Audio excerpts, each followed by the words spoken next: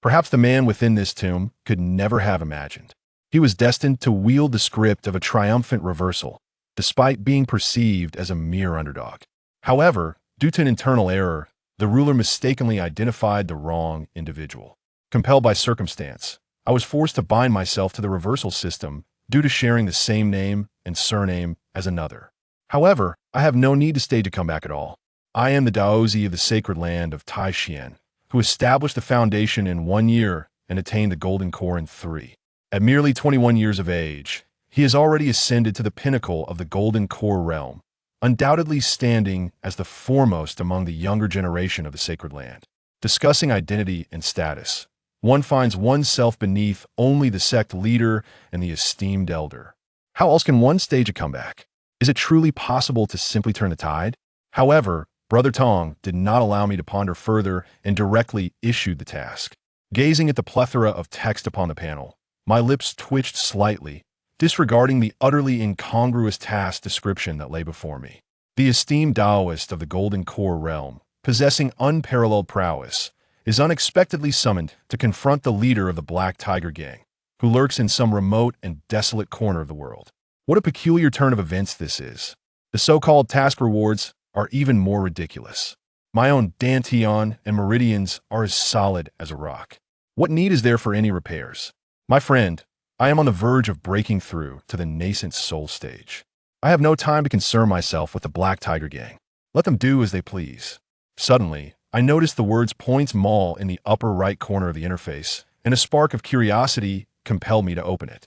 Chaos True Scripture, a grand Dao-level cultivation technique, is priced at 200 million reversal points. Heavenly Axe, a primordial treasure of innate chaos, is available for the price of 80 million reversal points. What further wonders lie within the primordial sacred body? The bloodline of the ancient true dragon? The elixirs of creation and the essence of heaven, everything one could desire? I widened my eyes, my breath quickening with anticipation. This brother, Tongzi, possesses something remarkable indeed. Qingyan town lies on the fringes of the Tai Xuan sacred land's domain. Although it is separated from the core area of the sacred land by over 100,000 miles, one can reach it in merely a day's journey, thanks to the teleportation arrays within the sacred land. The mere thought of journeying thousands of miles to confront a mere minion at the third layer of chi refinement fills me with a sense of shame. Should this matter become known, it would undoubtedly tarnish the reputation of the sacred land. In the vicinity of a newly erected grave in Qingyan town, the young maiden, before your brother's demise, he had already pledged you to me. As long as you obediently heed my words, rest assured, you shall indulge in endless wealth and prosperity. The speaker is a man in his 30s or 40s, with a scruffy beard and a cold smirk adorning his countenance. You wretched beast, it was you who orchestrated my brother's demise. I am consumed by an insatiable desire to avenge him by ending your life. Tears glisten in Qi Yao's eyes as she grits her silver teeth in fury. Toasting with a refusal invites punishment. Come forth, present them to me, capture them alive. With a hearty laugh, the bearded man raised his palm and gestured forward.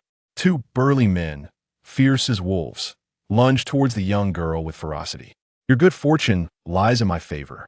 I shall assert my claim upon you, even atop your brother's grave. Let us see how you maintain your arrogance. As I speak, my bearded visage radiates with pride.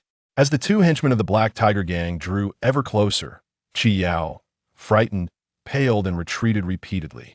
At that moment, a terrifying pressure suddenly descended. The surrounding air instantaneously solidified, immobilizing the members of the Black Tiger Gang in their tracks. Qi Yao was momentarily stunned before turning her head to take a look. Upon catching her gaze, I offered a subtle smile. Suddenly, my gaze fell upon the name inscribed before the grave, leaving me in a state of bewilderment. It seems that the unfortunate soul resting beneath the grave is indeed the rightful owner. Curiously, the name of the rightful owner coincidentally matches my own.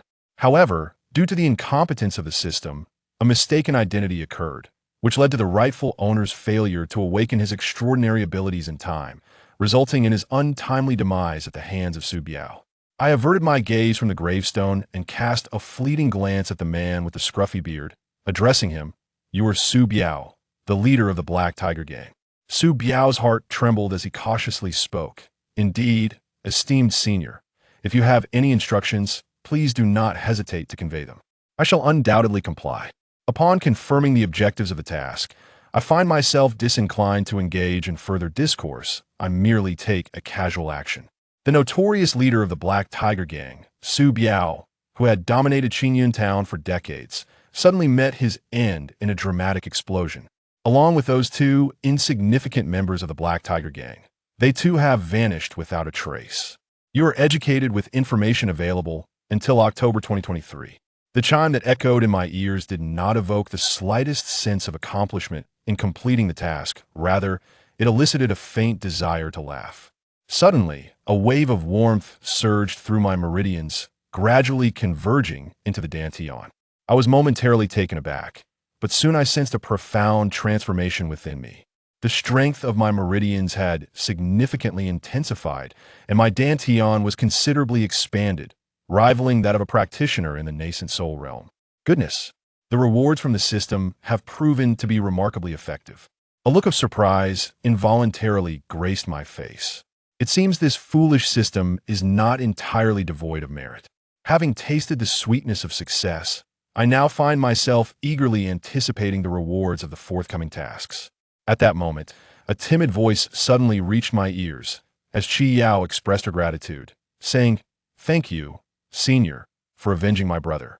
With a gentle smile and a warm tone, I remarked that such a trivial effort was hardly worth mentioning. There is no need to address me as Senior, simply calling me Brother Qi will suffice. According to the nature of the reversal system, the main sister is indeed a pivotal character. In the future, there will undoubtedly be tasks related to this young girl. For now, nurturing the relationship is undoubtedly a wise choice. Thus, I have resolved to bring Qiao back to the Tai Xuan sacred land, fully integrating her into my dominion. As one in a position of authority, I detest all variables that elude my control. Upon hearing this, Qiao slightly nodded, hesitating for a moment before shyly uttering a voice as faint as a whisper. "Thank you, Qige." I nodded slightly, and once again, the system interface revealed the task information before me. However, it will soon provoke the furious retaliation of the Black Tiger Gang. Activate the Enlightenment function. Obtain points through the 100 reversals, and acquire the talent to feign weakness while striking hard. My expression gradually became peculiar. This foolish system remains as troublesome as ever. In the heavily guarded hall of the Black Tiger Gang, a member, visibly agitated, exclaimed towards the middle-aged man seated at the head. "Chief, there's grave news." Upon witnessing the situation, the leader Li Hu furrowed his brows and coldly admonished, "What is the matter that has caused such an uproar?" Li Hu was originally an outer disciple of a minor sect. Due to his exceedingly poor aptitude, he failed to break through to the 6th layer of Qi refinement by the age of 30 and was expelled. In desperation, he had no choice but to return to the secular world.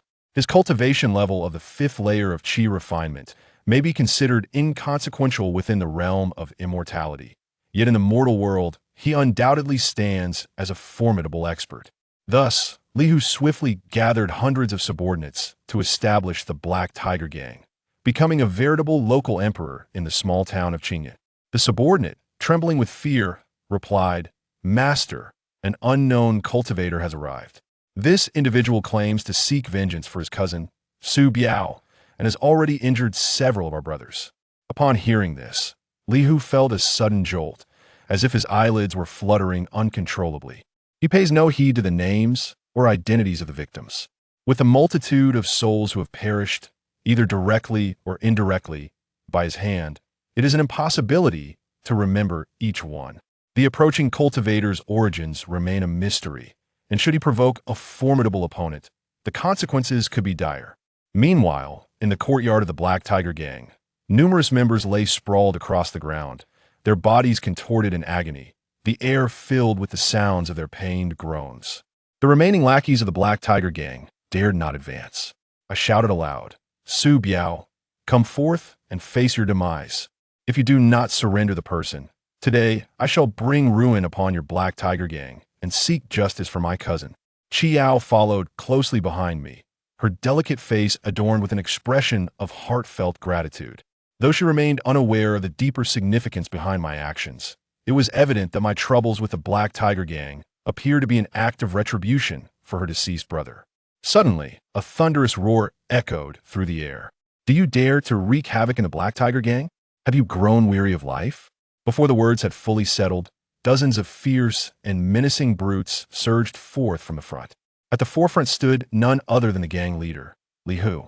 Upon confirming the visitor's cultivation level, Li Hu let out a sigh of relief, while a surge of murderous intent welled up within him. How ridiculous! This young man, merely at the third layer of qi refinement, dares to act so arrogantly. Li Hu contemplated this in his heart, and spoke with a sinister tone.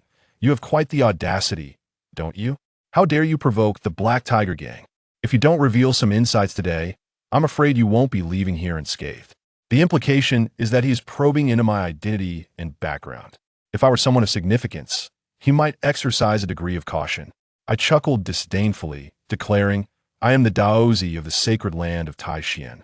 I have come today specifically to avenge my cousin. Should you fail to surrender, sue Biao forthwith. I shall dismantle your wretched gang." Upon hearing these words, Li Hu first showed disbelief, then burst into laughter, bending over in amusement. The other members of the Black Tiger Gang erupted into hearty laughter, and the atmosphere was suffused with a joyous exuberance. "You impudent rascal! Craft your tales with a touch of credibility." After the laughter subsided, I discerned a fierce glint in Li Hu's gaze. The celestial sacred ground wields an immense power. Not to mention a mere errand boy could easily pulverize our Black Tiger Gang into oblivion.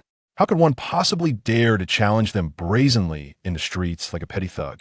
With that, the hammer in Li Hu's hand slipped from his grasp, expanding dramatically in the wind as it came crashing down towards my position with formidable force. "Be careful, Qi!" Beside me, Qi Yao exclaimed in alarm, instinctively drawing closer to my side. I appeared to be startled, momentarily dazed, before hastily retrieving a shield from my storage bag and positioning it defensively before me. A dull thud suddenly reverberated as Li Hu's hammer was deflected by the small shield, sending it flying away. The advancing members of the Black Tiger Gang were likewise shaken back, retreating in disarray. I trembled visibly, taking several steps back, my face paling to an extraordinary degree. A trickle of fresh blood delicately oozed from the corner of my mouth, and the aura of my third level of qi refinement diminished significantly. "Run!" As I uttered these words, I grasped Qi Yao's sleeve and dashed frantically towards the outskirts of the town. No wonder he dares to challenge here. It turns out this lad possesses a fine quality artifact. Upon witnessing this, Li Hu felt not fear, but delight, and his heart was ignited with insatiable greed. While diligently replenishing the vital energy expended from the recent use of the magical artifact, he loudly urged his subordinates to hasten their pursuit. Whoever captures that young man shall be handsomely rewarded by the leader of this faction. Under the leadership of Li Hu, the members of the Black Tiger Gang surged forth with great intensity, pursuing the two individuals in their desperate flight. Outside Qingyan Town, I led Xiao to a secluded hollow in the mountains, where I finally halted my steps, gazing expressionlessly towards the direction behind us. This situation is truly outrageous. In fact, aside from the additional task of eliminating Li Hu, the mission objectives encompass two key points. The first is to escort Xiao out of Qingyan Town, and the second is to survive the relentless pursuit of the Black Tiger Gang. This implies that if the Black Tiger Gang does not pursue me, my mission is destined to fail. Even the most foolish leader of the Black Tiger Gang, who is at the 5th level of qi refinement, would never dare to hunt down a golden core cultivator. Thus, the only remaining option to achieve my objective is to mislead my adversary. Under my recent performance, the misleading scheme can be deemed exceedingly successful. Without delving into other matters, it is certain that Li Hu would never allow himself to escape, even for the sake of acquiring a mid-tier magical artifact. Greed has always proven to be the most potent motivator. I never anticipated that having attained the pinnacle of my cultivation, I would still find myself experiencing the sensation of being pursued by mortals. Should my master learn of this incident, I fear he would be unable to restrain himself from coming to rectify the situation. At this thought, a chill ran down my spine. I sincerely hope this talisman proves effective, otherwise I would have suffered a tremendous loss. Noticing the change in my expression, Yao inquired with genuine concern, "Go, how are you faring?" I regained my composure and chuckled softly. "It's nothing. We shall wait here for now. That group of fools will inevitably come running to us. To ensure that the members of the Black Tiger Gang do not lose track of me, I have thoughtfully left numerous traces along the way. Even the most obtuse of creatures could follow these subtle signs to find their way here." Upon hearing these words, Yao felt somewhat bewildered, unable to grasp the situation at hand. Just moments ago, the intent was to flee. How had it transformed into a standstill, awaiting the enemy? "I have found you. Now, let us see where you shall flee." Before she could ponder further, a thunderous shout resonated from the woods behind her. Dozens of burly men wielding long blades came rushing forth. At the forefront, Li Hu let out a chuckle, preparing to deliver his triumphant speech. A magnificent and surging wave of magical power erupted from within, filling the world with an overwhelming presence. At this moment, Li Hu was utterly taken aback. The expression of arrogance and defiance froze on his face, rendering him somewhat comical in appearance. In the next moment, the members of the Black Tiger Gang had not even had time to utter a scream, as they were instantaneously transformed into a mist of blood that rained down upon the ground. "You have been instructed on data available until October 2023. As the words of the sovereign resounded, I sensed the essence within me becoming increasingly refined, as if I were wielding it effortlessly. A smile involuntarily graced my face, for my innate talent, belonging to the pinnacle of this realm, had now ascended to an even higher echelon with the aid of the system. Even if it could not quite compare to the legendary celestial roots, it was certainly not far off. Though this system brother may be deaf and blind, the benefits it bestowed were undeniably tangible. I pondered with delight. You are trained on information available until October 2023. A subtle twitch graced the corner of my mouth as I silently retracted my commendation for the system. Just as I was enveloped in a cloud of confusion, Yao emerged from her astonishment, her gaze fixed upon me with a look of deep admiration, softly exclaiming, "Go, you are truly a remarkable person. I find myself utterly bewildered for having unexpectedly received a commendation for being a good person. However, I can hardly be bothered to dwell on it," calmly stating, "It is nothing. I merely find them displeasing." At that moment, the distant sky suddenly swirled with smoke and clouds, as a magnificent airship, resplendent with radiant light, swiftly approached this direction. My eyes narrowed slightly, and my expression bore an oddity. As before, the script provided by the system was both clicked and poorly crafted. If transformed into a novel, it would undoubtedly belong to the realm of abject failure. According to the system, after the protagonist escapes from the clutches of the Black Tiger Gang with his sister, he will encounter a saintess hailing from the exquisite sacred land of Linglong. Continuing in the vein of the majority of mediocre tropes, the younger sister is, in fact, an extraordinary genius with a concealed spiritual root. Chosen at a glance by a passing saintess, she was brought back to the exquisite Holy Land for meticulous cultivation. The protagonist, deemed a failure due to their lackluster talents and incongruent gender, faces scorn from the unyielding saintess Linglong. Ultimately, fueled by indignation, they resolve to defy all who have belittled them. In the next moment, the doors of the flying vessel swung open, revealing a group of elegantly poised men and women stepping forth.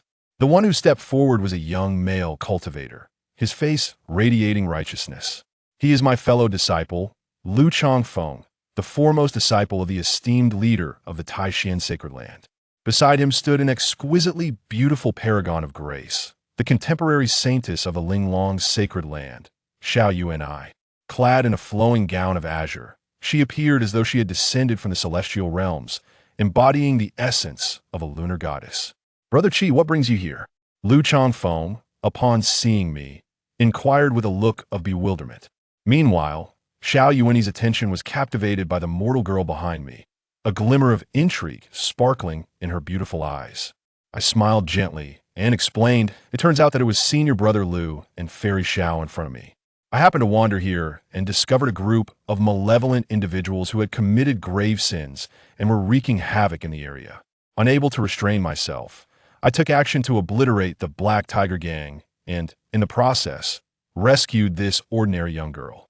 Yao faced, for the first time, a multitude of resplendent and illustrious cultivators. Upon hearing my words, she instinctively grasped the hem of her garment, her demeanor betraying a palpable anxiety, as if she longed to bow her head into her bosom, exuding an air of unease. So it is like this, merely an eyesore of ants. Their demise is inconsequential. Lu Changfeng nodded, casually brushing aside the matter. He then turned his gaze towards Xiao Yuan, speaking gently. Fairy Xiao, since that surge of magical energy just now originated from junior brother Qi, let us continue our journey. I happen to be heading the same way and would be delighted to accompany you for a while. His words carried an unmistakable undertone of flattery. A shiver ran through me. No, this place is over 100,000 miles from the gates of the supreme, mystic Holy Land. It is already absurd that you have accompanied your guests this far. To think you wish to continue escorting them is even more preposterous. However, Lu Changfeng's subsequent words left me even more astonished.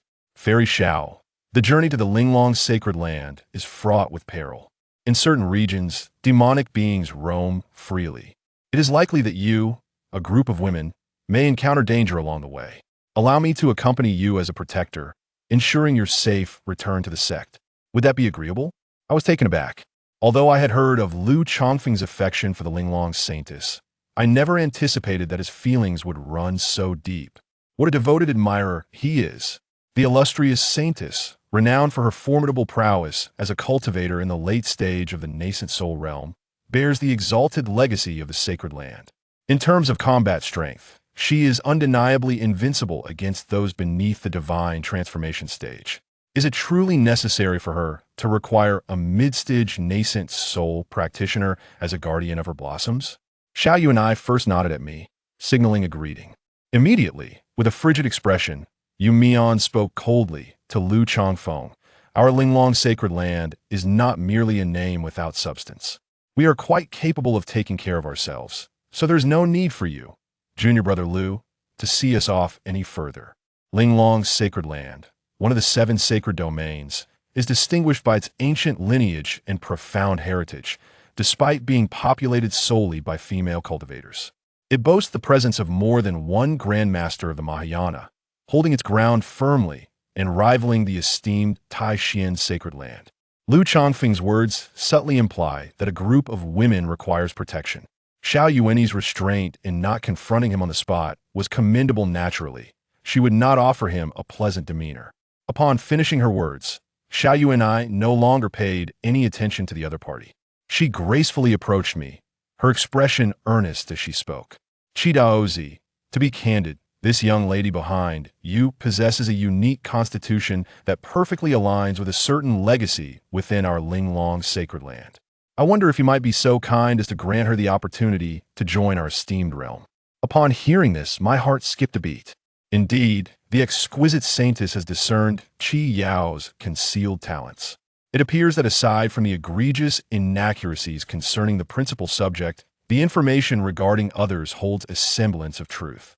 Seeing me silent, Lu Changfeng stood beside me, his mouth agape, his eyes nearly bulging out of their sockets. This is indeed a favor from the exquisite saintess. How could you possibly hesitate? Lu Changfeng's gaze towards me was filled with a mixture of admiration, jealousy, and resentment, as if he longed to strangle me and take my place. Even when I had previously usurped his position, he had never exhibited such fury as he did now. I suddenly smiled faintly and, with sincerity, said, I apologize, Fairy Xiao. Xiao Yao is not my personal servant or maid. I believe I have no authority to dictate her future. The choice of how to proceed should be determined by her alone. Turning to the side, he gazed at Qi Yao and inquired, Little Yao, would you be willing to become a disciple of the Linglong sacred land? Upon hearing this, Qi Yao trembled, her delicate form quivering with emotion as tears of gratitude welled in her eyes. She glanced at the resolute figure of the Linglong saintess standing not far away. Brother Qi, I am willing to join the Linglong sacred land. Only in this way can I have the opportunity to repay your kindness. She is undoubtedly aware that the Linglong sacred land stands as one of the foremost powers within the realm of cultivation. The invitation extended by the Linglong saintess herself is, indeed, an opportunity beyond the imagination of ordinary mortals. I turned to her with a gentle smile and, addressing Xiao Yuan, I clasp my hands in salute. Fairy Xiao, I hope you will take good care of Xiao Yao in the days to come. In truth, even if Qi Yao were to dissent, I would devise a means to persuade her to acquiesce. Initially, I intended to escort Qi Yao to the sacred land of Tai Xuan for her nurturing. However, the newly emerged task has swiftly extinguished that notion from my mind. If Qi Yao's fate encounters significant discrepancies, would it not lead to confusion in the future when tasked with matters concerning the rightful owner, the younger sister? To ensure prudence, it would be wise to allow events to unfold naturally until the characteristics of a system are thoroughly understood. In this world, there exist men who hold such profound respect for women. Xiao Yuan was momentarily taken aback. He then gazed at me deeply, a surge of admiration blossoming within my heart as I exclaimed, I never expected that Daozi, despite his youth and lofty position, could possess such integrity and kindness, caring for the thoughts of an ordinary young girl. Truly a rare and commendable quality. Rest assured, as long as I am here, she shall never be wronged. With that, she bestowed upon me a radiant smile, a smile as enchanting as the first bloom of spring flowers, captivating to the point of taking one's breath away. Despite my extensive experiences, I could not help but be momentarily captivated by the tranquil village path. It is no wonder that the enchanting Saint Linglong is revered by many as the most beautiful woman of the righteous path. Without a modicum of composure, one might truly find it overwhelming. Lu Changfeng stood transfixed, gazing at the radiant and blooming Xiao Yuan. After a brief exchange of pleasantries, the women of the Linglong sacred land, somewhat reluctant, took their leave alongside Qi Yao, completely disregarding Lu Changfeng, who stood frozen in place. Seeing this, I shook my head and took the initiative to bid farewell. Senior brother Lu, if there is nothing else, I shall return to the sect. After a considerable amount of time, Lu Changfeng finally came to his senses. He abruptly slapped his forehead in deep regret and exclaimed, of course, it is indeed inappropriate for a man of my stature to be mingling aboard their flying vessel. No wonder Fairy Xiao declined my good intentions. In light of this, I shall discreetly accompany her and ensure her safety. You may return on your own, junior brother. After a moment of introspection, he rose without hesitation and employed his escape technique to pursue forthwith. I was utterly astonished. Typically, Lu Changfeng, this senior brother, presents himself as quite ordinary. In terms of talent, he is certainly not inferior to me. I never anticipated that he would turn out to be such an extraordinary figure. At this moment, I finally comprehend why my master chose me as his disciple, bypassing Lu Changfeng. This is indeed the essence of the matter. If Lu Changfeng were to ascend to the position of the leader of the sacred land, he would likely bring ruin to the entire Tai Xuan sacred land. Not long after, I found myself seated cross-legged in the sacred land of Tai Xuan. Having recently completed 2 tasks, I had acquired 150 points of reversal score. However, such a meager sum was hardly sufficient to exchange for any items of true worth within the marketplace. Nevertheless, it could serve as a means to experiment with the newly unlocked enlightenment feature. The record of the jade in the celestial cave, the sword cannon of the cloud heights, the divine refinement technique of the heavenly firmament, the star-seizing hand of the Supreme One.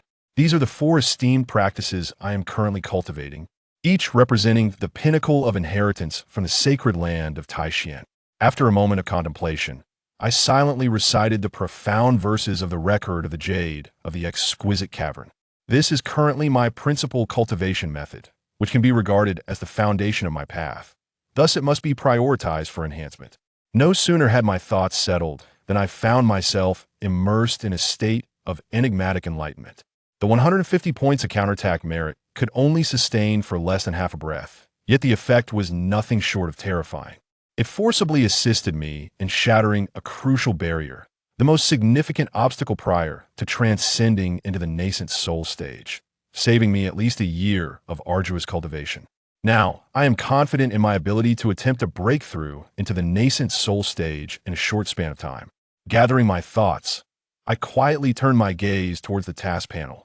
Meat, currently not available for the storage of live animals. Storage of live animals. My countenance appears somewhat rigid. Achieving the second layer of Qi refinement is one matter, however. What is this about being a mere servant disciple of the Falling Cloud Valley. I have never even heard of such a sect as Falling Cloud Valley. It must be yet another obscure little power hidden away in some remote corner. Minor sect, a standard beginning of a Foitsu narrative. What is even more astonishing is that my identity is that of the Daozi from the Tai Xuan Sacred Land. To join the so-called Falling Cloud Valley and serve as a mere disciple of menial tasks, does that constitute a betrayal of my sect? Such an incident, if disseminated, would undoubtedly cause an immediate sensation, surely gracing the front page of the Cultivation world's headlines. I could not help but shudder, swiftly resolving that under no circumstances should my identity be revealed. Chapter 7. Only a fool would forsake such fortuitous opportunities. Observing Qi Yuan's seemingly earnest demeanor, Daoist Hengzhen refrained from further admonishing him. Instead, he shifted the conversation, speaking slowly. This realm is vast, and the number of cultivators is as countless as the grains of sand in the Ganges. Yet, those who can successfully form a nascent soul are exceedingly rare. Countless prodigies have faced failure at this critical juncture, leaving only regrets in their wake. You have successfully refined your elixir, and surpassing the nascent soul stage should not pose a significant challenge. However, it is essential to understand that even among nascent souls, there exists a hierarchy with disparities as vast as the heavens and the earth. According to the sacred texts, the nascent souls are classified into 5 tiers: Daozi nascent soul, Zifu nascent soul, Xianxia nascent soul, Shunhuan nascent soul, and the legendary Tian Dao nascent soul. The lowest tier, Daozi nascent soul, possesses a chaotic and impure spiritual essence. Those who form such a soul have effectively reached the end of their path, with no hope for further advancement. Hence the term Daozi. The Zifu nascent soul is slightly better, with approximately a 20% chance of progressing to the transformation stage, while the Xianxia nascent soul, which surpasses the Zifu, offers a hopeful future with a 50% chance of achieving transformation. Daoist Hengzhen paused momentarily before continuing. The nascent soul I once formed was the superior Shunhuan nascent soul, with at least an 80% chance of attaining transformation, thereby paving an immeasurable path ahead. As for the Tian Dao nascent soul, throughout history, only a few have emerged, all possessing extraordinary destinies, and I have never encountered one in the mortal realm. He added, your senior brother, Lu Changfeng, possessed qualities greater than mine, but was ensnared by the distractions of love, allowing inner demons to take hold. Ultimately, he could only manage to form a Xianxia nascent soul, which, regrettably, fell short. At this juncture, Daoist Hengzhen cast a meaningful glance at Qi Yuan. You must heed this cautionary tale. My decision to have you assume the position of Daozi before forming your nascent soul was to eliminate distractions and fortify your resolve, enabling you to advance with unwavering determination into the realm of the nascent soul. Understand that aside from you, the yet-to-be nascent soul Daozi of the Tai Xuan sect, all other Daozi and saints from various sacred lands have already formed Shunhua nascent souls upon hearing this veiled warning. Qi Yuan felt a shiver run through him and nodded in agreement. Yes, disciple understands. His master's intentions were abundantly clear. As the Daozi of Tai Xuan Sacred Land, if he could not form a Shunhuan nascent soul, his position would likely be precarious. The path to immortality is inherently a process of survival of the fittest. Qi Yuan had attained his current standing by vanquishing one formidable rival after another. As a Daozi, he must confront the scrutiny and challenges posed by numerous talented disciples within the sacred land, while also competing with the Daozi and saintesses from other sacred lands. At this moment, Daoist Hengzhen seemed to recall the purpose of summoning Qi Yuan, clearing his throat. Qi Yuan, I have recently gained insights into the Tao and wish to enter seclusion for a period. I originally intended for you to study under Hall Master Su on managing sect affairs. However, as you're on the brink of forming your nascent soul, it is best for you to focus on your cultivation, and this matter shall be set aside. How fortunate! Qi Yuan sighed in relief upon hearing this. Being assigned to the Internal Affairs Hall at this juncture would indeed prove troublesome. The myriad tasks there would likely preclude him from completing his current system missions. Although the position in the Internal Affairs Hall was prestigious, It was akin to wading through murky waters for Yuan. Even if he achieved results, there would be little credit to his name, and any misstep would certainly invite criticism, making it a thankless endeavor. The regulations of Tai Xuan Sacred Land were stringent, and as a newly appointed Daozi, he was under scrutiny, with countless individuals waiting for him to falter. Thinking of this, he hastily expressed, "Disciple wishes to venture into the world, to experience life, comprehend the heavenly Tao, hone my abilities, and seek opportunities to form my nascent soul. I hope for Master S approval." Daoist Hangjin initially furrowed his brow before relaxing, responding lightly, "Very well, secluding oneself can only lead to limited growth. It is permissible for you to explore the world. However, be cautious in all matters. If you encounter danger and find yourself unable to overcome it, do not act recklessly. Retreat promptly and allow the elders of the sect to handle the situation. Do you understand? Disciples shall adhere to Master S teachings." Yuan was overjoyed upon hearing this. With his Master S approval, he could freely embark on system missions, and in the face of formidable foes, he could rightfully summon aid from Tai Xuan Sacred Land. In the realm of cultivation, aside from one's own prowess, background often plays a significant role. Fortunately, his background was indeed substantial. Days later, in the eastern divine domain, outside the city of Pu Prefecture, a 1,000-mile stretch of the Canglan Mountain loomed, home to towering peaks, abundant resources, and an array of exotic beasts and herbs, sustaining countless hunters and herbalists. At this moment, a throng of hundreds of young men and women gathered outside a secluded valley deep within Canglan Mountain. These youths, dressed in a variety of styles and hailing from vastly different backgrounds, exhibited a range of expressions. Some were ragged and humble, while others donned fine garments and lived in luxury. They eagerly gazed towards the valley entrance, excitement evident on their faces. Didn't they say that Luo Yun's sect is recruiting disciples? Why is there still no word? A short boy in gray clothing could no longer contain his impatience. The boy beside him, with a dark complexion, sighed heavily, his brow furrowed with worry.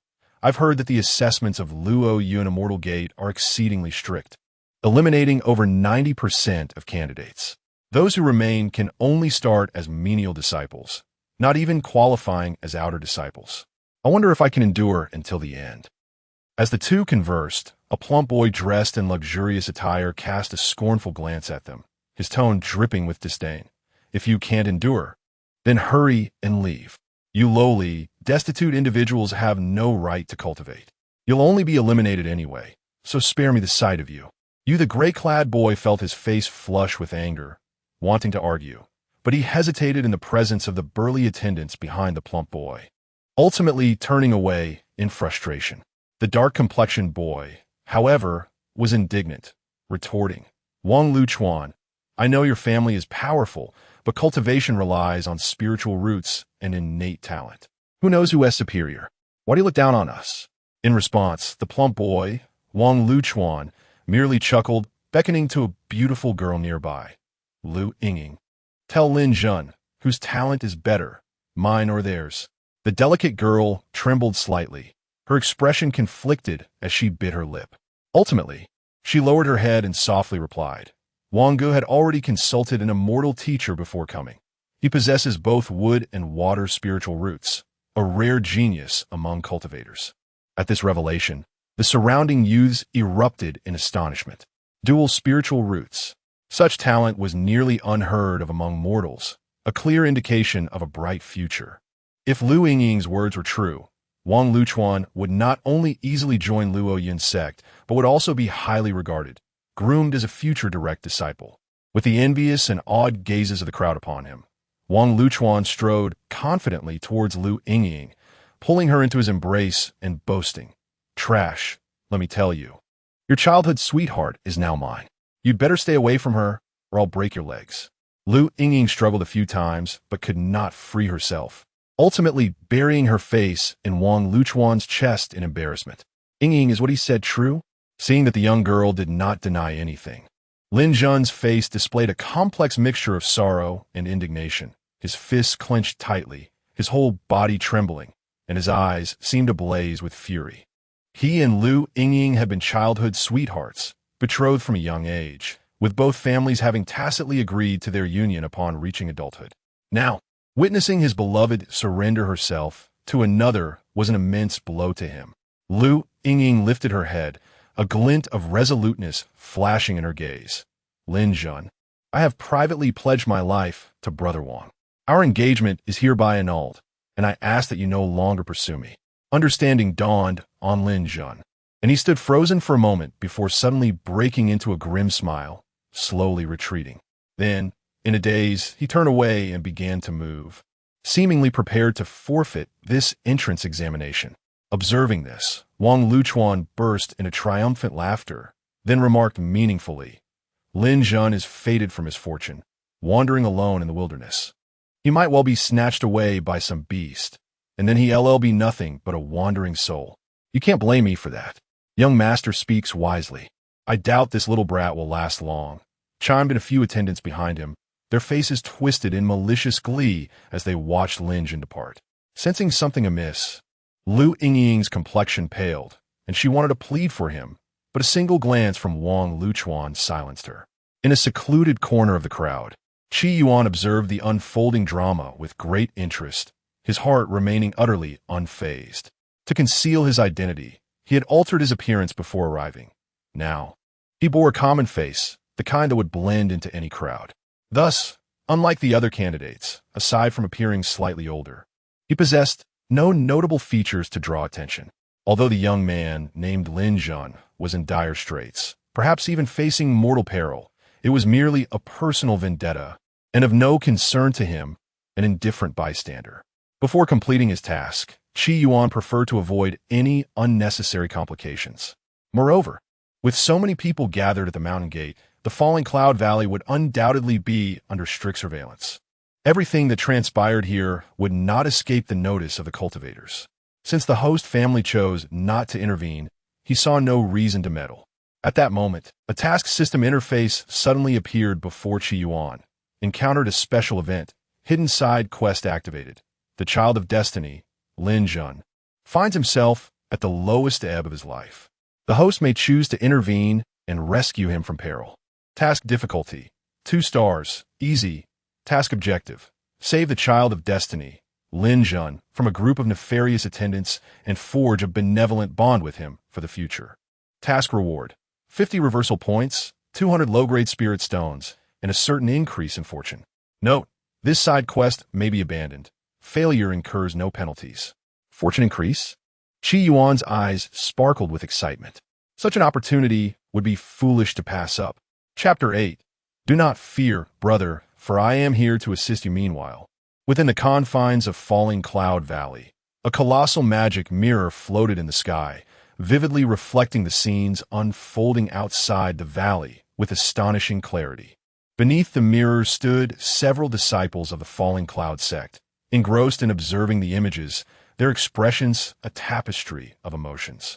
Upon witnessing Lin Zhen storm away in frustration, an elder clad in a blue robe, adorned with a golden cloud pattern on his chest, furrowed his brow and spoke up, Elder Yin, this child is clearly in danger. Perhaps we should send someone to escort him. He has traveled a long distance to participate in the assessment. If he were to perish here, it would be a disgrace to our Falling Cloud sect. Elder Mo interjected, your argument is flawed. This path was chosen by him alone. It has nothing to do with our valley. At that moment, a tall, distinguished, middle-aged male cultivator among the group shook his head, coldly asserting, this boy, upon facing minor setbacks, loses his composure and falters.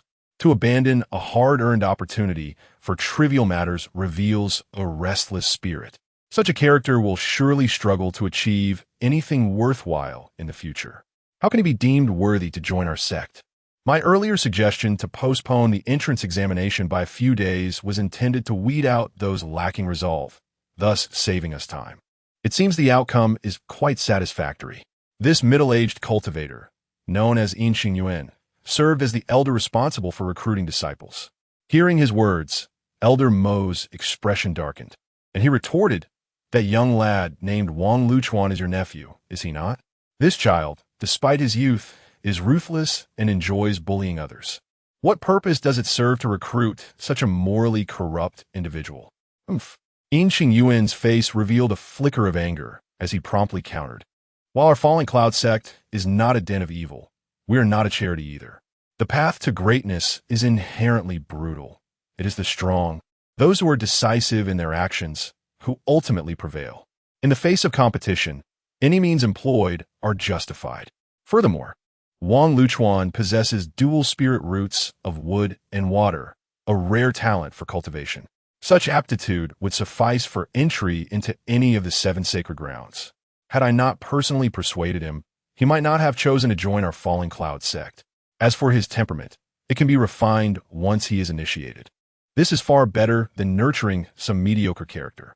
Elder Mo, incensed, shot back. This is utterly preposterous. According to our sect's regulations, new disciples must first undergo assessments of their spirit root aptitude and then their will and character. If Wang Luchuan fails the latter, I shall never consent to his initiation. After being rebuffed, Yuan's expression soured, and he opened his mouth to respond, only to be interrupted by a melodious voice. The two elders merely hold differing opinions. In truth, both are considering the welfare of the sect. Why engage in such futile disputes? The speaker was a strikingly beautiful female cultivator at the foundation establishment stage. Her delicate features framed by a flowing light blue gown, accentuating her graceful figure. Her words instantly silenced the two golden core elders, prompting them to fall silent. She held a special status as the daughter of the sect leader, Bai Shiru. Seeing the tension ease, Bai Shiru smiled gently and continued, "That young man is merely a mortal who has come in search of enlightenment. We cannot stand idly by as he meets his demise along the way. I shall take it upon myself to rescue him. As for what transpires thereafter, it is up to his own fate." With that, Bai Shiru glided gracefully toward the valley's edge. Not long after, in another part of the Kangla Mountains, Lin Zhen wandered through the dense forest, his youthful visage marred by confusion and despair. He murmured to himself, "Why does Ying choose a scoundrel over me? What have I done wrong? I can change. We were so close to passing the entrance exam together and becoming disciples of the Falling Cloud sect. Why must she treat me this way?" In the next moment, he stumbled over a stone partially buried in the ground, narrowly avoiding a fall. The unexpected stumble jolted him, and instinctively, he turned to see a fist-sized stone that he had kicked loose from the earth. Strangely, nestled within the newly exposed soil lay a dark, glistening ring. For reasons unknown, upon seeing the ring, Lin Zhen felt an inexplicable surge of emotion, as if some unseen force beckoned him to retrieve it. As he grasped the ring, nothing extraordinary occurred. Rather, a sense of calm settled within him, as though this was how it was meant to be. He rubbed his eyes and leaned closer to examine the ring. It appeared quite ordinary, composed of an unfamiliar material, devoid of any adornments on its surface. The outer side was smooth and rounded, while the inner side bore intricate, unintelligible patterns. After a brief glance, dizziness overcame him, prompting him to avert his gaze in alarm. By some strange compulsion, he slipped the ring onto his right index finger and resolved to continue on his path. Unlike the earlier camaraderie, he now found himself utterly alone. Even a solitary beast could claim his life. To ensure his safe return home, he needed to exit this treacherous forest before nightfall. Suddenly, the once silent woods erupted with rustling sounds, and 3 sinister figures emerged from the trees, blocking his path. Upon recognizing them, Lin Zhen's heart raced, and he instinctively took 2 steps back, demanding, "What do you want?" He recognized these individuals as the lackeys of Wang Luchuan. Their appearance surely boded ill. Our young master fears you might inadvertently perish in this dense forest, so he instructed us to escort you." The lead lackey sneered, his malicious intent evident. "Listen, brat. I advise you not to resist. Submit, and I will grant you a swift end. Otherwise, I assure you, you will find no escape." Lin Zhen's expression shifted in alarm. "I harbor no enmity toward you. Why pursue me to such extremes?" "Bah, the boy speaks too much for someone on the brink of death," the lackey spat. Raising his hand, "Attack! Slay him!" With that command, the 3 lackeys brandished their blades and lunged at Lin Zhen. though they were mere mortals. Each had honed their martial skills, and Lin Jun stood no chance against them. He swiftly turned and fled. Am I destined to perish here? The footsteps behind him grew ever closer, and despair clouded Lin Jun's face. Just then, a powerful voice rang out beside him. Fear not, brother, for I am here to assist you. In an instant, a figure leaped forth like a leopard, delivering a swift kick that sent the foremost lackey sprawling to the ground. In a blur, the newcomer unleashed a radiant force from his palms, striking down the other two lackeys with the weight of a hammer. Bang! Bang! Bang! The once menacing pursuers lay subdued on the ground, gasping for breath, on the verge of collapse. Having dealt with the lackeys, the rescuer dusted off his hands, flashed a warm smile revealing a set of pearly whites, and spoke gently, All is well now, Brother Lin. Lin Jun stood momentarily stunned, gazing at his savior in confusion. May I ask who you are? The individual before him possessed an unremarkable appearance, an ordinary physique, and attire that was equally mundane, lacking any distinctive features that would leave a lasting impression. He found himself unable to recall where he might have encountered this person before. Yuan, however, paid no heed to this, smiling as he introduced himself. I am Da, a wandering cultivator here to participate in the entrance examination of Luoyun Valley. I could not bear to witness your unjust humiliation at the hands of that rotund fellow, and in a moment of righteous indignation, I resolved to come to your aid. Upon hearing this, Lin Jun felt a warmth spread through him, his face alight with gratitude as he replied, I'm deeply thankful for your life-saving grace, Brother Qi. This kindness shall remain etched in my memory. With that, he clasped his hands in salute and bowed deeply to Yuan. The perilous situation he had just faced had left him with little hope for survival. Had it not been for this timely intervention, he would likely have met a frigid demise. The weight of this debt was indeed profound. Yuan waved his hand dismissively. It was merely a trifling effort. Brother Lin need not dwell upon it. At the same time, a graceful figure hidden in the shadows let out a soft sigh before drifting away. Sensing this, Yuan quietly withdrew his awareness, a smile gracing his lips. It seemed that Luoyun Valley was not entirely devoid of compassion. However, this young woman had arrived too late. Had he not intervened, she would have been left to collect Lin Jun's lifeless body. Naturally, he harbored no concerns that an insignificant late-stage Foundation establishment cultivator might discern his true capabilities. During their earlier confrontation, he had deliberately restrained his strength to that of the second layer of Qi refinement, presenting himself as a novice who relied solely on martial prowess, perfectly aligning with the persona of a wandering cultivator. According to the regulations of Luoyun Valley, they typically only accepted mortals under the age of 18. Exceptions were made for wandering cultivators with some degree of cultivation, allowing for a slight relaxation of the age limit. Those at the first layer of Qi refinement could be up to 20 years old, while those at the second layer were permitted to be under 22.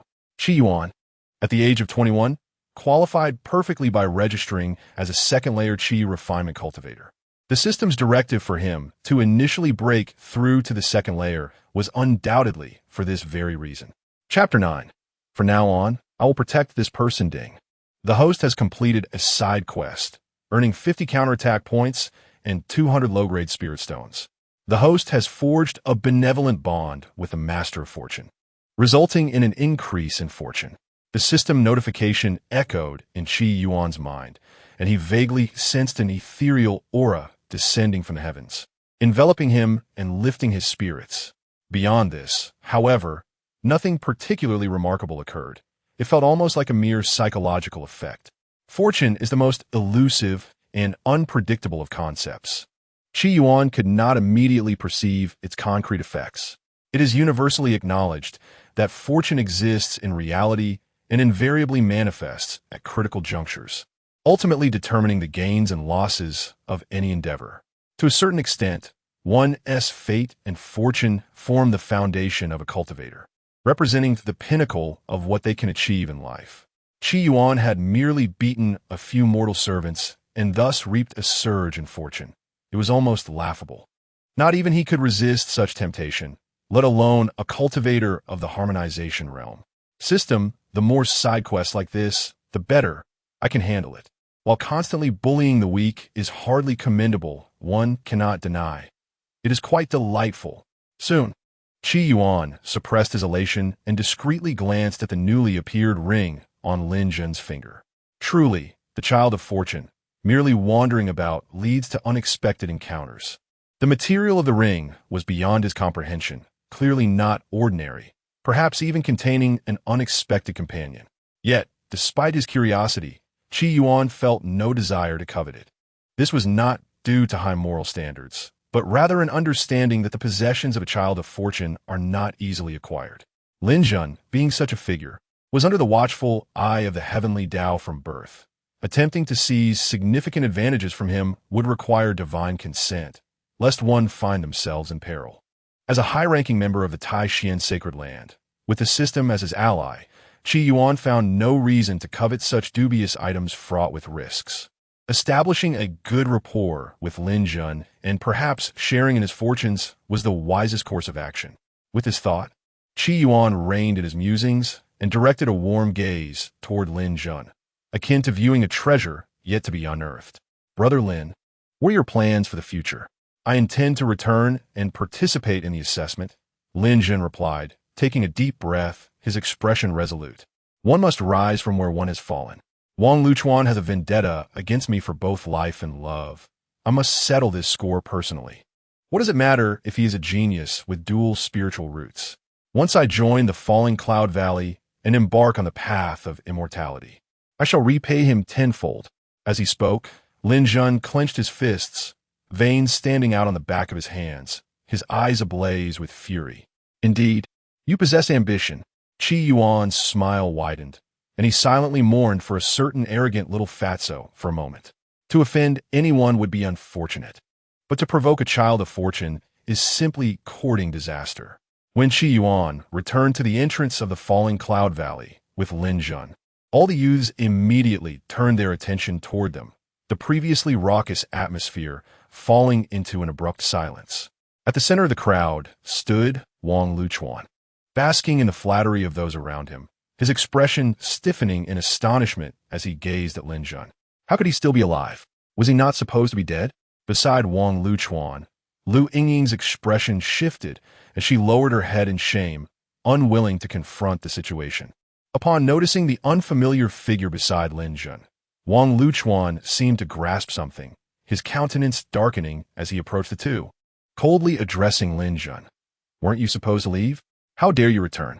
Furthermore, I kindly sent a few subordinates to escort you. Where are they now? Hearing Wang Luchuan's twisted words, Lin Zhen trembled with rage. Wang, you clearly sent people to harm me and now feign innocence. You are worse than a beast. Wang Luchuan scoffed at this, his eyes filled with derision. You claim I harmed you? Where's your evidence? Without proof, do not make baseless accusations, lest you provoke my wrath. You.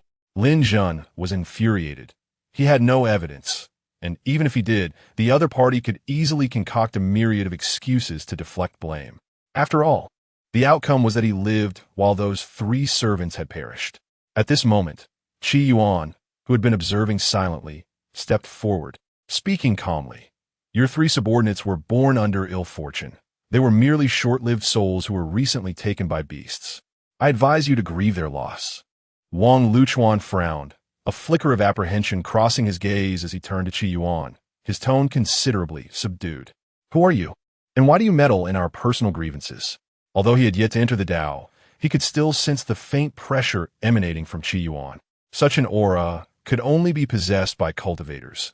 No matter how arrogant he might be, he instinctively felt fear in the presence of one who wielded such power. Despite his low cultivation, Yuan ignored him, instead surveying the surrounding crowd, his tone commanding. Oh, I almost forgot to introduce myself. I am Cheetah. From now on, I shall protect Lin Zhen. Anyone who dares to bully him will find themselves at odds with me.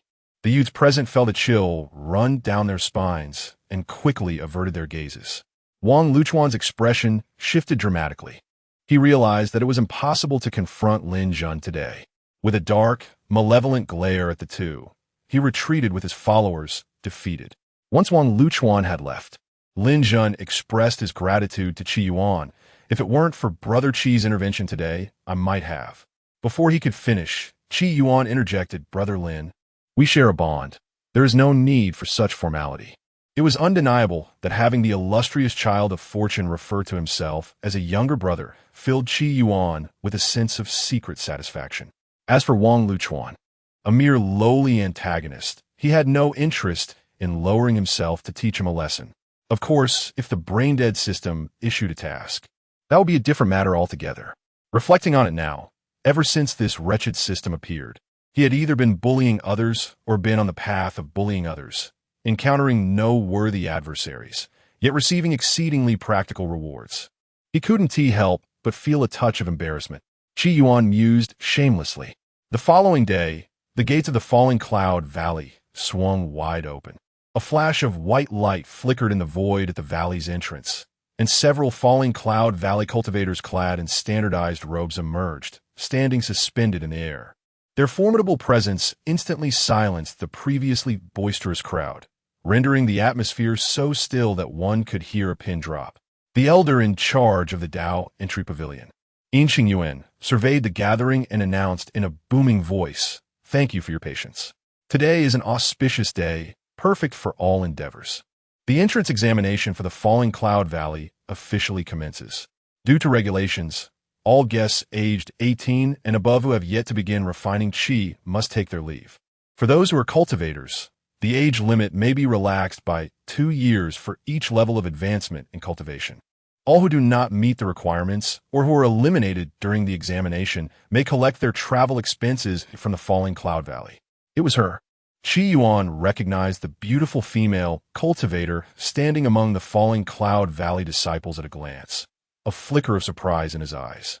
Despite appearing no older than 18 or 19, her cultivation had already reached the late foundation establishment stage, and her foundation was remarkably solid, rivaling that of some true disciples within the Sacred Land. He had not anticipated such talent within the Falling Cloud Valley. Chapter 10. Oh. My damned charisma. After Yuan announced the age restriction, none of the attendees chose to leave. Those who managed to arrive here could not be oblivious to their own ages. The secluded abode of Luoyun Valley lay deep in the mountains, and the journey was arduous. If one could not even meet such a stringent requirement, they would hardly have ventured forth to endure the elements. Now that they were present, how could they leave without at least attempting to prove themselves? Observing the crowd, Yuan wasted no time. With a grand gesture, he summoned 2 disciples of Luoyun Valley, who swiftly brought forth a wooden table adorned with a jade stone, approximately the size of a ruler, entirely transparent. The moment Yuan set eyes on the spirit testing stone, he felt a wave of relief wash over him. The quality of the spirit testing stone used by Luoyun Valley was rather modest, representing a basic method for testing spiritual roots. With the innate talent bestowed by the system, feigning weakness to conceal strength, he could easily pass the test. If confronted with an enormous, top-tier spirit testing stone from the Taishan sacred ground, however, matters would become troublesome. The essence of spiritual roots is the foundation of the great path. Without spiritual roots, no matter how extraordinary one's abilities might be, the path of cultivation remains forever out of reach. The first hurdle of the assessment was to test for spiritual roots. Only those with a spiritual root quality of 4 or above could advance to the next round. Please line up and place your hands on the spirit testing stone in order. The stone will automatically reveal the tester's qualifications. Yuan's voice resonated throughout the venue, invigorating all present. Soon, a slender, timid youth stepped forward, cautiously placing his hand upon the spirit testing stone. In the next moment, a faint 5-colored glow began to emanate from the stone. There was a reaction. The boy's face lit up with excitement as he eagerly turned to Yuan. 5 spiritual roots disqualified. Next, Yuan's expression remained impassive. Upon hearing these words, the boy wilted like a frostbitten eggplant, returning to his place in despair. One by one, the next testers approached, trembling as they faced judgment. 3 spiritual roots, decent qualifications. Passed. You possess no spiritual roots, disqualified. You possess no spiritual roots, disqualified. The majority of those present were commoners. Apart from a few scattered cultivators and affluent youths like Wang Luchuan, who hailed from families with cultivators in residence, most were entirely unaware of their own qualifications. Thus, this stage became an exhilarating lottery, where those who met the requirements were filled with joy and visions of a future in cultivation, while those lacking spiritual roots or possessing inferior ones faced ejection and were eliminated, creating an atmosphere fraught with tension. Before long, Wang Luchuan strode confidently to the front, placing his hand upon the spirit testing stone. Suddenly, a brilliant azure light erupted from the stone, shining far brighter than the previous three-rooted cultivator. Yuan nodded in satisfaction, a smile gracing his lips. Wang Luchuan, possessing both wood and water spiritual roots, exceptional qualifications, passed. The crowd erupted in admiration. Indeed, a dual-rooted genius. Young Master Wang is magnificent. Amidst the flattery, Wang Luchuan cast a challenging glance at Lin Jun, strutting away with an air of triumph. Following Wang Luchuan, several others with qualifying spiritual roots also succeeded. Yuan approached the table, unhurriedly placing his hand upon the spirit testing stone. In an instant, a distinct four-colored glow radiated from the stone. For spiritual roots passed. The entire process unfolded calmly, mirroring his unremarkable demeanor, save for Biao, who cast a fleeting glance in his direction, her beautiful eyes reflecting a hint of regret. Biao held a favorable impression of this selfless cultivator. She had arrived late the previous day, and had it not been for his timely intervention, the youth she wished to save would have perished. Though his appearance was rather plain, he embodied the spirit of altruism, a refreshing presence in the increasingly corrupt realm of cultivation. Alas, the qualifications of 4 spiritual roots foretold a tumultuous path, devoid of the foundation necessary for establishing a solid base in cultivation. Noticing Baixiro's gaze upon him, Yuan nodded in her direction, offering a smile, while inwardly lamenting, "Even after maintaining such a low profile and disguising my appearance, I still attract the attention of a beautiful female cultivator. This damned charisma is simply inescapable." Originally, the protagonist possessed 5 spiritual roots, denoting inferior roots. After a system enhancement, this had been raised to 4, just sufficient for passing Luoyun Valley's spiritual root test, while revealing his true potential would surely astonish the crowd, blinding them with his brilliance. He was not here to show off, but rather to complete his mission without exposing his identity. Thus he refrained from drawing undue attention. Lu Yingying, for spiritual roots, passed. Lin Jun, 3 spiritual roots, passed. At this moment, when Yuan announced Lin Jun's qualifications, Yuan was momentarily taken aback. Driven by curiosity regarding the child of fate, he had discreetly employed a secret method to probe Lin Jun's spiritual roots the day before. Yet, the previous result had indicated 4 spiritual roots. How had it suddenly diminished to 3 overnight? Contemplating something, he cast a thoughtful glance at Lin Jun's right hand, noting that the mysteriously acquired ring had vanished without a trace, as though it had never existed. Truly, the child of fate is remarkable, even eluding my scrutiny, truly terrifying. By the time all participants had completed the first round, fewer than 30% qualified to proceed to the next stage, an alarming rate of elimination. Nonetheless, this outcome sufficed to satisfy Luoyun Valley. The entrance examination occurred every 3 years, and during the last event, fewer than 20% had qualified. Except for certain clans with unique bloodlines, among commoners, those possessing spiritual roots were often fewer than 1 in 10, with the vast majority being 5-rooted. 5 spiritual roots, while encompassing all elements, resulted in a chaotic resonance with the natural spiritual energies, making it difficult to draw energy into the body, thus deemed inferior. Consequently, while 4 spiritual roots were also considered subpar, many small to mid-sized sects would still willingly accept such individuals, for the mere ability to cultivate offered a glimmer of hope for development, far better than doing nothing and awaiting the inevitable extinction of their lineage. Now, we shall proceed to the next round. With that, Yuan flicked his sleeve, and the dense fog at the valley's entrance swiftly dissipated, revealing a winding path. From the outside, it appeared lush with verdant trees, and the air was filled with the fragrance of flowers and the songs of birds, creating a serene and tranquil ambience. Those who successfully traversed this path and completed the temperament assessment would automatically become disciples of Luoyun Valley. Chapter 11. The Enchantress. I see at a glance you are not human. In the initial phase of the spiritual root assessment, a significant number of participants were eliminated, leaving fewer than 100 for the second round. Under the guidance of a disciple from Yunluo Valley, Yuan stepped onto a narrow path almost simultaneously with the others.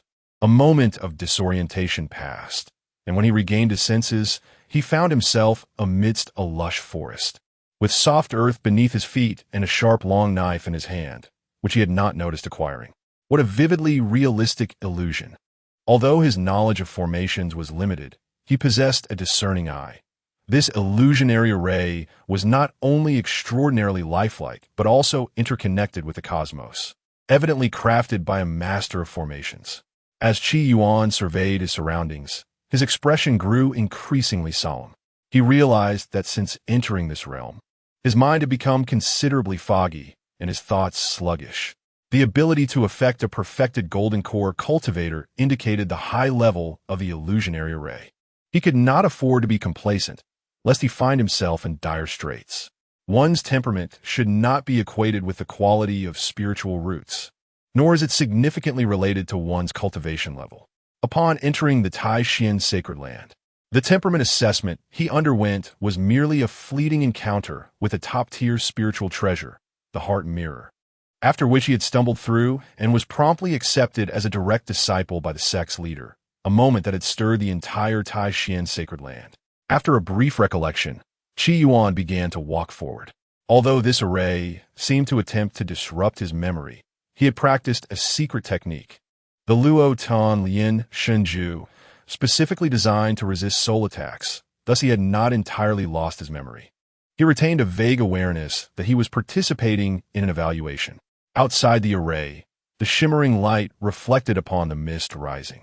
Floating in midair were numerous water mirrors composed of magical energy, displaying the circumstances of the participants within the array. After confirming that the illusionary array was functioning correctly, Elder Yin Xingyuan, in charge of the Dao entrance pavilion, smiled faintly and said aloud, "The illusory universe formation was set up by an array master who visited the valley a millennium ago, integrated with the sect's grand formation. Within it, 3 challenges designed by our esteemed ancestors await. Passing through them constitutes a successful assessment. Upon activation of the formation, the array spirits will manifest in multitude, testing all who enter.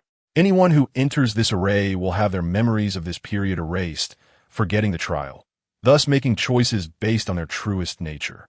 After a millennium of nurturing, the array spirit has long attained sentience, rendering the illusion increasingly sophisticated. Even void refinement cultivators would find it challenging to escape in a short time. My father has been engrossed in breaking through to the pinnacle of the nascent soul stage and cannot attend to matters at hand. I am deeply grateful for Elder Yin's assistance in overseeing the situation," Baishiro acknowledged. Upon hearing this, she nodded, first bowing gracefully to Elder Yin, then turning her gaze towards the scene in the air with an expression of anticipation, inwardly wishing for the emergence of promising new disciples to elevate the status of Yunluo Valley. Within the array, Yuan wandered through the forest when suddenly a commotion erupted in the distance. "Help! Hey, beautiful! In this desolate wilderness, no one will come to your rescue, no matter how loud you scream." Upon hearing the voice, Yuan looked over to see a disheveled beauty being pursued by a brutish figure resembling a bandit, both racing towards him. The beauty cried for help as she approached Yuan, who appeared to be her last hope.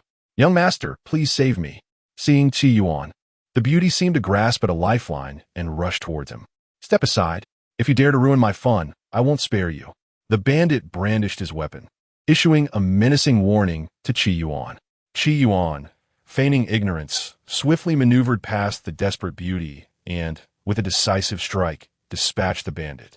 The head rolled away, blood splattering, a sight that felt alarmingly real. "Thank you, young master. I am eternally grateful." The beauty, flushed and disheveled, inadvertently revealed a glimpse of her fair skin, coupled with a heart-wrenching demeanor, rendering her even more alluring. However, Yuan coldly smirked. "Enchantress, what are you pretending for?" I can tell at a glance that you are not human." With that, he delivered a punch that knocked the beauty to the ground and swiftly bound her with his belt. "Young master, what? What are you doing?" The beauty trembled in terror, struggling against her restraints. Setting aside the absurdity of a delicate lady finding herself alone in such a wilderness.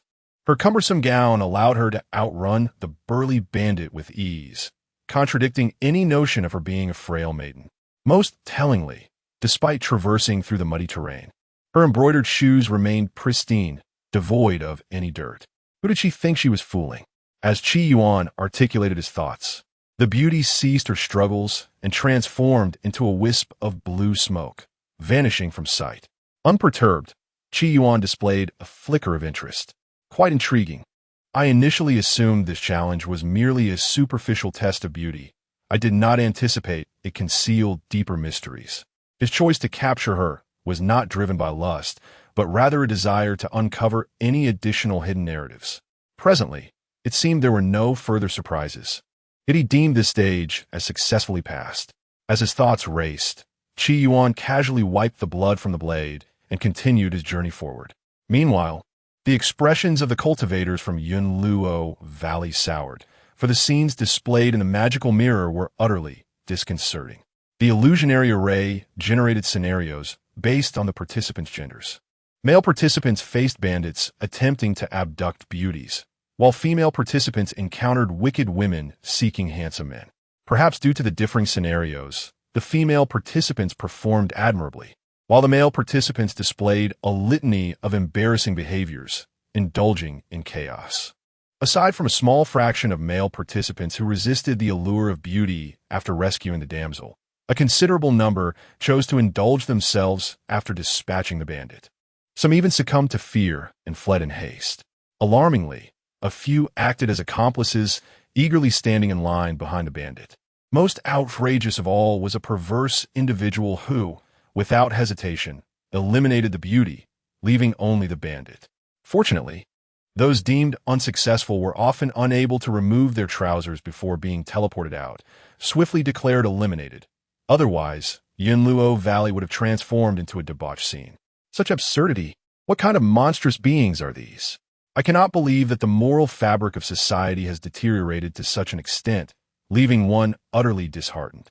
Alas, the newcomer I had high hopes for, despite possessing decent aptitude, has proven to be so lamentable. The first illusionary challenge was already simple enough. As long as one remained untainted by desires, passing should have been effortless. Even fleeing could be justified as a cautious temperament, barely qualifying as a pass. What has become of these young people? Look over there. Someone has perfectly passed the first challenge of the illusionary array. At that moment, a soft exclamation rippled through the crowd of Yunluo Valley cultivators, capturing everyone's attention. Following the direction of the finger, they beheld Yuan's image during the first challenge. Observing the scene within the water mirror, Elder Yin Qing narrowed his eyes slightly before stating calmly, "Indeed, he has discerned the hidden information of this challenge, and he has truly passed with perfection. This Yuan is not swayed by feminine allure. He possesses both courage and wisdom, keenly observant. Although his spiritual roots may be lacking, his temperament is commendable." Baishiro nodded gently and spoke slowly. "The path of cultivation is fraught with peril, laden with traps and schemes at every turn.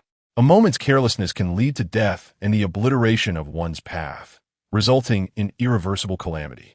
This necessitates that cultivators not only refrain from being ensnared by allure, but also maintain a vigilant heart at all times." Originally, the first trial of the illusory array was designed to test precisely these qualities. One had to discern the flaws in the beauty to pass. However, due to the exceedingly low success rate, the subsequent rules were relaxed to allow passage as long as one committed no evil. With a soft sigh, she continued, "Ever since our revered ancestor ascended, our falling cloud valley has gradually fallen into decline, and the number of talented disciples entering is dwindling.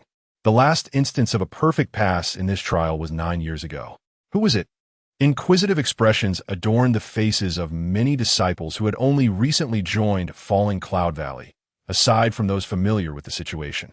Although they had undergone the illusory array trial themselves, They had not heard of any insider accounts regarding a flawless completion. Before Baishiro could respond, Xianxia raised an eyebrow and replied nonchalantly, "That individual is none other than your senior sister, Baishiro. Moreover, she was merely 10 years of age at the time." Chapter 12. What you take me for? Look, another individual has flawlessly passed the first stage of the illusion. As the crowd in Falling Cloud Valley engaged in lively discussion, a sudden exclamation broke through the chatter. It was Lin Jun. He too had discerned that the enchanting beauty before them was not what she appeared to be. In the next moment, astonishment reverberated once more. Wang Luchuan had done it as well. Upon hearing this, all eyes turned toward the scene reflected in the water mirror. Within the image, Wang Luchuan, exhibiting an uncharacteristic demeanor, valiantly rescued the distressed maiden. Swiftly recognizing the underlying deception, and without hesitation, he delivered a decisive strike, showcasing an impeccable performance.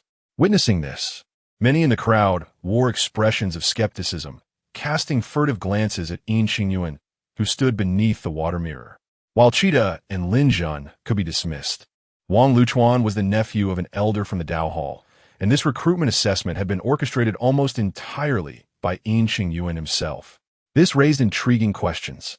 If Xianxia had indeed divulged the contents of the illusionary maze to Wang Luchuan beforehand, it would have been a mere trifle for him to succeed. Although participants in the assessment would have their recent memories erased upon entering the maze, loopholes existed. If Wang Luchuan had been privy to the specifics of the temperament test months in advance, the memory suppression would be rendered meaningless. Naturally, the cultivators present were astute individuals. Doubts lingered, yet none were foolish enough to voice their suspicions publicly without concrete evidence. Xianxia, sensing the unusual gazes directed at him, furrowed his brow tightly, a shadow of gloom passing over his countenance. According to the regulations of Falling Cloud Valley, all new disciples must serve a period as outer sect laborers to temper their physique and fortify their resolve. However, given Wang Luchuan's dual spiritual root talent and his outstanding performance in the temperament assessment, he could easily be granted an exception, thus bypassing this initial stage and saving at least a year of time. Thus, he had indeed disclosed the examination questions to his nephew in the hope that Wang Luchuan would shine brilliantly during the assessment, allowing him to enter the inner sect directly. Unbeknownst to him, the emergence of two other exceptionally gifted newcomers had diluted Wang Luchuan's anticipated brilliance. After all, the impact of three individuals standing equally matched was vastly different from that of a single standout. As Xianxia's thoughts swirled, Baishiro cast him a contemplative glance, her eyes betraying a hint of subtle discontent. Within the illusionary maze, Yuan treaded along the path, feeling remarkably at ease. Having navigated the maze, he had grasped its underlying mechanisms, no longer constrained as he had been at the beginning. In the next moment, he spotted a vibrant silk-wrapped parcel resting conspicuously on the ground, positioned directly in the path of passers-by, making it hard to miss. Another trial. With this thought, a smirk graced his lips as he quickened his pace toward the parcel, picking it up. Upon opening it, he discovered a generous stash of glowing low-grade spirit stones, approximately 50 to 60 in number. As the saying goes, wealth stirs the heart. The sight of the gleaming spirit stones indeed struck a visual chord, particularly for those new to the immortal path, serving as a potent temptation. However, for Yuan, such low-grade spirit stones, typically scarce in aura, were hardly worth the effort to bend down and collect. As a disciple of the Tai Xuan Sacred Land, he received a monthly stipend of 1,000 high-grade spirit stones, with each high-grade stone convertible into 100 middle-grade stones, and each middle-grade stone convertible into 100 low-grade stones. It seemed this trial tested the human inclination toward greed. Yet, to think that a mere 50 low-grade spirit stones could tempt him was rather paltry. Yuan muttered to himself while stowing the parcel away on his back. Though the low-grade spirit stones were akin to refuse in his eyes, the atmosphere had been set, and the performance must continue. Before long, an elderly man, frail and unsteady, approached from the opposite side of the path. His white hair and feeble gait suggested he was nearing the end of his days, appearing as though he were half buried in the earth. Upon closer inspection, Yuan noted that the old man's eyes were murky. He was blind. Seemingly alerted by the sound of Yuan's footsteps, the old man abruptly halted, his tone urgent as he inquired, "Young man, have you seen a parcel?" Yuan smiled slightly, responding with a question of his own, "Old sir, if you cannot see anything, how do you know I am a young man?" The old man paused, then replied with a hint of amusement, "Though I cannot see, my ears are quite sharp. The footsteps of the young are light and vigorous. I can tell at once." Yuan, not wishing to waste words, stated plainly, "I did indeed find a parcel, but you must tell me what is inside it to confirm if it belongs to you." Without hesitation, the old man replied, "The parcel contains 55 low-grade spirit stones." Yuan shook his head. "Oh, my apologies, but it seems this parcel does not belong to you." The old man grew anxious, exclaiming, "Young man, how can you be so dishonest? In this desolate place, who else could possibly have lost a parcel besides me? Please, hand it over, and I shall reward you handsomely." Yuan maintained his composure, stating, "I just counted. There are only 50 low-grade spirit stones in the parcel, yet you claim there are 55. Are you attempting to swindle me for an extra 5 stones?" At this, the old man appeared momentarily dazed, quickly retorting, Yes, 50 stones will do. The extra 5 can be considered a reward for you, young friend." "What do you take me for?" Yuan exclaimed, his face flushed with indignation. "Kida, a person of integrity and honor. Am I to be tempted by a mere handful of spirit stones? Check for yourself how many stones are inside." As he spoke, he thrust the parcel into the old man's hands, gesturing for him to open it and inspect.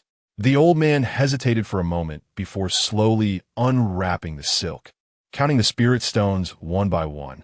Soon, he set the stones down, his face flushed with excitement. "Young man, see, you miscounted. There are indeed 55 stones. Now, may I have my parcel back?" Yuan rubbed his nose, chuckling lightly. "It seems I truly miscounted, but I know this parcel is not yours. You should return from whence you came." With that, he swiftly seized the parcel back into his possession, ignoring the old man's rigid expression. The old man's expression of joy instantly froze as he shouted, "How can you lie so brazenly? This parcel is clearly mine." Yuan shrugged nonchalantly, stating, "Do you know that there exists a thing called a palm print? Each individual has a unique palm print. The parcel bore a fresh set of muddy handprints, evidently left by its owner. Your hand, however, is noticeably smaller than those prints, which raises considerable suspicion. To confirm, I scattered some fine dust over the wrapping. When you counted the spirit stones, you naturally left clearer palm prints. Comparing the two, the patterns on the prints are distinctly different, conclusively proving that the parcel does not belong to you." With that, he turned his back on the old man, who remained rooted in place with a stony expression, and set off in search of the parcel's true owner. Before long, Yuan discovered an NPC. No, the rightful owner of the parcel.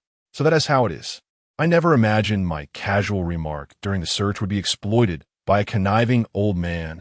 The speaker was a middle-aged man dressed in butler attire, his gaze toward Yuan brimming with gratitude. At that moment, he inquired about what I had lost, to which I replied that I had misplaced a package containing 55 spirit stones. Initially, I had hoped for assistance in my search. However, to my dismay, that old wretch had secretly taken note of my loss, intending to impersonate the rightful owner. Fortunately, my young companion possessed a discerning eye and managed to retrieve the package for me. Otherwise, I would have been at a loss on how to explain the situation to my household.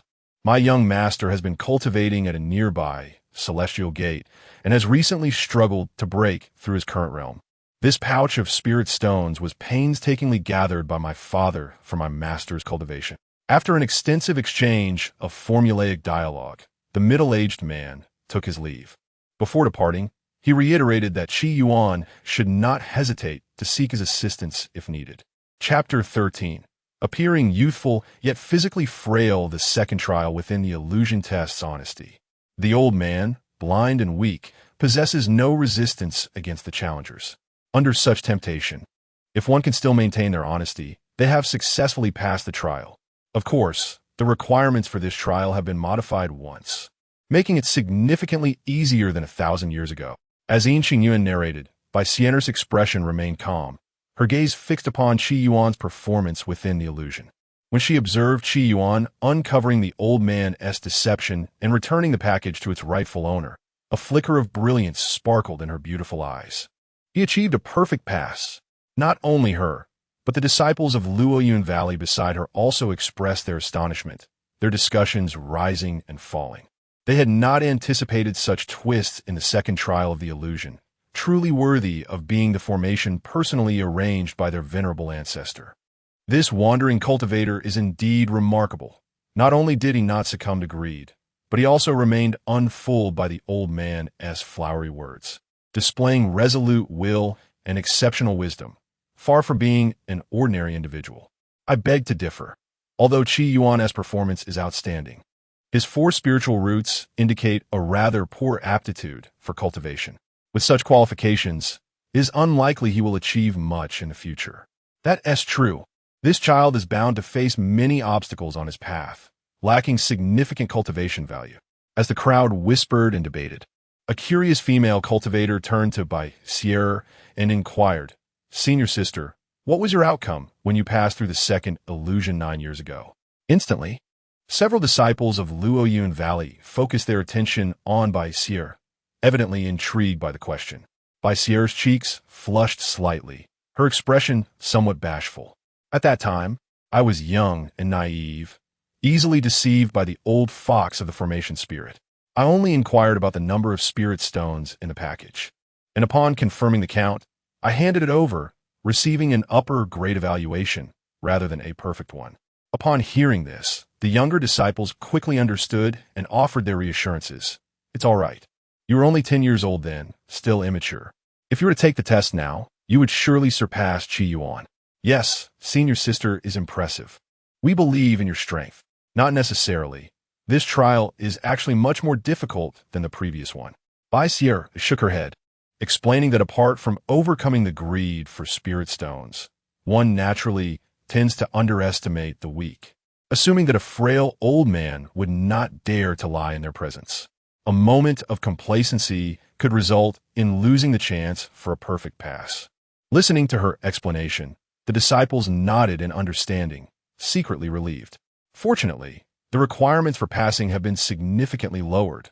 Otherwise, with such a challenging illusion test, Luoyun Valley would struggle to recruit new talent in the future. At that moment, the highly scrutinized Lin Jun and Wang Luchuan also successfully passed the second illusion. Notably, Lin Jun returned the package to the old man immediately upon encountering him and even offered to help him back home. Meanwhile, Wang Luchuan, suspected of having an unfair advantage, continued his flawless performance, becoming another tester to achieve a perfect pass after Qi Yuan. In truth, whether one chooses to return the package directly or requests a portion of the spirit stones as a reward, both qualify as passing the psychological assessment of this trial. After the first trial, approximately 60% of the testers were eliminated, leaving just over 50 to participate in the second illusion. Among these 50, nearly half failed due to lying or directly attacking the old man, leaving fewer than 30 who successfully passed. Within the illusion, Qi Yuan continued his journey until he arrived at a small hill. Although referred to as a hill, it could only be considered a slight mound, barely 10 zhong high, devoid of any trees. At the summit stood a tall stone gate inscribed with 3 characters, "Knock the Dao Gate." At the foot of the hill lay a staircase visible to the end, consisting of exactly 100 steps. Observing the scene before him, Qi Yuan immediately understood what the final trial within Luoyun Valley's illusion entailed. Climbing the mountain. With this realization, he wasted no time and stepped onto the first step. As he ascended the second step, he felt a slight heaviness in his foot, yet still experienced no pressure. On the third, fourth, and fifth steps, it was not until the 10th step that Qi Yuan finally halted. He had discovered and confirmed that with each step he ascended, the pressure on his body doubled. If this continued, the pressure at the 100th step would be terrifying. Even the hardest refining material, gangjin, would likely be crushed. Using this as a reference, Qi Yuan quickly calculated his current limit, approximately 70 steps. Of course, if he were to exhaust all his potential, he could manage to ascend 3 or 4 more steps. However, The issue was that his current goal was merely to join Luo Yun's sect as a lowly errand boy. There was no need for him to push himself to such extremes. Gazing at the ancient and towering Knock the Dao Gate, Qi Yuan resolved to study it thoroughly, seeking a method to conceal his true strength while effortlessly passing the trial. With this thought, he squinted slightly and calmly descended the steps. Outside the illusion, what is happening? Why did Qi Yuan only ascend 10 steps on the Knock the Dao mountain before retreating? Could it be that was his limit? A disciple of Luo Yun Valley observed Qi Yuan's actions, a look of skepticism on his face.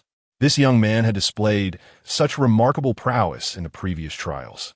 Wouldn't he falter at merely 10 steps, would he? Unexpectedly, despite appearing youthful and frail. No, wait. He just threw a stone towards the upper steps, seemingly searching for a flaw in the trial. As this remark echoed, it sparked a wave of astonishment.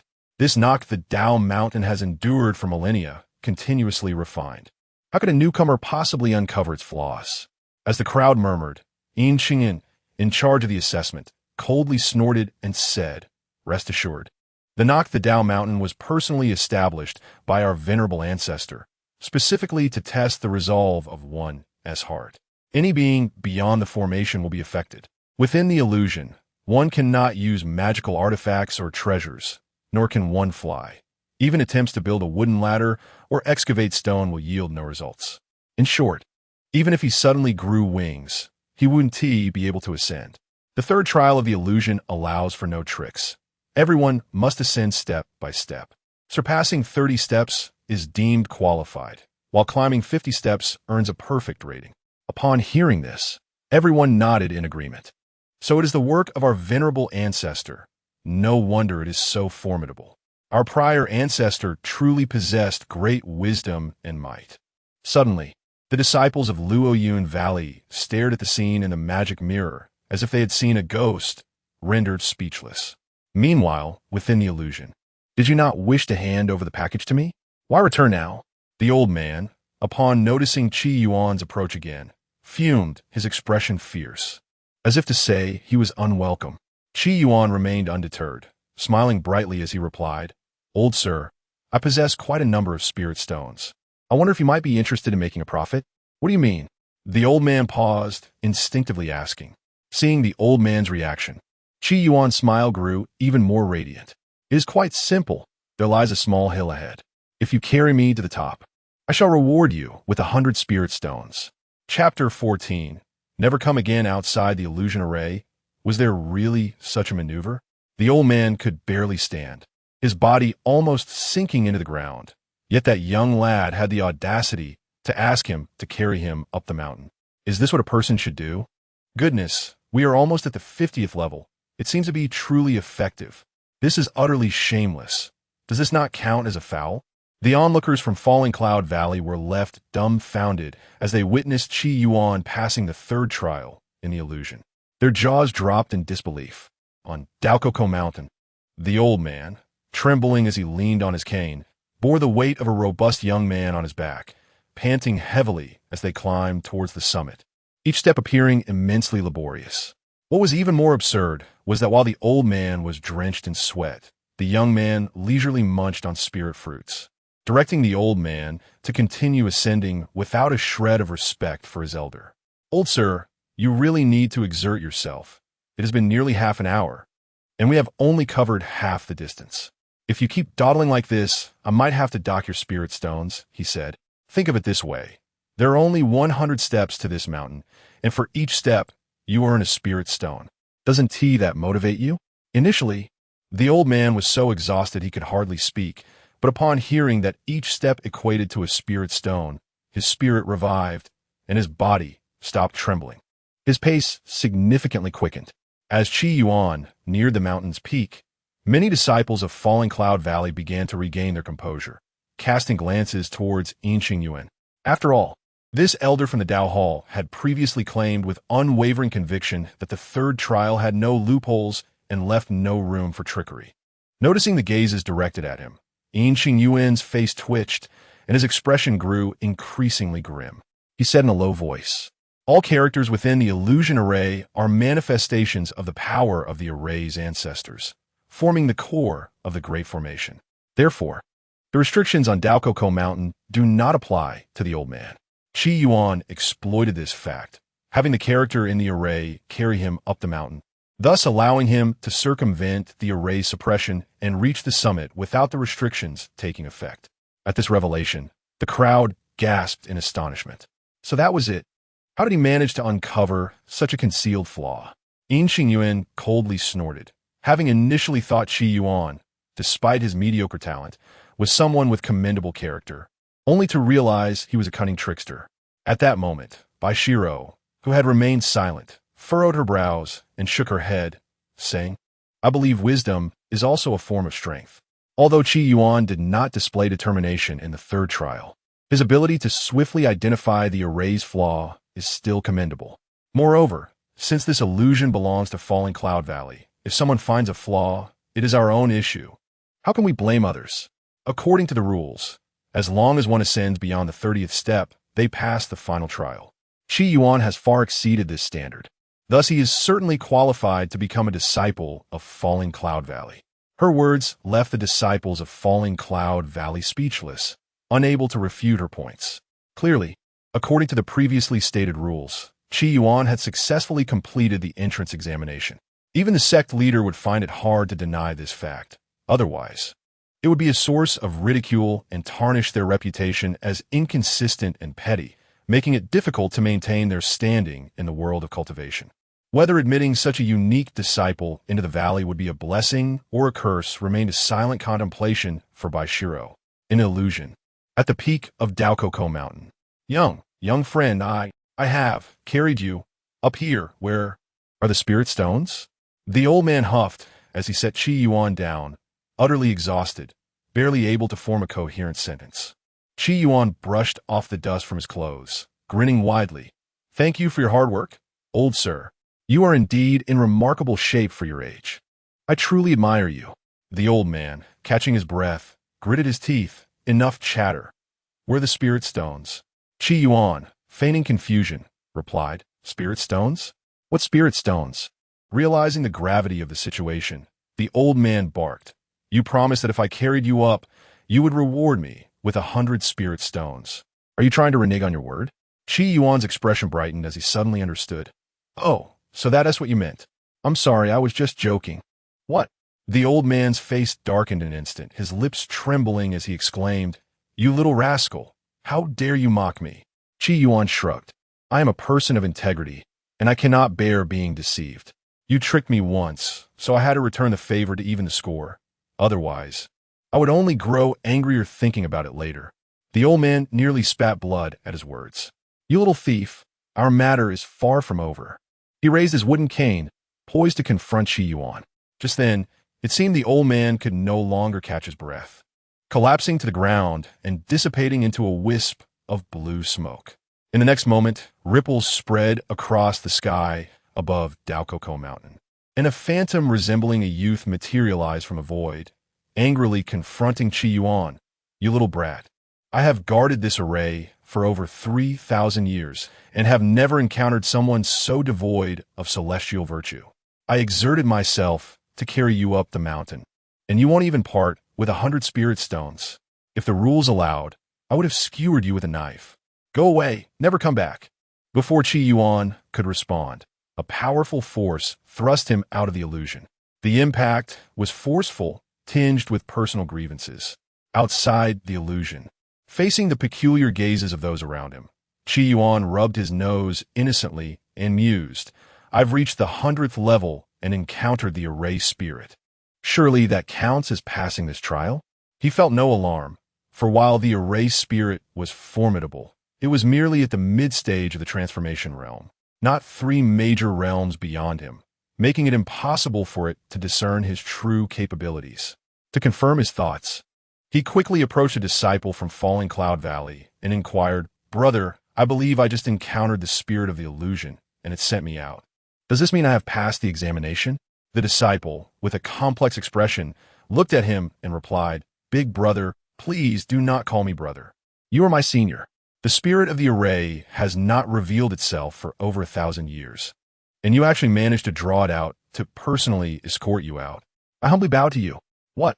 Yuan was taken aback, thinking every participant in the array would undergo such an experience. Looking around, he realized that aside from those unfortunate souls eliminated in the first two trials, he was the first to complete the third trial.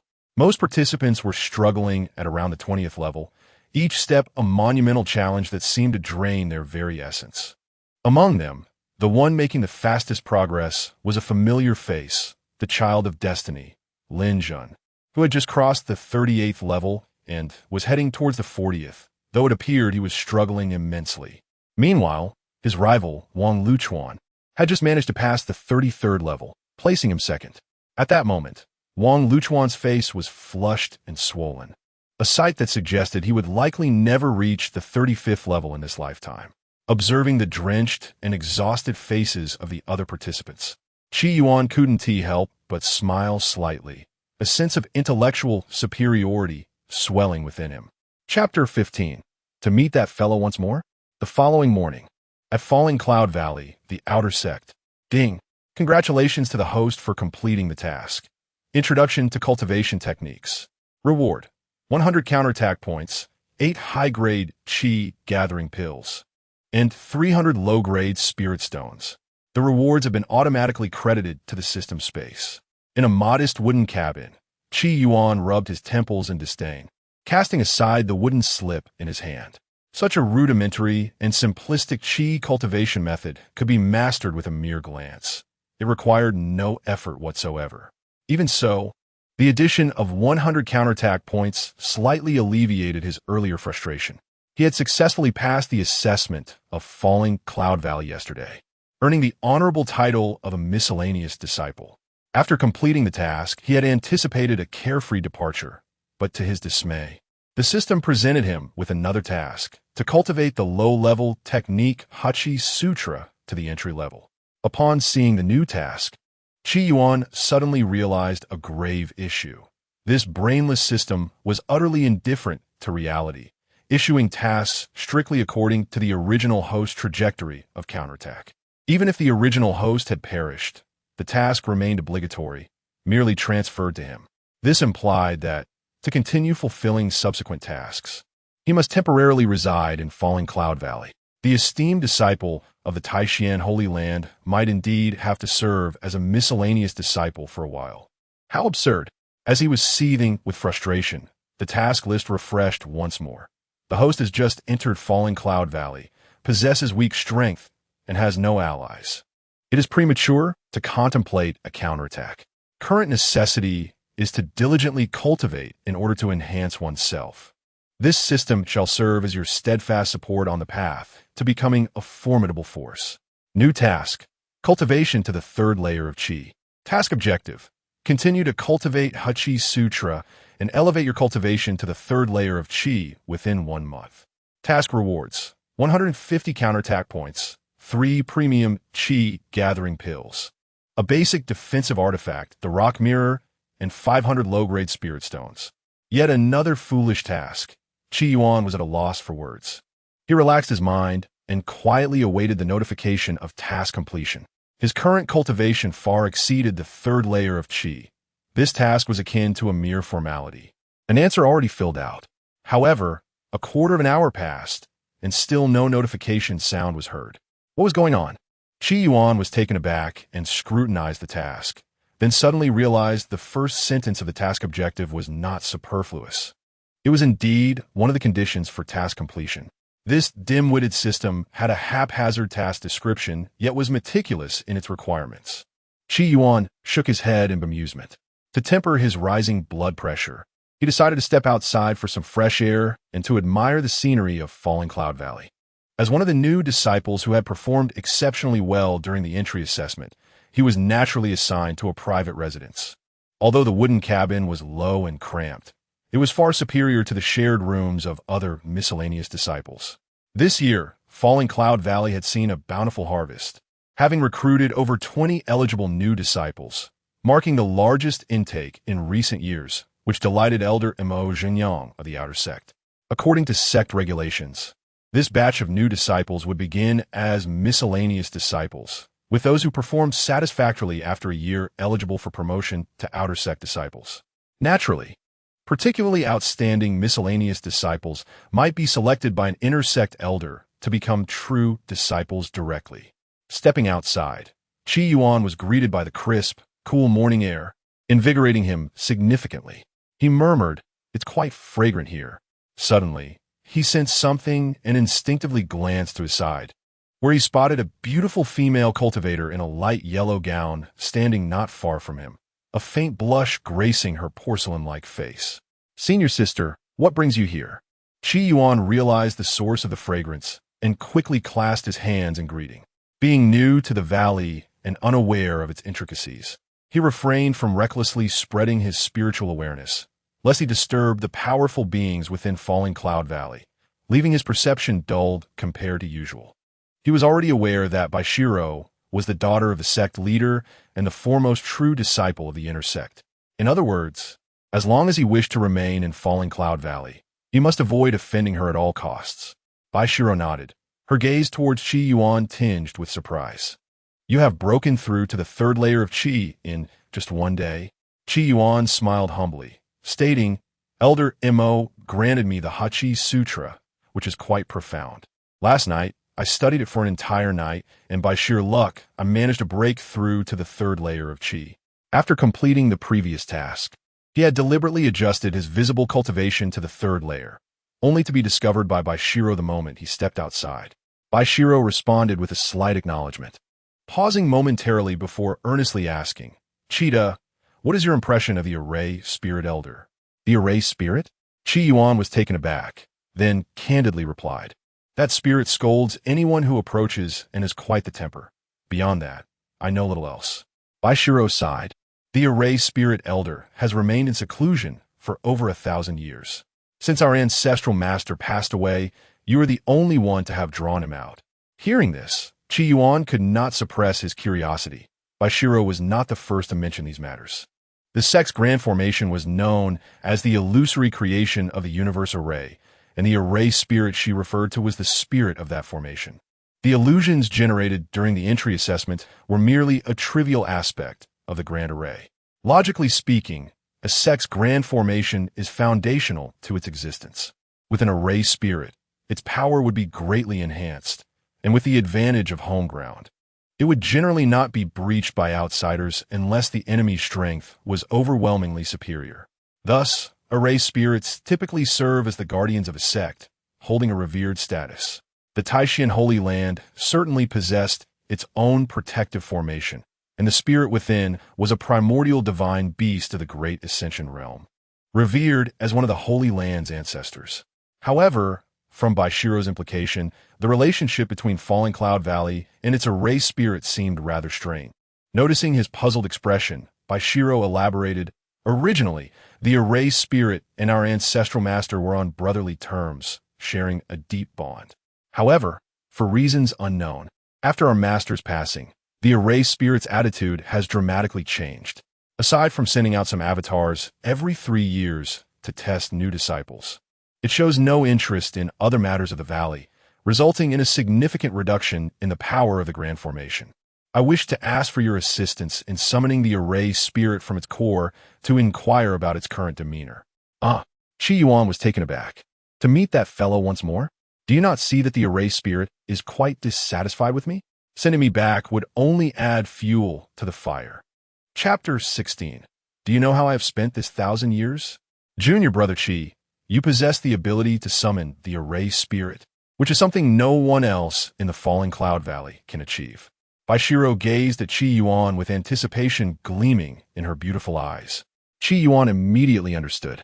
Indeed, being a target of disdain is still better than being completely overlooked. It seems that my past grievances with the array spirit may facilitate its appearance. No wonder Biao made such an inexplicable request. With this thought, Yuan rubbed his nose and hesitated, saying, "Well, senior sister, you know that the array spirit seems to harbor discontent towards me. Its strength is formidable, and if it were to attack, I would surely be unable to withstand it." "Rest assured, junior brother Qi," Biao quickly interjected, eager to dispel his concerns. You carry the token of a disciple from Falling Cloud Valley. According to the rules of the Grand Formation, as long as you do not act against the interests of the array spirit will not initiate an attack against you. Otherwise, it would face backlash. Seeing that he could not refuse, Yuan finally said, in that case, I shall give it a try, though I cannot guarantee success. After all, there is no danger involved, and accompanying Baishiro to meet the array spirit is far better than being dragged off to fetch water and chop wood. Moreover, cultivating a good relationship with his senior sister would certainly make his days in Falling Cloud Valley much more pleasant. Upon hearing his agreement, Baishiro seemed to breathe a sigh of relief, a grateful smile gracing her lips. Even if it does not come to fruition, I'm already immensely grateful for your willingness to assist me. Falling Cloud Valley is picturesque, brimming with spiritual energy. The architecture within exudes a tranquil elegance.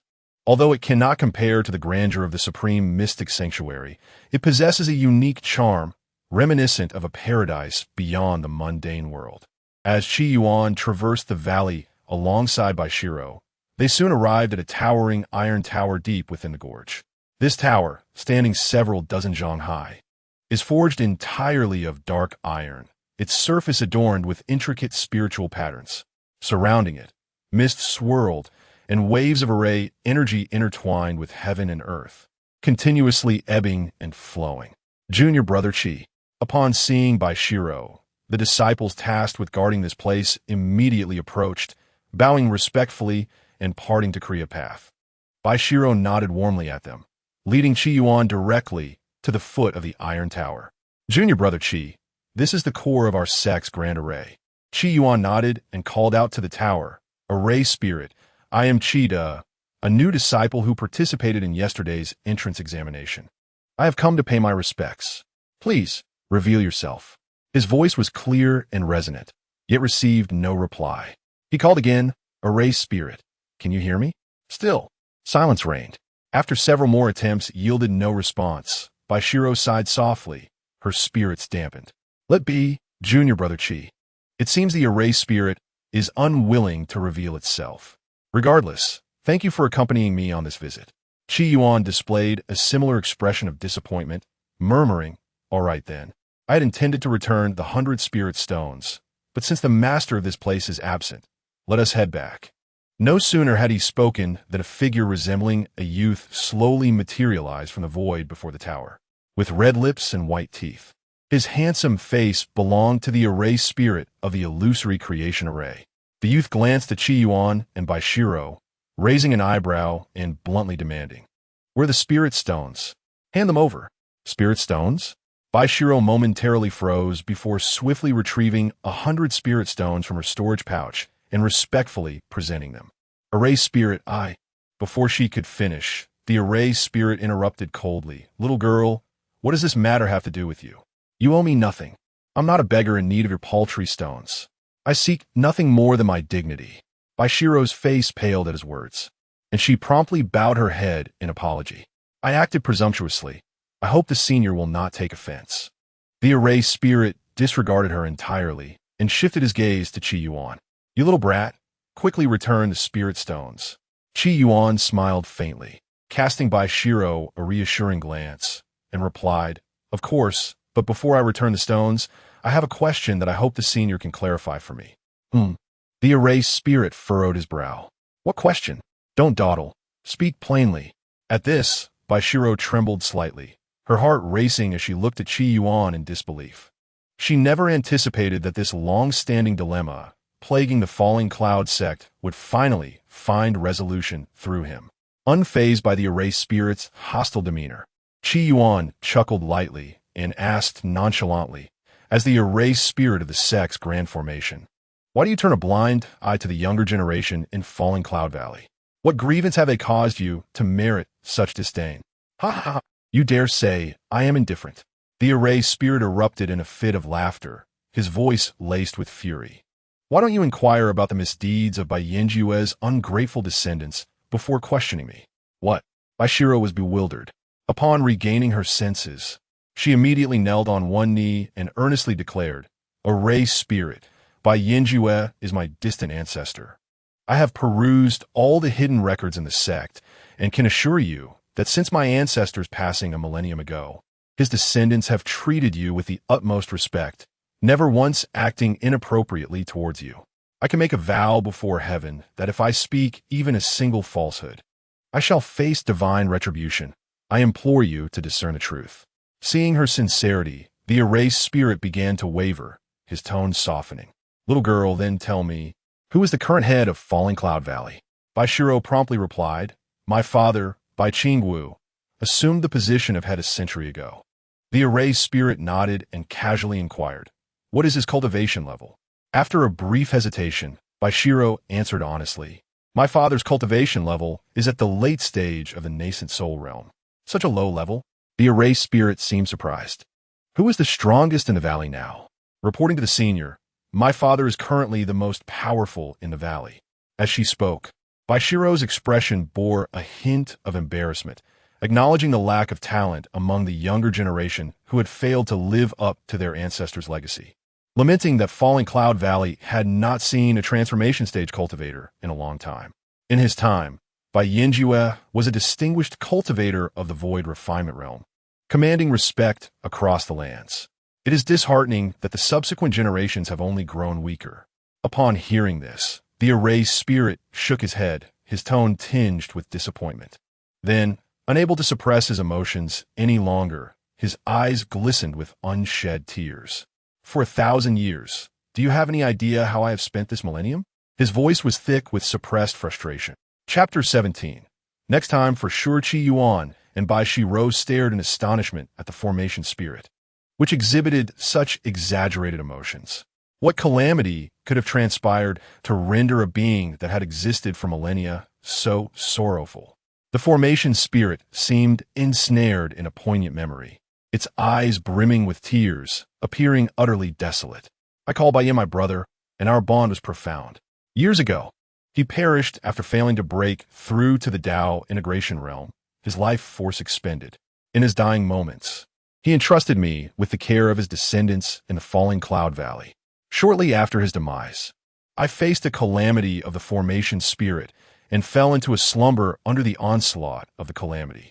Yet upon awakening, as the spirit recounted its past, it inhaled deeply, striving to compose itself before continuing.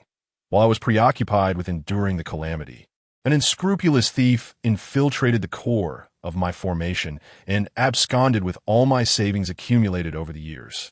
At that time, I had just survived the calamity of the formation spirit and was in a weakened state, desperately needing a plethora of rare materials to restore my spiritual form. However, upon returning to my cave abode, I discovered it had been ransacked, leaving not a single feather behind.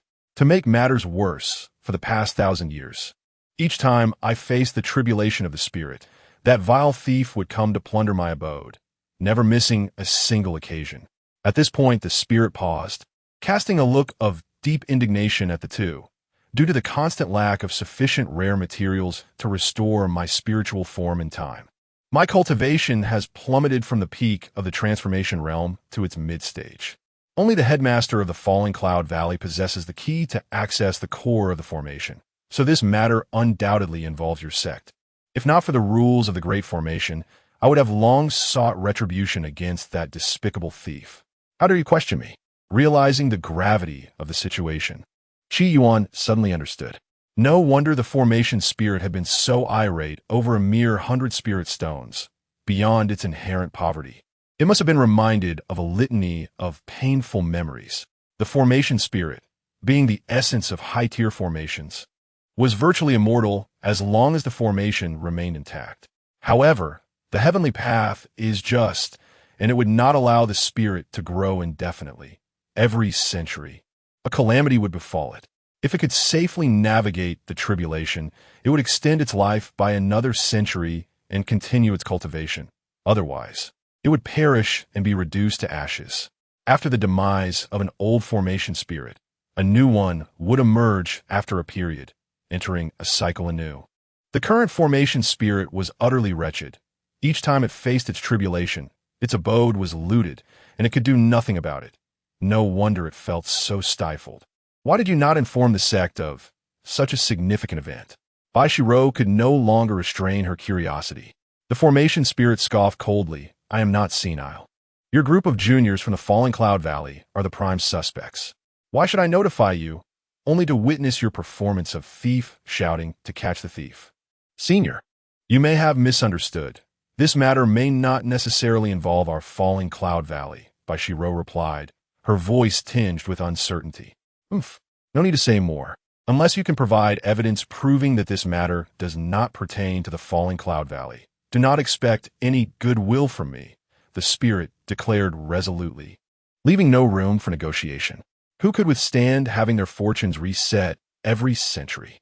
Bai Shiro bit her lip, her gaze gradually firming as she solemnly inquired.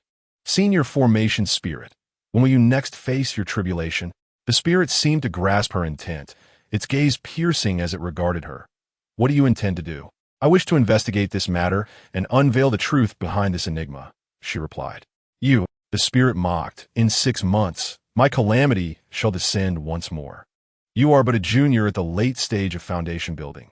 What can you investigate? Rest assured, Senior, although I currently possess limited strength, I cannot bear to see my fellow disciples of the Falling Cloud Valley suffer unjustly. I will do everything in my power to provide you with a satisfactory resolution, Bai Shiro declared, fully aware that resolving this issue necessitated uncovering the truth. Anything less would be futile.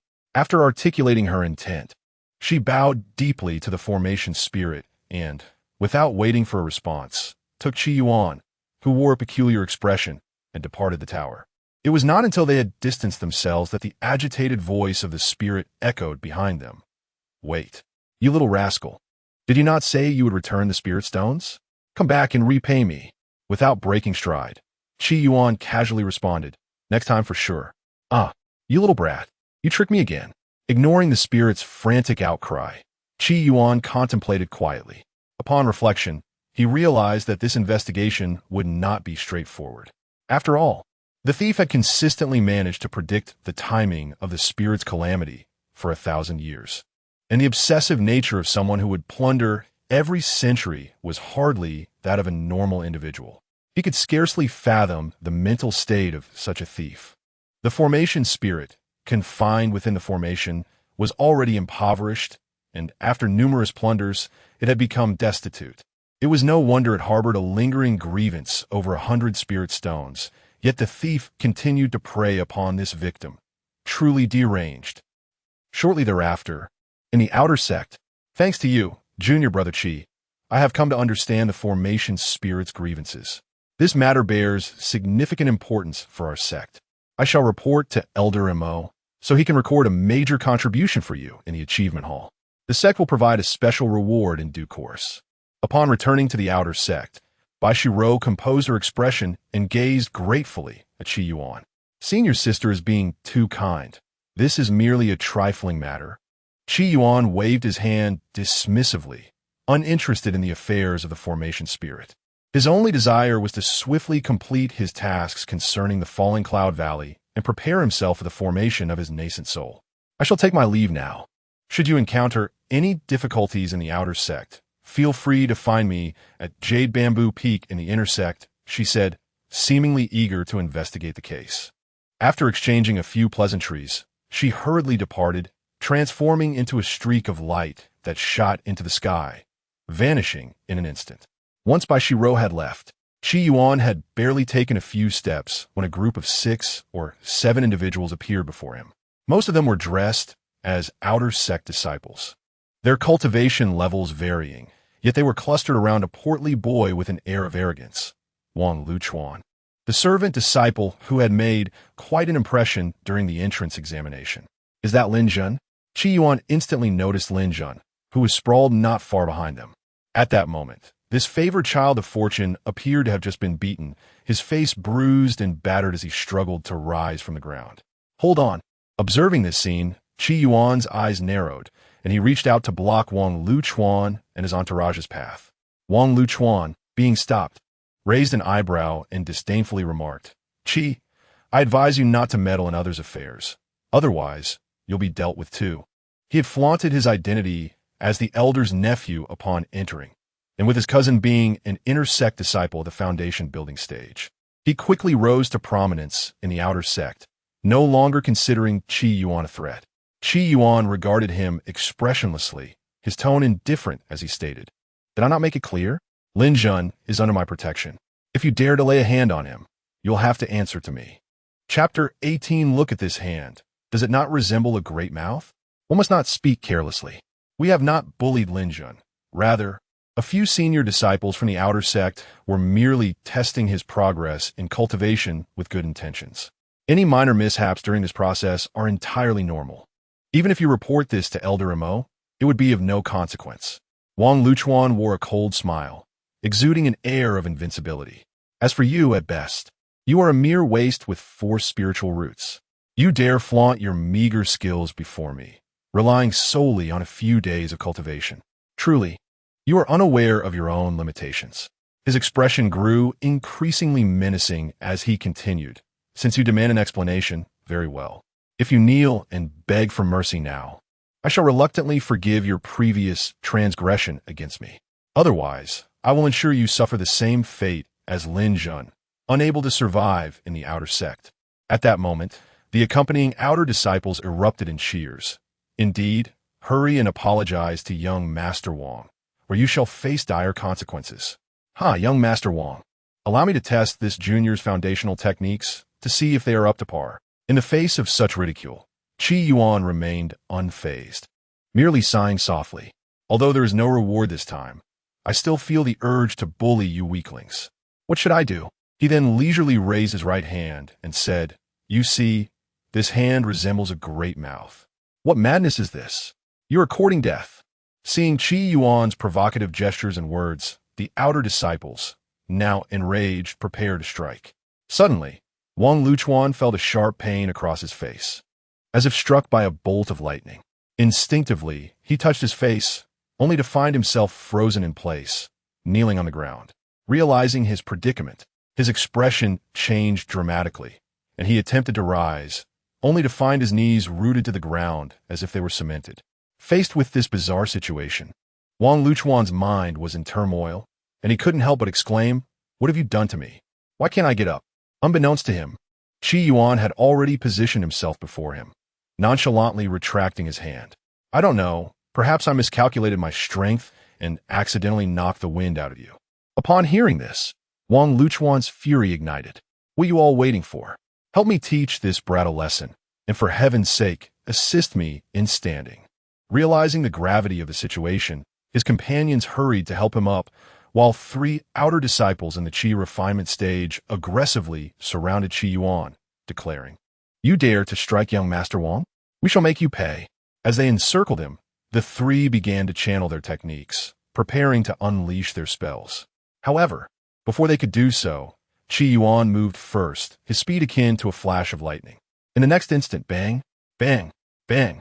The protective Qi of the Qi refinement stage, disciples shattered like paper before his fists, sending all 3 crashing to the ground, clutching their ribs and unable to rise. Observing the groaning figures sprawled on the ground, Qi Yuan smiled faintly, silently marveling at his mastery over physical strength. Given their location in the falling cloud valley, it was best to avoid causing fatalities. Breaking a few ribs could be explained as a lack of control during sparring, but inflicting severe harm would undoubtedly lead to significant trouble. Thus, the challenge lay not in whether he could defeat them, but in how to avoid killing them.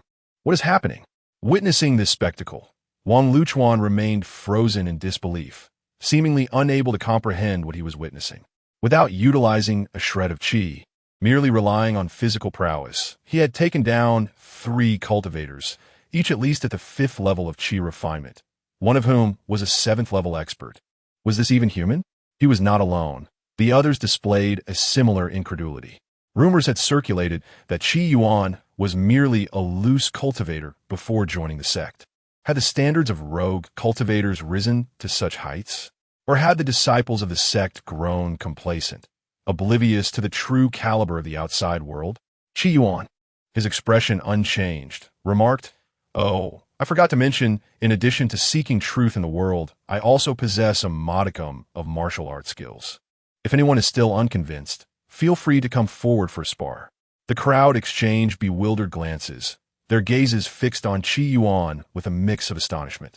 Goodness, you claim to have merely a modicum of martial arts skills?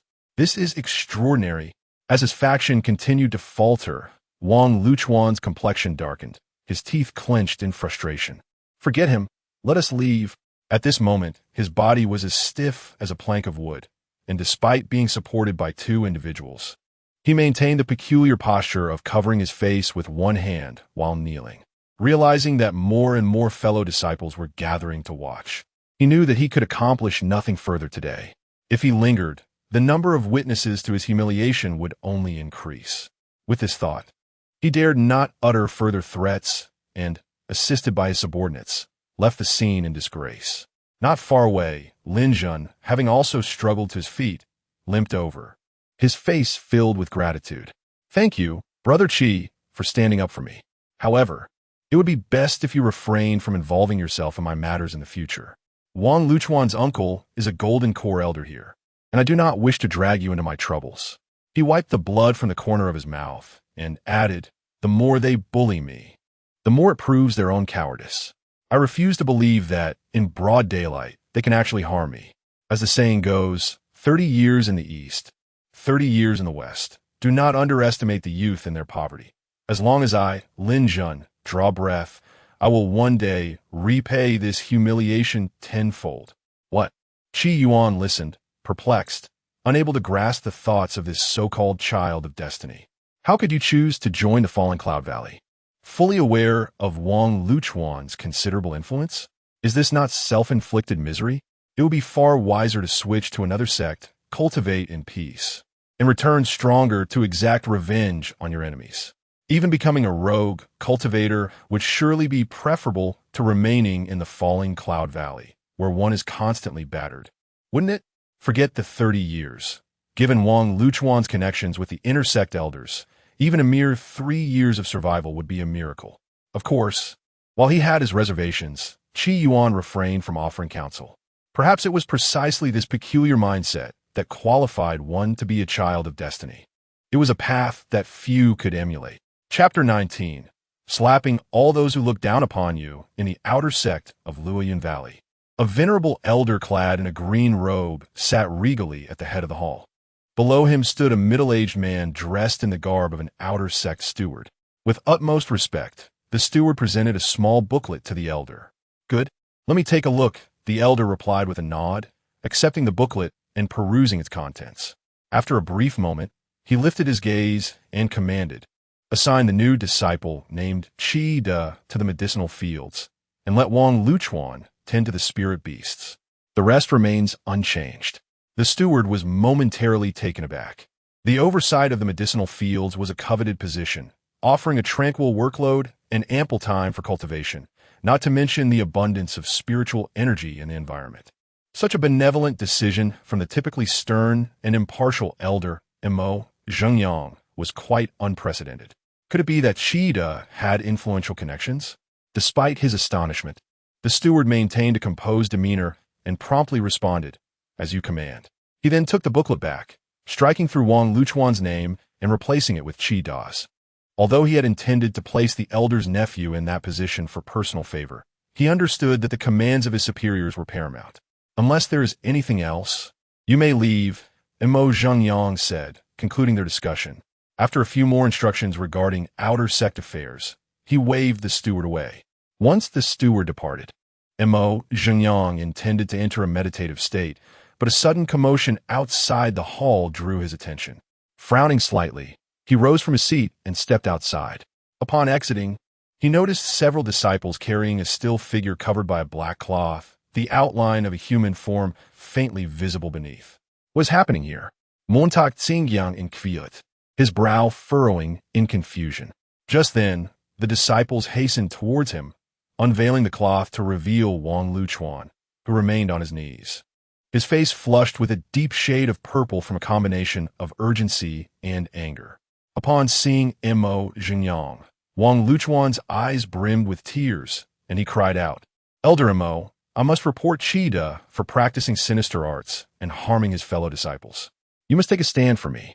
After returning to his residence, Wang Luchuan found that his peculiar condition had not improved, prompting him to have himself carried to the elder's abode in hopes of receiving treatment and lodging a serious complaint. To avoid humiliation on the journey, he had requested to be covered with a cloth, although due to the urgency, his subordinates could only find a piece that resembled a shroud, an omen he found distasteful. Cheetah, I will not let you get away with this. At that moment, Wang Luchuan's animosity towards Qi Yuan had reached its zenith, even surpassing his long-standing rivalry with Lin Jun. Sinister arts? Mo Xingyang raised an eyebrow at Wang Luchuan's distressed appearance and approached, placing his fingers on the young man's wrist to examine him closely. Moments later, he discerned the situation and relaxed his expression, scolding, "Nonsense! You young one, spewing such ridiculous claims. It is merely a technique to disrupt one's meridians and capture one's breath. If left unattended, it will resolve itself in due time. It is no sinister art at all." With that, Mo Xingyang snorted coldly, channeling his essence through Wang Luchuan's body and clearing the blocked meridians. As the last obstruction dissipated, Wang Luchuan felt a rush of relief and collapsed to the ground, gasping for air. After regaining his composure, he promptly bowed in gratitude. "Thank you for your healing, elder. Cheetah indiscriminately struck me without cause." And before he could finish, Mo Xingyang interrupted him with a wave, his tone laced with admonishment. "Enough, quickly take your leave. Do not act so rashly in the future, nor speak without thought. If you slander your fellow disciples again, I shall not be lenient." With that, he swept his sleeves and returned to the hall without a backward glance. Yes, I understand," Wang Luchuan murmured, too intimidated to argue further. "What shall we do now, Wang Xiao?" One of his lackeys inquired as he observed his leader rooted to the spot after Mo Xingyang's departure. "This matter is far from over." Wang Luchuan gritted his teeth, a malicious glint flashing in his eyes. "I'm going to the intersect to request my cousin's intervention against that scoundrel named Qi. Also, bring that woman Lu Yingying to see me." Back in his residence, Qi Yuan reclined in a chair and summoned the system panel with a thought. After completing the task of breaking through to the third level of Qi refinement, a new mission appeared. You have painstakingly joined the Cultivation sect, Luoyun Valley, and your path of cultivation is gradually taking shape. Having broken through to the third level of Qi refinement, you are one step closer to fulfilling your ambition of returning to your clan as a foundational cultivator to confront all those who have looked down upon you. Now, you must continue to strive to stand out among the ranks of these miscellaneous disciples.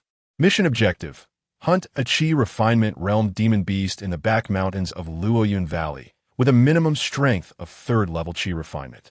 Mission difficulty: 3 stars, average. Mission reward: 150 counterattack points, 5 high-grade revival pills, 300 low-grade spirit stones. Qi Yuan glanced at the mission details, his heart remaining unperturbed. He had come to understand the mechanics of the counterattack system, as long as he continued to fulfill tasks.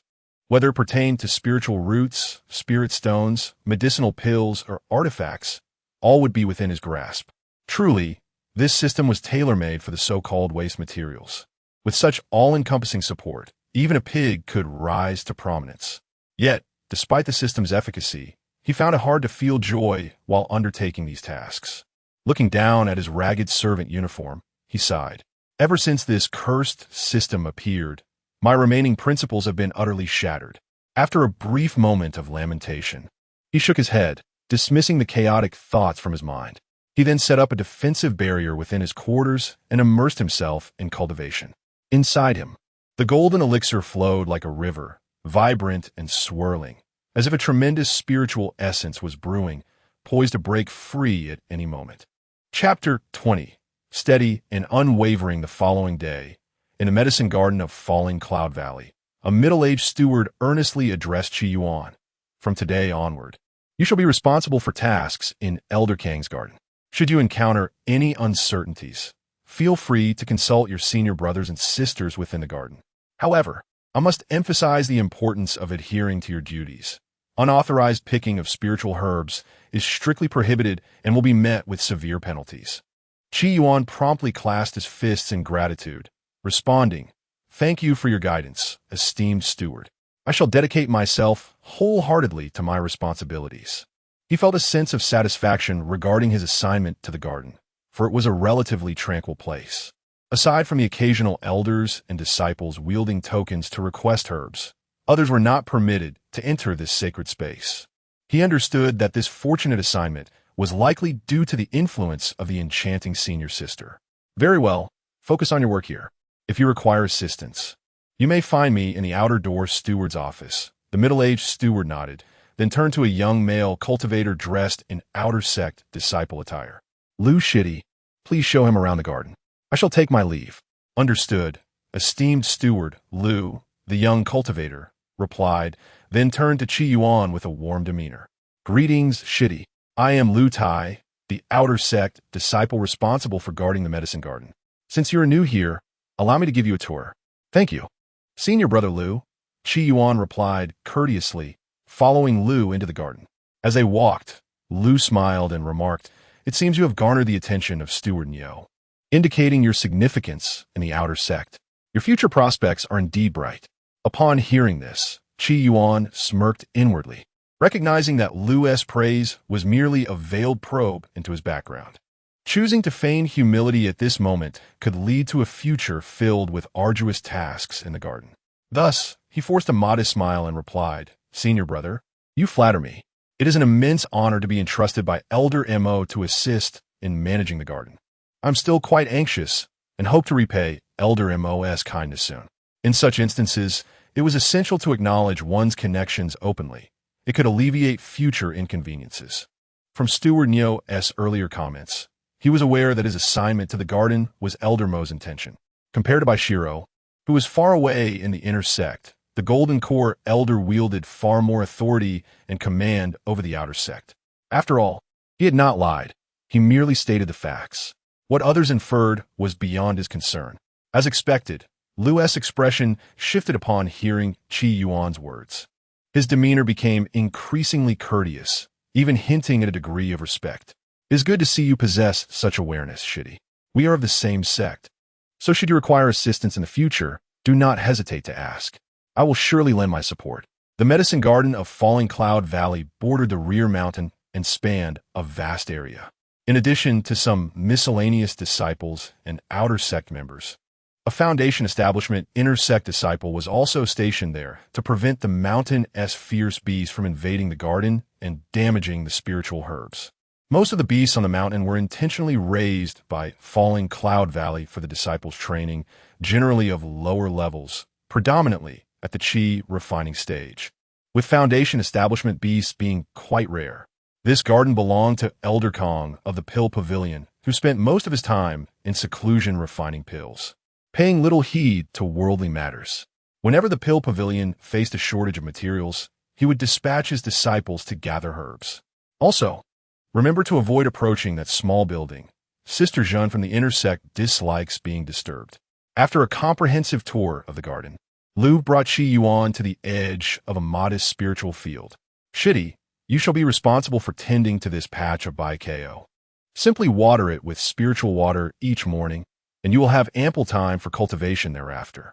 This spiritual field, roughly 100 zhang in circumference, was cultivated with a herb known as Biao, its leaves of vibrant green, glistening with a translucent sheen. Given the proximity of a spiritual spring, it would take no more than half an hour to water the field, making the task exceedingly leisurely. Yuan was thoroughly pleased with this arrangement, as it granted him more time to pursue systematic tasks.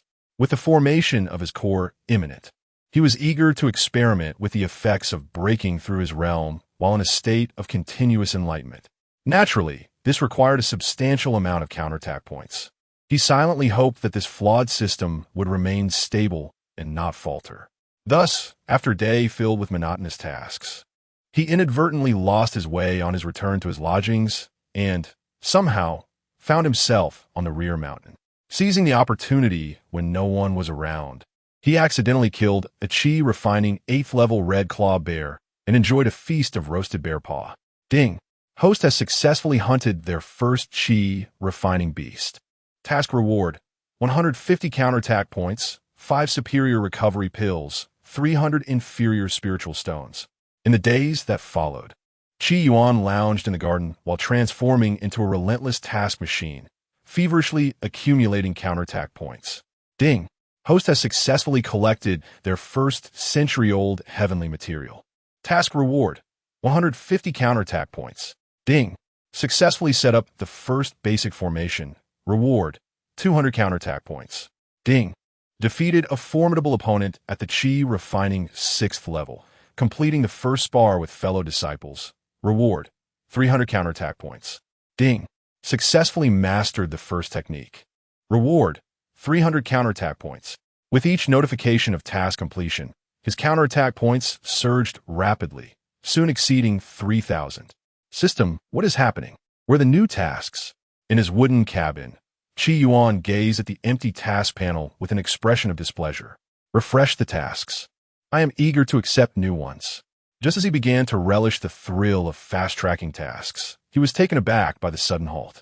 Typically, after completing old tasks, the system would promptly generate new ones. Yet this time, there was an unsettling silence. Ding! Please remain calm, host.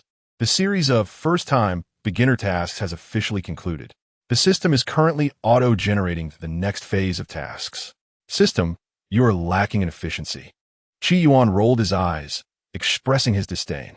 It seemed he had overexerted himself in the previous days, draining the system dry. Wait, autogenerating? Yuan's eyes lit up. Could it be that he had finally endured through hardship and that the forthcoming system tasks would return to normalcy? With this thought, he eagerly rubbed his hands together, silently cheering for the system. System, when generating tasks, please keep your eyes open to the world. If you can truly improve, I promise to never scold you again. After a brief period of silence, the long quiet system panel finally stirred, displaying a few glaring lines of text. They are here. Yuan perked up, eagerly scanning the new tasks. In the next moment, his expression froze completely. Damn! Chapter 21. Your matter has emerged. Just as Yuan wore a perplexed expression, footsteps suddenly echoed from outside, accompanied by a loud voice proclaiming, "The servant disciple Qida resides here." Yuan furrowed his brows, collected his thoughts, and stepped forward to open the door, only to be met with several stern-faced men and women. These individuals donned the attire of outer sect disciples, with the emblem of the enforcement pavilion embroidered on their chests, clearly indicating their affiliation. Upon recognizing their identities, Yuan was momentarily taken aback, but quickly composed himself and inquired in a low voice, "What brings you here?" The leading disciple of the enforcement pavilion was a girl of about 17 or 18, possessing a commendable figure and a striking appearance. Yet her demeanor was frigid, exuding an air of aloofness that kept others at bay. She cast a cold glance at Yuan and expressionlessly stated, "Qida, your matter has come to light. Please come with us at once." Exposed? Yuan's heart sank, and his eyes narrowed as he swiftly assessed the situation. Firstly, should the identity of the Taoist from the Tai Xuan sacred land be revealed, even the tenfold courage of the Falling Cloud Valley would not dare to act against him. The only risk lay in the possibility of information leaking out, which would not only complicate future missions concerning Falling Cloud Valley, but also subject him to inquiries from within the Tai Xuan sacred land, with unpredictable consequences. After all, it would be challenging to explain why he had concealed his identity to join Falling Cloud Valley as a servant disciple. Was it necessary to silence a few before the matter spread, or perhaps find a way to erase these individuals' memories? Noticing Yuan's silence, one of the enforcement pavilion disciples behind the girl scoffed and said, "Qida, what are you pretending to be innocent for? Let me be frank with you. Since we have invited you to come, we must possess concrete evidence proving your collusion with Lin Zhan in the theft of the spiritual herbs from the garden. The invitation to confront you is merely an opportunity for you to confess honestly. Our rules are stringent and do not spare anyone based on their identity." What? Theft of spiritual herbs? Upon hearing this, Yuan let out a heavy sigh of relief. He had feared his identity had been exposed, but it turned out to be a misunderstanding. Fortunately, he had not acted impulsively. Regaining his composure, he clasped his hands and smiled apologetically. "I apologize. Esteemed senior brothers and sisters, I was startled by the situation just now. and I hope you can forgive any rudeness. However, I assure you that I did not steal any spiritual herbs. Someone must be framing me. The group of enforcement pavilion disciples, unaware that they had just brushed against the brink of disaster, displayed impatience at his words. Enough of the nonsense. Come with us now. Upon reaching the outer sect's main peak, Yuan caught sight of Lin Jun, bound and kneeling before the hall, with a small bundle of freshly picked by grass placed in front of him. The moment Lin Jun spotted Yuan, he began to struggle, shouting, "Chigu, I have no idea when a bundle of by grass appeared in my room. It must be Wang Luchuan trying to frame us." At this, Wang Luchuan's face turned crimson, angrily retorting, "Nonsense! The by grass was discovered in your own room. What does that have to do with me? As the saying goes, to catch a thief, catch the goods. Now that the evidence is clear, do you still wish to deny it?" With his eyes blazing, Lin Jun glared at Wang Luchuan, gritting his teeth. "Wang, as if your betrayal wasn't enough, you even attempt to drag Chigu down with you? How shameless can you be?" As he spoke, a thought seemed to strike him, and he turned a defeated gaze towards Lu Yingying, who stood beside Wang Luchuan, hissing, "So it was you? No wonder you've been frequenting my residence these past few days. I thought you had a change of heart, but you were plotting against me all along. Ling Jun, I never anticipated you to be this kind of person. How foolish I was to consider you a friend for so many years." Lu Yingying shot him a cold glance. "You might as well admit it. That way, you can seek leniency from the enforcement hall." As the scene grew increasingly chaotic, Elder Mo Zhengyang of the outer sect frowned and admonished, "Silence. In broad daylight, such clamor is utterly inappropriate." When the crowd quieted down, Mo Zhengyang surveyed the assembly, ultimately fixing his gaze on Yuan, his expression calm as he spoke. "Cheetah, did you commit this act?" His tone was gentle, resembling a casual conversation rather than an interrogation.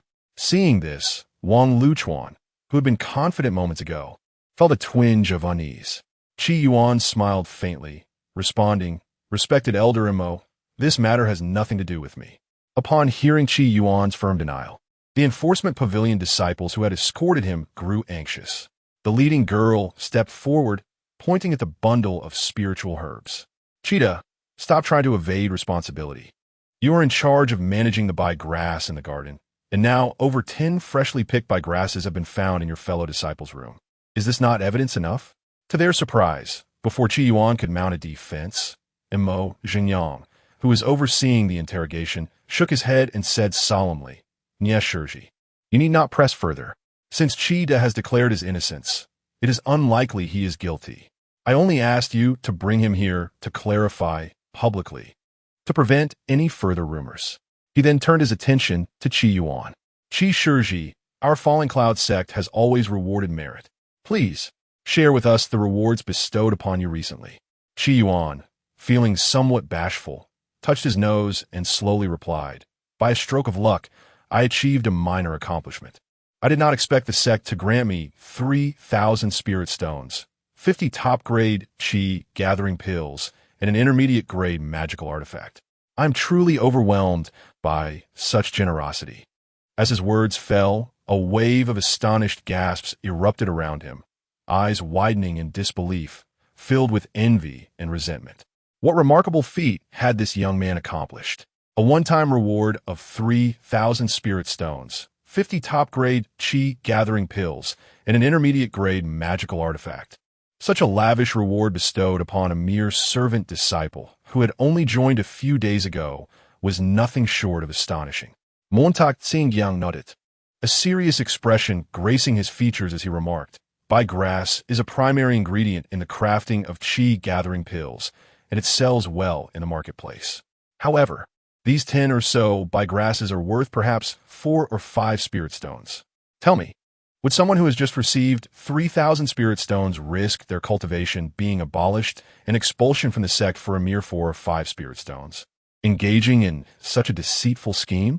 Chapter 22. Devotion to one's craft indeed. Upon hearing this, the initially skeptical crowd suddenly experienced a moment of clarity. Undoubtedly, in accordance with common reasoning, the effort expended on this matter bore no resemblance to the rewards reaped. The monthly stipend for a miscellaneous disciple amounted to a mere 2 spirit stones. Thus, 3,000 spirit stones represented a staggering sum equivalent to 150 years' worth of compensation. It was improbable for an individual harboring such a substantial fortune to engage in petty theft for a trivial 4 or 5 spirit stones. Naturally, one could not entirely dismiss the possibility of a psychologically twisted individual who derives pleasure from illicit activities, seeking the thrill of taboo. However, Cheetah had only recently passed the temperament assessment during his initiation and received a commendable evaluation of perfect temperament, which hardly suggested he was a deviant. As Qi Yuan's innocence became increasingly evident, Lin Zhen, bound to the ground, rejoiced and quickly exclaimed, "I previously stated that Brother Qi and I were framed. We have never stolen any green leaf grass. Please release me at once." With that, he struggled to rise. "Behave yourself." The enforcer stationed nearby promptly restrained him. The leading girl, surnamed Nia, cast him a disdainful glance and coldly declared, "Regardless of the circumstances, the green leaf grass was discovered in your quarters. Even if this incident is not the doing of Junior Brother Qi, it is still inextricably linked to you. As a miscellaneous disciple, you lack the means to infiltrate the herb garden and pilfer spirit herbs. I advise you to reveal the identity of your accomplice sooner rather than later. Otherwise, we shall escort you to the enforcement pavilion, where we have ways to extract the truth from you." Lin Zhen, upon hearing this, laughed mockingly. "I see your enforcement pavilion is not so impressive. You cannot even see through such a simple frame-up? Preposterous." Nia, incensed, raised her hand to strike Lin Zhen. However, before her palm could make contact, a strong hand seized her wrist, preventing her from proceeding. She turned to find it was Qi Yuan holding her wrist, and a flicker of irritation crossed her beautiful face. "Cheetah, what are you doing?" As she instinctively tried to break free, she realized the grip on her wrist was as unyielding as a vice. No matter how she struggled, she could not escape. Witnessing this, the other enforcers were enraged and encircled them. "You dare to lay hands on senior sister. Release Sister Cuilan at once." Qi Yuan glanced at Lin Zhen and then addressed the girl surnamed Nia with an air of indifference. "Whether my friend has stolen the green leaf grass is not for you to determine, nor is it for me. Let us allow the facts to speak for themselves and bring clarity to this matter." With a faint smile, he gently released the girl's wrist and continued.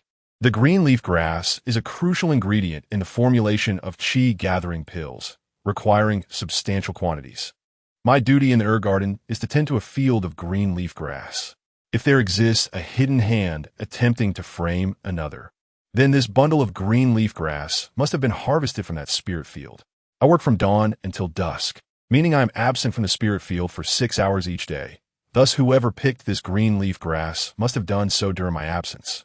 Flushed with embarrassment and anger, Nia Cuilan glared at Qi Yuan. "What use is your argument? You were not present. How could you possibly know who committed the act?" Yet, deep within her, she was astonished. Despite her perfect cultivation, she felt utterly powerless against this man. Having suffered such humiliation before the crowd, she would have retaliated at any other time. Yet before this miscellaneous disciple, she found herself bereft of the courage to confront him. "Who told you that being absent from the scene negates the possibility of identifying the perpetrator?" Qi Yuan slightly raised an eyebrow. "I possess a strong sense of responsibility and take pride in my work. Since the sect entrusted me with the care of the spirit field, I must fulfill my duties diligently, to monitor the growth of the green leaf grass and prevent any issues within the spirit field. I place a low-grade recording talisman on the tree by the field every day after my shift. Thus, even in my absence, I can observe the growth of the green leaf grass during the night. If anyone were to stealthily enter and harvest the grass, the talisman would surely capture them." As he spoke, he cheerfully produced a talisman emitting a faint white glow from his robe. "This talisman contains the recording from last night. I was summoned here immediately after my shift, and I have yet to review it." Upon hearing this, the crowd exchanged bewildered glances, staring at the recording talisman in Qi Yuan's hand. What? The recording talisman can be used in such a manner? As its name suggests, a recording talisman can capture and store images over a specific distance and duration, providing clear visuals despite the absence of sound. It is widely circulated within the realm of cultivation. Besides being used for communication and matchmaking, recording talismans have been developed for various additional purposes. For instance, they can document discussions or battles for study, and some individuals even exploit them to capture provocative private moments, reproducing and selling numerous copies at high prices, thus encroaching upon the business of the Harmony sect. However, no one had ever stooped so low as to utilize a recording talisman to continuously document a field, all in the name of monitoring the growth of the green leaf grass at night. Even though a low-grade recording talisman is quite inexpensive in the cultivation world, it still requires at least 3 spirit stones. This implies that if one continued this practice for a month, it would amount to a cost of 90 spirit stones. Given that a miscellaneous disciple earns only 2 spirit stones monthly, it would result in a net loss of 88 spirit stones for this individual. Upon contemplating that Yuan had just received a substantial reward of 3,000 spirit stones, the crowd began to find this situation somewhat more palatable. After a moment of peculiar silence, the outer sect elder, Imo Zhengyang, was the first to respond. He beckoned to Yuan and said solemnly, "In that case, let me see it." "Yes," Yuan replied respectfully, handing over the recording talisman. The moment Imo Zhengyang took possession of the talisman, a miscellaneous disciple in the crowd suddenly turned pale and trembled violently. "Wen Tao, what is the matter with you?" A nearby disciple noticed his distress and hurried to support him. Yet, the disciple seemed oblivious, murmuring to himself, "This is bad. How could this happen?" "It was you." Yuan suddenly strode over, seized the individual from the crowd, and threw him before Imo Zhengyang. "Eda Montak." There is no need to examine the recording talisman. This green leaf grass was taken by him. At that moment, the miscellaneous disciple's composure shattered entirely, and he trembled as he knelt on the ground. "Elder Mo, please spare me. I am innocent. It was Wang Luchuan who saw me working in the herb garden and gave me 10 spirit stones to steal the green leaf grass. I was simply bewitched." Upon hearing this, the crowd erupted in an uproar, and those surrounding Wang Luchuan instinctively distanced themselves from him. Wang Luchuan's face turned ashen, glaring fiercely at the miscellaneous disciple. "One, do not slander me. I have never seen you before. Do you have any evidence to support your claim that I instructed you?" Wen Tao, with a mournful expression, replied, "Wang Luchuan, you cannot deny it. You are the one who sent someone to give me 10 spirit stones." "Enough!" Imo Zhengyang barked angrily, casting a cold gaze around the assembly. "A bunch of scoundrels, do you not feel ashamed?" The crowd fell silent, closing their mouths tightly. After a moment of contemplation, Imo Zhengyang turned to Netfalon and instructed, "Nya, take Wen Tao to the enforcement pavilion for a thorough interrogation. We must uncover the truth and administer severe punishment to those who violate the sect's regulations." Subsequently, he cast his gaze upon the tightly bound Lin Zhun and declared, "As for Lin Zhun, given the current ambiguity of the facts and the lack of conclusive evidence, let us release him for the time being and await the completion of the investigation before making a decision." The disciple dutifully acknowledged the elder's decree.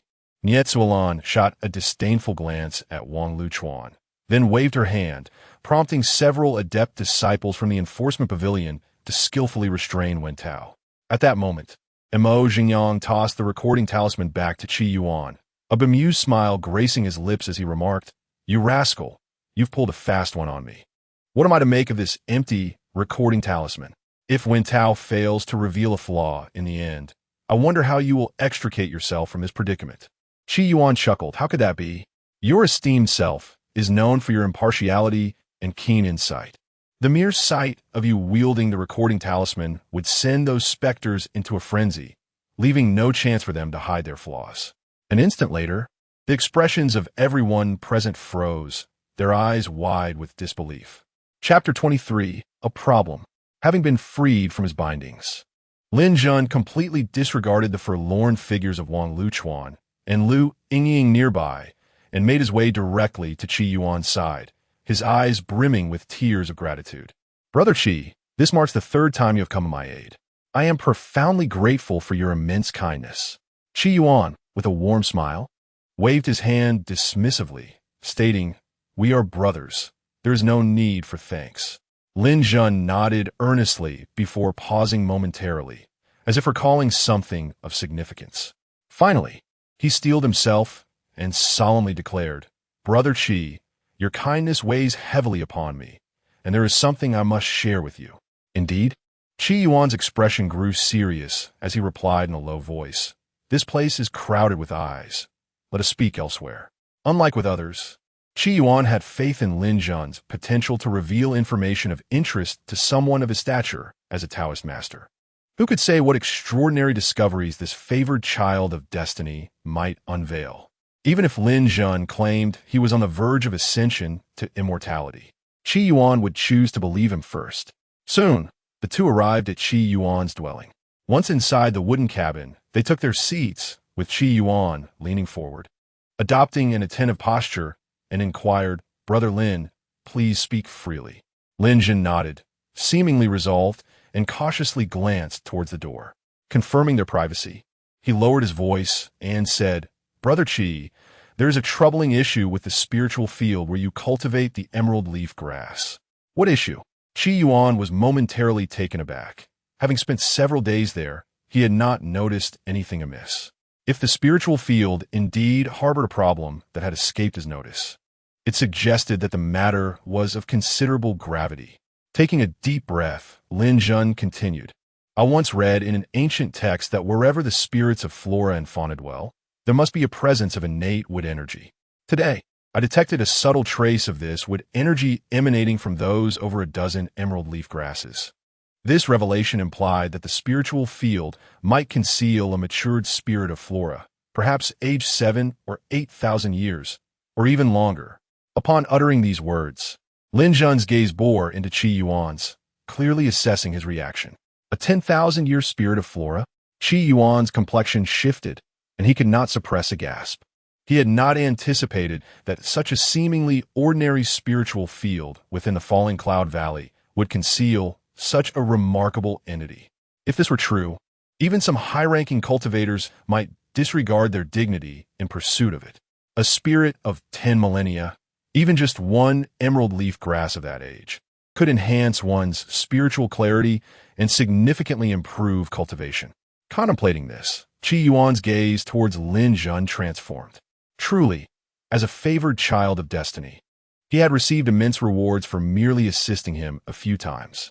However, Qi Yuan held skepticism towards Lin Zhan's fabricated reasoning. Lin Zhan, coming from humble beginnings, had only recently begun to cultivate. How could he possibly possess such sensitivity to the innate wood energy merely by observing a handful of grasses harvested from the spiritual field? Perhaps this favored child had awakened some unique ability, yet was hesitant to disclose it, thus concocting a convenient excuse.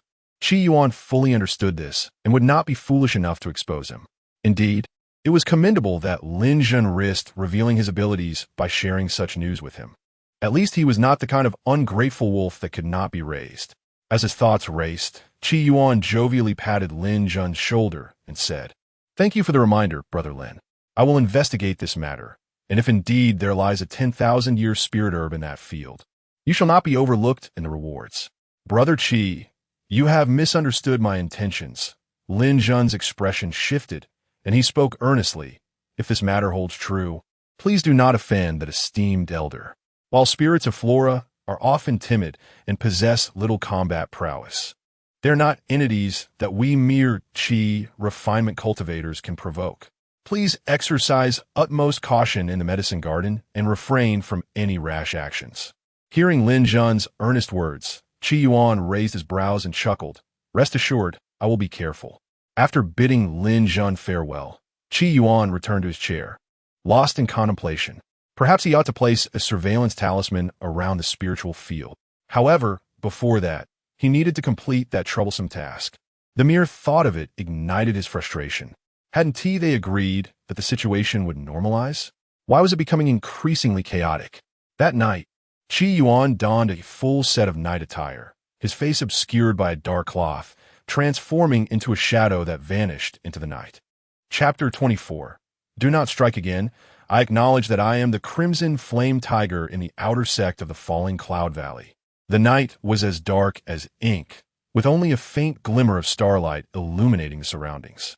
Along the gently sloping hills, Spacious and opulent spirit beast enclosures were arranged in a seemingly random fashion. Each enclosure was protected by its own independent barrier and equipped with a specialized spirit gathering formation, creating an environment that was not only beautiful but also rich in spiritual energy, far surpassing the humble wooden huts where the menial disciples resided. Within these enclosures lived more than a dozen spirit beasts, most of which were cherished pets of the elders and stewards.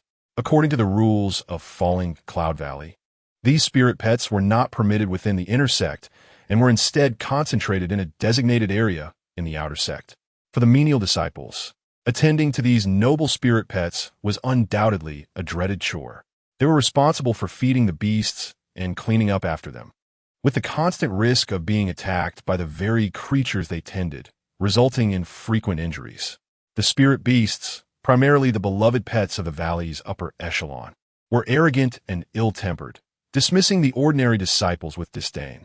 At that moment, within one of the enclosures, a massive striped tiger, adorned with dark patterns, lay sprawled on the ground, snoring loudly, exhaling hot air through its nostrils.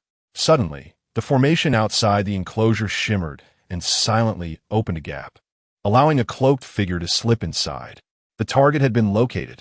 Upon seeing the giant tiger, the cloaked figure's eyes sparkled with excitement, a grin forming at the corners of his mouth. It was as if a hunter had finally found his prey. He eagerly stepped forward. Roar! The abrupt sound startled the giant tiger, which opened its eyes in displeasure, glaring at the intruder. "How dare you disturb my rest, you blind fool? Have you a death wish?" This foundational realm black tiger had developed intelligence and could articulate human speech. "Get lost, or I shall swallow you whole." Believing the intruder to be yet another foolish menial disciple, the tiger remained indifferent, its arrogance unrestrained. "You must be the inner sect's Elder Sue's spirit pet. The Crimson Flame Tiger, am I right?" The cloaked figure, seemingly unfazed, strolled towards the black tiger. "Wait, you don't even recognize me. So you can't be a menial disciple." Instantly alert, the giant tiger rose to its full height, its fur bristling as it bared its teeth, glaring fiercely. "You dare invade my territory. Today, I shall not let you go." As it spoke, a cloud of black mist surged around the tiger, its claws poised to strike as it lunged at the cloaked figure. In the next moment, bang! Before it could fully launch its attack, a simple, unadorned fist struck its massive head, leaving the black tiger dazed and weak, collapsing heavily onto the ground. The cloaked figure advanced, delivering a series of punches. Moments later, "Woo woo woo. Stop hitting. I concede. I was wrong. Please spare me." The black tiger whimpered, cradling its head with its paws in a plea for mercy. "I am not the Crimson Flame Tiger.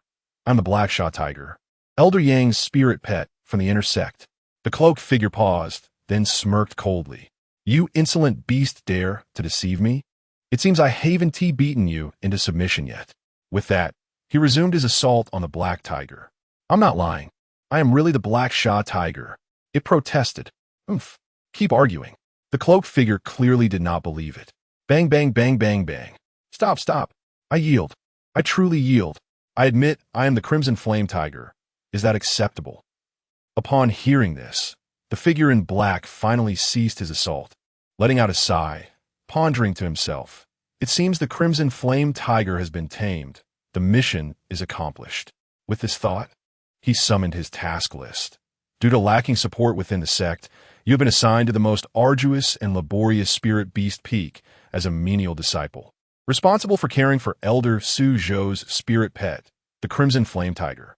The Crimson Flame Tiger is an unruly foundational realm spirit beast, known for injuring people and making life difficult for you, posing a severe threat to your menial existence. Task objective: please, through your own efforts, teach the Crimson Flame Tiger to become tame. Task difficulty: 4 stars difficult. Task reward: 400 counterattack points, 1 premium spirit cultivation pill, 500 low-grade spirit stones. And the acquisition of the talent, Universal Affinity, increases non-human spirit beings' favorability towards the host. Gazing at the trembling black tiger cowering in the corner, now thoroughly subdued, the figure could not help but grimace. Perhaps due to the fluctuations in the timeline, he had not been assigned to the spirit beast peak. but rather to the medicinal garden. Since he no longer held the identity of a menial disciple at the spirit beast peak, he could only secretly train the spirit beasts housed there during the quiet of the night. Of course, there were many methods to tame spirit beasts. Aside from love and patience, physical force was also an effective means, with quicker results. He pondered quietly. However, after a while, he still had not received the notification of task completion. Frowning, he glanced at the black tiger in the corner. "Are you still not convinced?" The black tiger, upon hearing this, suddenly jolted awake, shaking its head vigorously. "Big brother, I truly submit."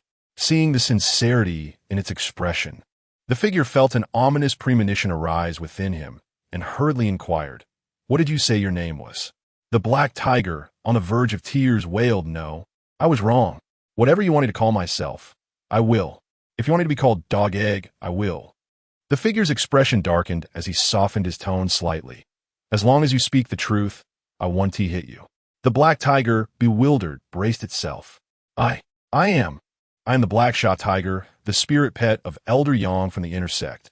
The Crimson Flame Tiger lives next door." "Damn, I really found the wrong tiger. What is wrong with the elders of Falling Cloud Valley, raising so many tigers for no reason?" The figure was momentarily stunned, wishing he could slap the creature again. "Why didn't you say so earlier? The Black Sha Tiger?" After threatening the Black Sha Tiger not to speak carelessly, the figure swiftly moved into the adjacent enclosure. Before long, "Ding! Congratulations, host, for completing the task of taming the Crimson Flame Tiger. Rewards: 400 counterattack points, 1 premium spirit cultivation pill, 500 low-grade spirit stones, and the acquisition of the talent, Universal Affinity." Chapter 25. Truly societal. The following day, Yuan arrived early at the medicinal herb garden, exuding an air of nonchalance. The highest-ranked cultivator in the outer sect, Xianxia, was merely at the late stage of the Golden Core realm, a small tier below him, which emboldened Yuan to recklessly infiltrate the Spirit Beast Peak the previous night. Although there were a few mildly awkward incidents, they ultimately bore no significant consequence, and he successfully completed his task, leaving him in good spirits. After exchanging greetings with several disciples passing by, he approached the lush field of byegrass. As he surveyed the field, he noted the impressive growth of over 100,000 vibrant byegrass plants, their emerald hues glistening with no signs of irregularity. Yuan filled a bucket from the nearby spiritual spring and, with practiced ease, began to water the spiritual field, paying special attention to a few languid plants by giving them extra care. Thanks to Lin Zhen's warning, he feigned indifference while secretly focusing his senses, searching for any suspicious grasses within the field. However, after completing his watering, he found no trace of irregularity. All that met his eyes were the ordinary byegrasses. Despite this lack of discovery, Yuan sensed something amiss. Someone was watching him. This gaze was remarkably concealed, and had he not been highly focused with acute awareness of his surroundings, it would have been nearly imperceptible. Who could it be? Perhaps a master from the Falling Cloud Valley? Yuan's eyes narrowed. To be able to observe him so silently indicated that this individual was no ordinary foe, likely at least of the nascent soul stage. Though his heart raced with alertness, he maintained an outward calm. As usual, placing the bucket back after watering and sitting beneath a tree by the spiritual field, slowly absorbing the surrounding spiritual energy, feigning meditation. Indeed, as soon as he departed from the spiritual field, that elusive gaze vanished as if it had never existed. This only reinforced Yuan's suspicions. The mysterious observer was not targeting him specifically, but rather surveilling this spiritual field.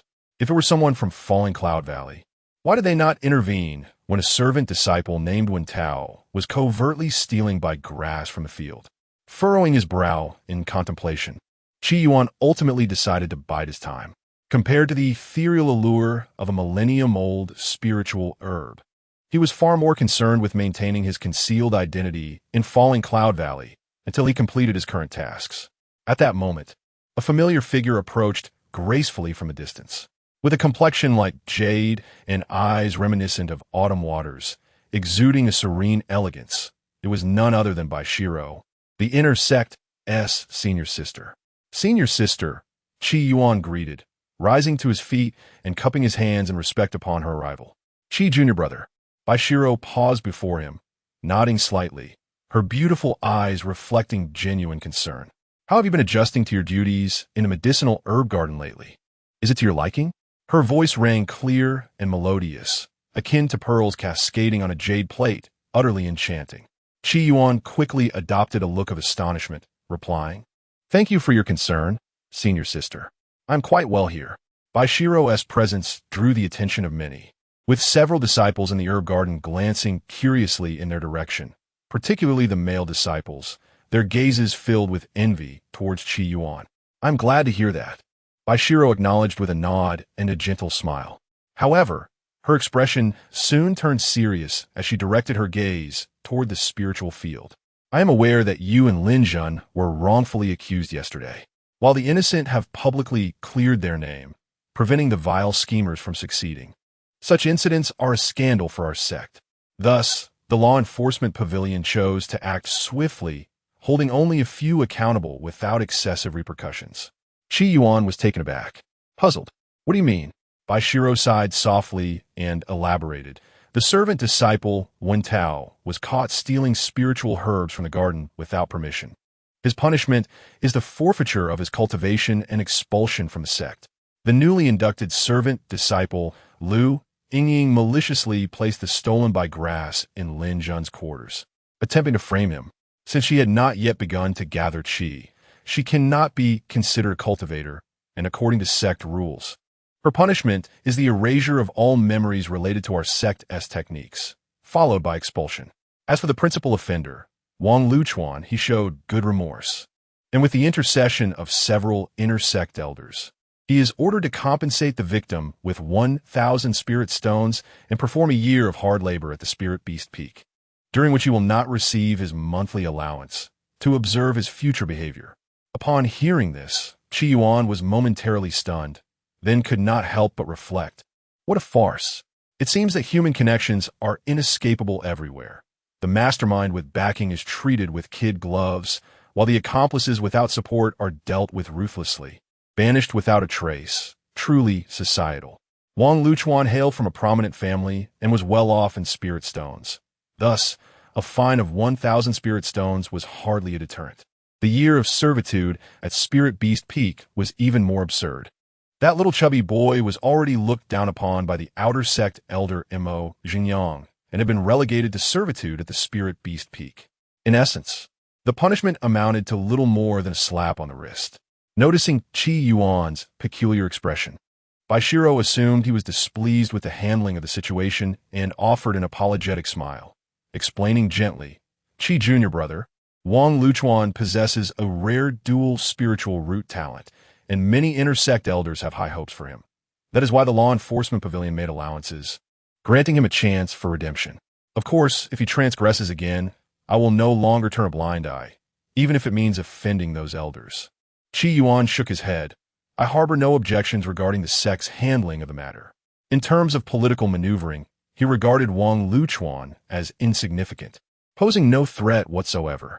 Keeping him around merely served as a stepping stone for Lin Zhun, the favored child of fortune. If he could accrue additional side quests, that would be even better. Naturally, should Wang Luchuan continue to buzz around him like a fly, Qi Yuan would not hesitate to swat him away to avoid annoyance. "Well, that is good to hear." Seeing his sincerity, Baishiro appeared relieved and shifted the topic. "Qi Junior Brother, regarding the theft of the Array Spirit Senior's cave, I can confirm it was not the work of our fellow disciples. The key to the core of the sect's grand array has always been kept in the innermost vault, safeguarded by layers of restrictions set by our founder. For a millennium, no one has dared to touch it. Without the key, entering the core of the grand array is no simple feat. It requires not only exceptional cultivation, but also profound knowledge of array formations. If such a person existed within Falling Cloud Valley, our sect would not have fallen into decline." Qi Yuan nodded in agreement with Baishiro's assessment. Though he was not deeply versed in array formations, he possessed basic knowledge. Infiltrating the core of a sect's grand array without breaching it was indeed beyond the capabilities of an ordinary cultivator. A master of array formations capable of such feats would hardly be interested in the trifling treasures of the array spirit. Chapter 26. This woman is far from simple. As the two conversed, Baishiro gestured towards the distant bamboo grove and smiled, saying, "Allow me to introduce you to junior sister Yuan. She is an inner sect disciple tasked with guarding the medicinal herb garden. Should you encounter any difficulties in the garden, you may seek her assistance." Observing Baishiro's considerate demeanor, Yuan found himself perplexed.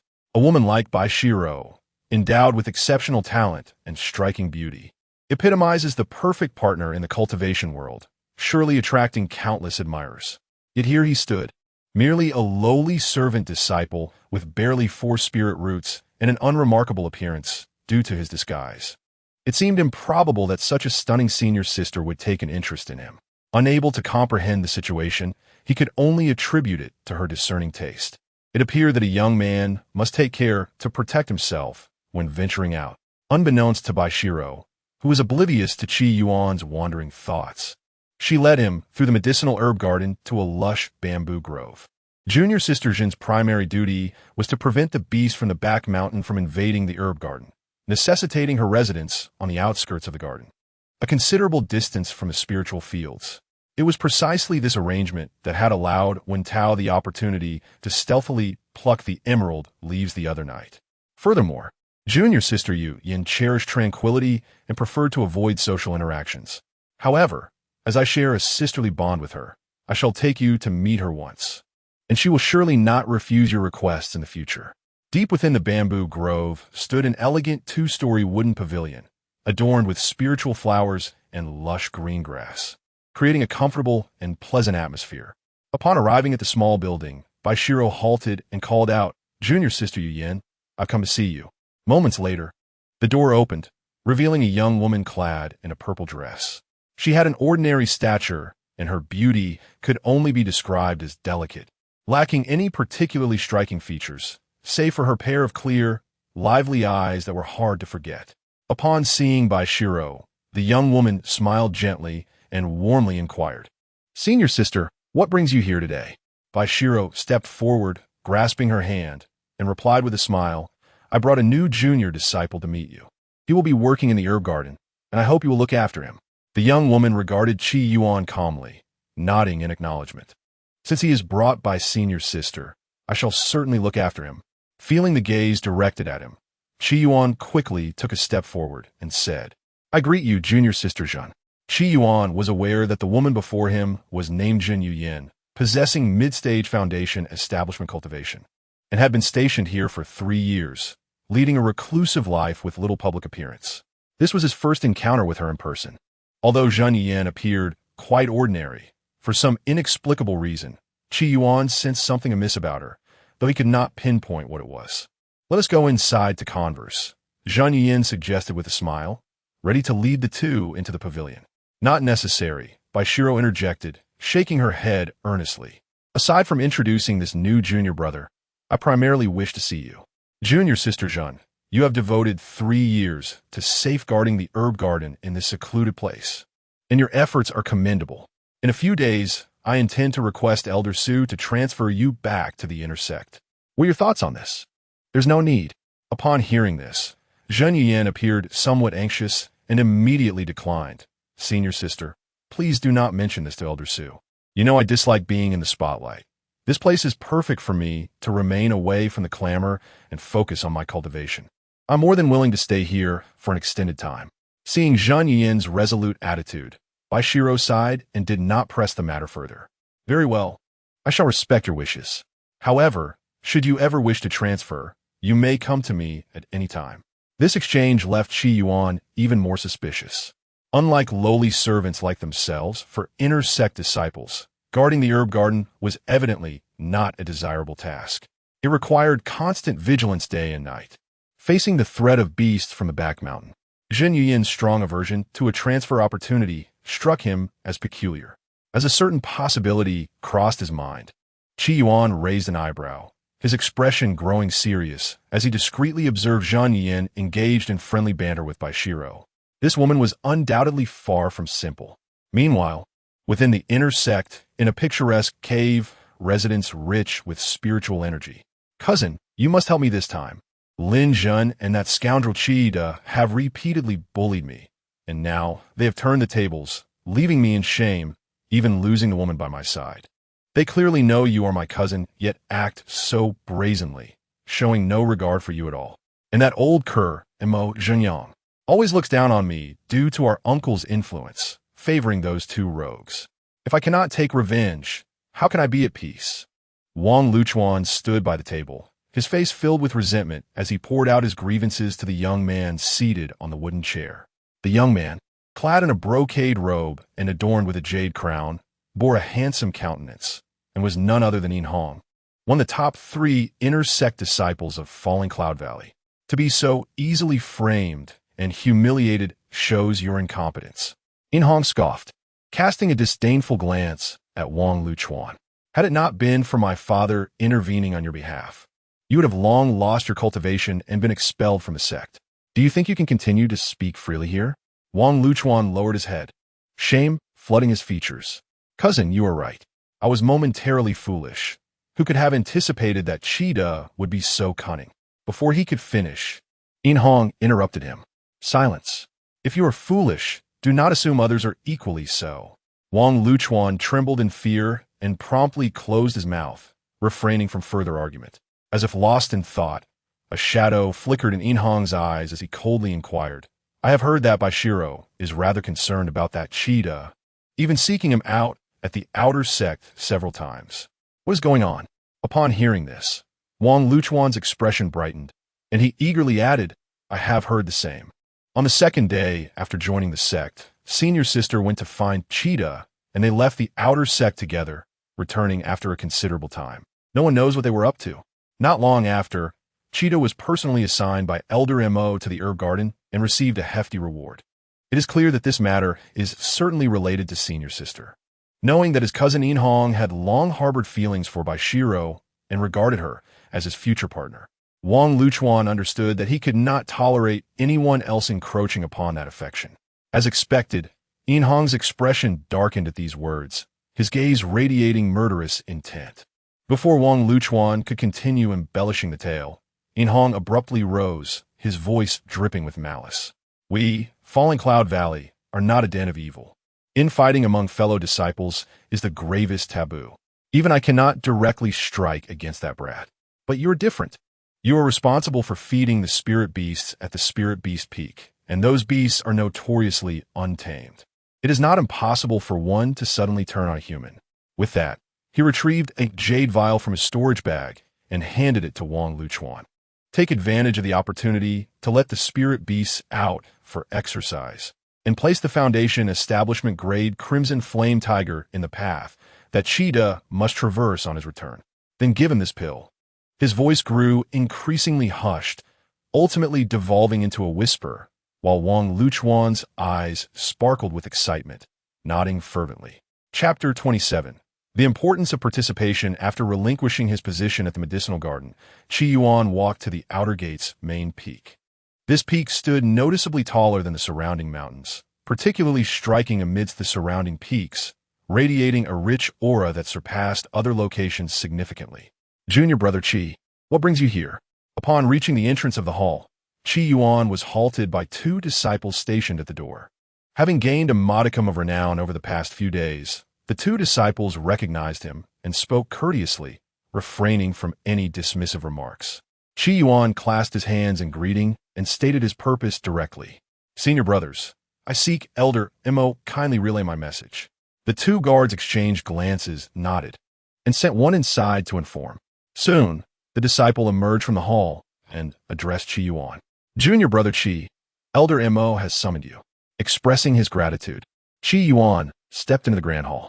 At that moment, Mo Zhengyang sat at his desk, diligently inscribing something on a golden ledger with a jade brush.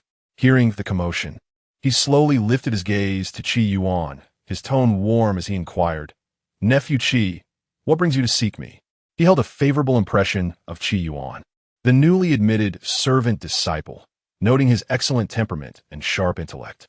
Yet, he lamented that Yuan's talents were somewhat lacking, foreseeing a challenging path ahead. As he pondered, Mo Zhengyang suddenly exclaimed in surprise, How have you reached the 4th level of Qi refinement? It was remarkable.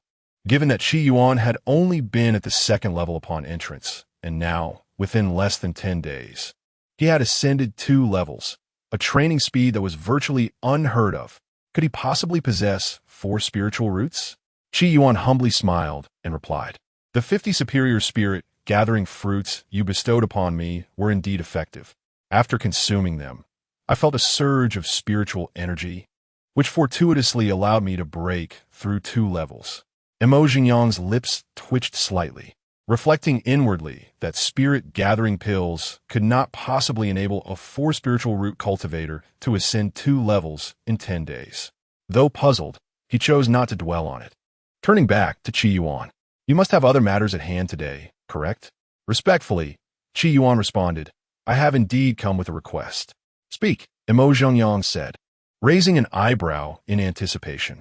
Qi Yuan nodded, a slight smile gracing his lips as he continued, "I have heard that in half a month, the sect will hold the Outer Gate Grand Competition, and the top 10 will gain direct entry into the Inner Gate. I am eager to participate and humbly request your permission." Surprised by this revelation, Mo Xingyang scrutinized him for a moment.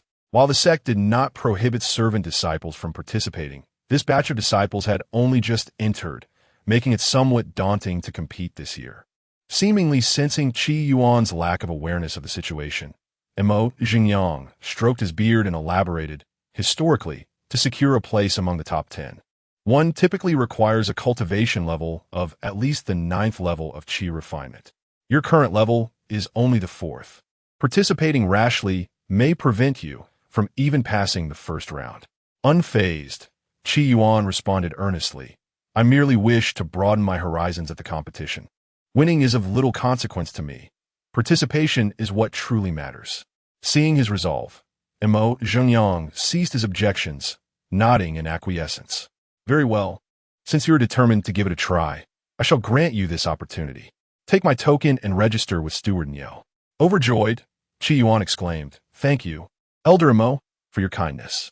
Mo Xingyang offered no further words, tossing a token to Qi Yuan and gesturing for him to prepare.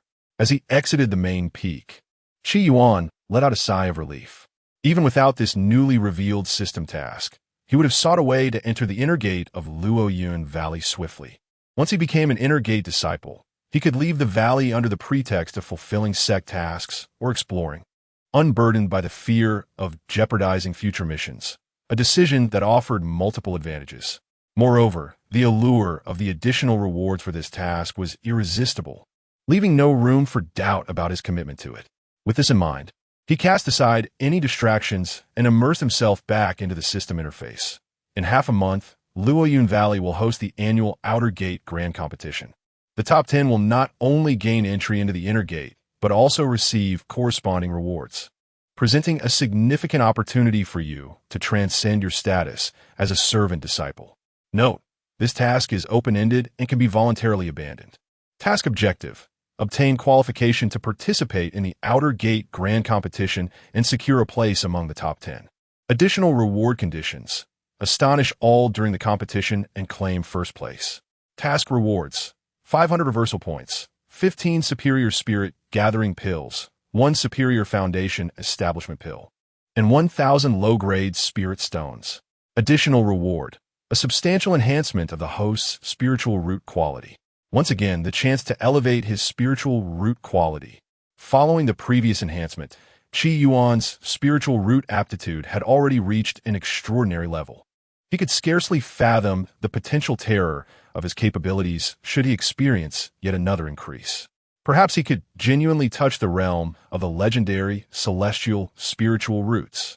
A cultivator devoid of aspirations for immortality is hardly a true cultivator, and Qi Yuan was no exception. Yet, according to the records of the Tai Xuan Holy Land, despite the flourishing path of cultivation and the emergence of formidable figures in this world, no cultivator had ascended to the celestial realm for several 100,000 years. Even those extraordinary prodigies who conquered formidable tribulations and achieved the great ascension remained trapped within this realm, unable to transcend. Thus, many perfected great ascension cultivators chose to abandon this plane, self-exiling into the boundless void in search of a slender chance at transcendence. There were even rumors that unless someone was born with celestial spiritual roots or possessed celestial fate, ordinary mortals could never attain immortality. Such celestial fate was elusive, and celestial spiritual roots were exceedingly rare. Even amidst the countless beings in existence, few could attain the celestial rank and enjoy eternal life. Although perfected great ascension cultivators were indeed powerful and long-lived, they could not escape the ravages of time. Even if they lived for tens of thousands of years, they ultimately succumbed to death, their efforts proving futile. No one wished to endure such an outcome. Now that the opportunity to further strengthen his spiritual roots lay before him, how could he let it slip away? With a surge of enthusiasm, Yuan steadied his thoughts and hummed a tune as he made his way back to his quarters. Suddenly, from a secluded forest ahead, a massive crimson tiger emerged. This imposing beast was an impressive 7 to 8 meters in length, enveloped in swirling crimson smoke, exuding an aura of ferocity. With a thunderous roar, the giant tiger unleashed its might, baring its massive jaws and lunging towards Yuan with claws poised to strike.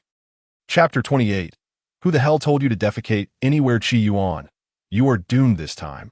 As he gazed at Yuan, who stood frozen in place, a sinister glint flashed in Wang Luchuan's eyes hidden in the shadows. He murmured to himself, "Indeed, my cousin's strategy is brilliant. This time, I shall see how you manage to escape." The imminent breakthrough of the crimson flame tiger necessitated nourishment, and acquiring that exquisite bee spirit pill was a trivial matter for it, requiring merely the assistance in eliminating a mere servant disciple of the qi refining realm. It was merely a reckless beast, bolstered by Elder Su's protection. Even if it committed murder in the outer sect, it would only face a few days of confinement and discipline with no severe repercussions. Once you perish, that Lin Jun lad will be left unsupported, swiftly meeting his own demise without a grave. The more Wang Luchuan contemplated, the more self-satisfied he became, almost wishing to laugh maniacally at the heavens. Meanwhile, facing the ferocious and brutal tiger lunging toward him, Yuan remained unperturbed, even showing no inclination to evade. His tone was indifferent as he remarked, "You fool. Do you wish to die?" Upon witnessing this scene, Wang Luchuan, who was observing from the shadows, was momentarily taken aback. Facing death, this fellow displayed such defiance. Was he perhaps seeking a more dignified end? In the next moment, however, his expression shifted drastically as disbelief filled his gaze. Upon hearing Yuan's voice, the once mighty crimson flame tiger trembled violently, freezing in place, its imposing aura visibly dwindling, cowering like a kitten on the ground, stammering, "I did not. It's a misunderstanding. It's all a misunderstanding. Is that so?" Yuan scoffed, striding towards the crimson flame tiger. As he approached, the tiger reacted as if confronted by a formidable foe, its blood-red, feral eyes betraying a hint of human-like trepidation. Cowering on the ground, it trembled, its tail obediently tucked between its legs. Eventually, a foul and repugnant liquid spread from beneath the tiger, filling the air with an acrid stench. In an instant, Wang Luchuan felt as though struck by lightning, rendered speechless. Had he been hallucinating? Was he the crimson flame tiger, supposed to be exceptionally fierce and malevolent? How could it exhibit such cowardice? It was known to be a mid-Foundation realm spirit beast, its combat prowess rivaling that of late Foundation human cultivators. Yet here it was, frightened to the point of urine-soaked submission before a mere servant of the fourth layer of qi refining. Before he could comprehend the situation, Yuan was already before the tiger, lightly kicking its massive, fearsome head. "Who the hell told you to defecate anywhere? It's utterly disgusting. Hurry back." The tiger, having been kicked, dared not retaliate, but instead leaped up as if granted a reprieve, wagging its tail in a gesture of submission before scurrying away in a panic. Only after Yuan had distanced himself did Wang Luchuan regain his wits, still overwhelmed by a profound sense of unreality. In the next moment, an almost palpable, chilling intent to kill enveloped him, locking his gaze firmly. Under this immense pressure, every hair on Wang Luchuan's body stood on end as he slowly turned to face the source of the murderous intent, only to find that the previously departed crimson flame tiger had somehow appeared behind him, regarding him with an icy glare. Wang Luchuan swallowed hard. A mask of terror etched across his face as he stammered, "Lord Tiger, what are your intentions? My uncle is Elder Yin Xingyuan of the Golden Core Realm. Should you dare harm me, Elder Yin will not spare you." The Crimson Flame Tiger, however, remained unmoved, its blood-red eyes ablaze with murderous rage. "You nearly brought about my demise earlier. This time, I care not who your uncle is. Even if the sect master himself were present, he could not save your life. If you do not perish, I shall meet my end tonight." With that, the tiger let out a ferocious roar, its sharp claws raised high as it lunged forward. "Please, spare me. Have mercy. No." In an instant, blood spattered, and the screams that had barely begun were abruptly silenced. After dispatching Wang Luchuan, the Crimson Flame Tiger seized the corpse and swiftly vanished into the dense forest. The following day, news spread throughout the outer sect that Elder Su's spirit pet, the Crimson Flame Tiger, had gone on a rampage and killed the servant disciple Wang Luchuan, causing a tremendous uproar.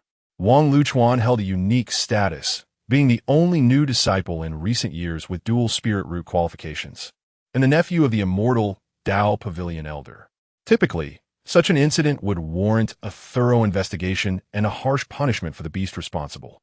However, Elder Su, the tiger's owner, happened to be an elder of the Law Enforcement Pavilion, holding significant authority in the Falling Cloud Valley, capable of overshadowing Elder Yin Xingyuan of the immortal Dao Pavilion.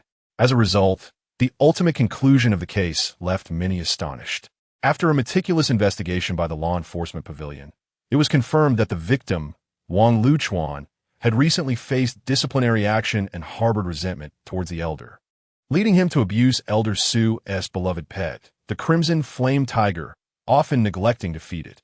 The tiger, driven to desperation by hunger, retaliated fiercely, and while its method was excessive, resulting in Wang Luchuan's untimely death, it was deemed a justified response.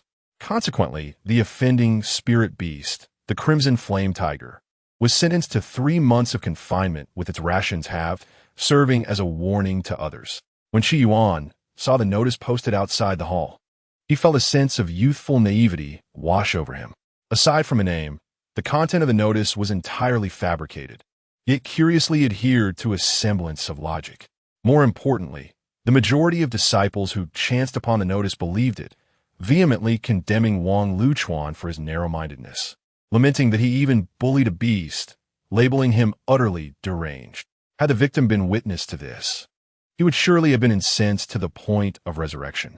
As Yuan discerned that Wang Luchuan had once again plotted against him, he had already sentenced him to death. Yesterday was merely a matter of executing that judgment by the tiger's hand. How could a dignified disciple of the Tai Xuan sect tolerate the incessant provocations of a loathsome buffoon? The only logical course was to crush him without hesitation. He was not the sort to stoop to the level of nurturing a foe to continue their antics, since someone had so willingly presented themselves for destruction. He would gladly oblige. Wang Luchuan, that wicked scoundrel, is dead. Ha ha ha, truly, the heavens have eyes. Beside him, Lin Zhun gazed at the notice with fervor, angrily exclaiming, "It's a pity I wasn't the one to slay him. Allowing such filth to perish so easily is a disservice." Yuan patted Lin Zhun's shoulder, his tone unexpectedly solemn. "His fate today is entirely of his own making. In truth, this is quite fortunate, sparing us from dirtying our hands." Lin Zhun nodded, contemplating the cycles of heaven and the principle of retribution, surprised that it was a spirit beast that ultimately ended his life. Such is the fickleness of existence. Yuan smiled faintly, dismissively stating, "Perhaps this is simply fate." Simultaneously, however, he pondered another matter. Quietly, Lin Zhun had already reached the 3rd layer of qi refining, his methods of cultivation becoming increasingly inscrutable. Even his manner of speaking had transformed, now adorned with eloquence. Was there truly an elderly sage residing within that ring? Chapter 29. Each seeks their own needs that night. Within a quaintly adorned cave in the inner sanctum, Yin Xingyuan sat despondently upon a cloud couch, his expression darkened by fury. Not far in front of him, Yin Hong knelt with trepidation, his head bowed and not daring to breathe. Is what you just uttered the truth? Yuan cast a fleeting glance at his kneeling son, his tone unsettlingly calm. Hong hastily nodded in affirmation, responding respectfully, "Father, every word is indeed true. It was I who urged my cousin to eliminate that Qi using the Crimson Flame Tiger. I simply did not anticipate slap." Before he could finish, a sharp sound echoed as Yuan struck him, leaving his cheeks swollen and blood trickling from the corner of his mouth. With a cold snort, Yuan remarked, "Do you comprehend where you erred this time?" Faced with this slap, Hong did not dare to wipe the blood from his lips, cautiously replying, "I should not have incited my cousin to harm a fellow disciple." Bang! Upon uttering this, he was met with a swift kick that sent him flying, crashing into a sturdy wooden chair that splintered upon impact. As he tumbled to the ground, Hong scrambled to his feet, suppressing the pain in his shoulder, and knelt again. Foolishness, compared to what we must accomplish now. Harming a fellow disciple pales in significance. Yuan looked at his son with disdain, his voice chilling. Your desire to avenge your cousin Wang Luchuan is not misplaced. After all, he is family. However, you should never have involved the Crimson Flame Tiger in such matters at this juncture. While the tiger itself may not be formidable, its master, the law elder Suzhou, is not one to be trifled with. With the death of Wang Luchuan, whether it was the mischief of Cheetah or the betrayal of the Crimson Flame Tiger, it could lead to my early confrontation with that old scoundrel Suzhou, unnecessarily creating a powerful enemy. In recent years, I have painstakingly cultivated alliances in the valley. Yet you, in your folly, have created such a colossal mess. Upon hearing these words, Hong's face drained of color as he hurriedly prostrated himself, pleading for forgiveness. Father, please quell your anger. I recognize my mistake and shall never act on my own accord again. It is good that you understand the gravity of the situation. Seeing his son genuinely frightened, Yuan finally softened his demeanor and spoke solemnly. For a century, I have labored tirelessly for the falling Cloud Valley, earning neither accolades nor recognition, only to be humiliated by the law elder, stripped of all dignity. It appears that my previous choice was correct. Only by aligning with the holy sect can our family ascend to new heights, free from the need to bow to others and endure humiliation. As he spoke, the hatred in Yuan's eyes deepened, morphing into a resolute determination. Your cousin possesses dual spiritual roots, destined for a luminous path and favored within the Wang family. Cherished like a darling by your aunt. Now he has met an inexplicable death in the falling Cloud Valley. If justice is not served, how shall I face the Wang family far away, in Puzhou City? Cheetah, the Crimson Flame Tiger, Imo Xingyang, and that old curmudgeon Suzhou, all must perish. Since we have reached this point, let us decisively eliminate all obstacles. Hong's heart quaked as he asked in astonishment, "Are you implying?" Yuan narrowed his eyes, a glint of cold light flashing within. I risked the annihilation of our family by serving the holy sect. Now that I face difficulties, the sect cannot simply turn a blind eye. The holy sect wishes to covertly control the falling Cloud Valley through me, embedding a nail within the righteous domain. Meanwhile, I aim to leverage their power to eliminate adversaries and ascend to the position of the Valley Master. This is a mutually beneficial transaction. Since it is a transaction, the other party must naturally offer their own stakes. The true disciple of the holy sect has long been lurking in the medicinal garden. It is time for them to demonstrate their sincerity in this alliance. Beyond the 7 great sacred places in a vast world, there exists only one sect bold enough to claim the title of holy sect, the Xianxia sect. The mention of the true disciple of the holy sect caused Hong, kneeling on the ground, to gasp, his eyes glimmering with desire. Despite his affection for Baishiro, he could not deny that the beauty and grace exhibited by the true disciple of the demon sect could drive any male cultivator to madness.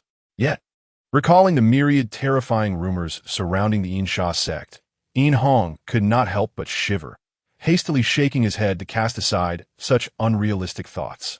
The true disciple of the Xianxia sect was far beyond the reach of a mere character like himself. Meanwhile, in the outer sect's medicinal garden, it was already dusk. Yet Yuan did not rush to return to his dwelling. Instead, He fetched a bucket of water from the spiritual spring and approached the rows of verdant herbs in the field. Knowing he was being watched, he displayed no signs of abnormality, tending to the spiritual plants as if it were a routine task, while keenly listening, missing not a single sound. Not long ago, he had sensed a faint, peculiar resonance. The sound waves emanated from beneath the earth, akin to a subtle calling, yet exceedingly faint, rendering its specific content indecipherable. Had it not been for Qi Yuan's acute spiritual awareness, he might have easily overlooked it. With the outer sect competition imminent, Qi Yuan had initially intended to avoid distractions until his goal was achieved. Unfortunately, circumstances proved otherwise, and trouble sought him out. Currently, it appeared that the spiritual field concealed not only a mysterious and enigmatic spirit of flora, but also a malevolent observer. And Qi Yuan's responsibility was to tend to the spiritual field, leaving no room for pretense. Unless he unraveled the origins of this matter, how could he comfortably remain in the falling cloud valley to carry out his tasks? There was a risk of unwittingly encountering disaster in this small ravine. And that would not be mere pretense, but true folly. After all, pretense can only be maintained when one is in control. He was currently engulfed in confusion, rendering any fa ade futile. Nevertheless, he did not wish to act rashly. Instead, he resolved to probe the depths of the situation first. After a while, the familiar calling resonated once more in his ears. Although still intermittent, it was considerably clearer than before. "Big brother, please save me." The voice was youthful and tender, seemingly belonging to a child. Qi Yuan's expression shifted slightly, instinctively wishing to search for the source of the voice. However, just as he was about to act, the eerie sound abruptly ceased, as if it had never existed. In the next moment, a familiar female voice called out from behind him, "Qi Shidi, why are you still not returning at such a late hour?" Chapter 30. Ji Chaner and Xianxia. Upon seeing the newcomer, Qi Yuan's gaze sharpened, his heart brimming with vigilance. Yet he calmly replied, "I report to Senior Sister Zhen. The growth of the Biao has not been promising these past few days. I was considering watering it more frequently to avoid impacting the future harvest." "Oh, is that so?" Xianxia nodded non-committally, a smile gracing her lips. Truly, she recognized the meticulousness and thoroughness of the person favored by the senior sister. In response, Qi Yuan subtly raised an eyebrow, gesturing towards the empty bucket in his hand, and said, "Senior Sister Zhen, your praise is unwarranted. I am unworthy of such commendation. I have already watered the spirit field once, and was just preparing to return to my cultivation. It seems I have interrupted you, junior brother." Xianxia replied with a faint smile, her eyes momentarily clouding as she softly inquired, "Did you hear any strange sounds just now?" Her voice possessed a magical allure, like a gentle stream, soothing and captivating, with a hint of an indescribable, enchanting charm. It seemed Qi Yuan was momentarily entranced, standing there in a daze, his expression gradually becoming vacant as he murmured, What sound? I didn't hear anything. Oh, perhaps I mistook it." Xianxia replied, slightly furrowing her brows as she waved her hand. "You should return and rest early. After you awaken, you will completely forget about our encounter tonight." "Yes, I understand." Qi Yuan nodded woodenly, then turned to leave without looking back, his gait still somewhat stiff. It was not until he had distanced himself from the medicinal garden that he let out a heavy sigh, his eyes regaining clarity, devoid of any sign of having been bewitched. At that moment, his heart raced and a cold sweat began to bead at his temples. What a formidable, soul-snatching technique, Qi Yuan thought, still shaken, his expression grave. The demon sect. As a disciple of the Tai Xuan Holy Land, Qi Yuan was certainly aware of the numerous adversaries the Holy Land faced, with the malevolent Xianxia sect being of utmost importance. The Xianxia sect, known for its strict rules and ruthless methods, housed practitioners skilled in various sinister and treacherous demon arts, making them exceedingly difficult to defend against, their combat prowess generally surpassing that of their peers. To obtain information about the techniques of the Xianxia sect, the 7 major Holy Lands had lost countless undercover operatives in secrecy. Thus, he immediately recognized the technique Xianxia had just employed as the Xianxia sect's renowned scripture, The Sunluo illusionary Yin technique. Within the Xianxia sect, only disciples who had achieved a core level of true inheritance were qualified to practice this technique. Yuan had never imagined that beneath the seemingly mundane exterior of Luoyun Valley lay a genuine disciple of the demon sect at the nascent soul level. The situation had been perilous. Had it not been for his acting skills, he might have found himself in dire straits. To expose his identity as a disciple of the Tai Xuan Holy Land in front of a true disciple of the demon sect would have catastrophic consequences. Though Yuan was confident in his ability to escape, engaging in combat would undoubtedly alert other cultivators within Luoyun Valley, meaning subsequent system tasks would fail entirely. An outcome he could not accept. Presently, it seemed this female practitioner of the Xianxia sect was not targeting him. She had concealed her identity within Luoyun Valley and painstakingly secured the position of guarding the medicinal garden, likely aiming for that millennia-old spirit herb. Yuan took a deep breath, suppressing the lingering fear in his heart. Now that he knew who was monitoring the spirit field, as long as he remained cautious, he need not worry about a sudden attack. With that thought, he cast aside distractions and continued on his way to his residence. Upon returning, Yuan was about to enter meditation when the task system interface appeared before him once more. Host has met hidden conditions. New side mission activated. In the medicinal garden of Luoyun Valley, a millennia-old spirit herb, the illusory stargrass, is currently ensnared by a formation. Please locate the imprisoned illusory stargrass and break the seal within 3 months to rescue it. This mission is a side quest and can be abandoned. Mission difficulty: 5 stars, extremely difficult. Mission rewards: upon completion, you may choose one of the following 2 paths. 1. Turn ruthless and crush the millennia-old illusory star grass into medicine. Consuming it will grant the host an opportunity for a substantial increase in cultivation. 2. Actively release it, earning the gratitude and recognition of the millennia-old illusory star grass, along with a wisp of heavenly Dao essence. With this essence, the host has a chance to achieve a foundation of the heavenly Dao. Note: undertaking this mission will offend the nascent soul practitioner Jichaner. If discovered by her, death is certain. It is advised that the host abandon this mission.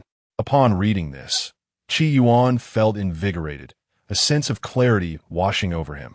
It appeared that the one seeking help was indeed the millennia-old illusory stargrass.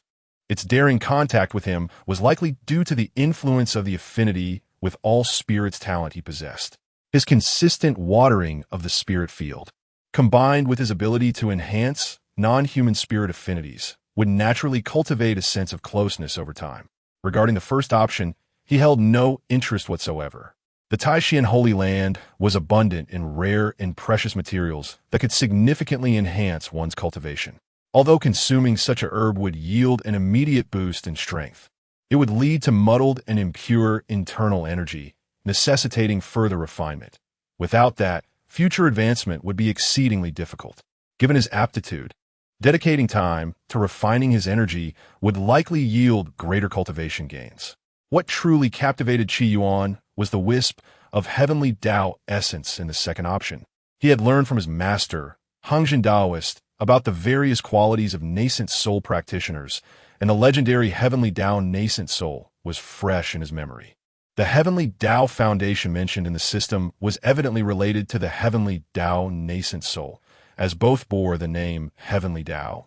Though he had already established his foundation, if a mere wisp of heavenly Dao essence could enable him to achieve a heavenly Dao foundation, might it not also allow him to attain the heavenly Dao nascent soul? The title Heavenly Dao Nascent Soul sounded exceptionally prestigious and powerful, perfectly aligning with his aspirations. With such an opportunity before him, there was no reason to let it slip away. Although the demon sect, disciple masquerading as Zhen Yuyan, posed a challenge. Based on her displayed level of skill, she was likely in the early stages of the nascent soul realm. With his protective life treasure and a calculated approach, he could indeed navigate the situation. As for the system's advice, it was rather absurd. The system seemed to perceive him merely as a novice in the Qi refining stage, utterly incapable of facing Ji Chaner of the nascent soul realm. With these thoughts in mind, Yuan, on the verge of forming his nascent soul, resolved to accept the mission without hesitation. However, before proceeding, he intended to complete the main task of the Outer Sect Grand Competition, to avoid any unforeseen complications at a critical moment. Chapter 31. Has the grand scheme of the sacred sect been ruined? Meanwhile, deep within the bamboo forest, in a meticulously designed small building, Xianxia sat cross-legged, her spirit immersed in the void. Surrounding her was a chilling wind, and shadows swirled, emanating an eerie and ominous aura that rendered her figure indistinct, akin to a specter. As she was engrossed in her cultivation, Xianxia shed her disguise, revealing an exquisite beauty that captivated the senses. Clad in a flowing lavender gown, her graceful silhouette was subtly discernible, her delicate makeup enhancing her ethereal allure. She appeared like a blooming purple mandala, radiating a deadly charm. In stark contrast to her ordinarily plain appearance as Xianxia, she was transformed. Suddenly, she opened her eyes, and a terrifying glimmer flickered in her profound, dark orbs reminiscent of the boundless night. Someone was approaching. She furrowed her brow and waved her sleeve, causing the space before her to ripple like water, reflecting the scenery outside the small building. Upon recognizing the visitor, Xianxia relaxed her expression slightly, gesturing to dispel the external formations, and spoke indifferently. "Come in." Creak! The door was gently pushed open, and from the darkness outside emerged a figure cloaked in a black mantle. "Your subordinate pays respects to the esteemed Xianxia." Upon seeing Xianxia within, the figure hastily lowered their hood and knelt respectfully. It was Yuan, the elder of the Dao Hall from the Falling Cloud Valley, tall and dignified in stature. "Why are you here? Did I not instruct you to remain hidden and refrain from seeking me unnecessarily?" Xianxia's demeanor was frosty, tinged with a hint of disdain. Despite her enchanting beauty, Yuan dared not show any disrespect, keeping his head lowered as he cautiously replied, reporting to Xianxia. "I have been cultivating our influence and gathering intelligence within Falling Cloud Valley, as per your directive, and I have achieved some results. However, I have recently faced exclusion and targeting from certain adversaries within the sect, leading to numerous setbacks and a significant decline in my reputation. I can endure personal losses, but if this jeopardizes the grand scheme of the sacred sect, I would be utterly culpable." Upon hearing this, Xianxia immediately discerned his intentions, a subtle smirk crossing her lips. "Ruin the grand scheme of the sacred sect? By your merit? If we were to rely on you, a treacherous old fool, it will be better for the esteemed Xianxia sect to dissolve entirely. So, you wish for me to intervene on your behalf?" Xianxia raised an eyebrow, a smile that was neither here nor there gracing her lips. Yuan trembled slightly, hastily clarifying, "I would not dare to trouble Xianxia, but my position in Falling Cloud Valley is precarious, and I humbly request your assistance." "Very well," Xianxia replied, a flicker of barely concealed contempt in her eyes. After a moment of silence, she continued, "I can help you resolve these troubles, but I am currently at a crucial stage in cultivating a sacred technique of the sect. I require 3 more months to achieve success. During this period, you must remain low-key and refrain from causing me any troubles. After 3 months, I will personally intervene to clear your obstacles, and I may even seize the opportunity to eliminate Bai Qingwu, elevating you to the position of the leader of Falling Cloud Valley." Upon hearing this, a look of unrestrained joy spread across Yuan's face. His choice to align with the Xianxia sect had been driven by the ambition to seize the leadership position, and now the opportunity lay before him. How could he not be exhilarated? Overwhelmed with emotion, he repeatedly bowed in gratitude.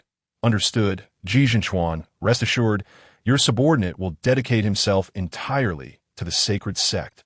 Xianxia waved her hand dismissively. "You may return now. I will contact you once I am ready." Yes, your subordinate takes his leave."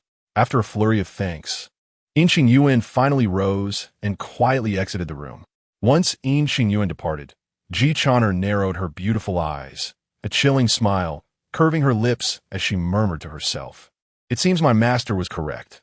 Those who pretend to be profound are indeed greedy fools, so easy to manipulate.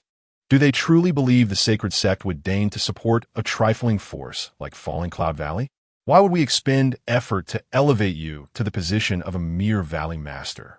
As she spoke, Ji-Chaner scoffed and turned her gaze towards the window of the small building. In 3 months, the illusory star herb will fully mature, reaching a millennium's worth of age. At that time, it will serve as the primary ingredient for refining a 9-refinement illusory divine pill. Once consumed, my 1,000 illusions heavenly demon body will reach its peak, and the position of the holy maiden will be within my grasp, justifying these 3 years of hardship. At that point, I shall show mercy and eliminate both you and your foolish son, ridding Falling Cloud Valley of its scourge. With this thought, a flirtatious smile graced Ji-Chaner's lips once more, and she closed her eyes to resume her cultivation. As time flowed by, half a month slipped away in the blink of an eye. At dawn, the outer sect was abuzz with activity, alive with excitement. Today marked the annual outer sect competition, where numerous outer disciples eagerly prepared to compete for commendable rankings, while many intersect seniors came to observe the spectacle and evaluate the promising talents of the sect. Although Falling Cloud Valley had fallen from grace, reduced to a minor sect, it still boasted 2,000 disciples. Aside from over 300 miscellaneous disciples, there were over 1,000 outer disciples gathered in a vast open space, creating a scene of bustling crowds. In the center of the gathering stood the disciples registered for the competition, numbering 200 to 300. The vast majority of them were outer disciples, with the weakest boasting a cultivation level of at least the 7th layer of chi refining. In such a setting, those clad in the garb of miscellaneous disciples appeared particularly conspicuous. Look, that fellow there received a perfect character evaluation in this year's entrance examination. What was his name again? Chi something. No matter how you phrase it, he has just a waste with 4 spirit roots. What use is a good character? He has a miscellaneous disciple who should be working hard, yet he dares to participate in the outer sect competition. Has he lost his mind? See that miscellaneous disciple beside him? Those two are likely to be eliminated in the first round, facing tremendous embarrassment. Haha, they must be planning to merely fill the numbers, not even considering their own worth. Amidst the jeers and mockery surrounding him, Yuan maintained a calm demeanor, unperturbed by their taunts. In contrast, Lin Zhan beside him was flushed with anger, his fists clenched tightly, making cracking sounds. Let me handle these trash. Suddenly, Yuan turned to Lin Zhan, offering a slight smile before striding toward the loudest group of mockers. You little brat, who did you just call trash? Before he could approach, one of the men with a fierce expression lunged forward, furiously questioning him. Yuan cast a casual glance at him, shaking his head, and replied, Do not misunderstand. I was not merely targeting you. I meant, all of you present are nothing but trash. As these words left his lips, the atmosphere in the arena suddenly grew tense, and the crowd fell silent, all gazes fixed on Yuan, their eyes ablaze with fury. Chapter 32. Is it too late for me to withdraw? After a brief moment of silence, the atmosphere in the arena erupted into chaos. Kid, do you even know who you're talking to? Damn, this guy is courting death. Has he always been this bold? How dare he provoke all of us? This little brat is utterly insufferable. In an instant, the outer disciples participating in the grand competition were incensed, glaring fiercely as some hot-headed individuals rolled up their sleeves and approached. I'm going to make sure you regret this. The fierce-looking young man, having regained his composure, shot a menacing glare at Yuan and Lin Zhan, ready to strike. What are you doing? Fighting is strictly prohibited before the competition begins. Offenders will be disqualified immediately. At that moment, a group of disciples from the Internal Affairs Hall rushed in to restore order, managing to control the nearly uncontrollable situation. Seeing they could not enact their vengeance on Yuan, the crowd begrudgingly suppressed their fury, glaring at Yuan and Lin Zhan, issuing threats. You better pray we don't cross paths during the competition, otherwise. Count me in. If we don't eliminate these 2 obnoxious brats first, how will we save face as outer disciples? And I, Li Dali, will make sure you're begging for mercy before I'm done with you. Wait, buddy. Your name is still Li Dali even when reversed. Damn, don't sweat the details. My name is Li Dali, so what? Unfazed by the jeers surrounding him, Yuan wore a smirk of derision, declaring, if you intend to take me down, you better put in some effort. Yes, you. I have secured the title of champion in today's Outer Disciple competition. No one, not even the Dao ancestor, can stop me. This proclamation further incited public outrage. Nearly all the outer disciples participating in the competition were fuming, their teeth clenched, as if ignited by a fierce battle spirit. This guy's simply too arrogant. We must teach him a lesson. I can't take it anymore. Even if I don't rank, I'll make sure he is the first to be eliminated. Exactly. Let us unite and deal with this braggart. Let us see how he flaunts his bravado then. With his goal achieved, Yuan wore a calm smile and quickly withdrew with Linjun. The crowd was too agitated, and remaining any longer might lead to chaos even the internal affairs disciples couldn't manage. Brother Lin, why do you look so pale? Yuan noticed Linjun's unusual demeanor once they distanced themselves from the crowd. His curiosity piqued. Linjun, on the verge of tears, replied, Go. Do you think it's too late for me to withdraw now? He was genuinely frightened, currently at the 4th level of Qi refinement. His reason for participating was merely to broaden his horizons. However, having offended all the outer disciples before the competition even began, how could he proceed? Given the current circumstances, wouldn't he be immediately met with a collective assault once the competition commenced? Calm down. Yuan patted Linjun's shoulder, exuding confidence. Just stick with me. You'll be fine. Linjun forced a smile and said, Let us forget it. I doubt I can even survive the first round. Yuan said nothing further. His provocation of other competitors was intended to increase his own challenge, aiming for a conclusion that would astound all. After all, the additional task was to shock the world and claim the top spot. With the system being lenient with oneself, yet strict with others, the expectation of shocking the world was likely a rigid requirement rather than a mere descriptor. While it would indeed be astonishing for a mere servant disciple at the 5th level of Qi refinement to claim the title, the term astonishing was highly subjective. It was hard to quantify how much surprise was necessary to qualify as shocking. Moreover, Yuan had previously demonstrated his strength by defeating a 7th level outer disciple in front of a crowd and had earned a perfect temperament evaluation, leading many to instinctively overestimate his abilities. If they were not shocked by his winning the title, wouldn't that be catastrophic? As this weighed on his mind, a commotion erupted in the square. Look, the sect leader has arrived. With this announcement, the noise ceased immediately, and all eyes turned skyward. Soon, dozens of streaks of light descended from the heavens, swiftly landing in the open area of the square, revealing the high-ranking members of the falling Cloud Valley. At the forefront was a middle-aged man clad in a brocade robe, possessing a refined appearance. His expression was grave, radiating immense power. He was Bai Qingwu, the sect leader of Falling Cloud Valley. Yet, there was a hint of decline shadowing his brows, indicating his recent failed attempt to break through the peak of the nascent soul stage. Elder Yang, let us begin. Bai Qingwu surveyed the gathered crowd before nodding to the elder from the Internal Affairs Hall behind him. Understood. Elder Yang Xioda, responsible for this outer disciple competition, stepped forward and announced loudly, the outer disciple competition is now officially underway. In the next moment, he ascended into the air, unleashing an overwhelming pressure characteristic of the Golden Course stage. Instantly, all participating disciples felt a tremendous weight pressing upon them, causing rapid breaths and gasps as they struggled to utilize their true energy to resist this formidable force. Yuan simply produced a couple of beads of sweat on his forehead, standing quietly in anticipation of the conclusion of this initial screening. Beside him, Linjun suddenly relaxed, collapsing to the ground with a thud, sheepishly admitting, Go, I'm sorry, I just can't hold on any longer. Yuan understood that Linjun was far from his limit. Such a display was hardly unintentional. Of course, given Linjun's character, it certainly wasn't due to cowardice, but rather fear of dragging his friend down in the competition. Yuan didn't mind. He nodded gently and said, You should rest. Just remember to bet on me to win during the competition. Linjun. Thud, thud, thud.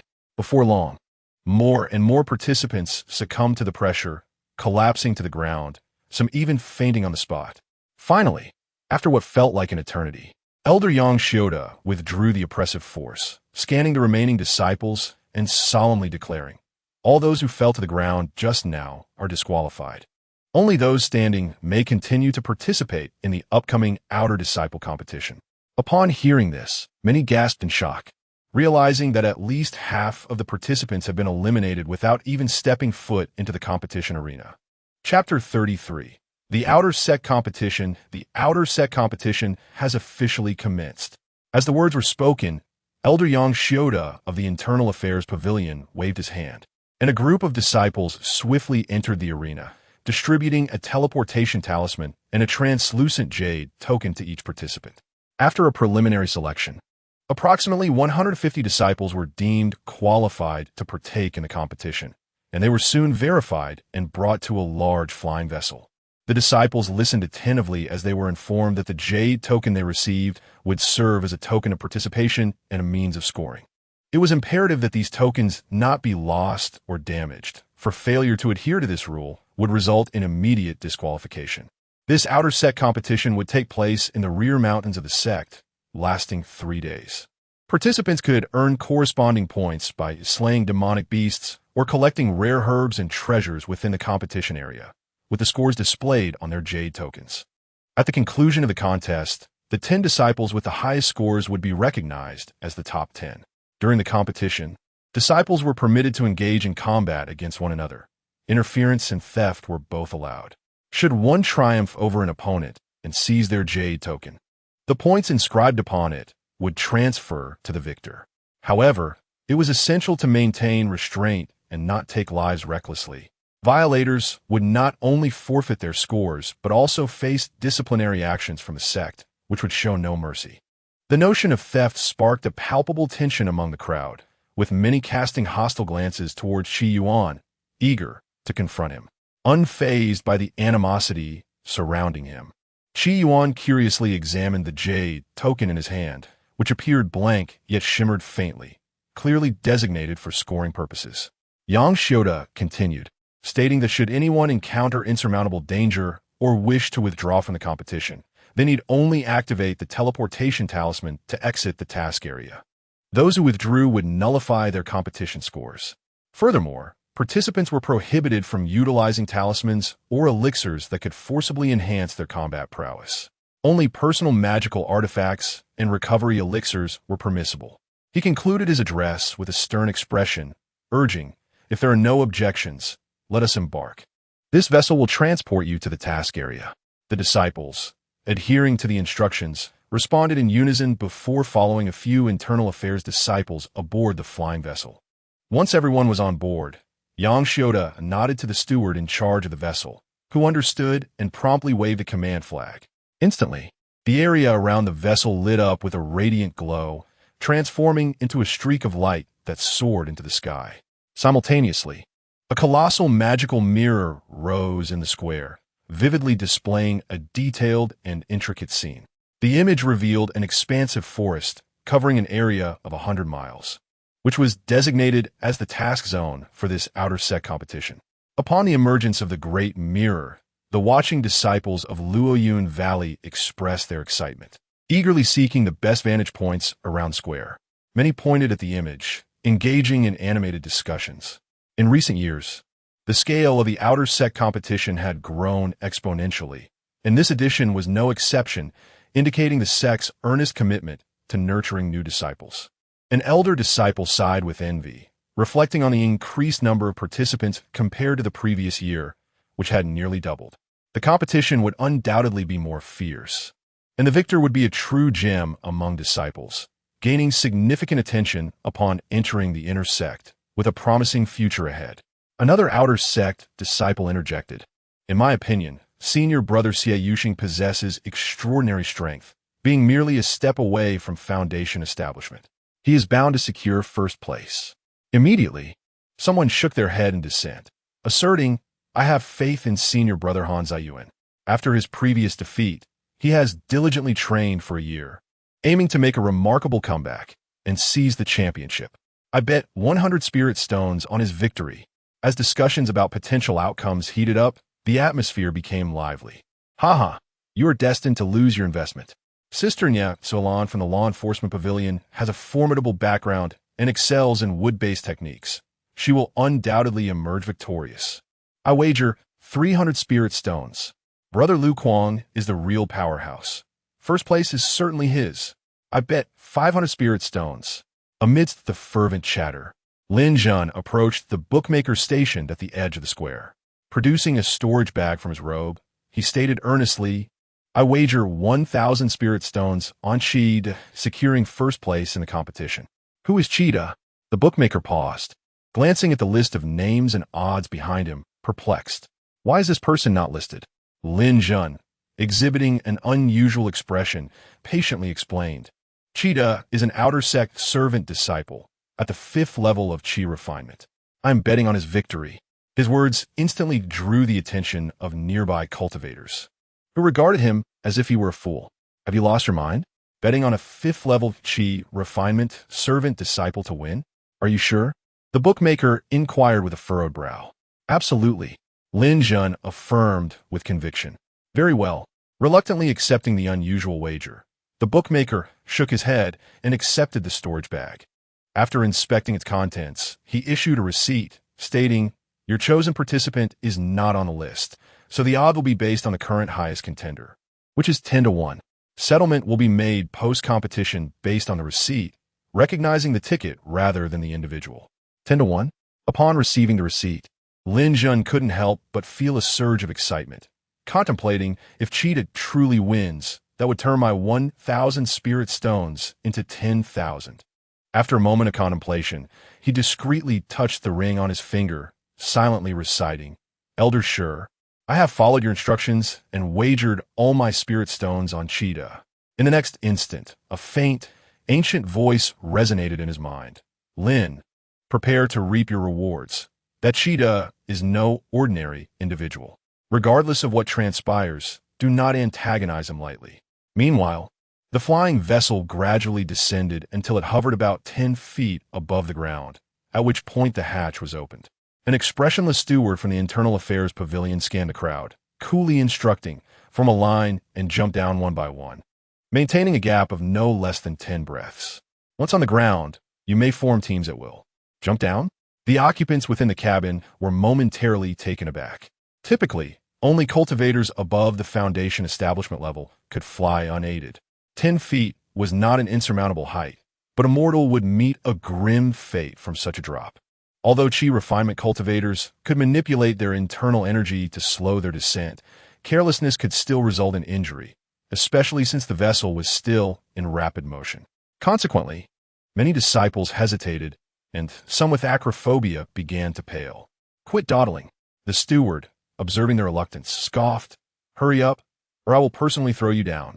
I'll go first, under the watchful eyes of others. Yuan stepped to the hatch and leaped from the vessel, leaving behind a provocative remark. Weren't you all saying you wanted to deal with me? I'm ready. How arrogant. That's it. I'm going down to teach him a lesson. Upon hearing this, the others, invigorated, jumped from the vessel without hesitation.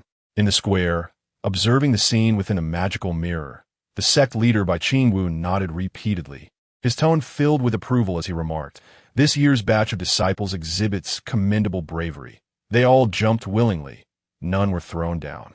The other senior executives present nodded in unison, sharing a subtle anticipation for the forthcoming grand competition. Chapter 34. Something is amiss with this fellow. In the depths of Luoyun Valley, at the rear mountains, a dull thud echoed as Yuan descended from the heavens, landing gracefully upon a patch of soft earth. He gazed around, met by a panorama of lush, verdant trees, enveloped in tranquility, occasionally pierced by the distant howls of demonic beasts. Casting a glance about, he discerned no sign of others nearby, as the participants had leapt from their flying vessels while in swift motion, and with the stipulation that only one person could descend every 10 breaths, the disciples were dispersed across various locations. This was, of course, a deliberate measure by the Internal Affairs Pavilion, aimed at preventing the disciples from launching immediate attacks upon landing. Beyond establishing certain rules, the subsequent developments of this grand competition were not within the purview of the Internal Affairs Pavilion. Only those who excelled amidst fierce competition would earn the right to enter the inner sect. As Yuan contemplated the scorekeeping jade tablet at his waist, He couldn't help but marvel at the depth of Luoyun Valley. At the very least, it was earnest in selecting talent. Only by closely simulating the harsh realities of the cultivation world could true powerhouses be identified. With thoughts swirling in his mind, he swiftly darted into the depths of a dense forest. Meanwhile, Jie Yuxing, wielding a dark, heavy long knife, cautiously navigated through the thickets. Suddenly, a gray shadow darted silently through the underbrush, lunging towards his back with the swiftness of lightning, accompanied by a foul wind. What was that? Startled, Jie Yuxing remained alert, not even glancing back as he swung his long knife fiercely behind him. With a swift and decisive thrust, the sharp blade passed through effortlessly, splattering blood as it cleaved the chi-refining seventh-layered Songbei wolf in two, sending its carcass crashing to the ground. In the next moment, the jade tablet at Jie Yuxing's waist glimmered, revealing the number 2. 2 points. A smile broke across Jie Yuxing's face. Although he had reached the pinnacle of chi refinement and was one of the favorites in this competition, luck had not been on his side thus far. This was his first encounter with a demonic beast. Prior to the commencement of the competition, all beasts in this area had been meticulously cleared by the Internal Affairs Pavilion, with all Foundation establishment beasts driven to another region, leaving only those of the chi refining realm. Given that demonic beasts typically possess greater combat prowess than practitioners of the same level, the rules dictated that slaying beasts below the 6th layer of chi refinement would yield 1 point, while those at the 7th layer or above would grant 2 points. Having effortlessly slain a chi-refining 7th layer wolf demon, he was pleasantly rewarded with 2 points, an unexpected boon. Before he could catch his breath, rustling sounds emerged from the thicket nearby, grip tightening around his knife. Jie Yuxing warily turned to the source of the noise, observing the disturbances drawing nearer, branches quivering as they approached. Another beast?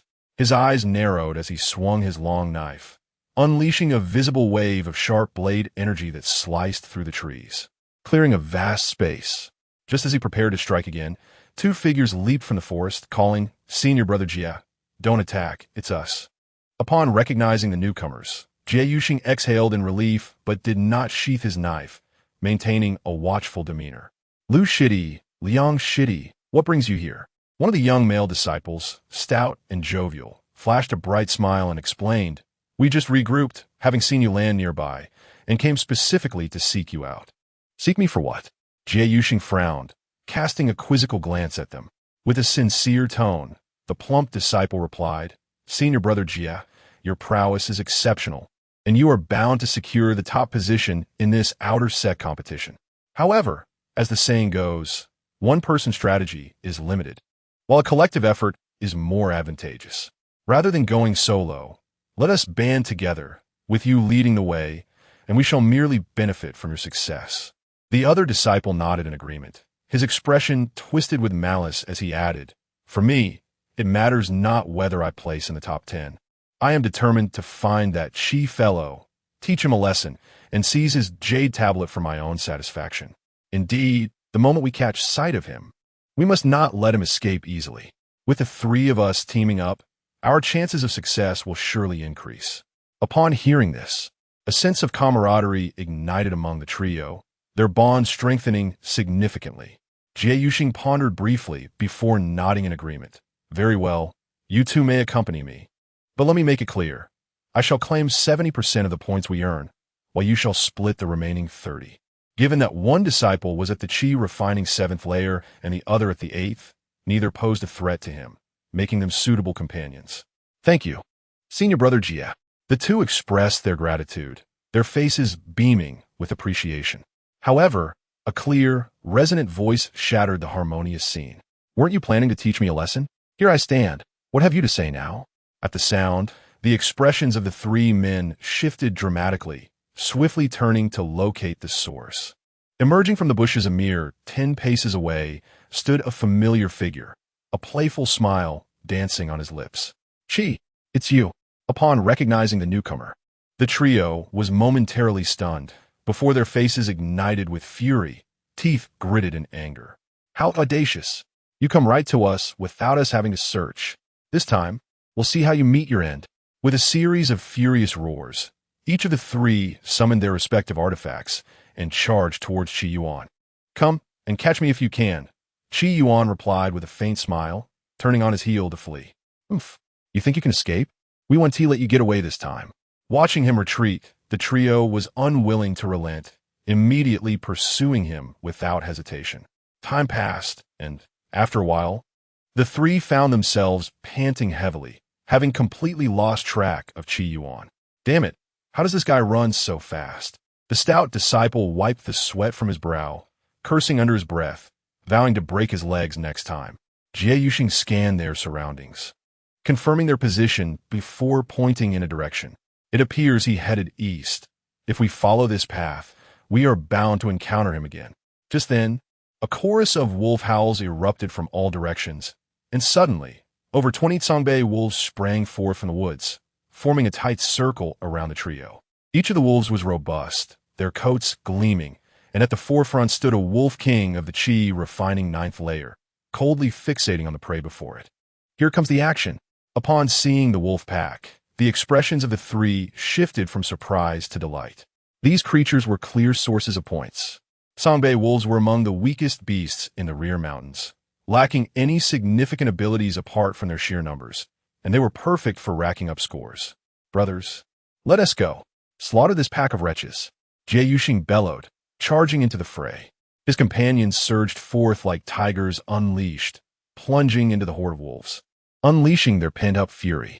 In an instant, wolf carcasses littered the ground, blood flowing freely. A quarter of an hour later. "Huh, not bad.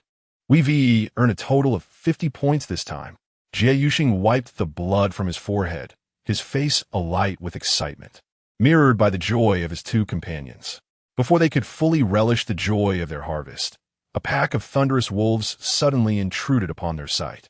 After a fierce battle, the trio once again vanquished the wolves, leaving them utterly exhausted, devoid of even the strength to speak.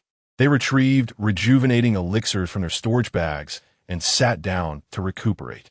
In a short while, Jie Yuxing felt his spiritual energy replenish to about 70 to 80%. And gazing at his team's score exceeding 100, a satisfied expression graced his face. Although fatigued, he mused to himself that this effort was indeed worthwhile. With this momentum, securing first place in the grand competition should pose no issue. However, just then, two thunderstorm bears, crackling with electricity, charged towards them, compelling the trio to rise and fight. After a strenuous battle against the bears, they encountered a horde of fire-spitting monkeys, followed by horned salamanders, giant toothed lizards, and silver moon leopards. An endless array of mythical beasts seemed to emerge in waves, each new encounter taxing the trio's endurance. It wasn't until the sun began to set that they could finally cease their relentless struggle. Exhausted, after confirming that no beasts lurked nearby, the three collapsed on the ground, drenched in sweat, gasping for air. "How many points do we have?" "Probably over 500. "Hiss, why so many? It seems we've nearly exterminated all the beasts within a 10-mile radius."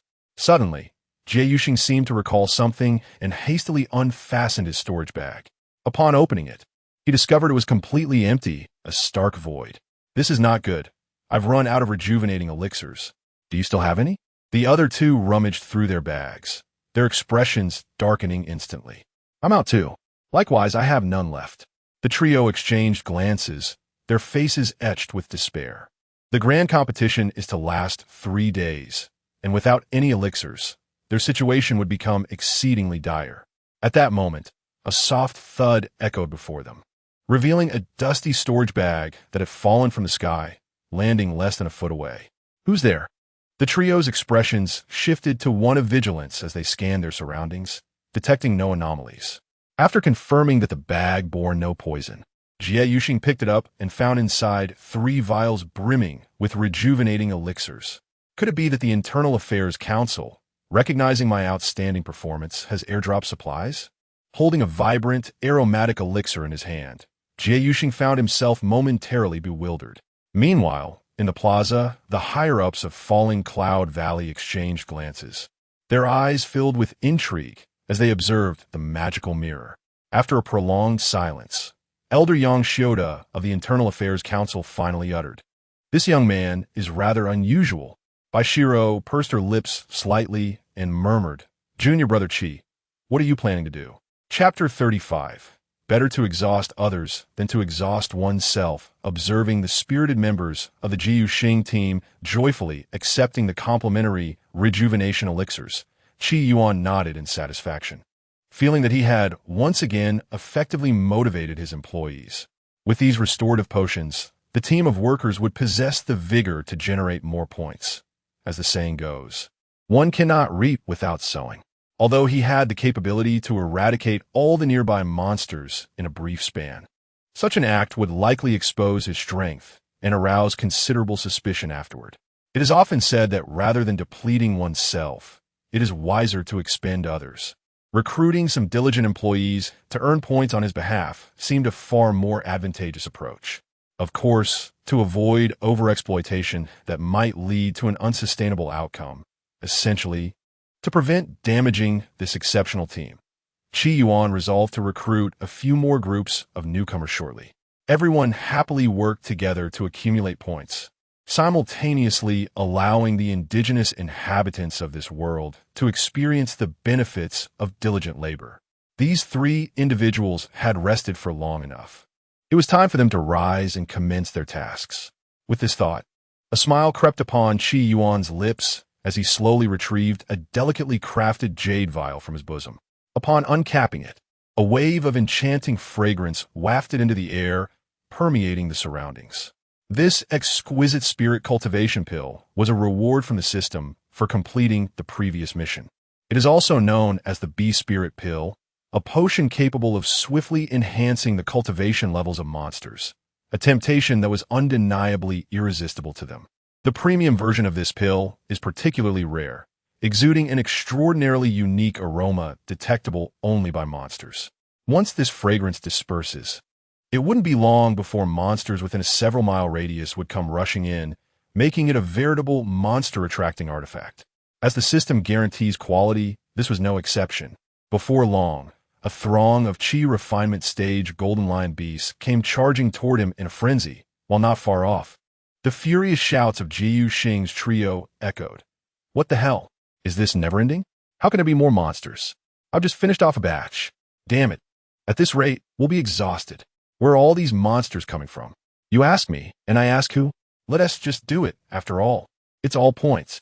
After confirming that his employees were capable of dispatching this group of monsters, Yuan resealed the jade vial and, with a swift motion, vanished from sight.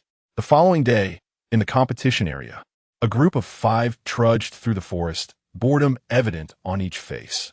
Slash! The leader drew his sword, furiously cutting through the vines obstructing their path, gritting his teeth as he exclaimed, "What on earth is going on with this outer sect competition? It's been a whole day, and not a single hint of a monster. It's just trees as far as the eye can see. At this rate, it's pointless. I'm about to lose my mind." A nearby disciple echoed his frustration. "I participated in 3 competitions, and this is the first time encountering such a situation. Where have all the monsters gone? Did the Internal Affairs Pavilion forget to release them?" At that moment, the only female disciple among them timidly suggested. Elder Yang mentioned that gathering rare materials also counts for points. Shall we split up and search? Her suggestion immediately sparked dissent among her companions. Elder Yang was merely speaking. There aren't that many rare materials around. In past competitions, only a handful of disciples managed to find anything. If such luck existed, we wouldn't be encountering 0 monsters. Just then, a faint sound of combat echoed from a distance. Though they could not discern the specific details of the commotion, it was clear that someone was battling monsters. "Do you hear that? There is some activity. Let us go take a look, even if we can't seize any monsters." Snatching a few point tokens would suffice. Their eyes brightened at the prospect, exchanging glances before hastily darting toward the source of the conflict. Upon arriving, they were left dumbfounded, staring in disbelief ahead, their minds racing with exclamations of disbelief. Before them lay a clearing, the bodies of monsters piled high as if in a mountain, numbering at least 200 to 300. Several cultivators, wearing expressions of sheer exasperation, were methodically dispatching a group of silver-armored wild boars. Once the slaughter concluded, These cultivators appeared utterly despondent, lacking the energy even to wipe the blood from their weapons, choosing instead to sit cross-legged and recuperate. Witnessing this scene, the newcomers felt their expressions stiffen, rendered speechless by the absurdity of it all. What in the world? It truly is a case of drought and flood. While we spent the day searching without encountering a single monster, these individuals are practically drowning in them, though they were intensely envious. Upon recognizing the leading cultivator among the group, they immediately extinguished any thoughts of seizing the tokens and stood there, disheartened. They had realized that the prominent figure in this group was none other than Lu Kuang, the favorite to win this outer sect competition. Chapter 36. Quick-wittedness. After a prolonged moment of hesitation, the leading disciple cautiously approached Lu Kuang and tentatively voiced his confusion. Senior Brother Lu, we haven't encountered a single beast today. How is it that so many have gathered here? To his surprise, Lu Kuang did not scold him away, but instead cast a complex glance at the surrounding corpses of the beasts and murmured, as for why. I too am at a loss. Since yesterday, groups of beasts have appeared at regular intervals, seemingly coordinated, attacking us just as we regain our strength. No matter where we flee, we cannot escape their encirclement, as if an invisible hand is inexorably pushing us forward. Strangely, whenever our recovery potions run out, new supplies descend from the heavens into our hands. We've already accumulated over 1,000 points. I can't help but feel as if I am being manipulated, transformed into a soulless point-gathering machine. Indeed, the sorrows and joys of humanity are not shared. These words left the newly arrived disciples exchanging glances, speechless for a moment. If they were presented with such a chance to amass points, they would likely be overjoyed, whereas this individual seemed to express dissatisfaction. According to past experiences, accumulating over 1,000 points would usually guarantee a leading position in the competition. Yet, upon reflection, Lu Kuang's mindset became understandable. Competing against peers and hunting beasts should be an exhilarating endeavor, yet it had devolved into a formulaic grind, every action meticulously orchestrated, naturally breeding a sense of frustration. Suddenly inspired by an idea, the 5 new disciples conferred briefly, culminating in a decision. Although they lacked the courage to seize Lu Kuang's token, they found no issue in collaborating. After their discussion, the leading disciple bowed and smiled at Lu Kuang, saying, Since you seem weary, Senior Brother Lu, why not take the time to rest and recuperate? There is still a significant duration before the competition concludes. We juniors can handle the forthcoming beasts. As he spoke, noticing Lu Kuang's unyielding expression, he quickly added, Of course, we shall only take 50% of the points earned, leaving the remainder for you to manage. What say you, Senior Brother? Upon hearing this, Lu Kuang's companions were immediately intrigued. Having endured relentless battles, they felt fatigued, although they could restore their energy through recovery potions. The emotional toll was still considerable. Thus, having someone willing to share the burden was indeed a blessing. After a moment of contemplation, Lu Kuang nodded and replied solemnly, Very well, you may accompany us. Should you dare to play tricks, do not blame me for turning ruthless. Meanwhile, in the square of Luoyun Valley, nearly all eyes were fixed on a certain individual, with murmurs and speculations swirling beneath the long mirror. Look, he has once again lured a group of horned salamanders to Senior Brother Tang. What could Cheetah possibly be up to? Someone remarked. Strange. Since the competition began, he hasn't slain a single beast, and his score remains 0. Is he truly working tirelessly to attract beasts for those teams, merely to bolster their points? At that moment, someone seemed to recall something and spoke with uncertainty. I heard he offended quite a few outer sect disciples before the competition started. If he doesn't mend those rifts, his future could be dire. Perhaps he is trying to ingratiate himself with his seniors through these means. This remark ignited a fervent discussion. Indeed, whether it be Senior Brother Jia, Senior Brother Tang, or Senior Brother Lu, all are frontrunners in this contest. Cheetah likely realizes he stands no chance and is seizing this opportunity to curry favor with potential intersect candidates. But if he is genuinely performing good deeds, why not do so openly instead of covertly? A disciple questioned in confusion.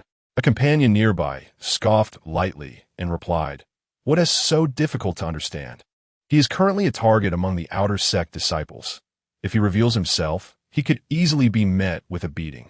It is wiser to claim credit after the competition concludes. By then, senior brothers Jie and others will have achieved their goals and be in high spirits, making them more inclined to view him favorably. Upon hearing this, the crowd suddenly understood. This newcomer, who had once been praised for his perfect temperament upon entrance, certainly possessed a sharp mind. At the forefront of the square, Elder Yang Xioda's expression shifted slightly, and he furrowed his brow.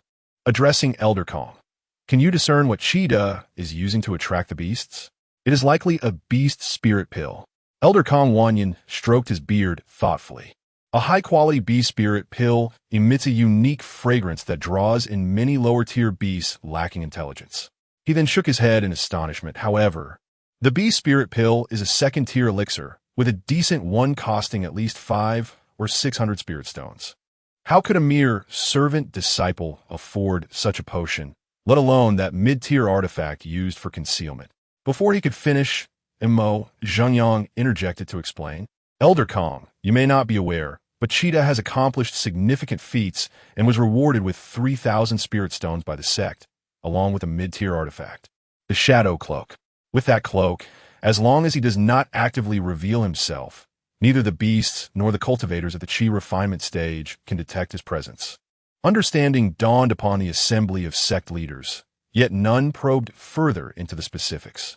Since Mo Zhengyang only mentioned the rewards without disclosing the nature of Qida's achievements, it indicated that the matter was sensitive and not suitable for public discussion.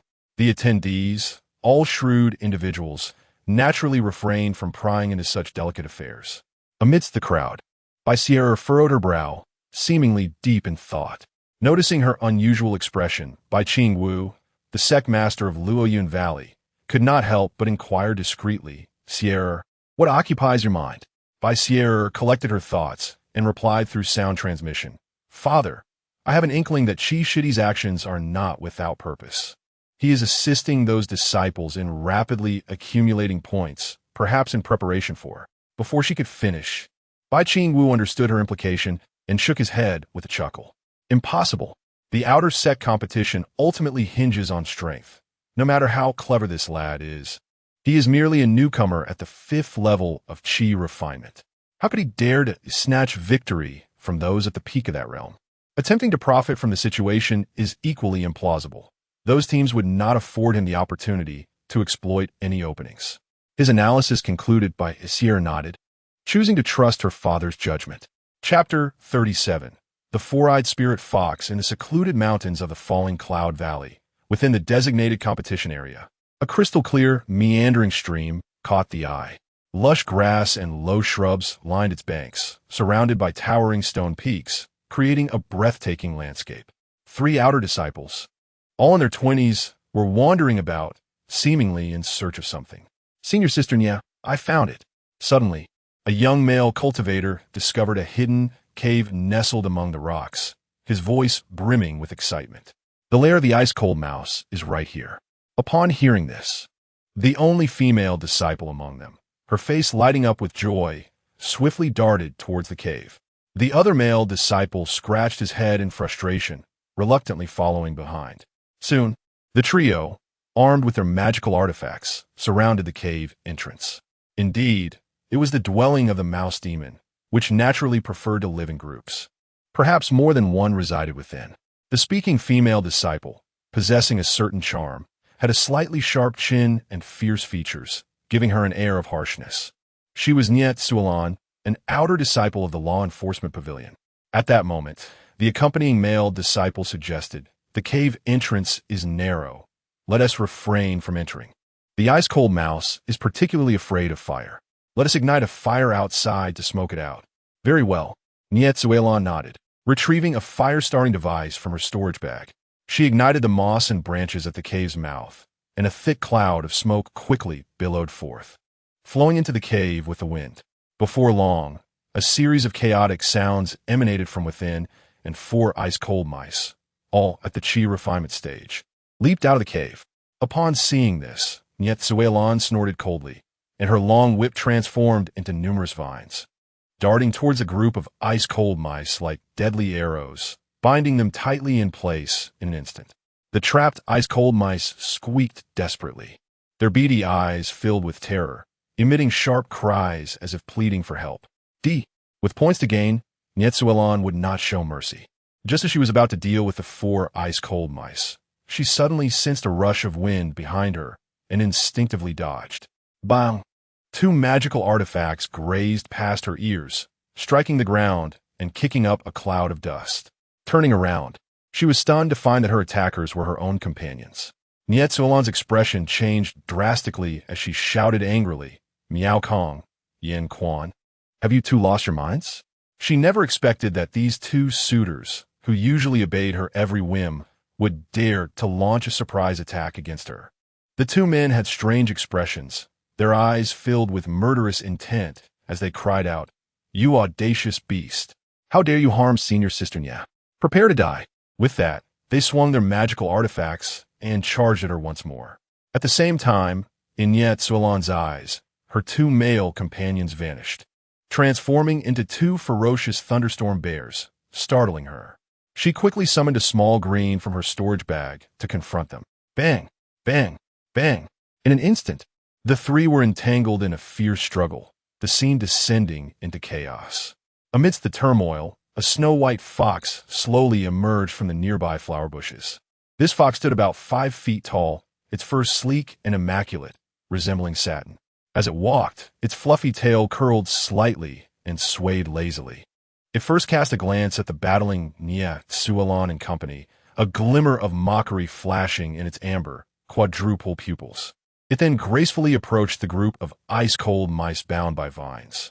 With a swift swipe of its sharp claws, the fox easily pierced the resilient vines, liberating the trapped ice-cold mice. Squeak! Squeak! After their rescue, the ice-cold mice chattered animatedly at the fox before swiftly darting into the thicket, disappearing from sight. The fox turned its gaze towards the 3 entangled in illusions, its eyes filled with coldness. It then opened its mouth, exhaling a cloud of white mist that quickly enveloped the 3. This mist appeared to be the fox's innate magical technique, and after its deployment, the fox's aura noticeably weakened. Under the influence of this strange white mist, Nietsuelan and the others became increasingly disoriented, ultimately pulling out their weapons in a daze, poised to strike at themselves. Suddenly, a trapping net descended from thin air, ensnaring the fox. Squeak! Squeak! The fox struggled frantically, but the net, being of magical artifact grade, was incredibly resilient. It not only failed to loosen, but tightened further. Simultaneously, under the pressure of the net, the fox's innate magical technique also faltered. The white mist dissipated, leaving Nietsuelan and the others slumped on the ground, unconscious. In the next moment, a strange figure leaped down from the trees, swiftly binding the fox tightly. Grinning as he said, "Finally captured you, the fully realized 4-eyed spirit fox." This figure was none other than Yuan. After assigning his subordinates their tasks, he ventured alone into the forest with the singular purpose of capturing the rare 4-eyed spirit fox. The 4-eyed spirit fox inherently bore a trace of 9-tailed celestial fox blood, known for its cunning and mastery of illusions, though its one weakness lay in its timid nature and relatively low combat prowess. Sensing the dire situation, the 4-eyed spirit fox ceased its struggles, clasping its paws together. Its amber eyes reflected a human-like plea, seemingly begging Yuan for mercy. Noticing this, Yuan smirked coldly. "You vile creature, if I hadn't arrived in time, my 3 companions would have already succumbed to your manipulation." His expression darkened as he adopted a fierce demeanor, continuing, "They are my fellow disciples, and you dare to harm them. Little fox, you have sealed your fate. The only way to quell my wrath is to skin you and make a fur collar from your hide." Upon hearing this, the 4-eyed spirit fox trembled, its eyes filled with despair, whimpering as if incessantly pleading for mercy. At that moment, Yuan abruptly shifted his tone, his expression softening. As the saying goes, heaven has a benevolent nature. If you wish to avoid death, I can offer you a way out. While speaking, he cheerfully produced a yellow-brown animal skin scroll from his bosom. "If you obediently sign this beast contract, swearing allegiance to me as your master, not only will I spare your life, but I will also grant you a top-grade spirit cultivation pill to help you break through to the foundation establishment stage. If you refuse, you may as well resign yourself to becoming a fur collar. Upon hearing this, the fox demon fell silent. Chapter 38. The foolish dog who gained nothing upon witnessing the scene. Elder Xianxia, responsible for organizing the outer set competition, breathed a sigh of relief. His expression filled with admiration. Indeed, Cheetah possesses both courage and wisdom, coupled with noble character. Had he not intervened, these three outer disciples might have truly met their demise. For this alone, he is worthy of significant cultivation, though the outer set competition permits a degree of casualties. Losing three promising elite disciples in one fell swoop constitutes a grave incident. Moreover, the failure to eliminate dangerous beasts like the four-eyed spirit fox beforehand places the Internal Affairs Hall at fault. Should fatalities arise from this oversight, Xianxia, as an elder, would bear the blame. Now that the crisis has been averted, he naturally feels a sense of relief and gratitude towards Yuan. The performance of this junior disciple is commendable, and once the competition concludes, he intends to recommend him for promotion to outer disciple before inviting him into the Internal Affairs Hall. Just as these thoughts crossed his mind, Elder Luo Yungu beside him suddenly gasped in surprise. I initially believed Cheetah would slay that fox turn points. Yet he seeks to subdue it with a beast control scroll. What is his intention? Hearing this, Xianxia raised an eyebrow, his expression shifting as he could not help but respond. Though the four-eyed spirit fox is cunning, it is inherently timid and fearful of death. Now that Cheetah has captured it, under the threat to its life, it may indeed yield and sign a contract, acknowledging him as its master. If he can tame this perfected spirit beast, his prospects in the competition may brighten. At that moment, Elder Yuan from the entrance hall scoffed disdainfully. This Cheetah merely resorts to cunning tricks and opportunism. His strength pales in comparison to Hanzai Yuan, Xie Yuxing, and Lu Kuang. Even with the aid of the four-eyed spirit fox, it would be futile. That beast possesses limited combat prowess, relying solely on superficial illusions. Fellow cultivators at perfected Qi could easily counter them with minimal effort. Just now, Niet Suolan at the 9th level of Qi was not initially deceived by the illusions. Had she not revealed a flaw in her panic, the four-eyed spirit fox would not have seized the opportunity. As these words echoed, several senior members of Luo Yungu nodded in agreement. Although the illusions of the four-eyed spirit fox are indeed troublesome, they are not insurmountable. Practitioners of equal or superior cultivation are difficult to ensnare. Among the disciples participating in the outer set competition, many have attained perfected Qi. Thus, relying on a four-eyed spirit fox to secure a place in the top 10 appears nearly impossible. Meanwhile, Yuan addressed the four-eyed spirit fox with an indifferent tone. His gaze icy. You now face two choices. Willingly sign this beast control contract or face death. The fox's eyes flickered, seemingly hesitating. Observing this, Yuan let out a cold laugh, slowly placing his hand on the creature's neck. It seems you've chosen the path of death. If so, allow me to grant your wish. In that instant, a murderous intent radiated from him, as if he were about to unleash his power and snap its neck. The fox, sensing the imminent threat, reluctantly submitted, reluctantly offering a drop of its crimson blood, its essence. You recognize the situation, Yuan remarked with a slight smile, unfurling the beast control scroll and allowing the blood to touch the contract. Then, with a thought, he swiftly inscribed his soul mark upon the scroll. In an instant, he felt a tenuous connection form between himself and the fox, as though with a mere thought, he could determine its fate. The beast control contract is, in essence, a pure master-servant agreement, akin to a bond of servitude for the beast. During the contract's duration, the beast is utterly unable to defy its master's will, lest it suffer a backlash that would obliterate its soul, leaving no chance for reincarnation. The beast control scroll, a specialty of the esteemed beast control sect, is not particularly difficult to obtain in the cultivation world, nor is it exorbitantly priced. The challenge lies in compelling a beast to enter into such an inequitable contract. Naturally, should one encounter a fiercely independent and untamable beast, it would likely prefer death over signing such a bond. Yet the inherently timid nature of the four-eyed spirit fox clearly exempts it from this category. After the contract was established, the fox's aura diminished further, its spirit seemingly crushed. What's still defiant? Yuan scoffed, casting a disdainful glance at it. Had it not been for your potential usefulness, a creature of your caliber would not even qualify as my familiar. Behave, and you may soon regain your freedom. With that, he released the beast from its net. Once freed, the fox hesitated for a moment before approaching Yuan, filled with trepidation. Satisfied that the four-eyed spirit fox had been thoroughly tamed, Yuan stowed away the beast control scroll and retrieved a jade bottle from his storage pouch.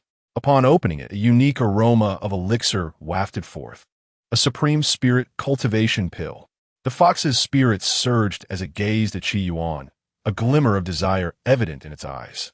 Breakthrough to the Foundation establishment realm before dawn, where you shall meet a grim fate.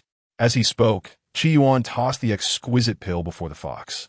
Upon hearing this, the fox's fluffy ears drooped, suddenly finding the pill less appealing.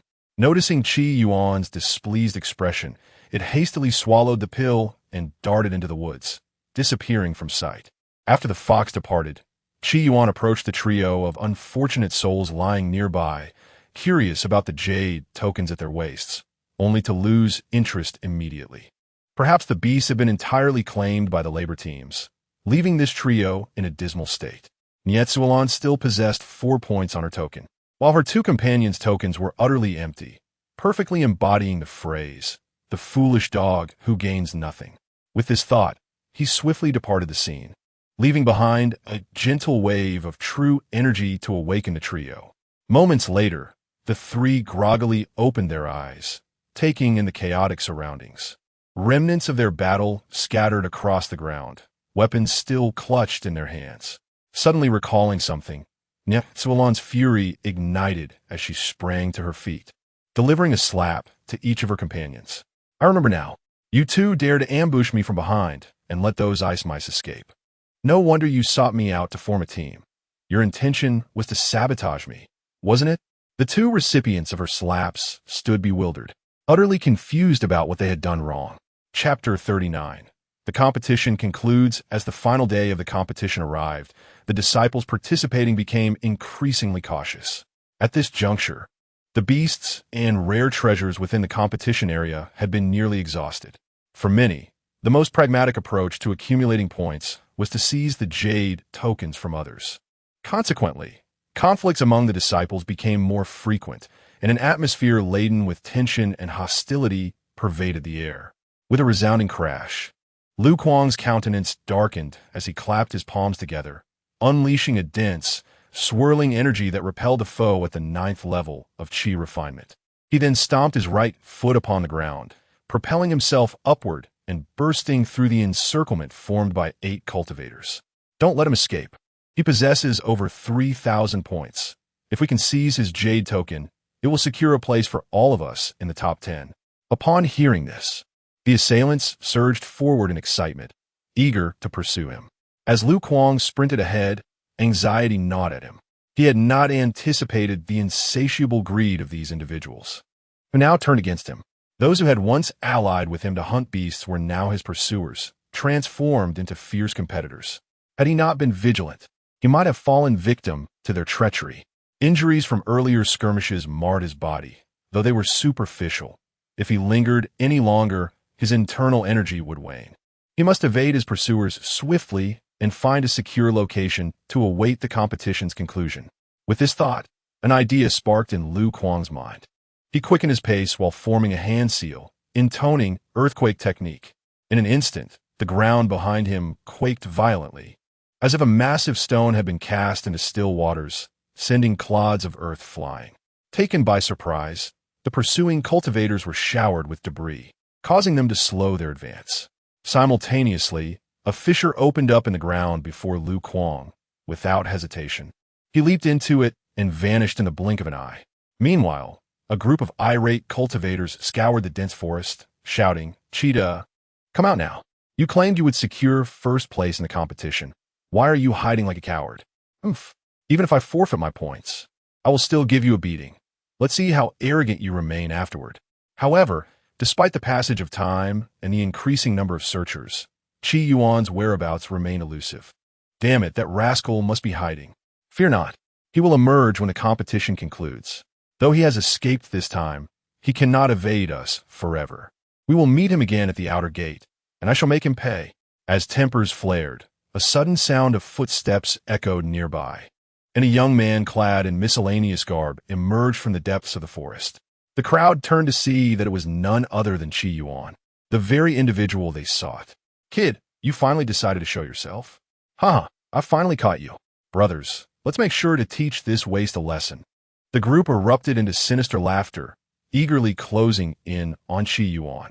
Faced with the imminent threat of being besieged, Qi Yuan did not even lift his eyelids. Instead, he disdainfully curled his lip and retorted, "A bunch of garbage. Come at me if you dare." The audacity of his challenge ignited their fury. They raised their artifacts and charged at him with malicious intent. Just then, a commanding voice rang out, "Enough! Everyone halt!" As the words fell, Elder Xianxia of the Internal Affairs Pavilion descended from above, his piercing gaze sweeping over the assembled crowd. Upon hearing his voice, the disciples promptly restrained their power and respectfully bowed. "We greet Elder Yang." Xianxia snorted coldly, declaring, "The competition has concluded. Mutual combat is strictly prohibited. Hand over your jade tokens, and Cheetah will tally everyone's points.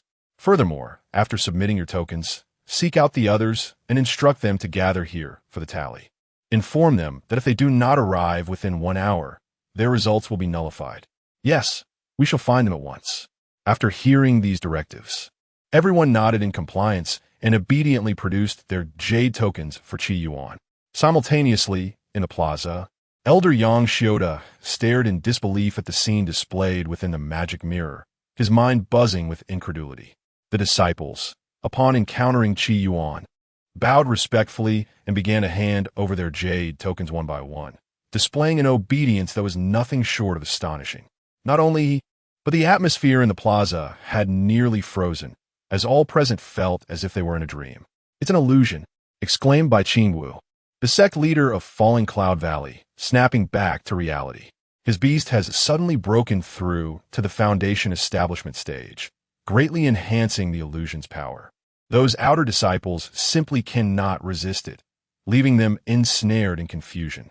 Elder Kong Wanyin from the Pill Pavilion also recovered from a shock, marveling indeed. The pill he had the four-eyed spirit fox consume must be a top-grade spiritual cultivation pill. After ingesting it, the fox achieved Foundation establishment overnight. Compared to its Qi refinement phase, the four-eyed spirit fox at Foundation establishment is utterly transformed. With its assistance, Cheetah can navigate the competition with unparalleled ease. This is utterly incredible. A nearby intersect elder was left speechless, pondering whether Qi Yuan's previous efforts to help others accumulate points were merely a ruse to seize their jade tokens at this critical moment. If that were the case, this young man was nothing short of a prodigy. Upon hearing this, the other high-ranking officials of Falling Cloud Valley collectively inhaled sharply, and the atmosphere resumed its tense silence. After a lengthy pause, Elder Xianxia finally regained his composure, furrowing his brow as he asserted, "Elder Yang, this child's actions are clearly cheating.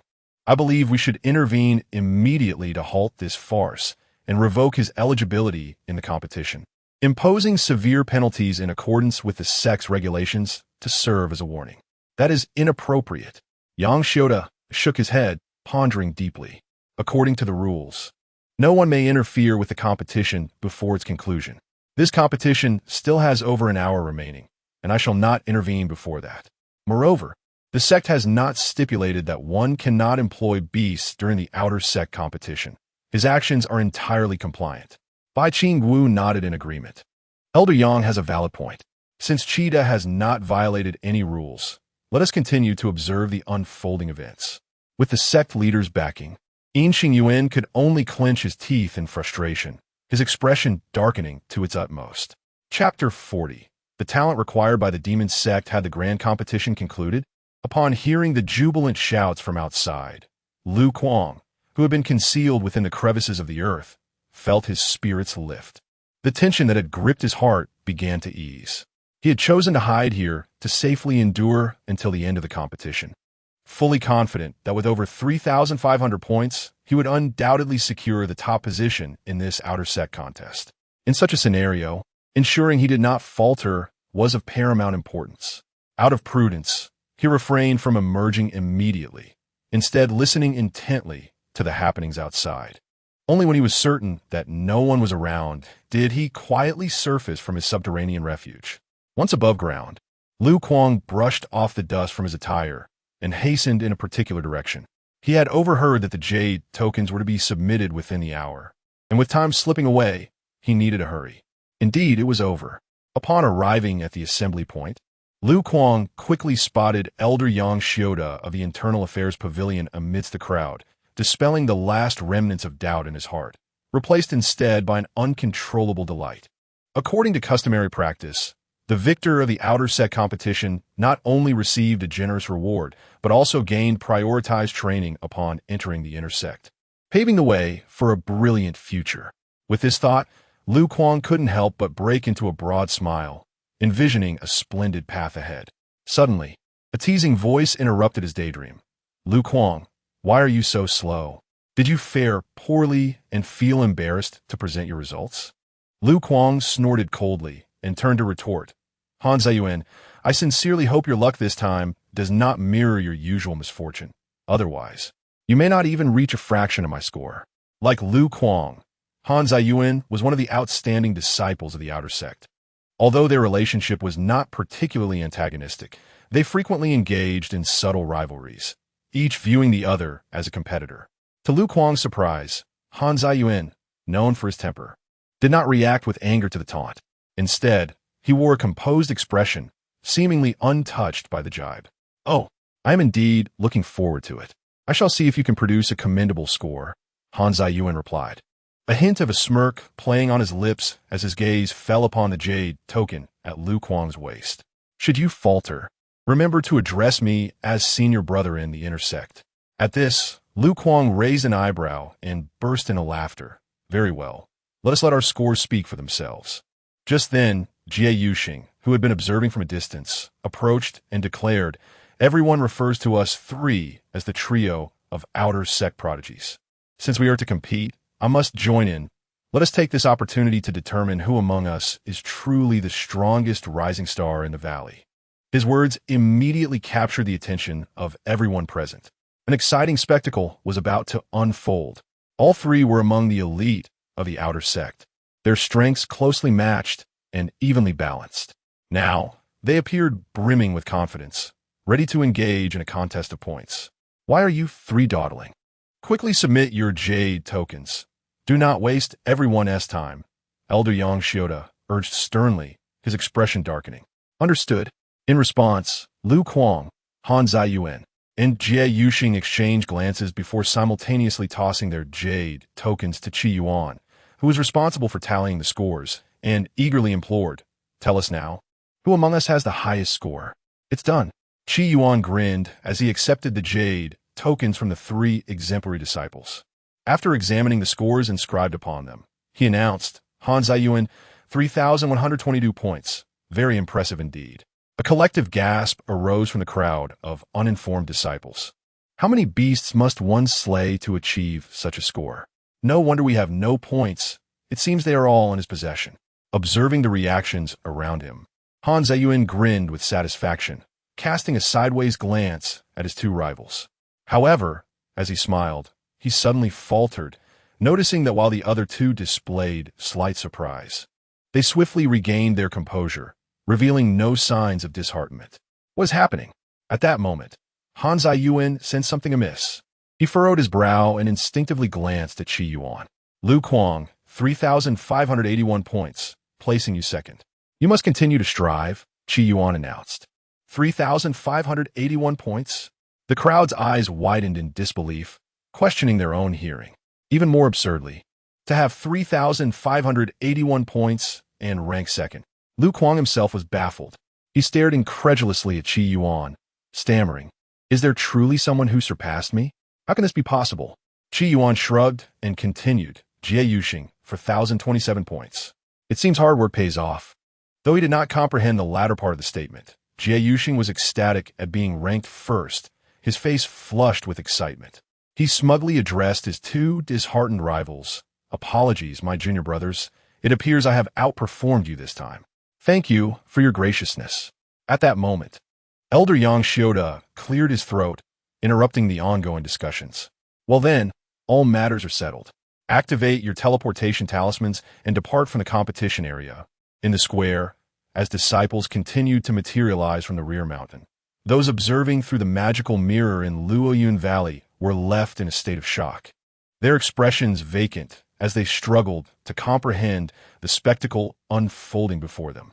The participants seemed as if they were puppets, forming a long queue to present their jade tokens to Yuan even before the competition had officially concluded, some even expressing gratitude. After submitting their tokens, they activated their teleportation talismans, seemingly oblivious to the fact that exiting the competition prematurely would nullify their scores. This scene was utterly bizarre. After a prolonged silence, someone finally stammered, "What just happened? Am I seeing things? Why is this situation so peculiar?" Just then, a voice cried out, "Forget about that for now. Do you realize what this means? According to the rules, everyone except for that errand boy has been eliminated from this outer sect competition. There will be no top 10 rankings. There is only one victor, and that is Cheetah. My heavens, how did he manage this?" This exclamation reverberated through the crowd like a stone cast into tranquil waters, stirring up a tempest of astonishment. Among the rising murmurs of awe, Ji Chaner, who had been mingling among a group of inner-sect disciples, regained her composure, her eyes sparkling with intrigue, a mind that is unrestrained, employing any means necessary, patient and meticulous in action, a strike that is certain to hit its target, leaving no room for error. The demon sect requires such talents. Due to the outer sect competition, the entire rear mountain had been sealed off. With her duties in the herb garden suspended for the time being, she had decided to make a brief appearance to avoid arousing suspicion, unaware that she would stumble upon such unexpected revelations. Chapter 41. The Fox's Revenge. 10 years not late, with a flash of white light, Jie Yuxing was transported to the square where the law mirror was located. At that moment, his face was filled with exuberance as he prepared to receive the congratulations of the crowd. Before activating the teleportation talisman, he had even composed an acceptance speech, eagerly awaiting the moment to publicly deliver it and leave a legendary tale for this outer sect competition. However, an unexpected turn of events unfolded.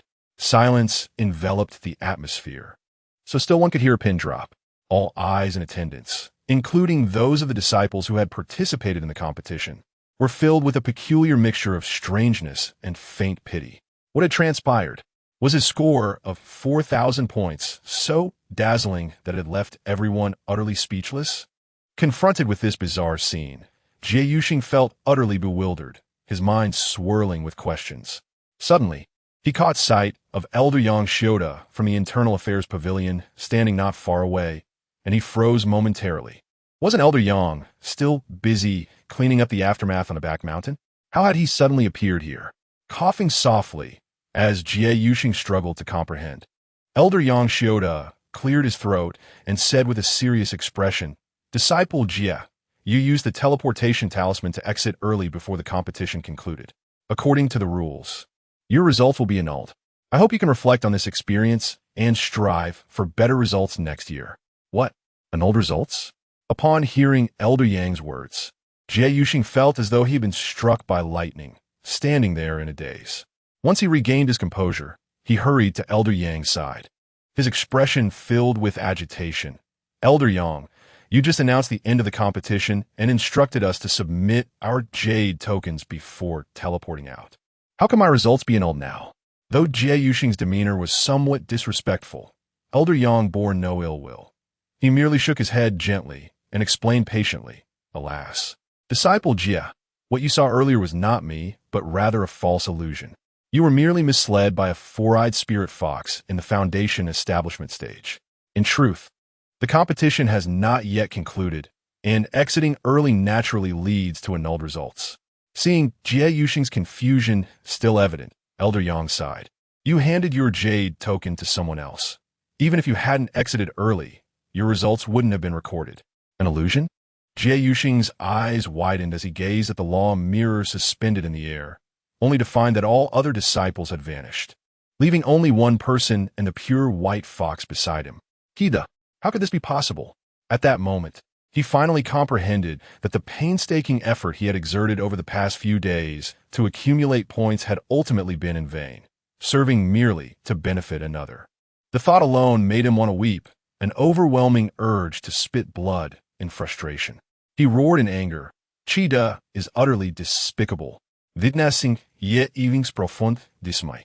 Han Ziyuan and Lu Kuang, who were also among the greatest victims, felt a sense of relief. Seeing their once arrogant competitor suffer even worse misfortune brought them a sense of balance.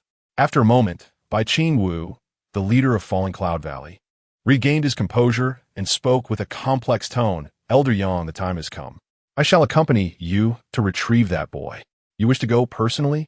Elder Yang was taken aback, not expecting Bai Qing Wu, as the sect leader, to personally fetch a junior in the qi refining stage.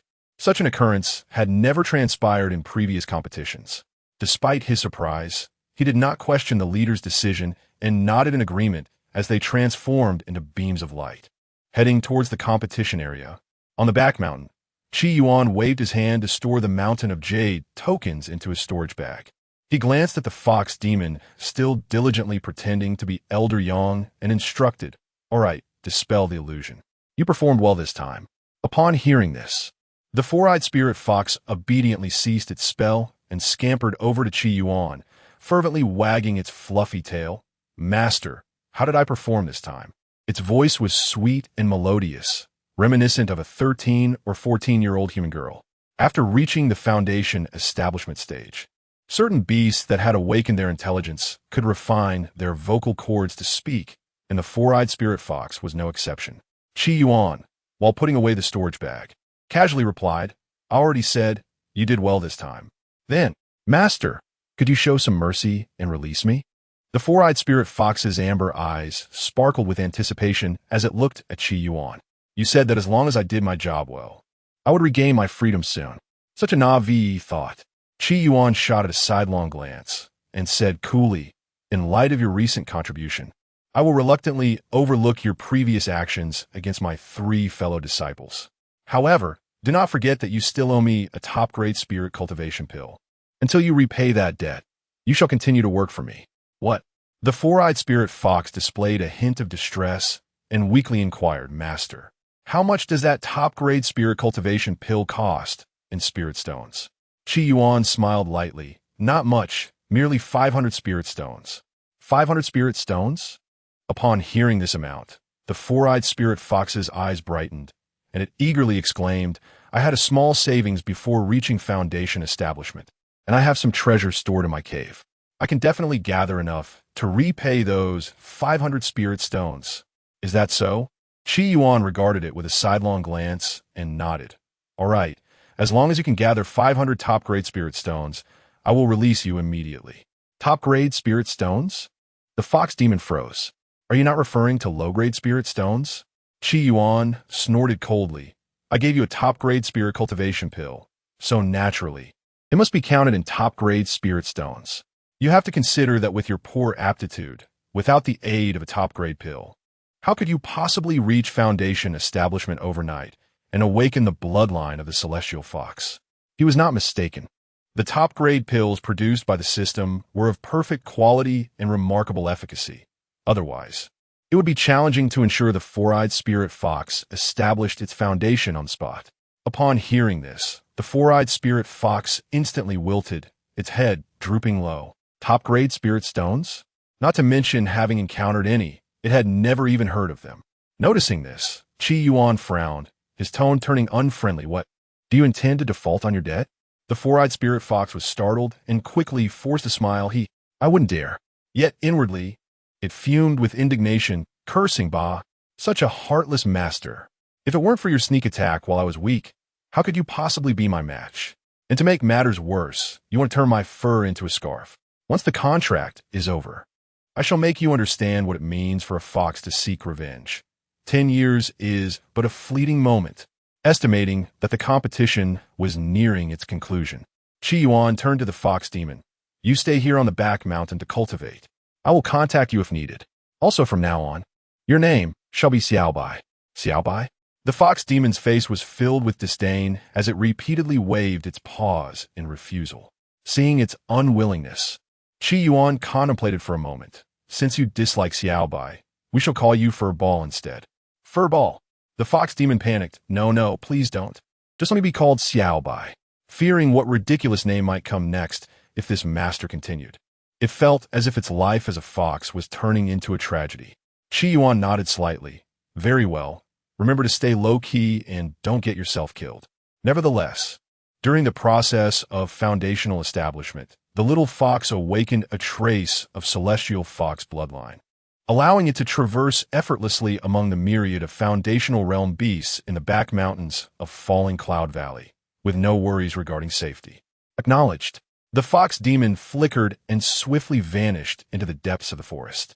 Shortly thereafter, 2 streaks of light shot from the distant horizon, landing before Qi Yuan. The disciple bowed respectfully, having encountered the sect leader and Elder Yang.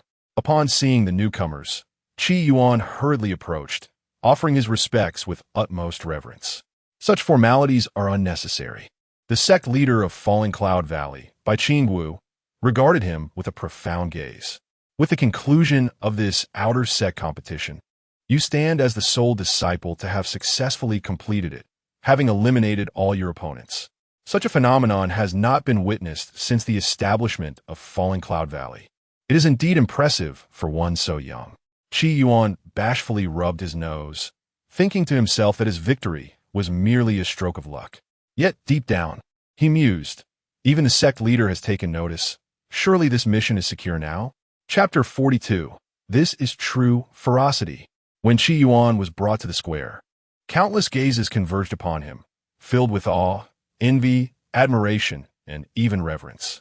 Meanwhile, the elder from the Internal Affairs Cabinet beside him slightly steadied his emotions and announced with solemnity, ZL Disciple Qi has achieved a remarkable score of 17,236 points in this outer sect competition, thus earning the title of first place. Although the outcome was already anticipated, the sudden revelation of this astonishing score still sent waves of excitement throughout the entire Falling Cloud Valley.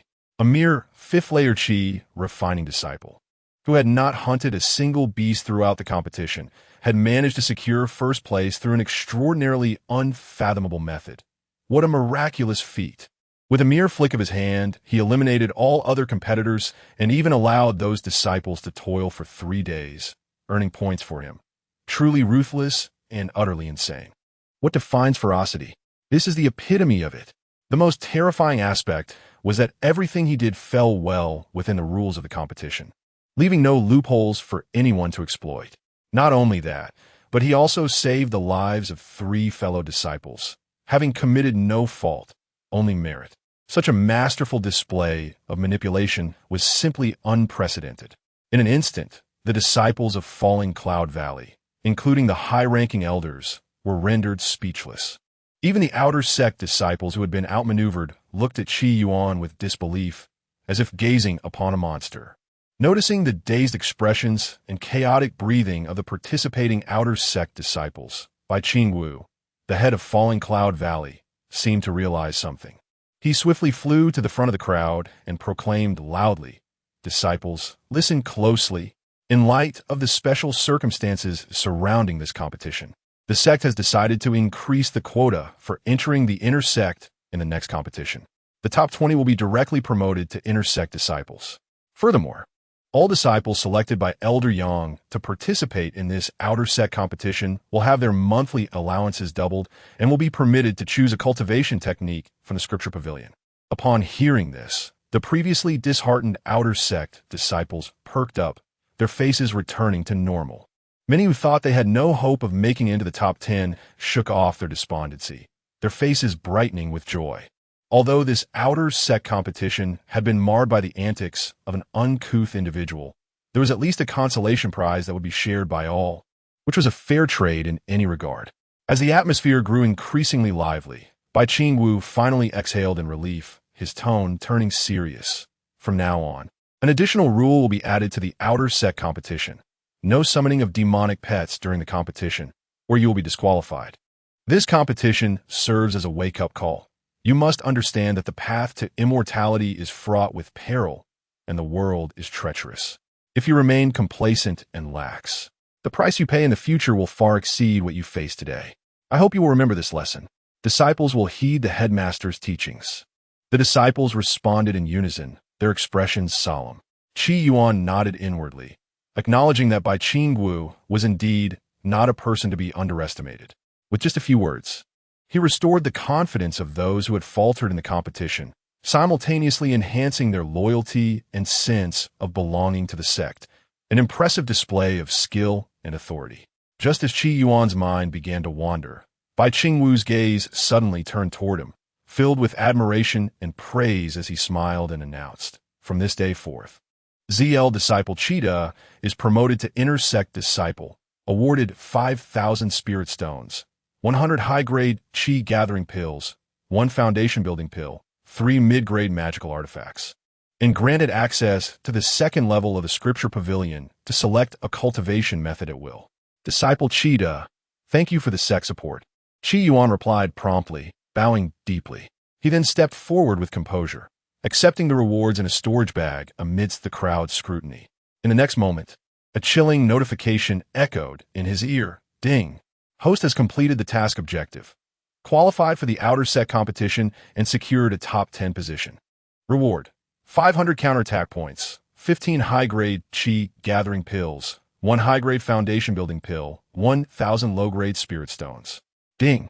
Host has completed the additional task, shocked the audience in the outer sect competition, and claimed first place. Reward: 1 opportunity to enhance spirit root quality. As the system's voice faded, Yuan sensed a subtle shift within him, as if a warm current flowed through his being. The scenery around him gradually began to morph, everything twisting and transforming into intricate, enigmatic lines, each imbued with profound truths. Concurrently, an overwhelming influx of insights surged within him, bringing immense joy and comfort. However, Yuan was aware of his public setting, and to avoid any loss of composure, he quickly steadied his mind and extricated himself from this state. Of course, with this enhancement of his qualifications, he could now access this wondrous state at will, significantly increasing his efficiency in comprehending the heavens and cultivating techniques. Moreover, Yuan discovered another remarkable change. He could continuously draw the surrounding spiritual energy into his body without even operating a technique, effortlessly compressing and refining it. Is this the manifestation of a spirit root beyond the ordinary? Yuan marveled inwardly, filled with delight. This time, the system truly exceeded expectations. All his efforts to fulfill the task were well worth it. Chapter 43. Is this cultivation method genuine? The following day, within the inner sect. Congratulations, Junior Brother Qi, on your promotion to an inner sect disciple. I have been sent by Elder Yang to assist you in selecting your residence. Please follow me. After receiving the plaque that symbolized his status as an inner sect disciple, Yuan was led out of the inner affairs pavilion by a disciple and arrived before a towering peak, approximately 500 to 600 zhang high. The area was lush with vegetation and abundant in spiritual energy, conditions far exceeding those of the outer sect. Observing this scene, Yuan felt immense satisfaction. While it could not compare to the lavish caves he had enjoyed in the Tai Xuan sacred land, at the very least, the tranquil environment was a welcome relief from the bustling outer sect. After the recent grand competition, he had undoubtedly offended many outer sect disciples. It would not be an exaggeration to call him a public enemy of the outer sect. However, Yuan was indifferent to this, for he had now become an inner sect disciple of the Falling Cloud Valley. In terms of status, inner sect disciples were entirely superior to ordinary outer sect disciples. Even if some harbored resentment, few would dare confront him. When they met in the future, they would have to respectfully greet him as Senior Brother Qi. Nevertheless, it was predictable that Lin, who had openly considered Yuan a brother, would likely face difficulties, especially since that favored child of fortune would continue to mingle in the outer sect. Reflecting on Lin Zhan's experience since joining Falling Cloud Valley, It was evident he had not enjoyed a single day of peace, being either framed or ostracized by his peers. Were it not for the system's certification, Yuan would seriously doubt whether that lad was indeed a favored child of fortune or merely a harbinger of misfortune. Of course, Yuan felt no guilt about this. Guilt? Nonsense. He was no one's caretaker, rejecting mental exhaustion. At that moment, the disciple from the Inner Affairs Pavilion produced a map marked with numerous courtyards and handed it to Yuan, enthusiastically stating, "Junior Brother Qi, you may select a courtyard within the Qianshui Peak as your residence, but you can only choose from the unmarked courtyards that are unclaimed." Following the dramatic conclusion of the outer set competition, Yuan's name had spread throughout Falling Cloud Valley. As the only individual to single-handedly compel the sect to alter the competition rules, he had become a center of attention these past few days. Thus, although his outward cultivation level was merely at the 5th layer of Qi refinement, making him the lowest-ranked inner sect disciple in history, the disciple from the Inner Affairs Pavilion still treated him with utmost respect and courtesy. "Thank you for the reminder, brother." Yuan glanced at the map and soon pinpointed a rather secluded small courtyard. Nestled halfway up the mountain and surrounded by dense forest, it saw little foot traffic, with the nearest courtyard over 10 miles away, perfectly suited to his low-key and unassuming nature. After making his decision, he pointed to that courtyard and inquired, "May I choose this one?" The Inner Affairs Pavilion disciple hesitated slightly as he assessed Yuan's selection, responding, "You may. But that courtyard was once abandoned and has fallen into disrepair. It may require some time to clean and organize." Yuan smiled, unfazed, and replied, "No matter. I prefer the quiet." The disciple nodded and continued, "Very well. Since you have made your choice, I will inscribe your name there. From now on, that will be your residence within the inner sect." Soon after, Yuan dismissed the disciple and began to survey the small courtyard enveloped in green moss. The area was modest in size, consisting of a meditation room for cultivation, a front hall, and 2 side rooms. In the front hall, there was merely a stone table and 3 stone stools, nothing more. After tidying up the courtyard a bit, Yuan sat down in the front hall and silently summoned the system interface. Aside from a side quest listed in the lower left corner, the main quest section refreshed, revealing "New Quest." After the outer set competition, you have finally shed your identity as a menial disciple and entered the inner sect for cultivation. Your outstanding performance has garnered the special attention of the sect leader, Bai Qingwu, and senior sister Bai Shiro. Meanwhile, an unexpected crisis is about to descend. Quest difficulty: 4 stars, difficult. Quest objective: please ensure your survival during this crisis and uncover all the hidden demonic sect spies within Falling Cloud Valley. Quest rewards: 800 reversal points, increased favorability from senior sister Bai Shiro, and a heaven-grade dual cultivation technique, Yin-Yang Transformation Sutra. What the hell? After reading this, Yuan was momentarily speechless. He simply wanted to ask, is this Yin-Yang Transformation Sutra even genuine? What was supposed to be a straightforward survival mission had morphed into this bizarre quest with such outrageous rewards. The system had combined the favorability of the beautiful senior sister Bai Shiro with a dual cultivation technique, leaving him with a sense of impending discomfort. The quest was not marked as optional, indicating that it must be completed. Otherwise, no further main quests would refresh. With the emergence of a dual cultivation technique, was his long-held image of being single in 2 lifetimes about to unravel? Realizing this, Yuan's expression turned peculiar.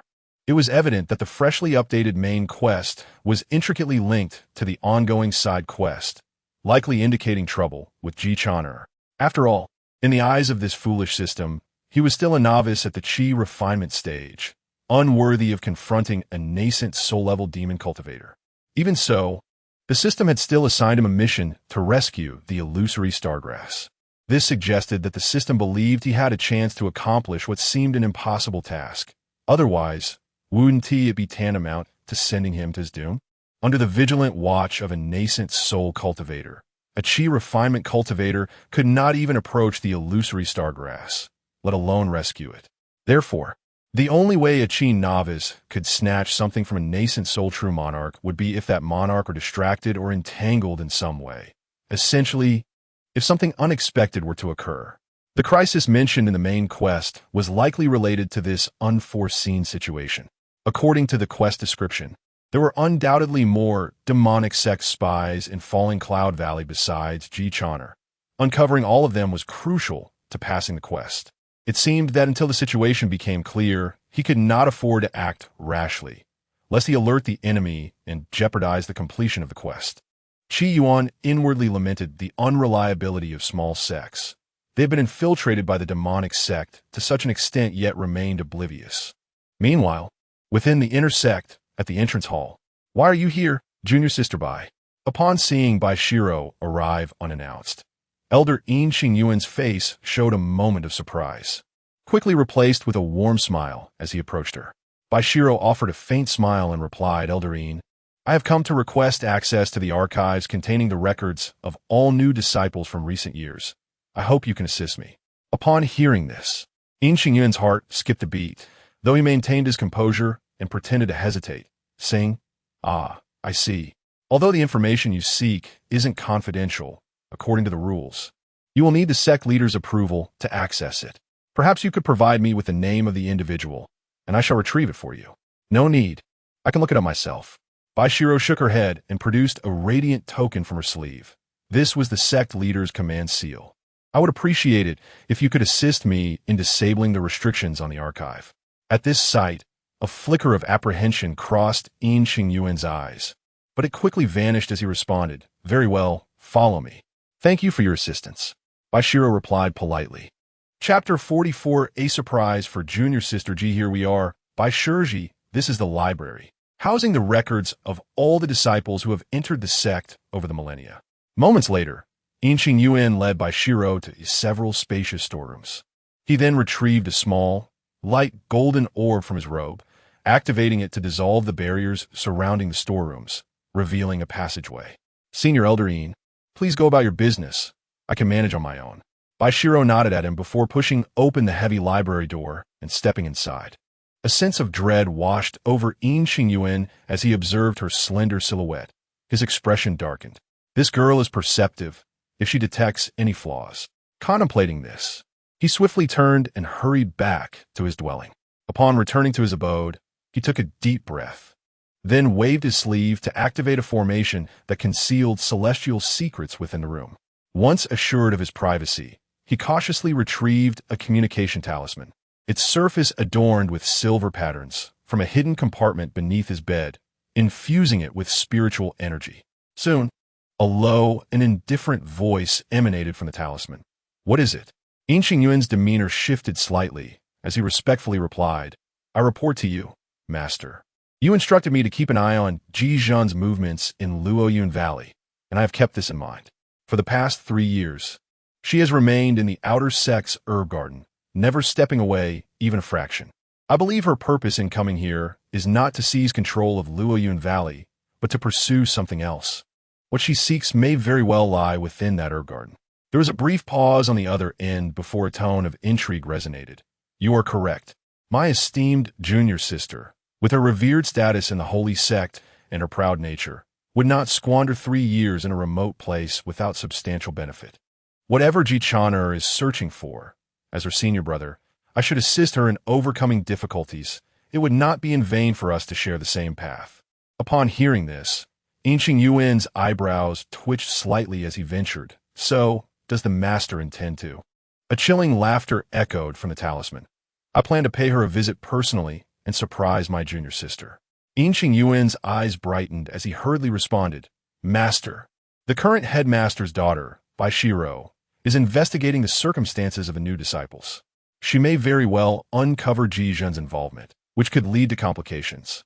The reply from the other side was a mere moment of contemplation before the tone turned icy. "Luoyun Valley is insignificant. I could wipe it clean with a wave of my hand. What concerns do I have?" Yuan immediately affirmed, "Master is indeed wise. You dog-like servant have quite the way with words." The voice scoffed, "I shall arrive shortly.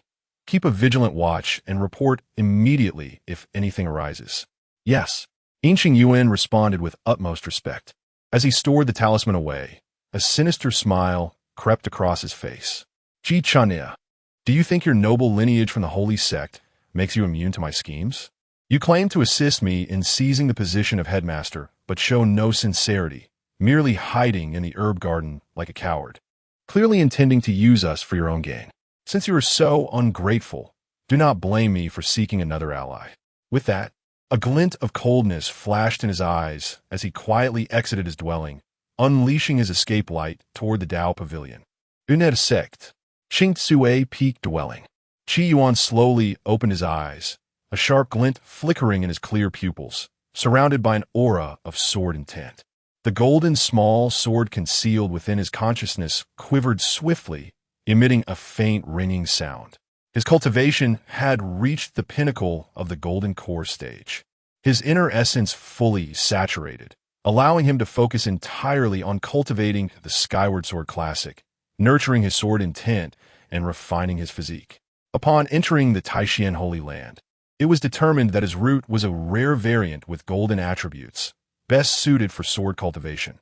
Thus, he chose the Skyward Sword Classic, one of the supreme legacies of the Holy Land, as his primary method of combat. Given that Qi Yuan had not encountered any worthy opponents recently, there was naturally no need to draw his sword. It would be foolish to use a powerful artifact like the Xianxia sword against a mere Qi refinement stage 5 opponent like Su Biao. The world is filled with spiritual artifacts, broadly classified into 4 tiers. The lowest tier is the magical tool, possessing limited power and weak spirituality, relying solely on the artifact's inherent magical power in combat. The next tier is the treasure. At this level, an artifact can communicate with the heavens, harnessing celestial forces for combat, thus wielding greater might. The following tier is the spiritual treasure, an elevation of the treasure, possessing intelligence and the ability for self-cultivation, boasting unmatched power. Each spiritual treasure is often a prized possession of top-tier factions, rarely invoked unless in critical situations.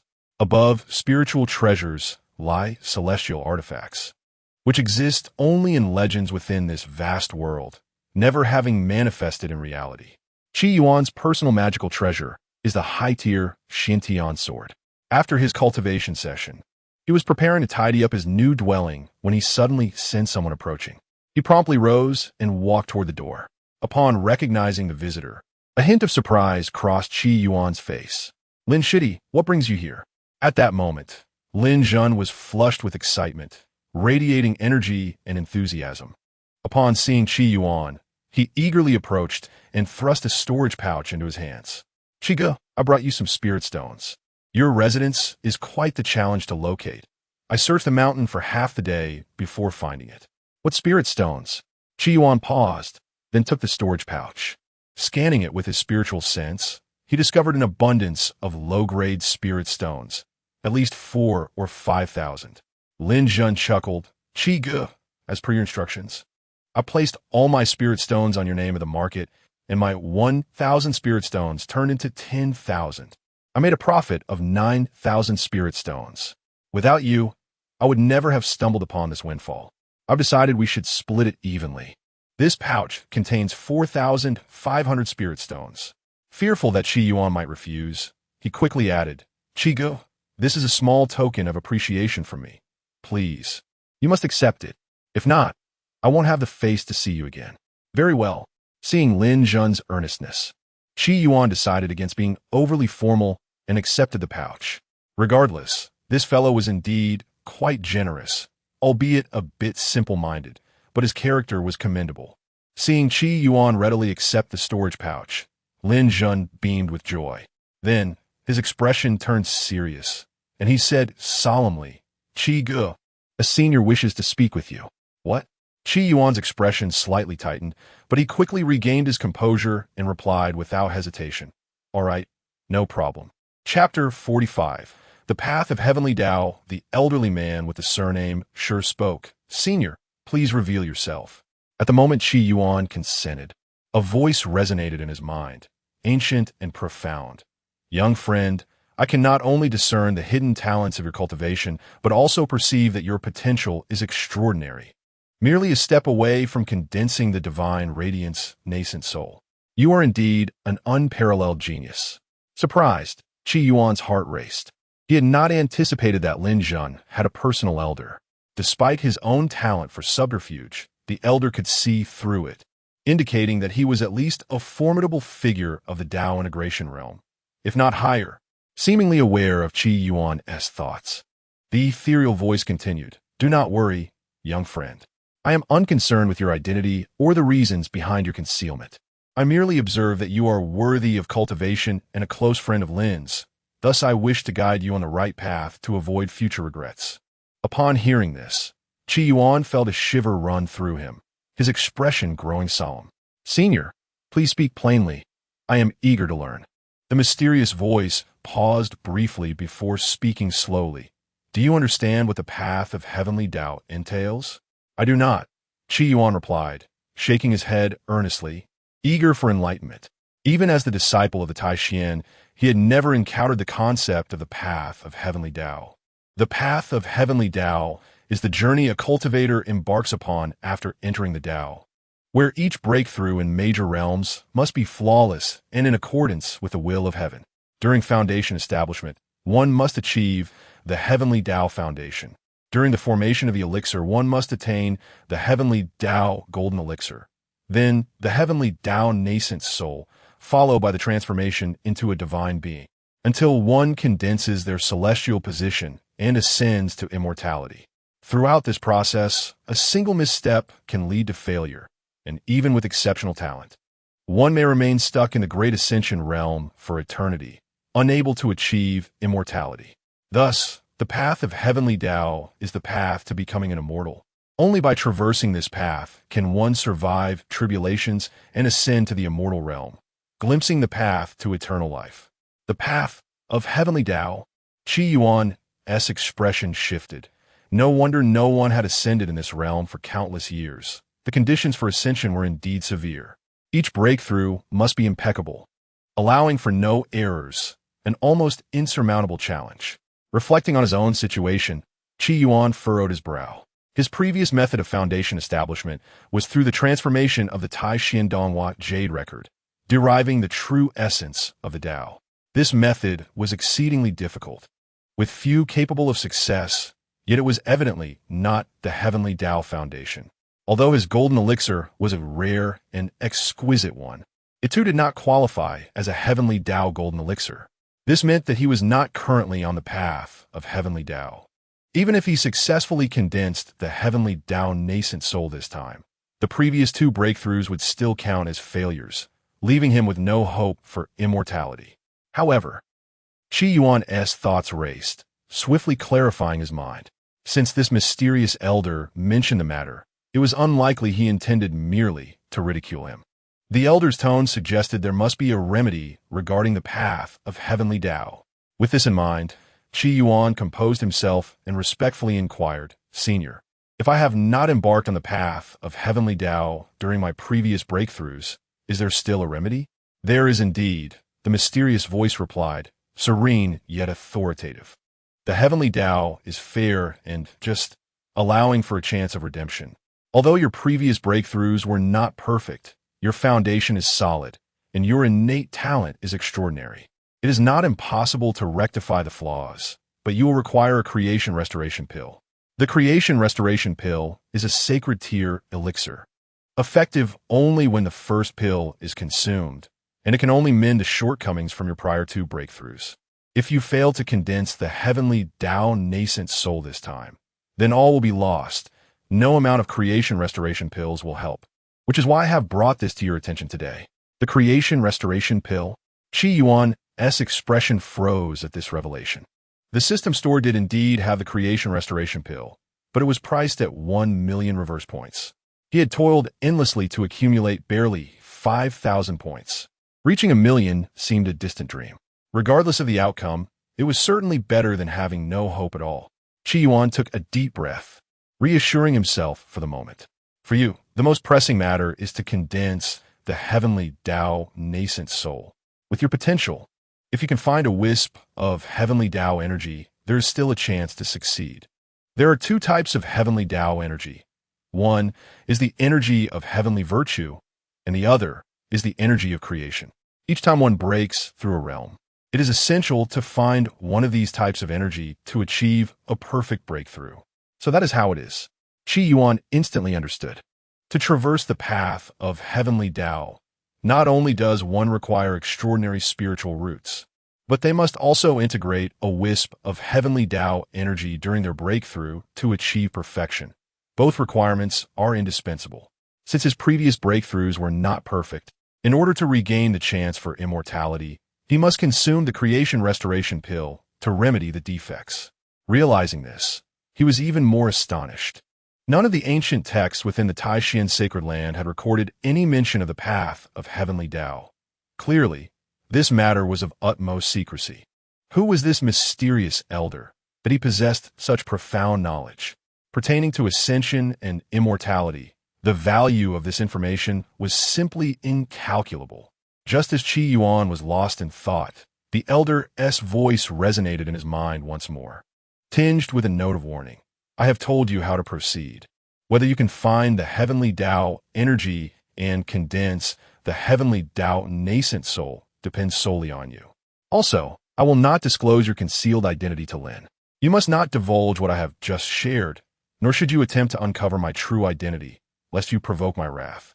If by chance you successfully condense the heavenly Tao nascent soul, you may come see me. I have a task that requires your assistance. Upon completion, I shall reveal to you where to obtain the creation restoration pill. If you fail to condense the heavenly Tao nascent soul, then all discussions are moot. With that, the voice abruptly ceased. Qi Yuan regained his composure and bowed deeply. Thank you, Senior. I'm immensely grateful for your guidance. After a moment, no response came, indicating that the mysterious elder had vanished. At that moment, Lin Zhan's curious voice broke the silence. Qi, what did Elder Shi just tell you? Nothing much.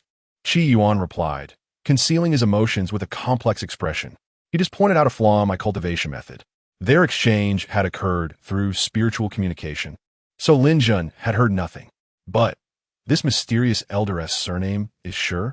Lin Zhan seemed unaware of the slip, earnestly continuing, Qi, please do not reveal Elder Shi's existence. He wishes to keep his identity concealed. Of course, Qi Yuan nodded, secretly pondering. There are many powerful individuals with the surname Shi in this world. A certain elder in the boundless sacred land shares that surname. However, compared to that elder, this old man is more likely to be an ancient powerhouse. Just as he was lost in thought, a flurry of exasperated curses echoed in Lin Zhan's mind. You little brat, how many times must I tell you not to mention my name in front of others? And yet, you just reveal my surname. Lin Zhan scratched his head and said, Old Shi, I reckon that Qi is not an outsider. So there is no need for such secrecy, right? It vexes me greatly. Even a simpleton like you possesses a celestial affinity. Truly, the heavens have gone mad. Chapter 46. Could it be that she desires my body? Having just sent Lin Zhan away, a commotion outside the courtyard caught Qi Yuan's attention. He turned to see 3 male cultivators clad in the robes of inner disciples approaching his dwelling. The leader, adorned with a jade crown and brocade, was tall and somewhat handsome, yet his demeanor exuded an inexplicable sinister aura that invoked instinctive aversion.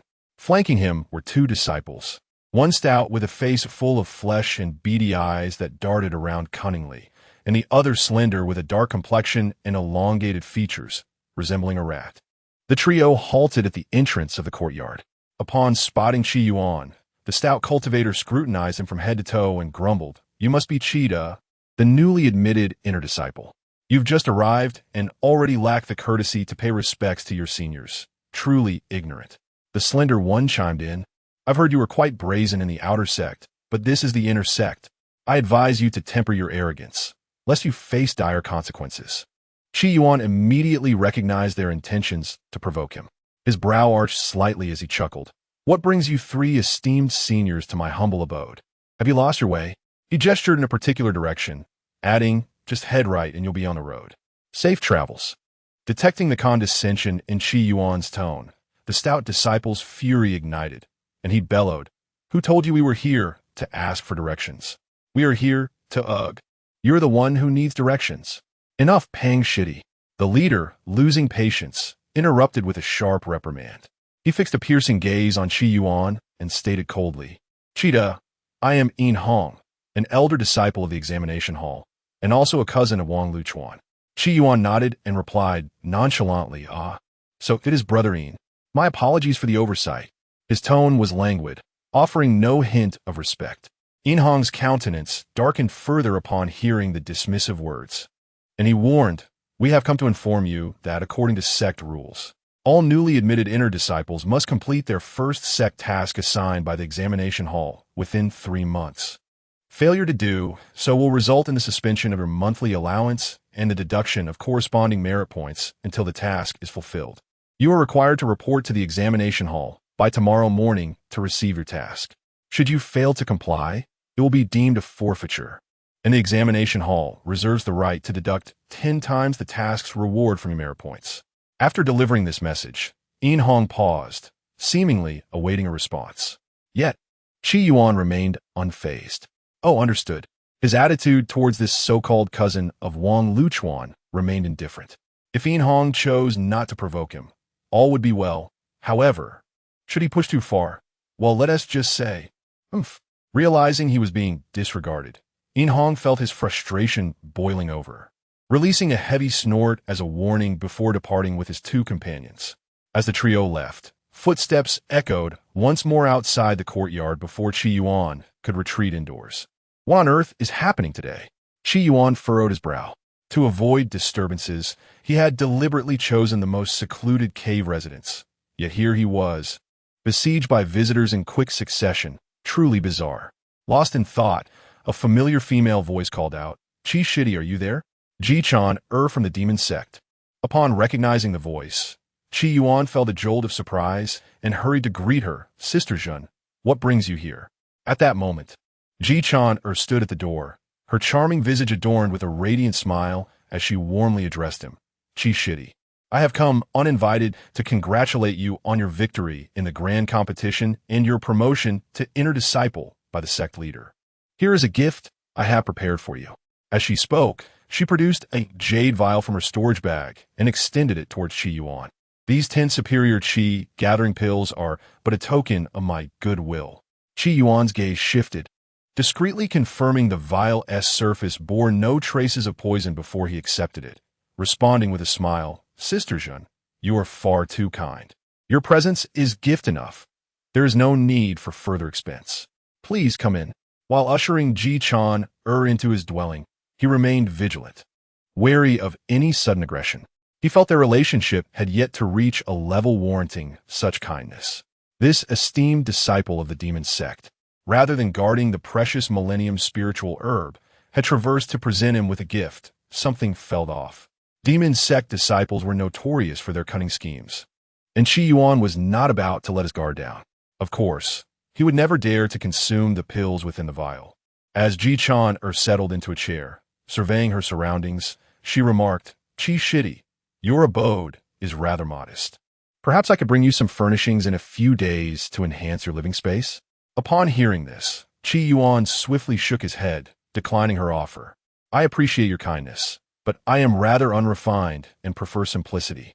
A place to rest is all I require." Seeing his response, Ji-chan did not press further but smiled. "Your performance in the outer sect competition was truly remarkable. Such extraordinary talent is rare even among the 7 sacred grounds. I hold you in high esteem." As she spoke, her gaze towards Yuan brimmed with admiration. Something feels off. The more she praised him, the more convinced Yuan became that this demon sect maiden harbored ulterior motives. The age-old adage rings true. No one offers kindness without an agenda. Yet, what could this esteemed disciple of the demon sect desire from a mere novice inner disciple like himself? If it were not for theft, then, could it be that she covets my body? The notorious reputation of the demon sect is closely tied to its various immoral practices.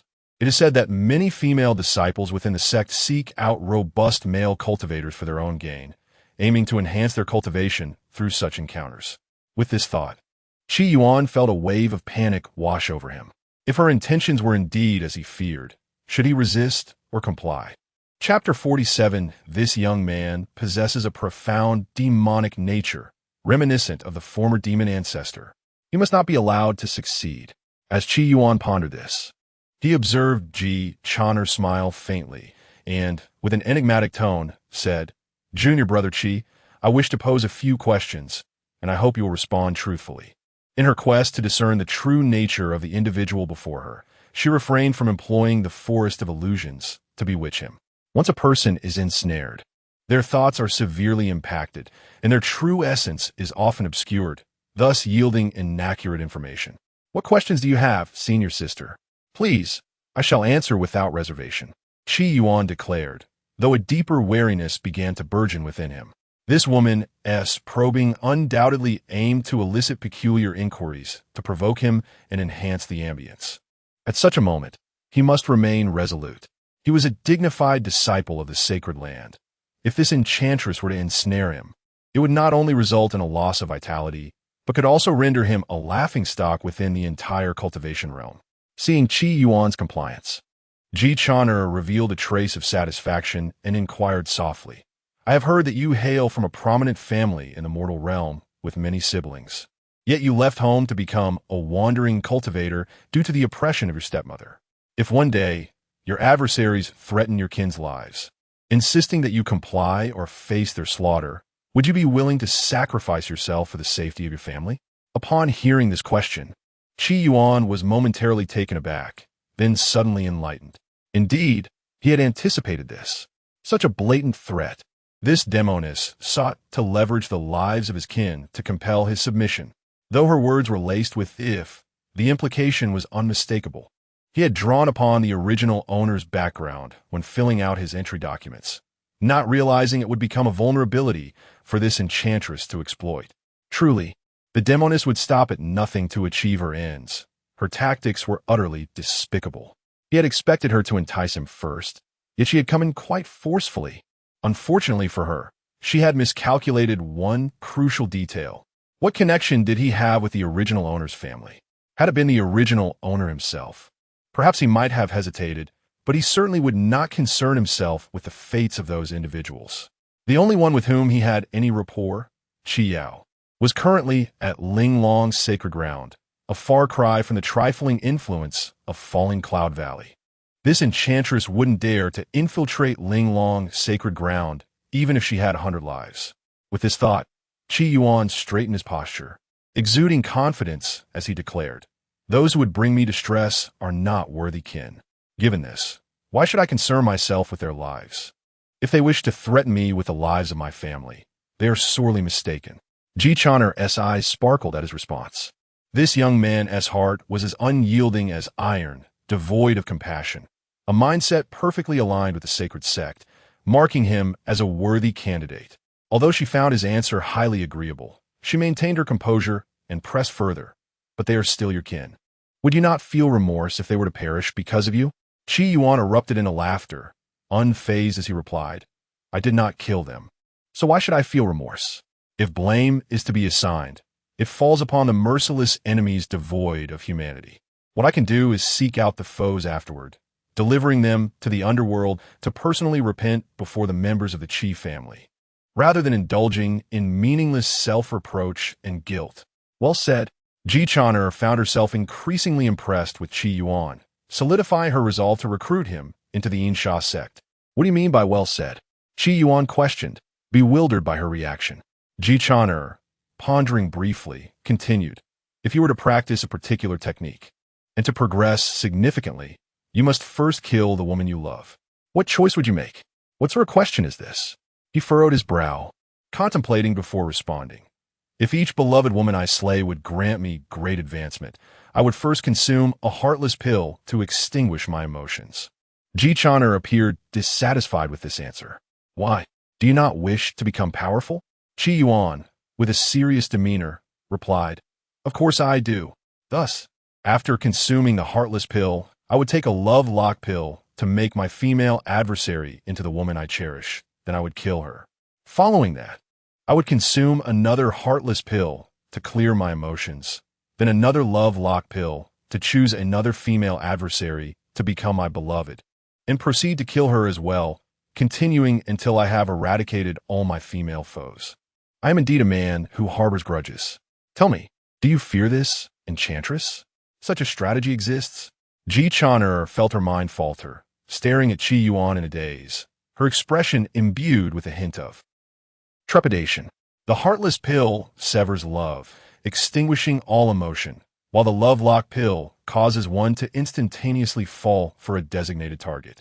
Yet, she had never imagined these two pills could be wielded in such a manner. This man is formidable, should he grow in strength. Those who oppose him will surely find themselves restless. Regaining her composure, she composed her expression and said with a complex demeanor, I have one final question.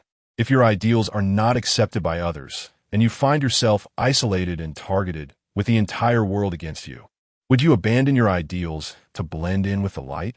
While the Xianxia sect is notorious within the cultivation realm, it is also infamous, often vilified in a world dominated by righteous paths. It is not difficult for one to commit wrongdoings. The true challenge lies in maintaining a life of wickedness. Every individual harbors a need for acknowledgement, and being perpetually criticized and scorned is hardly pleasant. Should one's heart not be resolute enough in demonic intent, there lies a risk of betrayal against the sacred sect, even if fear of its might prevents overt treachery. Over time, such psychological strain can lead to dire consequences, ranging from falling into madness to explosive demise. Thus, for disciples of the sacred sect, her third question bears immense significance. What was her motive in posing this query? Qi Yuan paused, contemplating briefly before asserting with conviction, if my ideals are not embraced by this world, then the fault lies not with me, but with the world itself. My purpose is to reshape this world, to become the architect of a new order, where both cultivators and mortals alike will embrace my ideals. Gasping, Ji Chaner drew in a sharp breath, her heart stirred by tumultuous waves. Such ambition and a willingness for vengeance reveal his profoundly demonic nature, echoing the grandeur of the former demon ancestor. If such talent were to be drawn into the sacred sect, he would undoubtedly emerge as her strongest ally within the organization. Chapter 48, Custom Tasks, is it? Observing the astonished expression on Ji Chaner's face, Qi Yuan secretly exhaled in relief. It worked. He had successfully crafted an image of himself as a ruthless, vengeful madman, leaving his counterpart utterly speechless. Senior Sister Zhen? Qi Yuan tentatively called out, only to see Ji Chaner snap back to reality, gazing deeply at him before gently saying, Junior Brother Qi, I am very pleased with your response. As long as you remain true to your principles, your future will undoubtedly be boundless. It is getting late, and I must take my leave. Compared to before, her voice was notably softer and more melodious, sweet yet not overly flattering, causing Qi Yuan to stiffen slightly. He nodded and politely replied, Safe travels, senior sister. After Ji Chaner departed, Qi Yuan wiped away non-existent sweat from his forehead and let out a long sigh. This woman was indeed not one to be trifled with. Fortunately, he had been clever enough this time. Otherwise, the accumulated vitality from 2 lifetimes might have been at risk. Thanks to the dog system, his integrity had long since been abandoned, making what little virtue he had left all the more significant.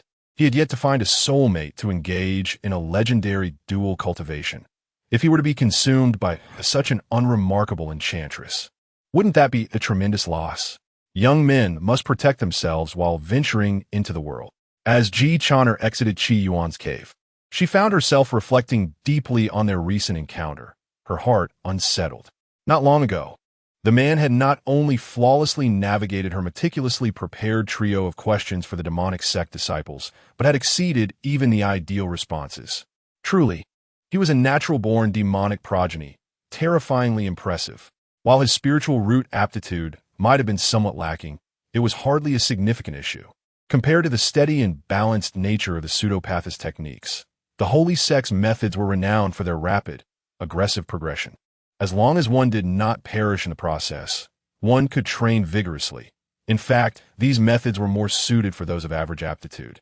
Additionally, the Holy Sect boasted numerous secret techniques capable of transforming one's spiritual roots dramatically.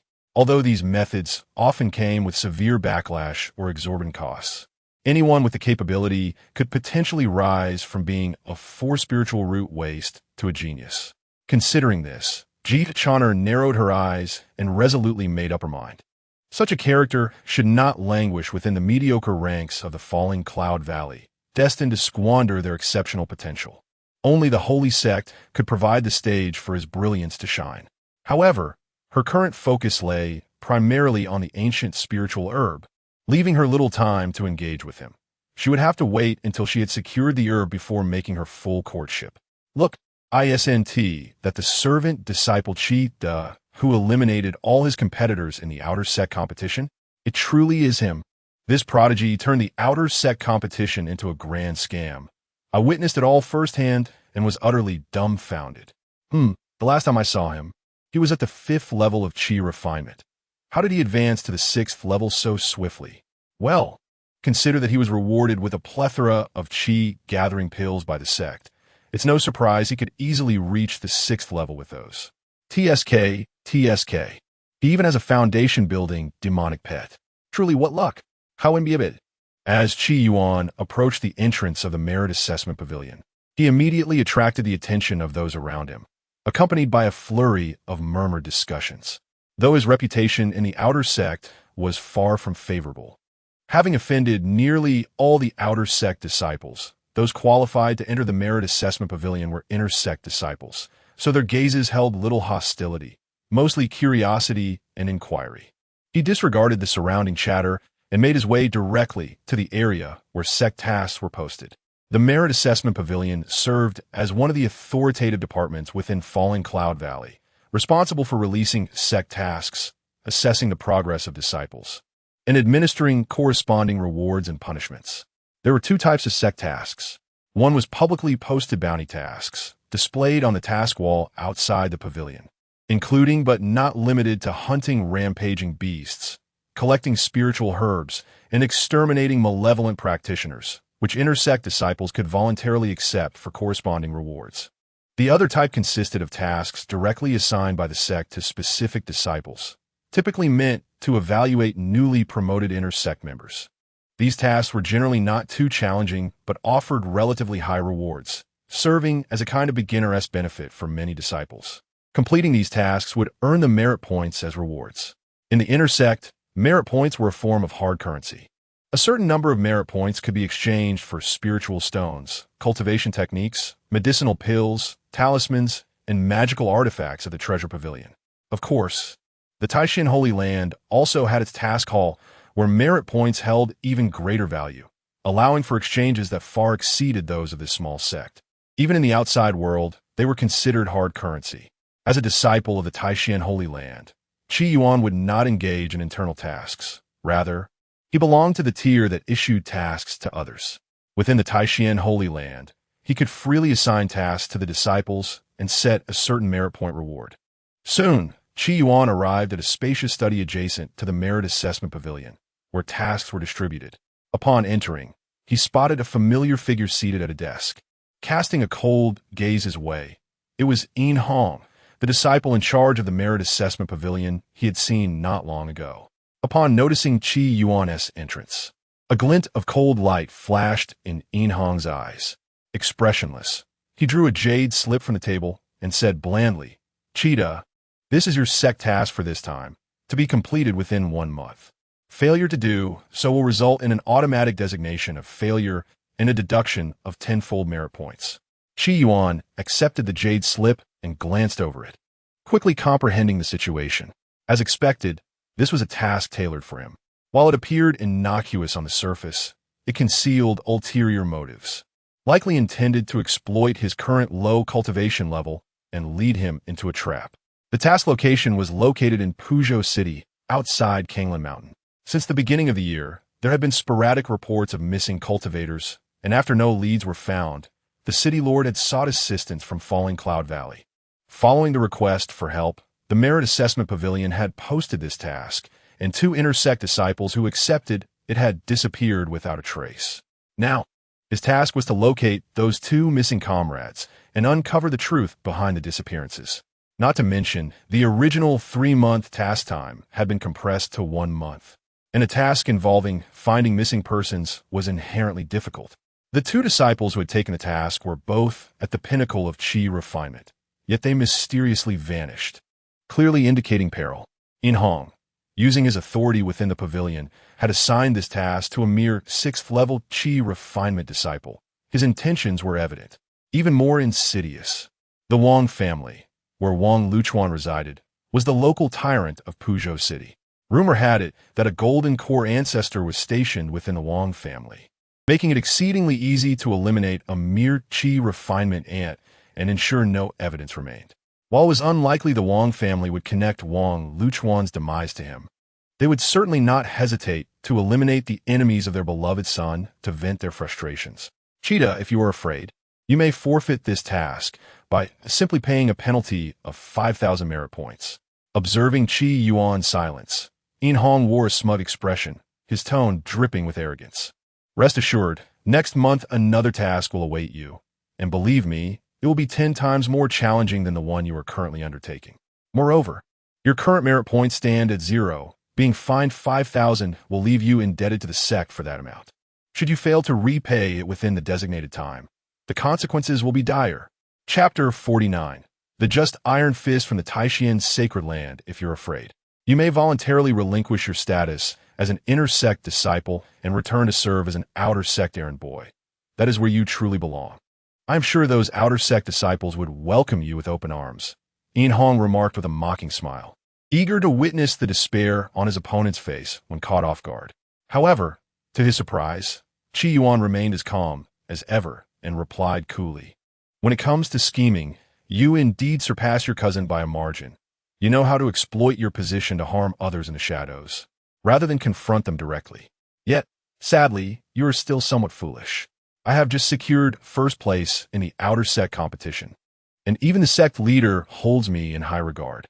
If something were to go awry during my first inner sect assignment, the sect would undoubtedly launch a thorough investigation. At that time, they would easily uncover the discrepancies in the task difficulty you assigned to me. While you may have excuses to deflect blame, any suspicion cast upon you will jeopardize your position. Upon hearing this, In Hong's expression shifted slightly before darkening instantaneously. Qi, I do not comprehend your insinuations. If you believe I am plotting against you, feel free to report me to the elders of the reward hall. Though he spoke through gritted teeth, Qi Yuan's words unsettled him. Initially, his scheme to eliminate this bothersome individual was impulsive, but he had not anticipated leaving behind so many flaws. He understood all too well that the scenario Qi had described was entirely plausible. Given Qi's current momentum, any incident occurring now would undoubtedly attract heightened scrutiny. According to protocol, tasks in Puzhou City should typically be assigned to foundation-building disciples, yet he had dispatched a Qi-refining 6th-layer disciple instead. Even if this did not violate any rules, it would still be deemed inappropriate. Furthermore, his familial ties to the deceased Wang Luchuan and the well-known enmity between Wang and Qi would easily lead to suspicions of retaliation. In such a case, even with the influence of his father, Yuan, it was highly likely that his position as a steward disciple in the reward hall would be lost. After all, this role was responsible for distributing sect tasks. Wielding significant power, and many were watching closely, it was inconceivable for someone who had made a misstep to retain such a position. Contemplating this, In Hong could not help but feel a twinge of regret. To him, Qi Yuan was merely a pesky ant that could be easily crushed. Yet losing his position over such a trivial matter seemed unwise. As Qi Yuan prepared to turn away, In Hong could no longer contain himself and rose, coldly stating, "You said so much, yet it merely seems you find the task too challenging. If you were to admit your own ineptitude here and now, I might show mercy and assign you a different task." Qi Yuan paused, a sardonic smile gracing his lips as he fixed his gaze on In Hong. "You overestimate your importance. I find this task exceedingly simple and have no need for change." With that, he disdainfully turned and strode towards the hall's exit. Witnessing this, In Hong felt an overwhelming sense of frustration, as if he had swung and missed. He glared at Qi Yuan's departing figure, and a sudden surge of murderous intent welled up within him, as if a dark voice whispered in his ear, "Kill him. Kill, kill, kill. Personally slay this bastard." For reasons unbeknownst to him, this absurd notion lingered in his mind, refusing to dissipate. Since Qi Yuan's death in the task would implicate him, why not take decisive action to eliminate him before he reached Puzhou City? He could easily disguise the act as a demonic cultivator's assault for treasure. No one would suspect him. That brat had just received a generous reward from the sect and made a considerable fortune in the market. He likely possessed at least 10,000 spirit stones and several fine magical artifacts. Once he eliminated Qi Yuan, he could claim these for himself. Losing his position would be worth it. As these thoughts spiraled, the last vestiges of his reason crumbled, his eyes flashing with madness and greed. This malevolent urge intensified, ultimately morphing into a fierce killing intent. After departing the reward hall, Qi Yuan returned to his dwelling, casually setting up a barrier to obscure his presence before retrieving a jade talisman adorned with faint golden patterns from his spatial pouch. This talisman was of the highest grade, allowing effortless communication across vast distances. Each was worth its weight in gold, reserved for the upper echelons of the most prestigious factions. At that moment, Qi Yuan infused a trace of his true essence into the jade talisman, activating it. A respectful voice immediately emanated from within. "I greet the Daozi." With a calm demeanor, Qi Yuan instructed, "Elder Liang, I have 2 matters for you to attend to. Please take note." Liang, the steward elder of Yuhua Peak, which served as the Daozi's residence within the Tai Xuan Sacred Land, was a staunch ally of Qi Yuan. "Please, Daozi, give your commands. First, you must anonymously post a task in the Sacred Land's task hall, limited to disciples of Golden Core stage and above, with a reward of 20,000 merit points, to be completed within 15 days. The task is to investigate the recent disappearance of cultivators in Puzhou City, ensuring that those missing are either found alive or dead." As he spoke, Qi Yuan's tone turned cold. Additionally, investigate the Wang family among the Xianmen families in Puzhou City. If any misconduct is uncovered, they must be punished severely. There will be no leniency. Once this task is issued, unless the Wang family in Puzhou City is truly above reproach, they will soon feel the weight of the Tai Xuan Sacred Land's righteous iron fist. Understood. Liang responded without hesitation.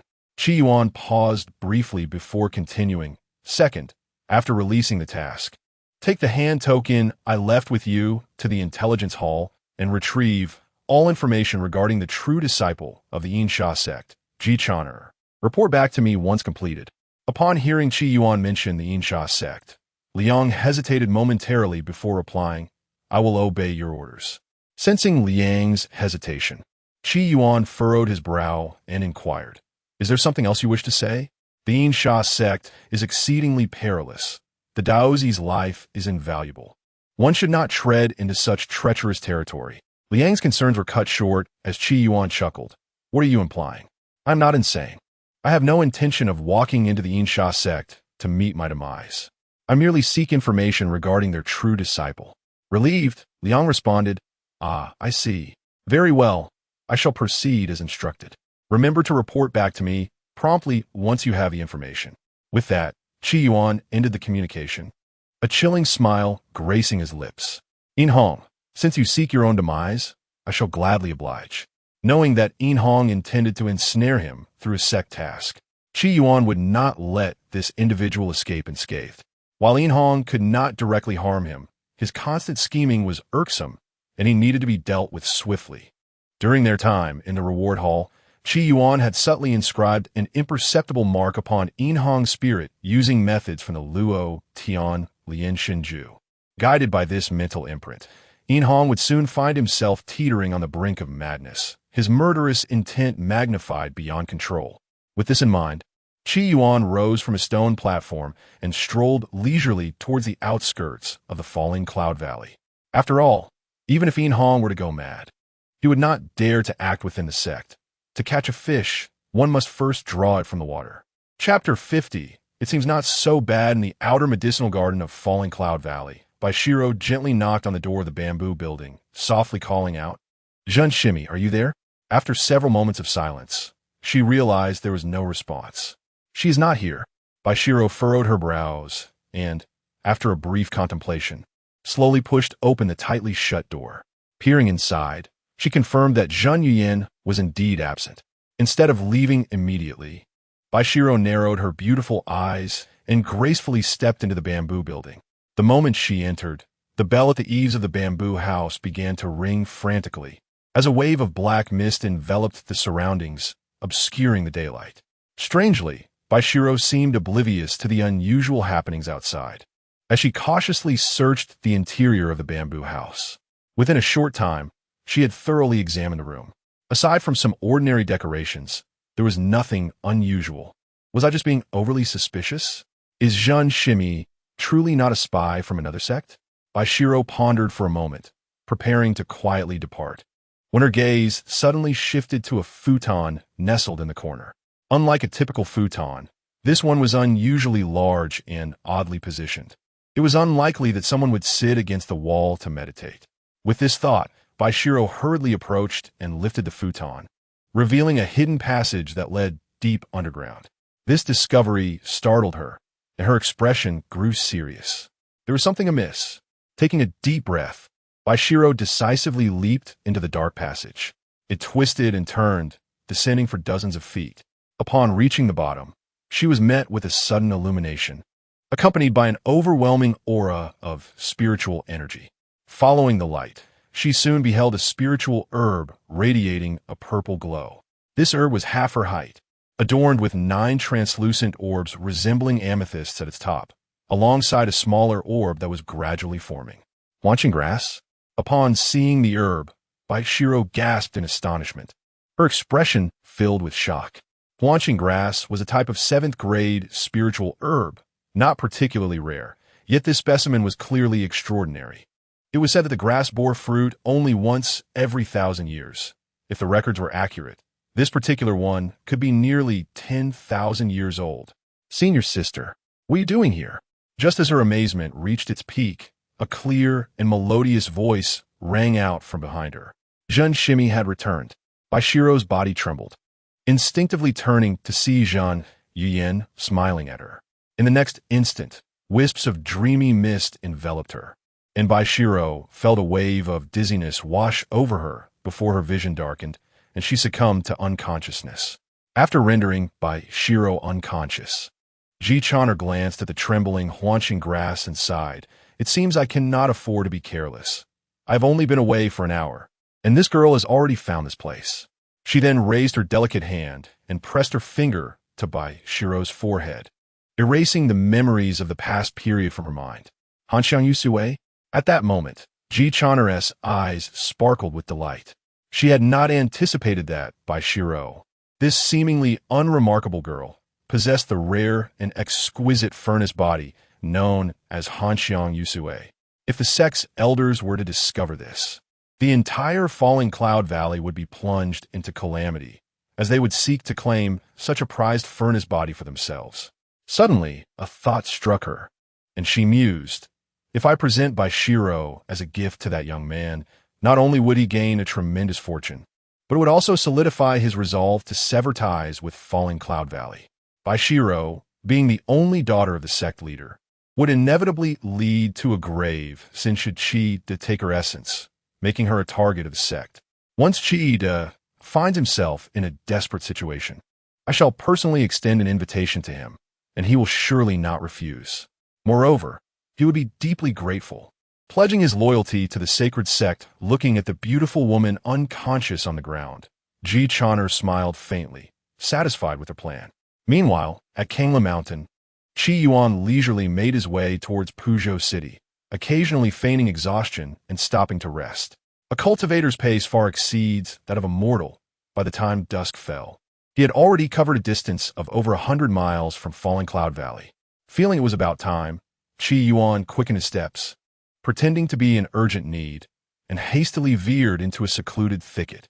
Suddenly, a chilling voice resonated from above, filled with murderous intent. Cheetah, let us see how you die this time. Before the words had even settled, a streak of light descended from the sky, blocking Yuan's path. The figure, clad in black robes and wearing a lotus crown, was none other than Yin Hong, a disciple of the examination pavilion. Upon seeing Yin Hong, Yuan feigned a startled expression, fear etched across his face. Senior brother Yin, what do you wish to do? Of course, I am here to kill you.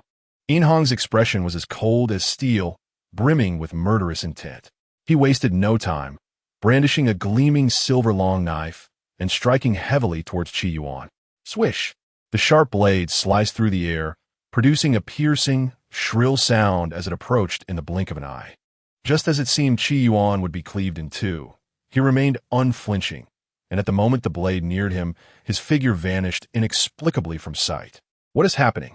Yin Hong's face paled in shock as he instinctively glanced around. Suddenly, an overwhelming force surged through his wrist, causing the long knife to fly from his grasp and clatter to the ground. Immediately after, he felt a searing pain in his chest, and like a kite with a severed string, he was sent hurtling backward, crashing into a tree several dozen feet away, spewing a mist of blood. No, you can't possibly be at the Qi refining stage. Who on earth are you? Yin Hong lay sprawled on the ground, utterly terrified as he gazed at Qi Yuan, his eyes filled with disbelief. What kind of monster had he provoked? He was a late-stage Foundation establishment cultivator, yet he couldn't withstand even a single blow. Qi Yuan, indifferent to the dying man's queries, slowly retracted his fist and approached Yin Hong step by step. Observing this, Yin Hong's pupils dilated in fear as he struggled to inch away, but his injuries rendered him immobile. Desperate, he begged, "Cheetah, I was wrong. Please don't kill me. I am willing to hand over my storage bag. Everything inside belongs to you. My father is Yin Qing." Before he could finish, a large hand pressed against his forehead, followed by an indescribable, soul-piercing pain. Bang! After conducting a soul search, Qi Yuan discarded Yin Hong's lifeless body to the side, his expression gradually shifting to one of intrigue. Initially, he had thought that, as an established inner sect disciple, Yin Hong would possess valuable information. Extracting his soul would serve as a useful means to investigate the spies from the demon sect. However, to his astonishment, he realized he had just searched the soul of a spy from the demon sect. This revelation filled him with a thrilling sense of luck. Now that he was aware of the spies, being Ji Chaner and Yin Qing, there was no need for further investigation. This meant that as long as he survived the so-called crisis, the main quest would be deemed complete. Remarkably simple, with scarcely any difficulty involved. Yet, his thoughts drifted to another matter. The seemingly ordinary Ji Chaner was actually disguised. Her true appearance rivaled that of the renowned Linglong saintess in beauty. In truth, if he had acquiesced to her proposal last time, it wouldn't have been such a loss after all. Qi Yuan mused silently. Chapter 51. Cheetah is the man I cherish most after skillfully erasing all traces of his actions. Qi Yuan returned to the falling cloud valley with an air of nonchalance, his demeanor remarkably composed, as if nothing had transpired.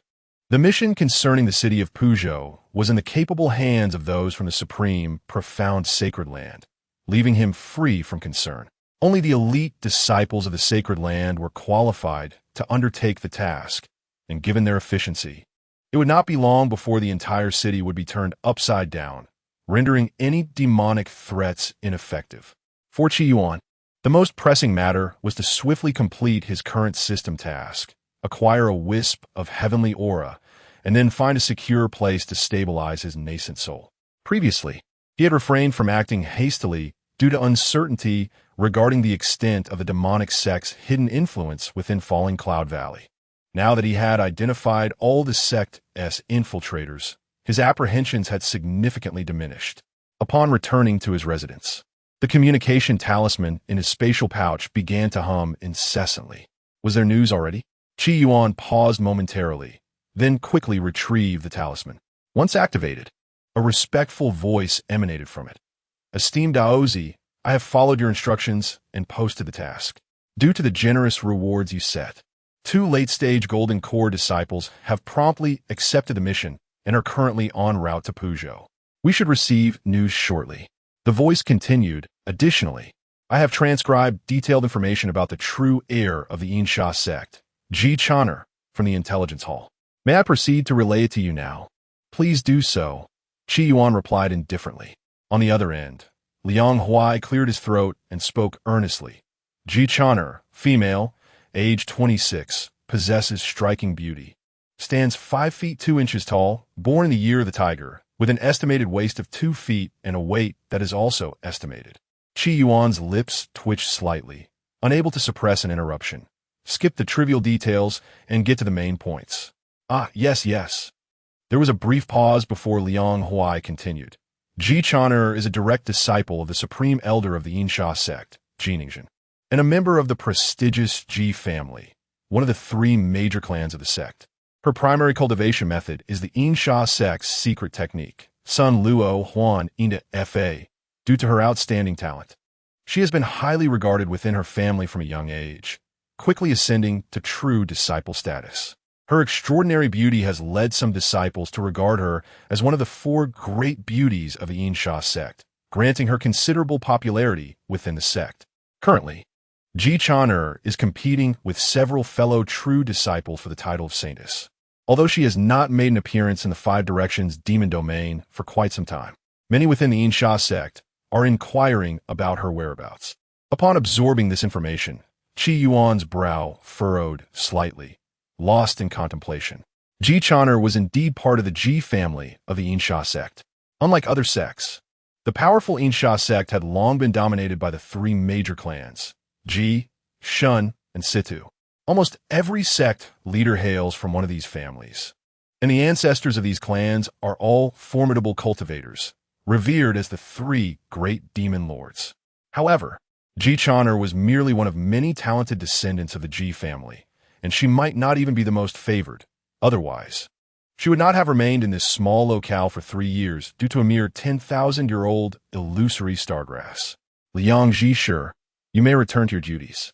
Notify me immediately upon the completion of that task. After giving Liang Huai these instructions, Qi Yuan severed the connection with the Jade Talisman. Meanwhile, in another location, Baishiro slowly opened her eyes, finding herself lying on a bamboo couch, a blurred figure seated beside her. How'd I end up here?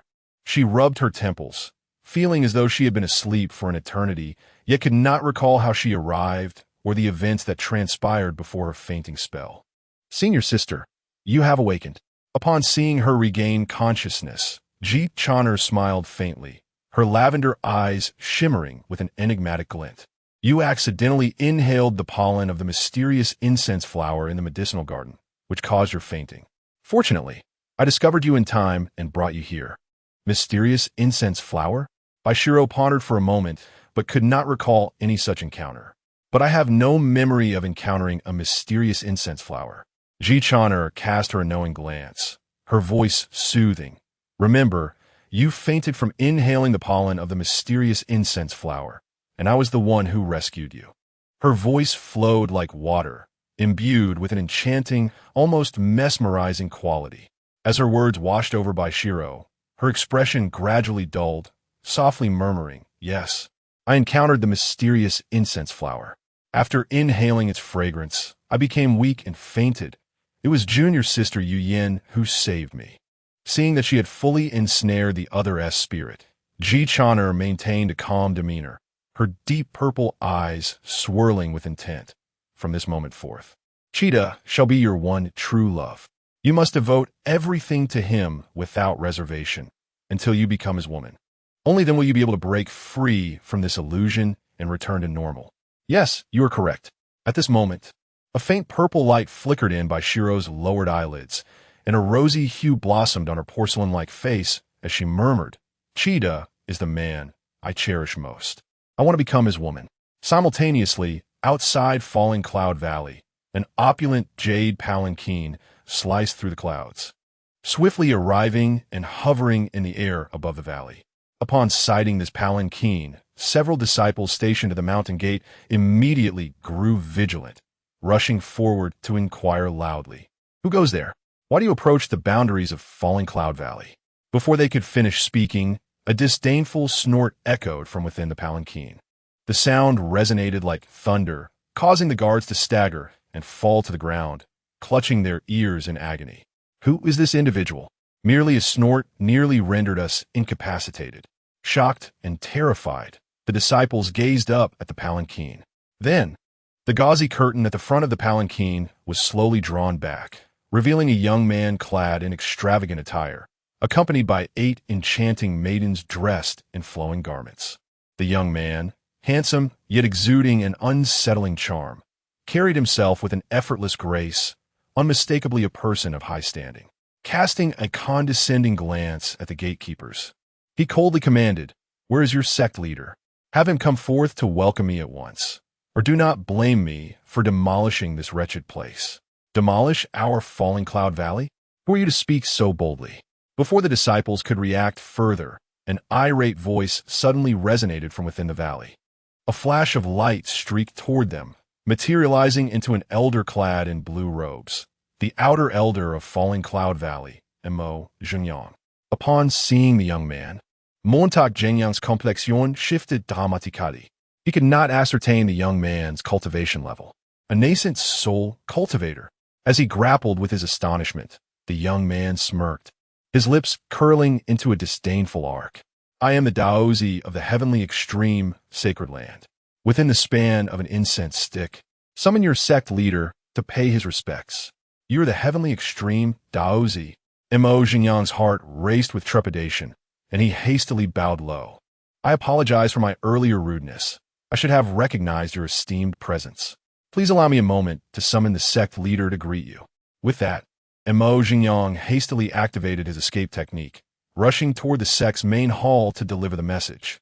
Chapter 52. Some individuals, despite their unremarkable appearances, hold unexpected significance. Shortly thereafter, Bai Qingwu, the leader of Falling Cloud Valley, hurriedly arrived with a group of elders. Upon seeing the young man at the mountain gate, he promptly approached him, exclaiming, "It is indeed an honor to welcome the esteemed Daozi of the heavenly extreme sacred land. I apologize for my failure to greet you appropriately." The young man cast a haughty glance at the gathered crowd, his expression brimming with arrogance. "By Zhongmen, during my travels, every sect I visited treated me with utmost respect and hospitality. Yet, you at Falling Cloud Valley have chosen to disregard my presence. Have you perhaps colluded with the forces of darkness, showing disdain for our heavenly extreme sacred land?" Upon hearing this, Bai Qingwu's expression shifted, and he quickly donned a smile. "Daozi, you are mistaken. We have only just concluded our seclusion, and were unaware of your esteemed arrival. We are unprepared, and I beg for your forgiveness." As he spoke, he discreetly signaled to Elder Yang Xiuda of the Internal Affairs Pavilion. Yang Xiuda promptly understood, stepping forward cautiously to address the young man. "Daozi, might you present your token for verification of your identity?" The young man immediately revealed a mocking smile. "Are you suggesting that I could be an imposter?" "And no, not at all," Yang Xiuda stammered, beads of sweat forming on his forehead. "This is merely a formality. This place may be small, but your rules are certainly not." The young man scoffed, producing a resplendent, multicolored jade token from his sleeve and tossing it to Yang Xiuda. "Verify it at your leisure. I am indeed the rightful Daozi of the heavenly extreme sacred land. Who would dare impersonate me?" Yang Xiuda quickly took the token, scrutinizing it closely before respectfully returning it with both hands. The five-colored celestial jade was unmistakably the insignia of Pu Gunsho, the Daozi of the heavenly extreme sacred land. With this revelation, the expressions of the Falling Cloud Valley crowd changed, dispelling any lingering doubts. The young man lifted his chin, exuding pride.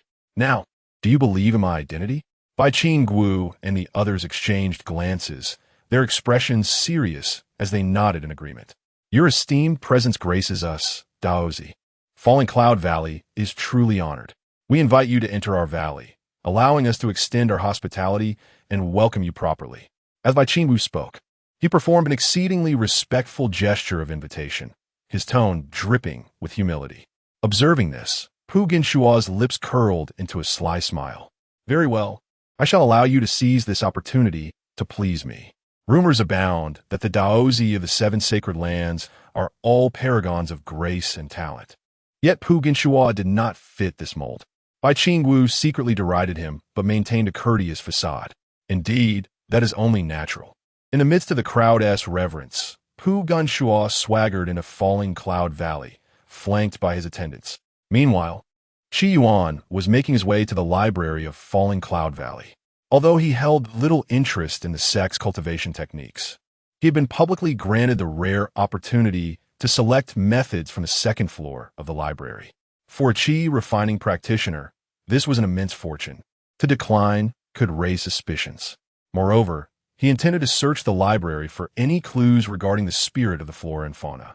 He suspected that the spirit, born from a millennium-old herb, might be the mastermind behind the emptying of the formation's spirit cave, though he had no evidence as of yet. Of course, Yuan was not particularly enthusiastic about this case, as the one suffering the loss was not himself. Yet, if his theory proved true, it would imply that a certain formation spirit's cave was connected to the earth vein housing the ancient herb, facilitating the culprit's actions. While all plants could attain spiritual enlightenment, they faced significant limitations. Aside from their limited intelligence, they could not leave their birthplace until they shed their original forms. Thus, by tracing the appropriate earth veins, one could readily locate the millennium-old herb imprisoned beneath Xianxia's garden. After all, Xianxia's aim was to wait for the herb to fully mature. It was unlikely she would uproot it. Lost in thought, Yuan arrived at the entrance of Falling Cloud Valley's library. The library was a 3-story building, its surroundings cleared of trees for fire and theft prevention. With a cascading waterfall nearby, its waters roaring yet restrained by the formation's suppressive aura. Unlike the examination pavilion, even outer disciples were permitted to borrow cultivation books from the library, resulting in a bustling atmosphere as disciples entered and exited. Upon spotting Yuan, many outer disciples displayed expressions of suppressed anger, intimidated by his formidable presence, ultimately averting their gazes. Yuan paid no heed to the reactions around him, walking directly to the counter outside the library. Just as he was about to present his token, a surprised female voice called from behind him. Shitty, brother. What brings you here? Turning at the sound, Yuan saw Xianxia, clad in a flowing skirt, hastening toward him, her face alight with excitement. She seemed to have made an effort to present herself, the usual haughtiness in her demeanor softened, replaced with a touch of charm. Unlike before, she was not accompanied by her usual entourage of admirers, though several young male cultivators cast envious glances in their direction. Senior sister Nya, Yuan greeted, unsure of her intentions, but nodding in acknowledgement. Xianxia's cheeks flushed, and her voice softened. Thank you, Xiao, for saving me during the great competition. Without your intervention, I might not have survived the encounter with that 4-eyed spirit fox. Yuan nodded slightly. There is no need for thanks, senior sister. It was but a trivial act. Xuan is still pondering how to repay your kindness, she said, a hint of shyness crossing her features.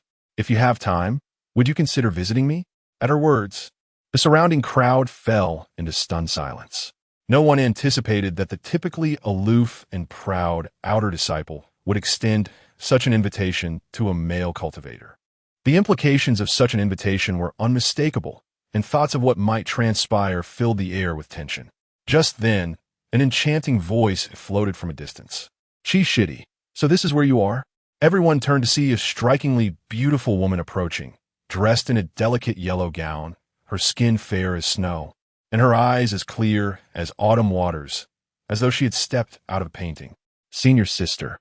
Before Yuan could finish his greeting, he felt a fragrant breeze wash over him. Suddenly, a soft, delicate form pressed against his arm, embracing him tightly. In that instant, all present gaped in astonishment, their eyes wide with disbelief. Who would have thought that beneath the unassuming facade, some individuals were, in fact, hopeless romantics? Chapter 53. I oppose this marriage. Feeling the soft touch emanating from her arm, Yuan could not help but swallow hard, his heart racing wildly. To his surprise, the senior sister, who usually kept a low profile, possessed a remarkably perfect figure.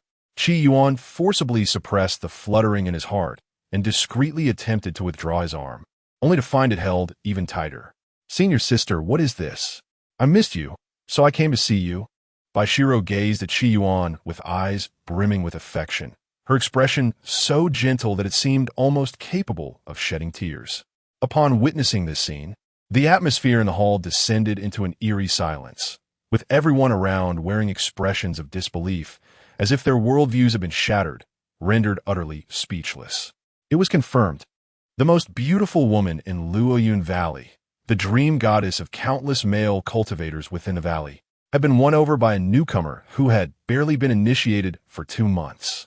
As she looked at the resplendent Baishiro, Talon felt momentarily dazed, a wave of self-consciousness washing over her. Although she had confidence in her own appearance, she was keenly aware of the vast chasm separating her from the ethereal beauty of her senior sister, feeling utterly unqualified for comparison. Senior brother Qi, senior sister. Talon paused for a moment, then forced a smile. You two continue your conversation. I shall take my leave. Without waiting for a response from the two, she hurriedly departed, her steps betraying a hint of panic.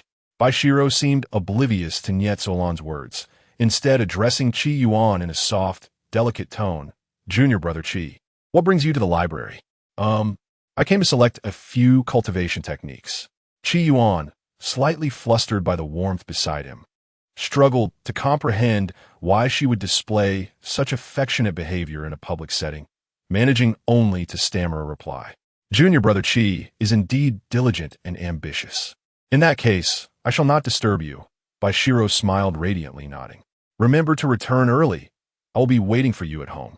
With that, she reluctantly released her hold on Qi Yuan's arm and gracefully departed.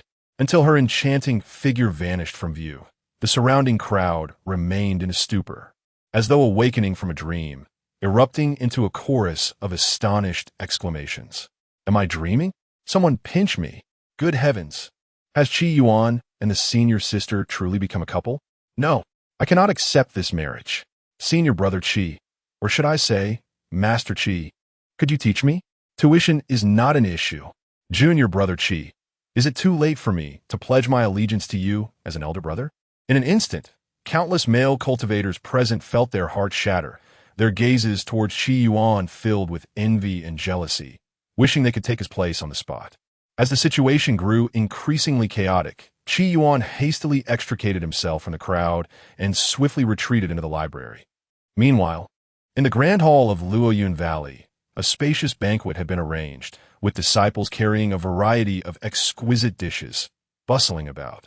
The main guest, the disciple of the heavenly extreme sacred land, Park Gun-suk, sat unceremoniously at the head of the table, wearing a composed smile and relishing the deliberate attentions of those present.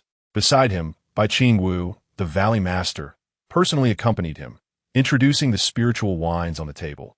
Esteemed disciple, please take a look.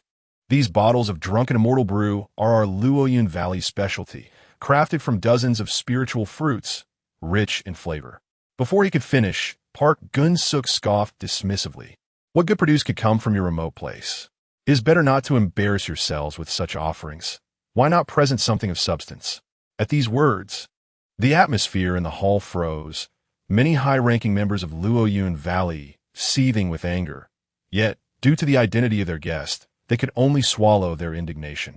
Fearing the consequences of offending the disciple from the heavenly extreme sacred land, who could easily bring ruin upon them with a mere flick of his finger, Bai Qingwu took a deep breath, suppressing his disgust and resentment, and replied calmly, You speak truly. We, Luoyun Valley, are but a small sect, unworthy of the disciple's attention. He then exchanged a glance with an elder from the treasure pavilion. The elder understood immediately, promptly producing a beautifully adorned storage ring from his sleeve and respectfully presenting it to Park Gun-suk. This is a small token from our humble sect. We hope the disciple will not take offense. Upon receiving the ring and inspecting its contents, Park Gun-suk's expression darkened, and he casually tossed the ring to the ground, coldly stating, Is this all you can offer? Do you take me for a beggar? The ring contained a full 10,000 high-quality spirit stones. Yet this man was still dissatisfied. Bai Qingwu's eyelids twitched, and he quickly forced a smile. Please, disciple, feel free to express any requests.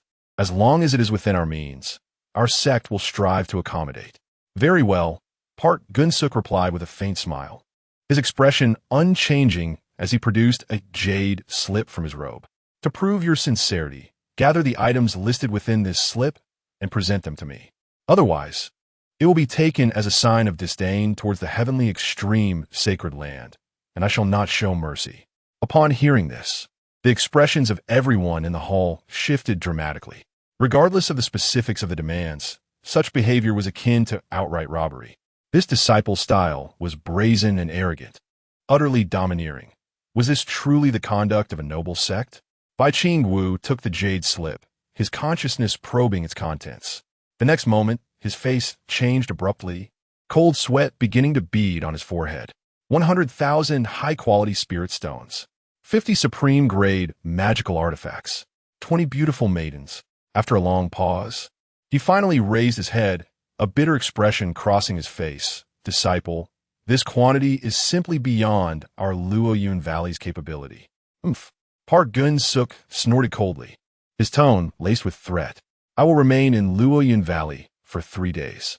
If you cannot gather these items by then, you shall bear the consequences.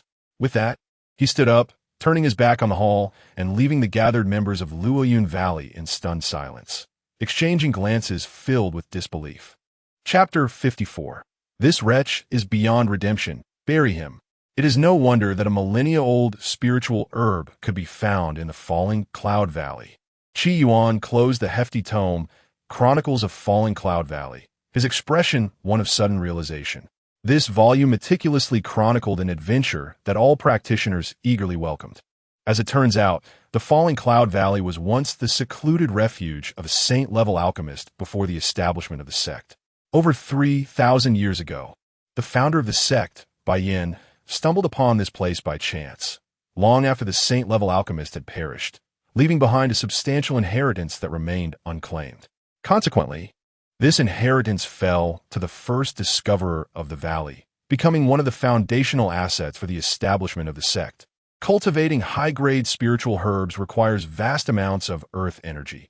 Formidable alchemists often excel in the art of sensing and seeking veins of energy. It is highly plausible that the valley's depths possess a vein of considerable quality, which caught the attention of that saint-level alchemist. With this thought, Yuan felt no further doubt. He promptly returned the book to its place, then pretended to copy a few techniques before rising to leave the library. Junior Brother Qi, please hold. Just as he was about to exit, a disciple of the scripture hall obstructed his path. What is the matter? Yuan furrowed his brow. I believe I have not violated any regulations of the library. No, you misunderstand. The disciple quickly waved his hand, his tone ingratiating.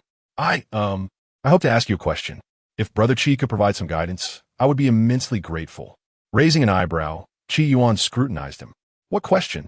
The disciple managed a strained smile and awkwardly confessed. To be frank, I have deep feelings for Sister Pan from the inner sect, but every time I confess, she gently refuses. I wish to seek your advice on how to win her heart. As soon as the words left his mouth, several male cultivators nearby, engrossed in their reading, perked up, straining to eavesdrop. Have you truly mistaken me for a love guru? Yuan found himself speechless and casually inquired. How did she reject you? The disciple hastily replied. Sister Pan told me to take a good look at myself in the bathroom. Do you think there's a deeper meaning behind her words? Is that truly a rejection? Yuan's expression darkened. Perhaps Sister Pan is rather concerned about future marital pleasures and wishes to ascertain your suitability in advance. If she says that again, simply drop your pants and relieve yourself right there.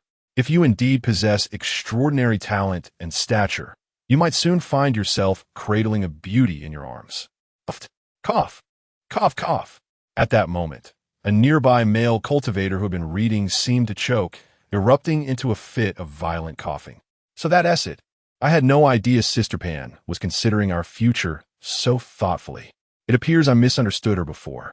The disciple's face transformed into one of enlightenment as he gratefully remarked, Thank you, Brother Qi, for your enlightening words.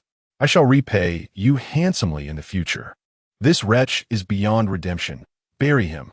Yuan could not be bothered to engage further, swiftly extricating himself from the disciple's grasp and hastening away from the library. The earlier demeanor of Baishiro had been evidently off. He needed to return to his quarters swiftly and ascertain what had transpired. Meanwhile, at the outer sect's herb garden, in a bamboo pavilion, how did Shenwuji end up here? Staring at the unexpected young man before her. Ji-chan was momentarily taken aback, her face quickly darkening with murderous intent as she glared at In Xingyin standing beside him, hissing through gritted teeth, You old dog. How dare you betray me? In Xingyuan appeared unfazed, merely stating coolly. This elder has been entrusted by the sect leader to guide the disciple of the heavenly extreme sacred land in touring the valley. In the presence of the disciple, all elders and disciples within the valley must show respect. Violators will be dealt with according to sect rules. That's enough. Pu Jinshu smiled slightly. You may leave now. No one is permitted to approach. I need to speak with Sister Ji privately. Your humble servant obeys. Ancient Yuan bowed humbly and quietly withdrew. Shun, when did you become a disciple of the heavenly extreme sacred land?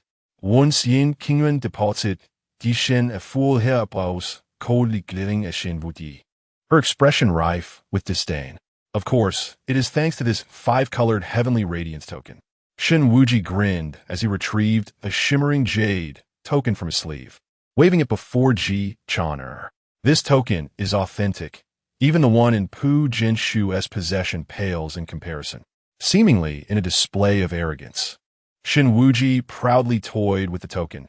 That Pu Jinshu has always fancied himself a dandy, constantly seeking pleasure outside. He spends his days either in brothels or on his way to one. Months ago, while entertaining a group of maidens, he carelessly lost his token, and that establishment happened to be owned by my family. Ha ha ha! With this token in hand, I have become the disciple of the heavenly extreme sacred land. To add to the absurdity, that fellow, fearing disgrace, fabricated a counterfeit afterward, and to this day, the heavenly extreme sacred land remains unaware that their disciple's token is lost. A false disciple is merely a false disciple, filled with filthy and despicable individuals. It's repugnant. Ji Chaner listened with a look of disdain and then directed a hostile gaze at Shin Wuji. What is your purpose here? Shin Wuji tucked away the token, a smirk playing on his lips as he replied. With this token, I have extorted quite a bit from several false sects recently. I heard you've been languishing in a remote area for 3 years, so I came to help alleviate your loneliness. Spare me your pretense. Ji Chaner scoffed, her voice laced with venom as she commanded, leave this place immediately, or I shall not hesitate to be rude. Sister Ji. Shin Wuji was undeterred, his gaze on her brimming with fervor. I've told you before, as long as you agree to be my partner, with our family's influence in the sacred sect, the position of saintess would be easily within your grasp. Before long, I shall defeat Situ Yi and ascend to the position of Saint Sun, at which point the Ji and Shun families will unite, and the entire sacred sect will be ours. Dream on. Ji Chaner's face was icy, and she retorted fiercely, I would rather forego the position of saintess than marry a beast unworthy of being compared to a pig or a dog. Upon hearing this, Shin Wuji's eyes narrowed, his tone turning chillingly cold. Very well, let us see how this unfolds. Regardless of what you scheme here, I can assure you, you will never attain it. Seeking death. Ji Chaner could no longer contain her fury. With a flick of her delicate hand, ominous winds whirled around her, and a terrifying dark aura surged forth, rushing towards Shin Wuji. Sister, you are merely at the early stage of a nascent soul. How can you contend with me? Shin Wuji's lips curled into a cruel smile as he reached out, grasping the air. In an instant, dark mist churned in the void, coalescing into a massive, ghostly visage. With a sudden roar, the ghostly face opened its maw wide, devouring the oncoming dark aura entirely before fading back into the void, disappearing without a trace. The entire exchange transpired in the blink of an eye, and with the array concealing the bamboo pavilion, there was not a hint of magical fluctuation revealed between the two. After parrying her attack, Shin Wuji did not pursue further, but instead wore a mocking smile. Since you refuse to be my partner, do not blame me for treating you as a furnace for my whims in the future. Oh, I almost forgot to mention, I have already requested that Falling Cloud Valley deliver 20 maiden furnaces within 3 days. Rest assured, your name will be included. Certainly, you may report my identity to the Falling Cloud Valley and see whether they dare to believe your words, risking annihilation in the aftermath should you attempt to harm me. With that, he smirked triumphantly and departed with a flourish. Ji Chaner's face turned a deep shade of anger, her murderous intent reaching a fever pitch. That despicable scoundrel. Ji Chaner was acutely aware that the adversary's appearance at this moment was intended solely to thwart her efforts. The ultimate goal was to ensure her defeat in the contest for the title of Saintess. After all, the legitimate daughter of a Shun family was equally determined to claim the position of Saintess. The reason they refrained from directly revealing her identity to the falling Cloud Valley was to provide her with a false sense of hope, fostering a precarious state of uncertainty that could lead to mistakes, ultimately exposing the existence of the millennial illusionary Stargrass. Ultimately, Shun Wuji harbored a covetous desire for that which was worthy of a true disciple of the demon sect, rather than seeking mutual destruction. With this thought, Ji Chaner took a deep breath, composed herself, and murmured softly, "I must find a way to eliminate this nuisance." Chapter 55, Is Something Wrong? Gazing at the newly revitalized courtyard before him, Qi Yuan felt as though he had entered the wrong abode. After glancing around and confirming that this indeed was his residence, he stepped inside with an expression of bewilderment. The once overgrown weeds and moss had been meticulously cleared away, replaced by clusters of enchanting chihuahua trees whose roots nestled in freshly turned soil, indicative of their recent planting. The air was imbued with an invigorating fragrance of greenery, uplifting one's spirits. "Junior brother Qi, you have returned," came the melodic voice of senior sister Baishiro, who gracefully approached like a hostess. Her eyes sparkled with a serene smile. "I have just tidied up the house. Please come in and see if it meets your approval." With that, she took hold of the still-dazed Qi Yuan and led him into the main hall. Gone was the old stone table and chairs, replaced by exquisite and elegant furnishings. A beautiful carpet adorned the floor, and delicate curtains fluttered softly. The room was further enlivened by a few potted plants that exuded tranquility, creating an atmosphere of warmth and refinement. Goodness, surely, she doesn't intend to stay here and live with me? Qi Yuan pondered, a myriad of questions swirling in his mind as he gazed at Baishiro. "Senior sister, what is the meaning of this? Your living conditions were far too shabby." Baishiro replied, her gaze tender and affectionate. "I simply could not bear to see it, so I redecorated. Now, it is barely suitable for habitation." Suddenly struck by a thought, Qi Yuan's expression grew serious as he asked, "Senior sister, have you seen Jinyuan?" By this point, even his usual obliviousness could detect something amiss with her spirit and demeanor, which seemed distinctly unhinged. The peculiar methods employed by the demonic sect to manipulate minds made him suspect that Ji Chaner might be involved. Upon hearing the name Jinyuan, a flicker of confusion flashed in Baishiro's eyes. Her beautiful face flushed with a deep crimson, and she appeared visibly flustered. "Why do you?" Qi Yuan began. But before he could finish, a soft and silken sensation brushed against his lips. "Wait, are you serious?" He stood frozen, staring in disbelief at the woman who had suddenly thrown herself into his embrace. Before he could fully process the situation, Baishiro's dreamy expression vanished like the tide, and in the blink of an eye, she returned to her previous self. At the same moment, she recoiled, pushing Qi Yuan away, her voice tinged with disbelief. "Hida, why did you kiss me?" Qi Yuan. As if recalling something, Baishiro's face turned a vibrant shade of red, and she bashfully touched her lips, stammering, "Junior brother Qi, no, it's not what you think. I didn't mean to kiss you. I think I was under some sort of spell with that." She fled in a panic. What on earth just happened? Qi Yuan watched her hurried departure, utterly bewildered. Initially, he had been on high alert, fearing the demonic sect's schemes, yet now it seemed to have unraveled without further consequence. Was Ji Chaner really so intent on orchestrating such a farce, merely to have Baishiro come over and plant a kiss on him? Is Ji Chaner out of her mind? Meanwhile, Baishiro leaned against a tree, her heart racing as she gasped for breath, overwhelmed by a torrent of confusion. Could it be that I have secretly harbored feelings for junior brother Qi all along, without even realizing it? Suddenly, a terrifying thought struck her, causing her complexion to turn pale as she nearly fainted. What if I kissed a man and in due time end up pregnant? Having lost her mother at birth, Baishiro was raised solely by her father, by Qingwu, who was perpetually busy and keen on maintaining a stern paternal image, leaving her uninformed about certain matters. Moreover, as the sole daughter of the sect leader, her unique status meant no one dared to speak of such topics in her presence, not even coarse jokes. Thus, her upbringing was exceedingly sheltered, focusing solely on cultivation, leaving her utterly ignorant of the intricacies of romantic relationships, as innocent as a blank canvas. In essence, Baishiro had no idea what it meant to truly become a woman for a man, naively believing that a mere kiss sufficed. This led her to subconsciously think she had fulfilled Ji Channer's demands, thus awakening from her hypnotic state. Ji Channer had arranged for Baishiro to regain her senses only after becoming Qi Yuan's woman, ensuring that Qi Yuan and the falling cloud valley would be irrevocably at odds.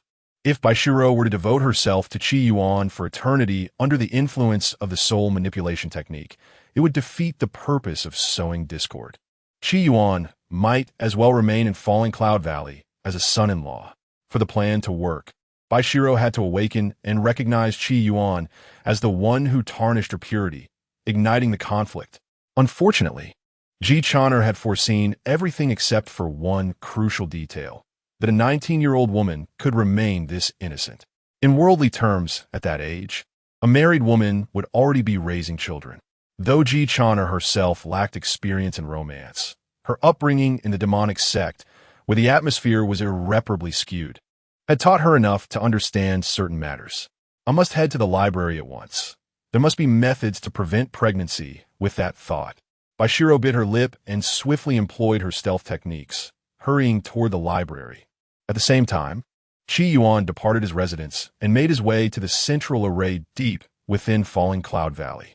Unlike their previous encounter, before he could utter a word, a flash of brilliance above the iron tower heralded the appearance of a young boy with red lips and white teeth, the spirit of the sect's grand formation.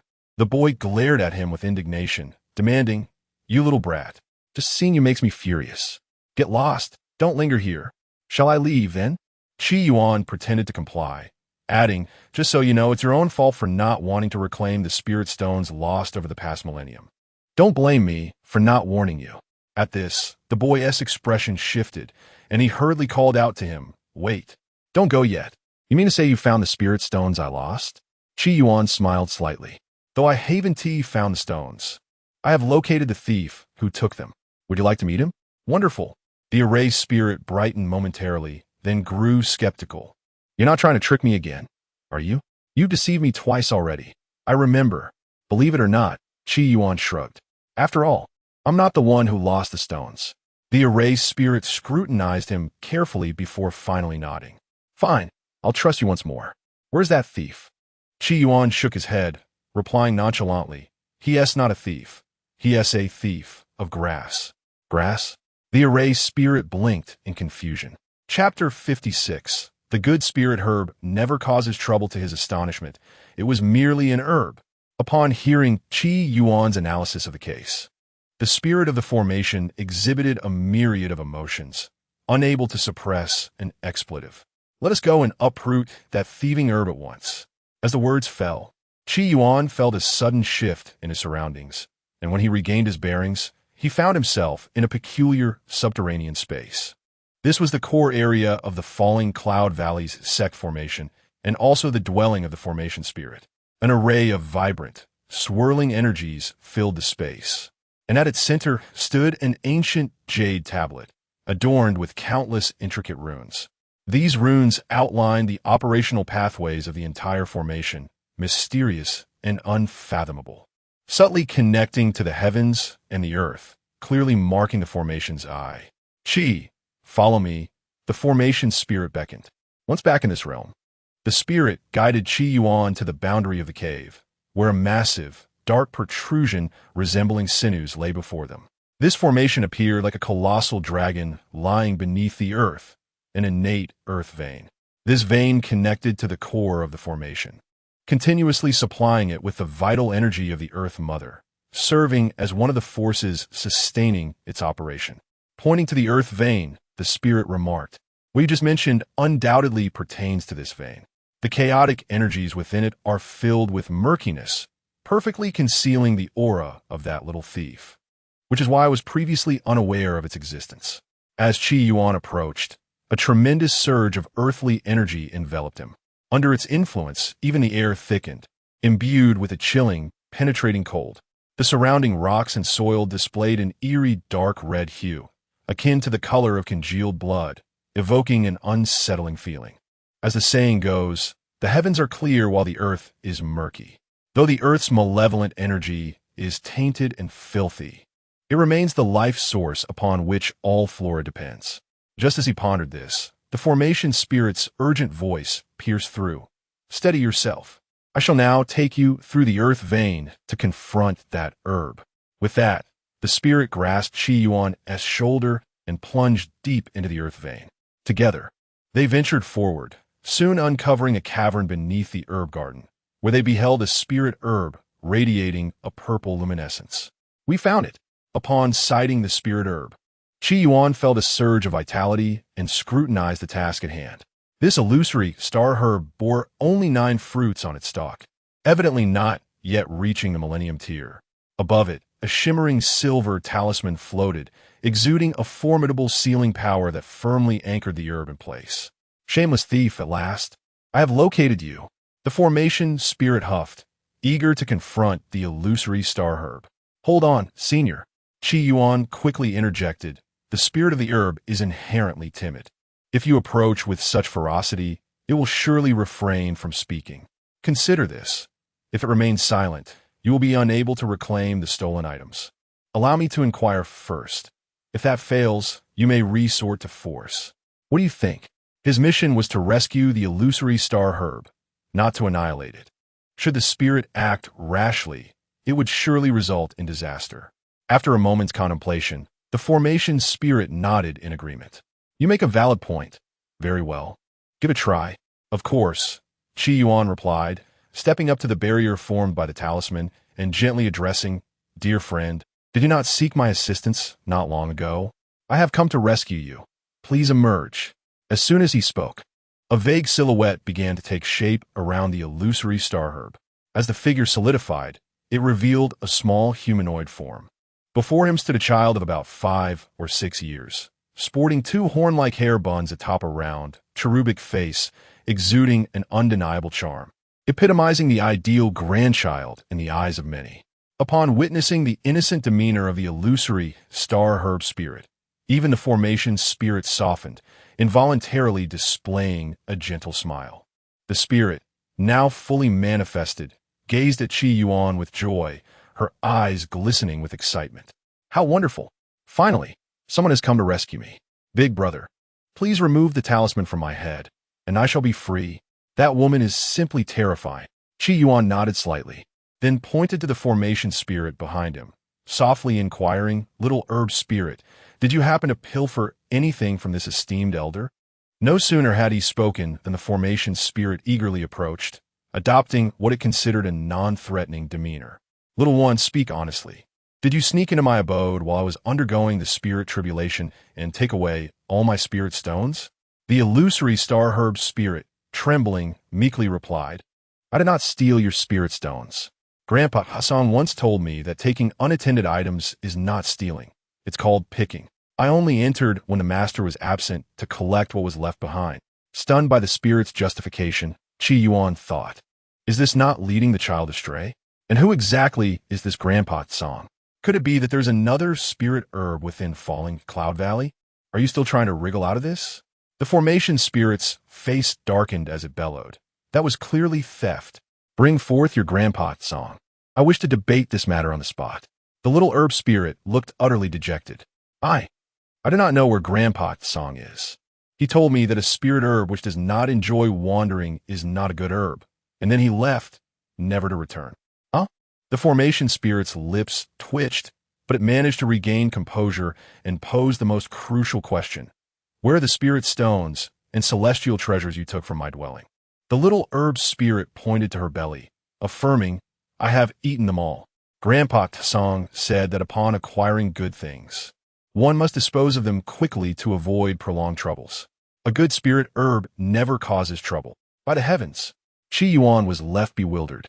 What kind of extraordinary being was this Grandpa Song, to have taught the once innocent little herb spirit to behave in such a manner? The illusory star herb, which should have been a virtuous young sprout, had unfortunately gone astray from the very roots. Chapter 57. What books do you usually read? What? All my savings are gone. Upon hearing this exceedingly disheartening news, the erased spirit was plunged into despair, nearly fainting from the shock. You little rascal. So young yet so misguided. The array spirit's eyes were bloodshot as it gritted its teeth and declared, I demand you return everything you have taken from me, or else do not blame me for being unkind. The young grass spirit, timidly lowering its head, stammered, It's all in my stomach now. I can't throw it up. Should I take it out for you? Are you trying to be cheeky? At this, the array spirit completely lost its temper and retorted fiercely. Do you believe I won't boil you up for soup right now and then extract you afterward? With that, the veins on its forehead throbbed, and it rolled up its sleeves, preparing to advance. Senior, please calm down. Seeing the situation spiraling out of control, Yuan hurried forward to intervene, speaking earnestly. You are the array spirit, and this child is the grass spirit. After all, we are all part of the spirit clan. It would be too cruel to harm one another over such matters. I believe it's better to negotiate rather than to damage our camaraderie. What is this spirit clan? The array spirit looked momentarily stunned before casting a furious glare at Yuan. You little brat, which side are you on? Why do you always speak for this little thief? I warn you, this thieving grass spirit has plundered my dwelling multiple times. Today, I must have an explanation, or this matter will not end here. Cough, cough. Yuan forced a dry laugh and said, Senior, you misunderstand. Of course, I am on your side. Given the circumstances, further chastising the grass spirit was futile. It would be wiser to find a way to recover the losses. Hearing this, the array spirit finally regained some composure, took a deep breath, and said solemnly, Then tell me, how can I recover my losses? Yuan turned his gaze towards the young grass spirit, which appeared quite unrepentant, displaying an attitude of defiance, boldly proclaiming, Big brother, you don't need to plead for me. Grandpa Tsong once said, when you're out in the world, if you capsize, you must take responsibility. If you get beaten, stand tall and endure. In a few thousand years, I shall be a fine spiritual grass once more. Surprisingly, this little grass spirit showed remarkable resilience. Yuan felt a surge of exasperation, yet he still sought to pacify the array spirit, gently advising, plants are inherently innocent. Their mischief is merely a result of poor parenting. A proper reprimand might still save this one. Once the grass spirit realizes its mistakes, it will surely strive to amend its ways. Then it can go out to work and return what it has stolen with interest. After a brief silence, the array spirit's expression reflected deep fatigue. Sai, you are right. It is pointless to argue with this naive child. The fault lies with its parent. Should I encounter that scoundrel who has led this child astray, I shall certainly take it upon myself to administer just punishment. As it spoke, the array spirit glanced at Yuan and said softly, Very well, you shall help it retrieve that spirit-restraining talisman. You possess a mortal body, so the talisman will have no effect on you. Simply go and remove it. However, I will take this mischievous child back to my dwelling afterward for proper upbringing, to prevent further mischief and ensure it does not stray onto a misguided path. Understood. Yuan nodded, stepping closer to pluck the silver talisman suspended in the air. Buzz. Waves of rippling energy emanated outward, visibly diminishing the sealing power surrounding them until it vanished entirely. Haha, I am free. At last, I am free. Once liberated, the illusory star grass spirit erupted into jubilant cheers, dancing with glee. Big brother, you are simply amazing. At that moment, Ding, the host completed the side quest, rescue the 10,000-year illusory stargrass. You now have two choices. 1. Seize the opportunity to reapply the spirit-restraining talisman on the 10,000-year illusory stargrass, reducing it to powder for a chance to gain a spiritual infusion. 2. Actively set it free, allowing the 10,000-year illusory stargrass to depart, earning its gratitude and recognition, alongside a trace of heavenly energy. Faced with this choice, Yuan did not hesitate for a moment and immediately leaned towards the second option. Just then, a cheerful bark reached his ears. Woof, woof, woof. He turned to see the array spirit, previously composed, now behaving erratically, barking like a dog, crawling on all fours, vigorously digging at the ground, occasionally sniffing the earth before voraciously consuming the soil. It devoured the dirt as if savoring a divine delicacy. Yuan stared in bewilderment at this scene. Senior spirit, what on earth is happening to you? Yet the array spirit seemed oblivious to his question, continuing to feast on the earth. Meanwhile, the young grass spirit proudly raised its head and boasted. Grandpa Tsong always said, "A good spiritual grass must distinguish between debts of gratitude and grievances. One must repay any grievances in kind. This fellow dared to threaten to boil me and eat me. How outrageous! As retribution, I shall ensure it feasts on dirt to its heart's content. It still thinks it's a dog, mistaking this pile of dirt for feces and eating happily." Yuan, suddenly struck by a thought. He realized, even a spirit at the transformation stage has fallen under your illusion. You have indeed transformed into a 10,000-year spiritual herb. At this moment, he finally discerned the hidden information within the quest description. Whether he chose act ruthlessly or actively set free, the target was the 10,000-year illusory stargrass, rather than the soon-to-mature 10,000-year illusory stargrass. This confirmed that the current illusory stargrass had undergone a complete metamorphosis, reaching the 10,000-year tier. Moreover, it likely matured only recently, as the last time the system issued this side quest, it referred to the illusory stargrass as soon-to-mature 10,000-year illusory stargrass. Big brother, you guessed correctly. Just as his thoughts raced, the young grass spirit chuckled, and the unripe spiritual fruit atop its head suddenly shimmered and transformed into a mature fruit exuding a purple aura. In fact, I became a 10,000-year spiritual herb 4 or 5 days ago. But that despicable woman was intent on waiting until I turned 10,000 years old to harvest me for alchemy. Grandpa Tsong once said, in times of trouble, a wise spiritual grass must learn to play humble. To avoid being devoured immediately, I had to conceal my maturity and pretend I was still unripe. Recalling the terrifying nature of Ji Choner, the grass spirit shivered and added, that evil hag is utterly vile. If she hadn't ambushed me while I was reading, how could she have captured me? With your character, you read? Yuan expressed his disbelief, but was nonetheless curious and asked, "What do you usually read?" In response, the young grass spirit triumphantly produced a pile of severely worn, thread-bound books from its pocket.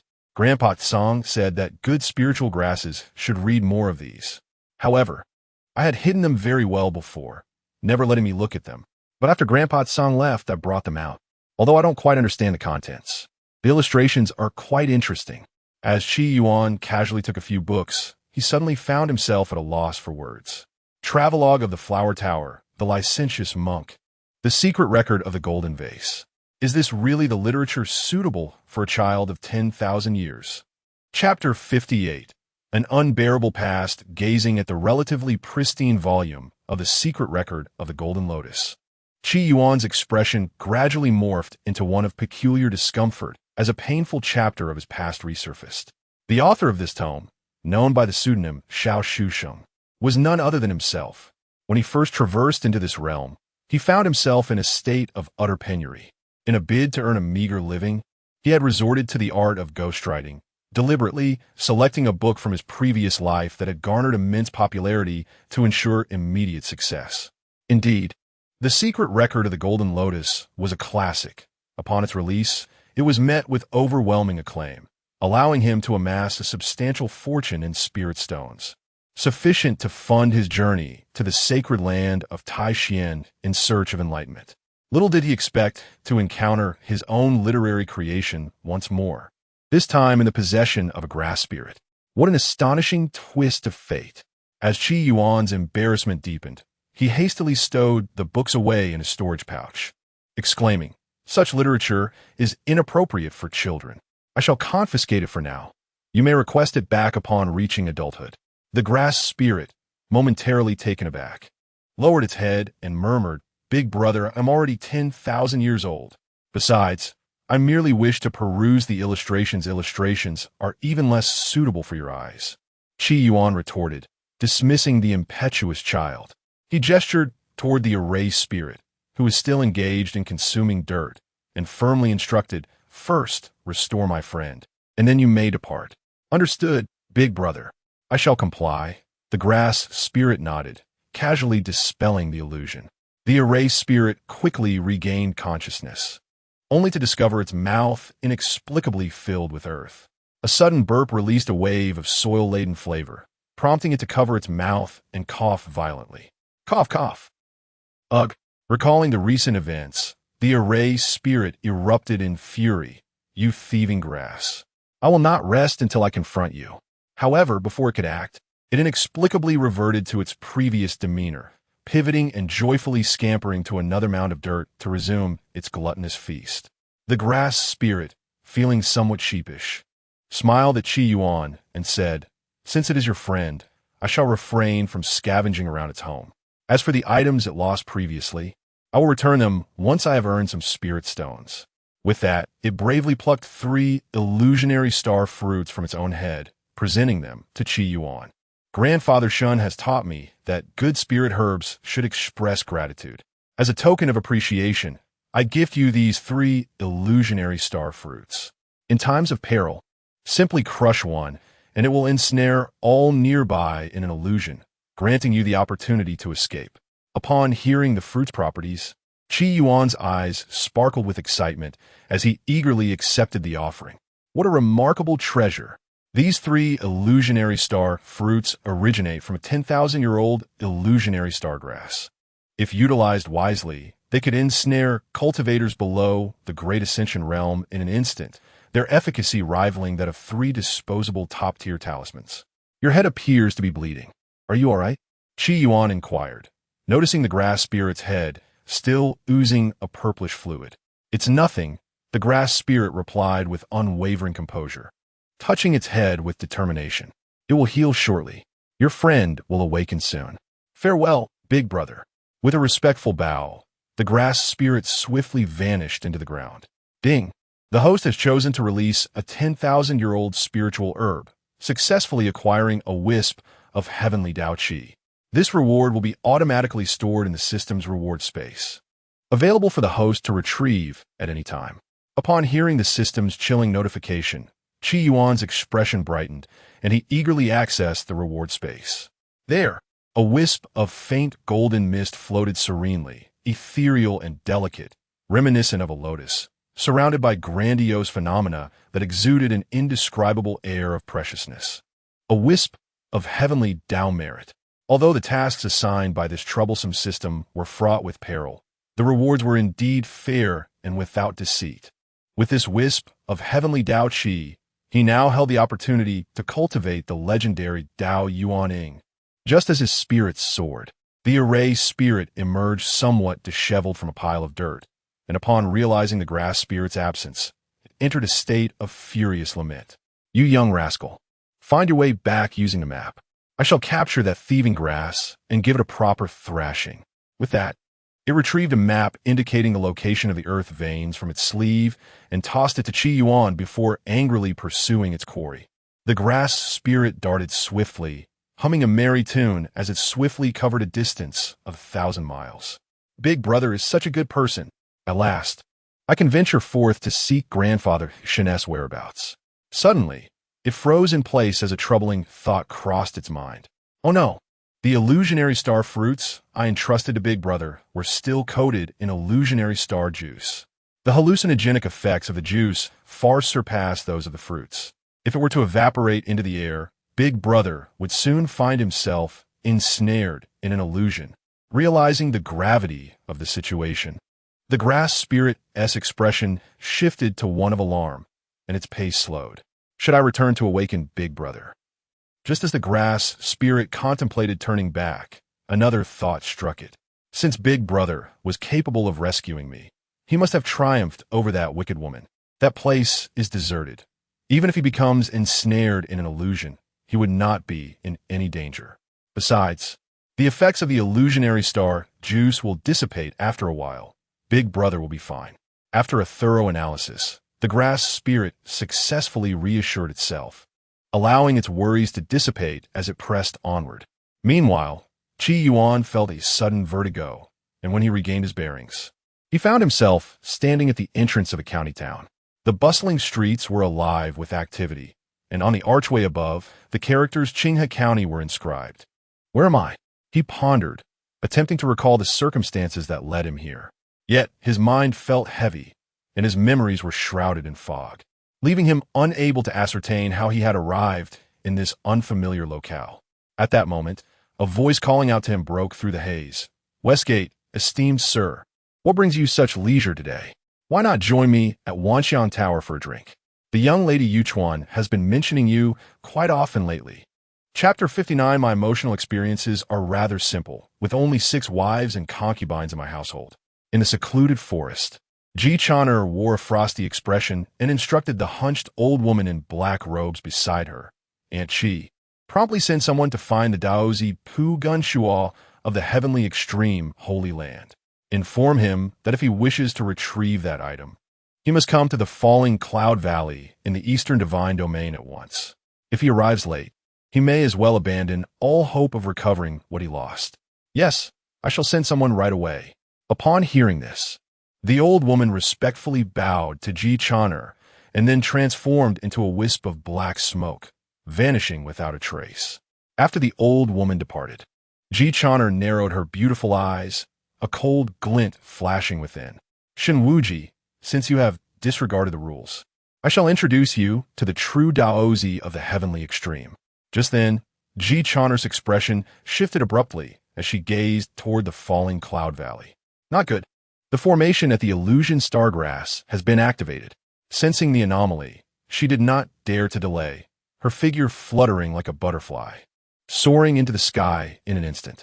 Soon, Ji Chaner returned to the bamboo building, where she first noticed that the various protective barriers outside remained intact, showing no signs of intrusion. This brought her a measure of relief. "I hope this is merely a false alarm." While pondering, she continued her swift pace to the entrance of a secret passage. After traversing underground for a while, she finally arrived at the location sealing the illusion stargrass. What? The scene before her left Ji Chaner utterly astonished. The illusion stargrass she had securely confined had vanished without a trace, leaving only a familiar figure standing motionless, like a wooden statue. "Cheetah, how could he be here?" Ji Chaner widened her eyes, staring blankly at the scene before her, her mind a whirlpool of confusion, panic, and disbelief overwhelming her heart. Before long, she suddenly regained her composure and walked up to Yuan, her face pale as she prepared to demand an explanation. However, she was abruptly struck by a wave of dizziness, her vision blurring. When she came to, she found herself in a lowly, rudimentary earthen dwelling, the walls barren, devoid of anything but some dilapidated furniture. "Who am I? Where is this?" Ji Chaner furrowed her brows, lost in a haze of bewilderment. Meanwhile, in the Wanxiang building, "Master, you have finally found the time to visit. I have missed you dearly these past few days." Yuan, with an arm around a seductive young woman clad in a revealing pink dress, appeared somewhat dazed. Her name was Shi Menqing, a woman from Qinghe County known for her skill in both socializing and navigating the underworld, having amassed considerable wealth over the years. Moreover, her romantic experiences were quite ordinary, eschewing the complexities of love, directly marrying suitable partners. To date, she had 6 wives and concubines. Am I Shi Menqing? Noticing his distracted demeanor, the woman playfully tapped Yuan's arm, pouting, "Master, how heartless you are. While I've been losing sleep over you, you appear so distant. Have you found a new sweetheart, forgetting your old lover?" Upon her words, she feigned tears as if deeply wronged. It was only then that Yuan snapped out of his reverie, skillfully pinching her cheek and chuckling. "How could that be? Those superficial beauties outside can't compare to you, Yuan. See, I came here specifically to keep you company."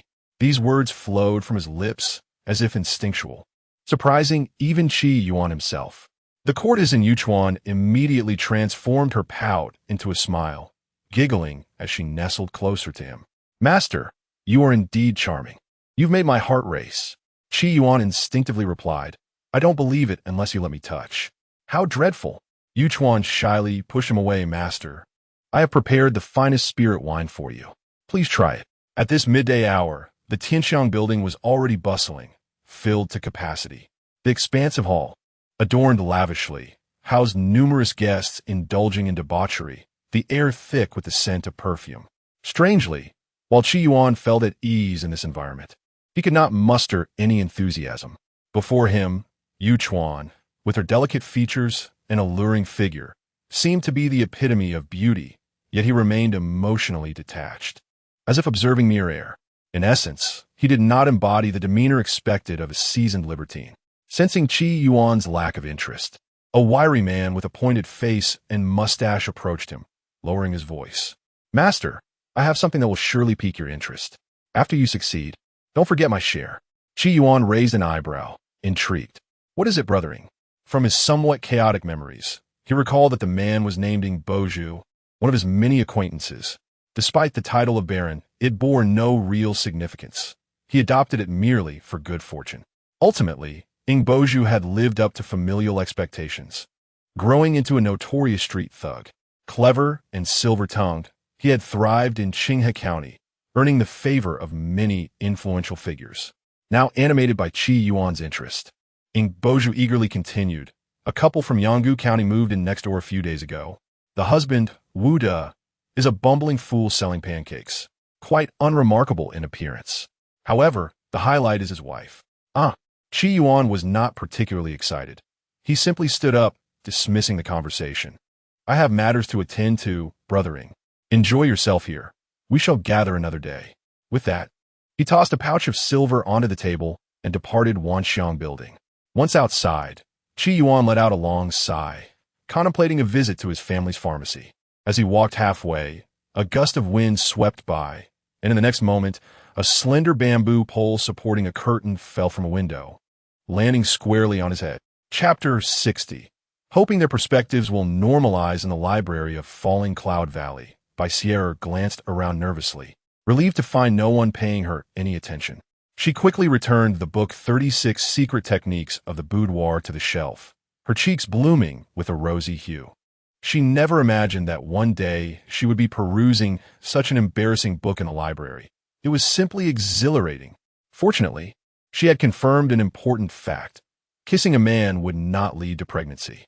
After a brief moment of relief, Biao pressed her hand against her chest to calm her blushing heart and hurriedly exited the library, her steps slightly disordered, as if she were being pursued by some terrifying beast. However, unbeknownst to her, as soon as she left, the previously silent library erupted in a flurry of astonished whispers among the disciples of Falling Cloud Valley who had been quietly observing her. "Oh my, am I seeing things? Did the senior sister really just read that kind of book?" Indeed, it was 36 Secret Techniques of the Boudoir, and the content is absolutely thrilling. "I secretly borrowed it a few days ago." Don't be ridiculous. The senior sister is known for her purity and grace, like a celestial being.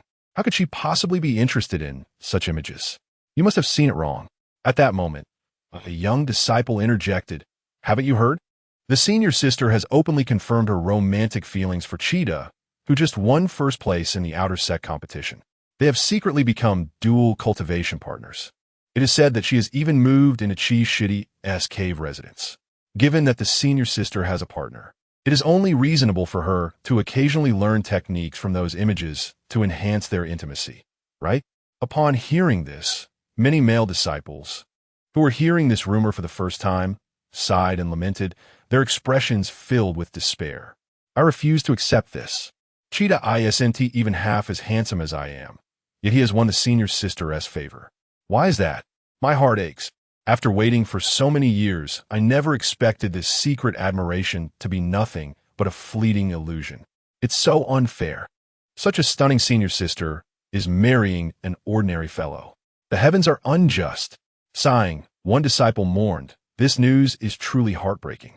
Without the senior sister, I will only have Jiang Shiji, Lu Shimi, Wei Shimi, and Pan Shimi left in my heart. I hope their tastes are somewhat normal. How dare you still have your eyes on Pan Shimi? Do you believe I want to teach you a lesson?" While the library was in disarray, Biao was soaring through the air on her magical artifact towards the main hall of Falling Cloud Valley. "Where are you off to, little beauty?"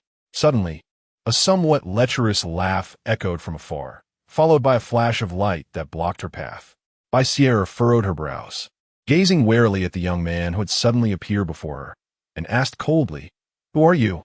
The man, dressed extravagantly and exuding an aura of wickedness, was clearly not a disciple of Falling Cloud Valley. "I never expected to encounter such a breathtaking beauty in this remote place." It seems fortune smiles upon me, he leered, his eyes subtly glinting with greed. I am part Gunsuk from the Heavenly Peak Sacred Land. Are you also a disciple of Falling Cloud Valley? What is your name? Heavenly Peak Sacred Land? Sierra was momentarily taken aback, but quickly regained her composure and respectfully replied, I am Sierra, a true disciple of Falling Cloud Valley. I greet the Heavenly Peak Daozi. Though the man's heated gaze made her uncomfortable, she had no choice but to endure it for the sake of courtesy.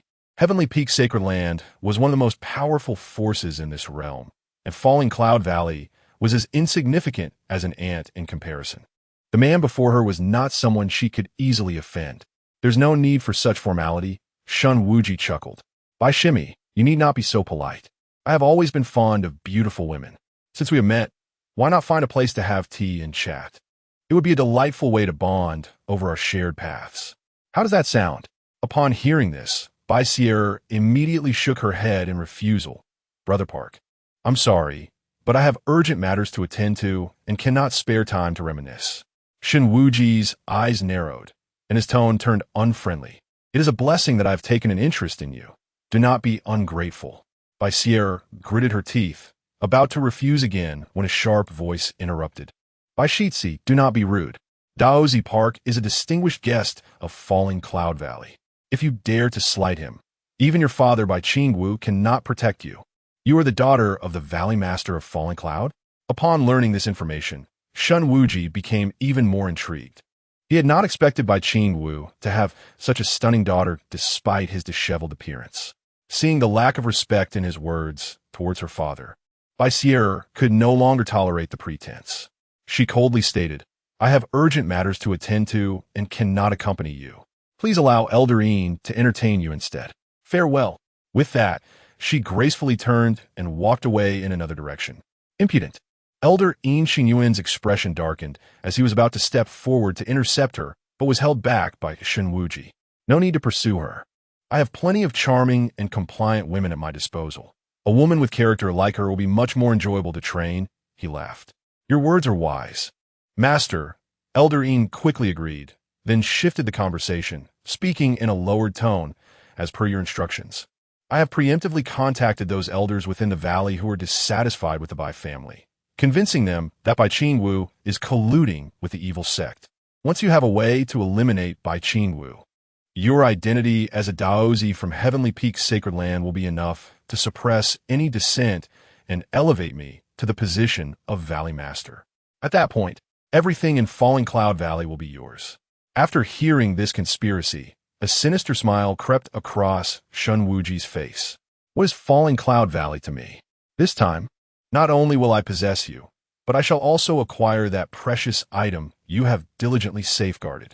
Meanwhile, in another realm, with a loud thud, a bamboo pole fell to the ground, and Yuan instinctively looked up, only to see a woman leaning out of the window, her face filled with apology. What an enchanting beauty! Though the woman was dressed in simple clothes, her ethereal beauty was undeniable, especially her captivating dark blue eyes, which sparkled with an alluring charm. Caught in her gaze, Yuan stood frozen, utterly mesmerized. On the other side, witnessing the handsome youth below, Chaner felt her heart race, her cheeks flushing with warmth. Under the influence of the illusionary realm's power, both found themselves ensnared in a shared predicament, an unexplainable force drawing them closer together. Chapter 61, Golden Lotus. Were we? The illusion continues. Time seems to have lost its meaning. Inside Wang Po's shop, Yuan reclined lazily, embracing a figure as delicate as jade, exuding an air of satisfaction. In his arms, Chaner wore a bashful expression, her eyes shimmering with a hint of confusion, resembling a tranquil spring. After a moment of intimacy, Chaner gently nudged Yuan's arm, her voice barely above a whisper. My lord, I can't shake the feeling that what we are doing is somewhat inappropriate. Is it too soon?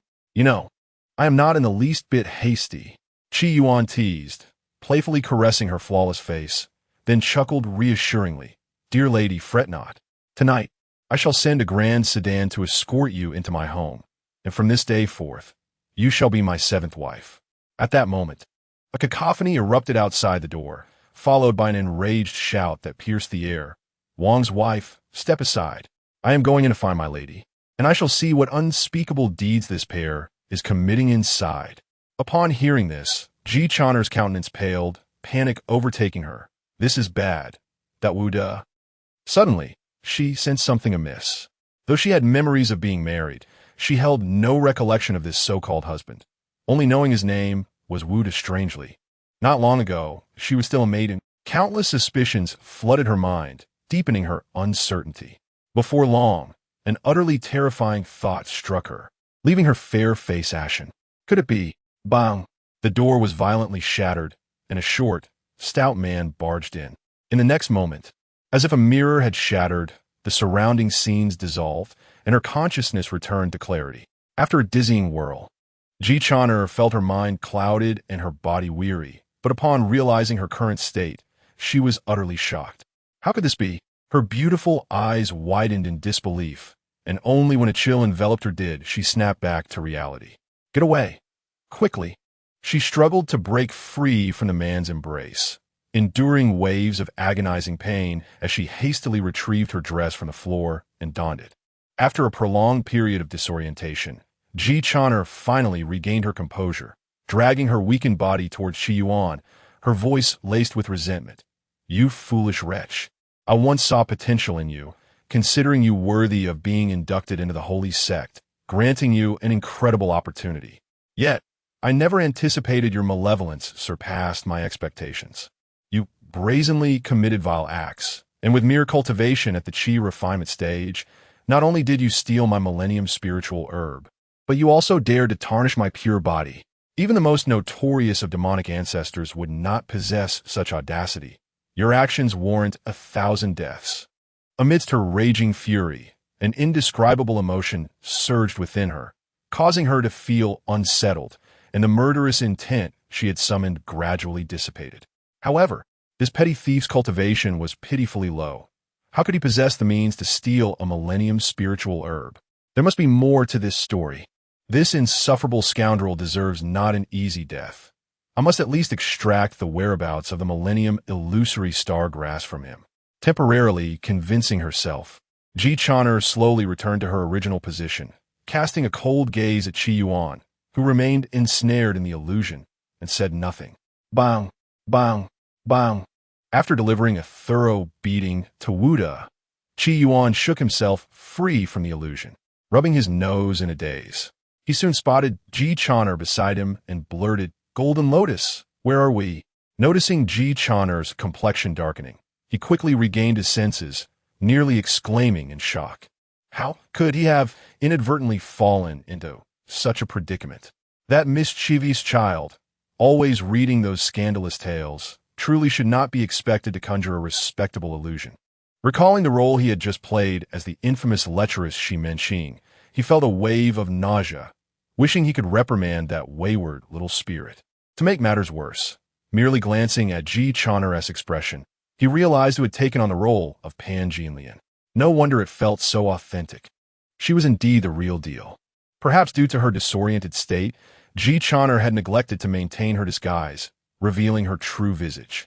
Her figure was graceful, her skin luminous as snow, her features exquisitely chiseled. Beneath elegantly arched brows, her eyes sparkled with the allure of spring water, enhancing her captivating charm. Resembling the golden lotus maiden he had encountered in the illusion. Oh no! Connecting the dots of his recent actions in the illusion, Yuan felt his cheeks flush with embarrassment, scrambling to adjust his trousers while feigning ignorance. "Excuse me, miss, may I inquire as to your identity?" Logically, he should not recognize Ji Chan'er without her disguise, and thus could not address her as Senior Sister Zhen, lest he reveal himself. As expected, upon hearing his question, Ji Chan'er frowned slightly, her tone indifferent as she replied, "Zhen Yin is but an alias. My true identity is Ji Chan'er, a direct disciple of the Xianxia sect. You now have two choices. Either explain how you came to be here and truthfully disclose the whereabouts of the illusory stargrass, or I shall personally extract your soul and refine your essence to uncover the answers I seek." As expected of a direct disciple of the demonic sect, Her words were undeniably ruthless. Just moments ago, she had sweetly addressed him as my lord. Yet now, clad in her skirt, she had turned her back on him. Despite his internal grievances, Yuan complied, opting for the first choice. Fair Ji, this matter is quite lengthy and begins with the theft of a certain formation spirit's dwelling. In summary, I am merely an investigator in this affair. It bears no connection to me. It was the formation spirit that demanded the release of the illusory stargrass. Who could have anticipated that mischievous little spirit would feign immaturity, escaping at the opportune moment when the spirit guarding talisman was taken, leaving me in a lurch. If I ever encounter it again, I shall strike it on sight. The more he recounted, the more agitated he grew, adopting the demeanor of a victim. Is that truly the case? Xianxia's eyes narrowed, her tone softening slightly, clearly beginning to trust Yuan's words. The calmness in his gaze and clarity of his spirit did not suggest deceit. Chapter 62. Qi's reputation has always been impeccable. Gazing at the innocent smile on Yuan's face, Xianxia felt a storm brewing within her, her expression darkening. As the legitimate daughter of the Ji family, revered in the sacred sect and towering over her peers, she never imagined that through a twist of fate, she would be treated so callously by a mere pretender of the Qi refining realm. Reflecting on her previous subservience and sycophantic demeanor before him, she was engulfed by a wave of humiliation and fury. Under the influence of an illusion earlier, she had genuinely adored the man before her, even willing to offer herself. The forbidden, passionate, intoxicating sensation of being in love, akin to floating on clouds, was undeniably extraordinary. This brat, despite his youth, had learned such devious tricks from who knows where. Realizing her mindset was amiss, Xianxia quickly bit her tongue to regain her composure, awakening from the intoxicating memories. Cheetah. In the next instant, frost covered Xianxia's delicate, fair face, her tone icy as she issued a warning. What transpired between us is but an absurd dream. You had best keep it to yourself. Should you dare to let anyone else know, even if you escape to the ends of the earth, I will hunt you down and ensure you have no place to rest. Realizing Xianxia had no intention of resorting to violence, Yuan felt a wave of relief wash over him, nodding vigorously.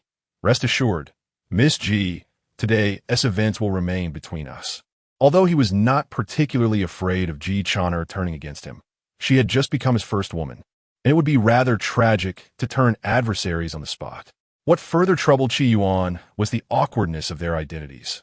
One was a disciple of the sacred land, while the other was a true inheritor of the Xianxia sect, a candidate for the future holy maiden of the demon sect. They seemed worlds apart. This was the true reason he had not revealed his identity to Xianxia. She was in a highly emotional state, and any further provocation could lead to unpredictable consequences. He would have to wait for another opportunity to address this issue. Remember your words. Seeing Yuan's agreement, Xianxia's expression softened slightly, and she spoke with a cold detachment. This time, I was caught off guard, but do not think there will be a next time. Should you dare to humiliate me again, I shall kill you. Her words were resolute, yet they carried an undertone of insecurity. Although she hailed from the demon sect, she had always maintained her integrity, devoted to her cultivation, never once considering submission to another. Now, not only had she lost the coveted 10,000-year illusory stargrass, but she had also inexplicably lost her virtue, leaving her feeling utterly bereft. Miss Ji, you flatter me. I, Qi, have always been above reproach and would never dare to offend you, Yuan assured with a slight smile, his demeanor earnest. When we meet again, I shall behave with utmost propriety. Unless given consent, I will not overstep my bounds. He spoke with conviction, exuding righteousness. Let us hope so. In her flustered state, Xianxia did not delve into the inconsistencies in Yuan's words. With a huff, she ascended into the air, leaving behind a lingering fragrance. The events of the day had been too shocking. She needed solitude to regain her composure, lest her very heart be compromised. After much contemplation, it seemed that all the vitality he had amassed over 2 lifetimes had been given to this enchantress. Vetching Xianxia depart. Yuan rubbed his slightly sore lower back, a hint of nostalgia crossing his face. Ah well, who could blame him for being ensnared by that impish child? But putting that aside, this enchantress was not only beautiful, but possessed a remarkable figure. At that moment, his expression shifted slightly as the golden core within him began to spin rapidly, the true essence within his dantian boiling as an unrestrained aura of vitality began to emanate. The moment to form his nascent soul had arrived. Qi Yuan's heart raced. This indicated that his accumulation had reached the pinnacle of the golden core stage, and he needed to find a place to solidify his nascent soul immediately. Otherwise, he risked losing control of his powers and falling into madness. With this in mind, he swiftly retrieved a jade talisman inscribed with golden patterns from his spatial pouch. Upon activation, the exquisite teleportation talisman erupted into a dazzling golden light, enveloping Qi Yuan. In the next instant, an overwhelming force of spatial energy surged forth, silently whisking him away from his location. In the blink of an eye, Qi Yuan found himself thousands of miles away, surrounded by towering trees and ancient vines, reminiscent of a vast wilderness. Nestled among majestic mountains, this place was rich in spiritual energy and devoid of human presence for miles. A perfect sanctuary for a breakthrough. He had discovered this location before entering the Falling Cloud Valley and had designated it as his site for solidifying his nascent soul, having previously set up numerous barriers and defensive formations to prevent any mishaps during his transformation. Upon landing, Qi Yuan immediately expanded his consciousness, swiftly scanning the surroundings. Confirming that his various wards had remained untouched, he settled into a meditative position, consuming the medicinal pills and rare materials he had prepared, ready to push towards the Yuan-ing stage. Exhaling a breath of turbid air, Qi Yuan gently closed his eyes, his energy surging rapidly, his spirit and vitality reaching their zenith at that moment. System: initiate comprehension of the Taishan Cave Jade record. He had accumulated ample reverse points for this very purpose, to facilitate his breakthrough in such a state of enlightenment. As his thoughts settled, Qi Yuan's body began to automatically channel the sacred text of the Tai Xuan Holy Land. Taishan Cave Jade record, the flow of its cycles perfect and even subtly resonating with the rhythms of the Tao. At this moment, the golden core within his dantian seemed to morph into a black hole, voraciously devouring the spiritual energy from the surrounding 100 miles. Simultaneously, the previously clear sky began to darken, ominous clouds converging around him, spreading like ink from his position. Chapter 63. The heavenly Tao Yuanying and the innate divine ability. A deep rumble echoed in the air as serpentine bolts of lightning intertwined, and amidst the ominous thunder, the sky gradually darkened. Under the overwhelming celestial might, various avian and terrestrial creatures in the mountains fled in flocks, terrified of being caught in the impending calamity of the tribulation. At this moment, Qi Yuan was engulfed in a state of enlightenment. Countless insights regarding the Yuanying realm flooding his mind, while his internal cultivation method operated flawlessly. He felt as though he had merged with the cosmos, with boundless spiritual insights swirling around him. Soon, the ominous tribulation clouds above had fully gathered. Suddenly, a bolt of purple-blue lightning, thick as a pillar, tore through the void, descending towards Qi Yuan's position. Accompanied by a deafening roar, Qi Yuan's body was instantly engulfed by the lightning, the sound of thunder resounding relentlessly, reducing everything within 1,000 feet to dust.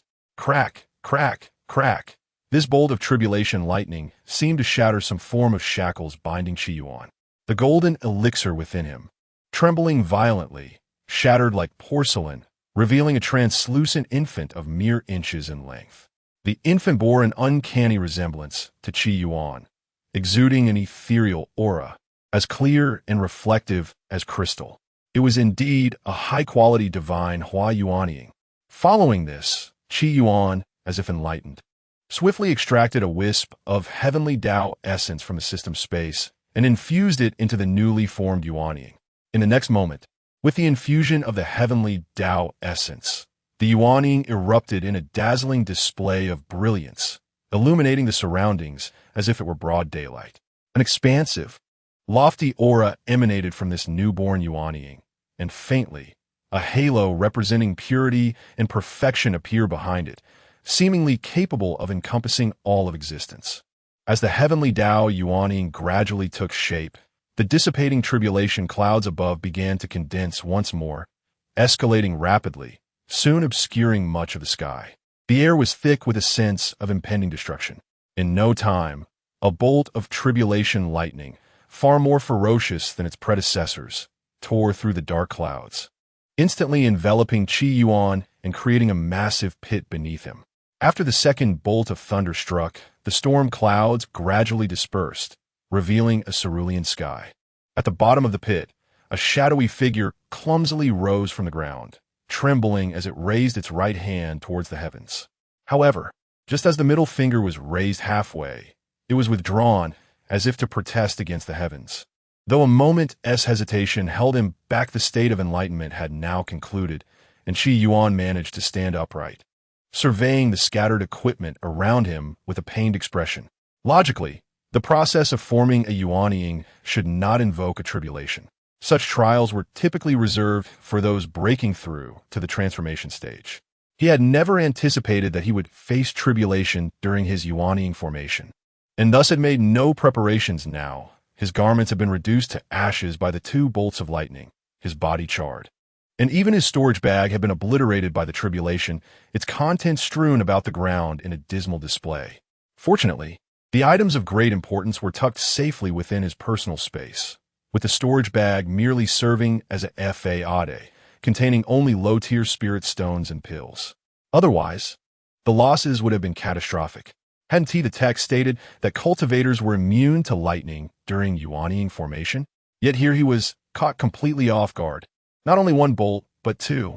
He thought to himself, how could the heavens be so cruel? I merely wished to form a Yuanying. Did it require such theatrics? As Qi Yuan muttered under his breath, the residual force of the tribulation surged towards him like a tidal wave, causing his aura to ascend rapidly, soon reaching the initial stage of Yuanying. He then channeled his spiritual energy, and the layer of charred skin instantly shed, revealing smooth, radiant skin beneath that shimmered faintly like jade. Internally, the essence of the Yuanying flourished, exuding a magnificent brilliance, with waves of ethereal light and auspicious clouds swirling around him, continuously breathing forth pure, vigorous spiritual energy. Undoubtedly, the heavenly Tao Yuanying was far superior to the previous divine Hua Yuanying. All the effort had been worthwhile. As he reveled in this newfound, unprecedented strength, Qi Yuan's spirits soared, banishing all prior frustrations.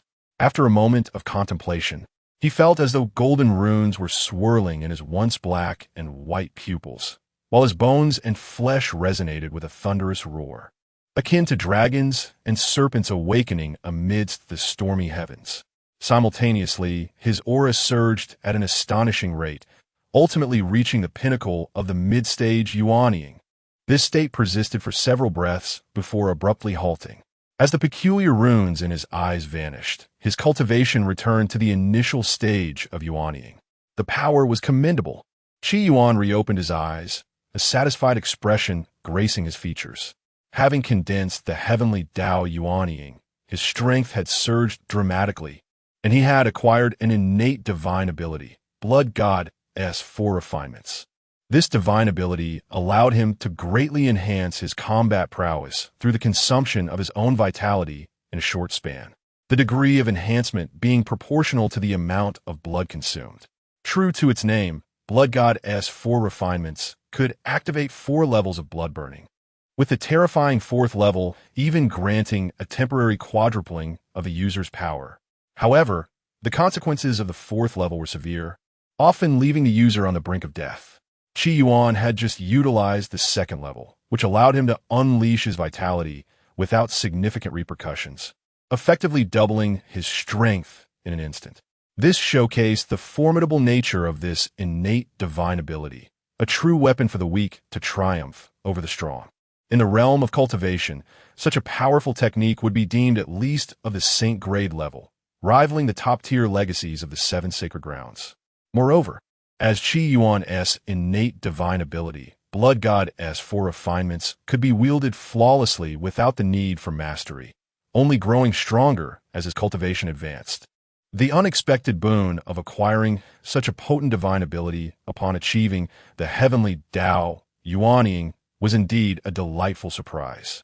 With this realization, a smile crept across Qi Yuan's face, his satisfaction with this breakthrough growing ever deeper. After a moment's contemplation, he donned a standard robe from the falling cloud valley. Taking a step forward, his form vanishing like a flash, appearing 100 miles away in an instant. A cultivator breaking through to the Yuan realm could traverse vast distances in the blink of an eye. Chapter 64. Comrade, I finally found you in the city of Puzhou. After achieving the Tao of the nascent soul, Qi Yuan's strength had significantly transformed.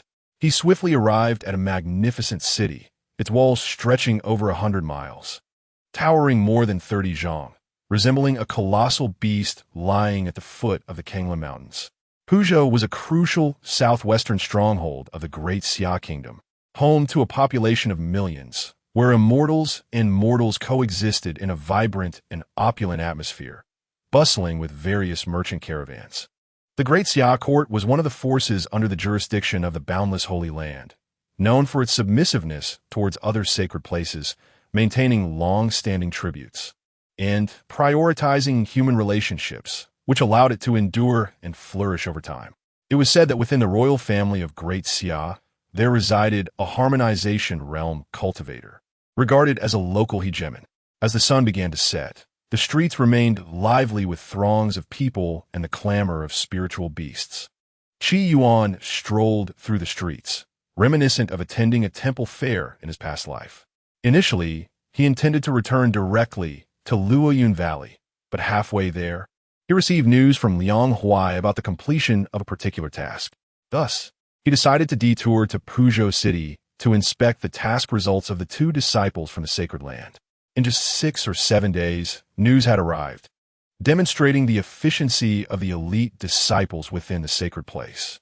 As Qi Yuan perused the local culture and customs, he was suddenly drawn to a particular direction, his brow furrowing slightly. He noticed a gaunt figure cloaked in black sneaking towards him, who whispered, "A plate of pig's head meat." What? Qi Yuan momentarily froze, not comprehending the statement. Seeing his lack of response, the figure lowered his voice further, repeating, "A plate of pig's head meat." This time, Qi Yuan understood and instinctively replied, "2 taels of old white liquor." Upon hearing this, the figure's eyes lit up, and he quickly lifted his hood, revealing a pair of shifty eyes, brimming with excitement. The Heavenly King covers the Earth Tiger. Qi Yuan cast a puzzled glance at him. "Who are you?" The figure's tone grew more animated, the earthquake on the high ridge, a masterpiece of ancient rivers and mountains. At this point, Qi Yuan realized what was happening, and before the figure could finish, he waved his hand and asked, "Cut the nonsense. Are you Li Ming Wang or Zhang Saiqiang?" The names he mentioned were those of the 2 disciples who had taken the task. Upon hearing Qi Yuan correctly name them, the cloaked figure beamed with joy and swiftly removed his hood, revealing a round head. "Comrade, I finally found you. I am Li Ming Wang, here specifically to deliver the task." Indeed, Qi Yuan's lips twitched, half amused and half exasperated. "Who taught you these codes? And what underhanded deeds have you 2 been involved in? As disciples of the sacred land, why are you acting like thieves?" Li Ming Wang Shukalat, a hint of pride in his expression. "These codes were taught to us by Elder Liang from Yuhua Peak. He said that anyone coming to verify the task would surely understand them. As for this attire, we reasoned that since the higher-ups who issued the task did so anonymously, it meant they wished to conceal their identities. As disciples of the sacred land, we must consider our elders and remain inconspicuous during the task to avoid being recognized. You truly are a little genius." Qi Yuan found himself speechless. He had indeed devised certain codes for the patrolling guards of Yuhua Peak, never expecting Liang Huai to utilize them so creatively. However, his choice of anonymity was primarily to prevent undue attention from certain individuals within the sacred land. The task itself was not something shameful. They could have simply conducted it openly without this stealthy charade. Recalling his purpose, he suppressed his annoyance and inquired, "Where is Zhang Saiqiang?" Senior brother Zhang is waiting at a concealed location, Li Mingwang replied seriously. The more critical the task, the more we must act separately. Otherwise, it would give the enemy a chance to capture us all. At this moment, Qi Yuan's expression darkened. The task is already completed. So why are you two still acting so anxious? To save time, he grew impatient with the chit-chat and stated directly, lead the way. Thus, under Li Mingwang's guidance, they wound through several narrow alleys and took numerous turns, finally stopping in a secluded lane. Is he here? Qi Yuan's tone became agitated, feeling his patience waning. Li Mingwang offered a mysterious smile. Senior brother Zhang is a master of concealment. We just need to scale a few more walls. Qi Yuan. After scaling over 10 walls, Li Mingwang finally halted at a dilapidated courtyard. He gestured towards a dry well in the courtyard. It's right here. Seeing this, Qi Yuan shook his head and followed suit. Senior brother Zhang, I found a contact. You can come out now. Li Mingwang leaned over the well, calling several times. However, silence ensued, with only the echo of emptiness in response. Observing this, Qi Yuan's forehead twitched with irritation, contemplating whether to kick this fool. Li Mingwang sheepishly retracted his head, muttering, That's strange. Senior brother Zhang was here last time. Could it be that I haven't contacted him for too long, and he has changed locations? At that moment, a multitude of bubbles erupted in a nearby still pool, followed by a plump shadow emerging from the water. Haha, did you expect this, Junior Brotherly? This time, I hid in the water. The newcomer, stout and clad in a black water gear outfit, dripped with water, topped with a conical hat. Li Mingwang gave a thumbs up. Senior brother Zhang, it's been a day since we last met, and your concealment skills have improved. I admire you. Enough. Qi Yuan could no longer endure the antics. He took a deep breath, stifling the urge to strike them. Let's get to the point. How did you two fare with the task? The task is complete.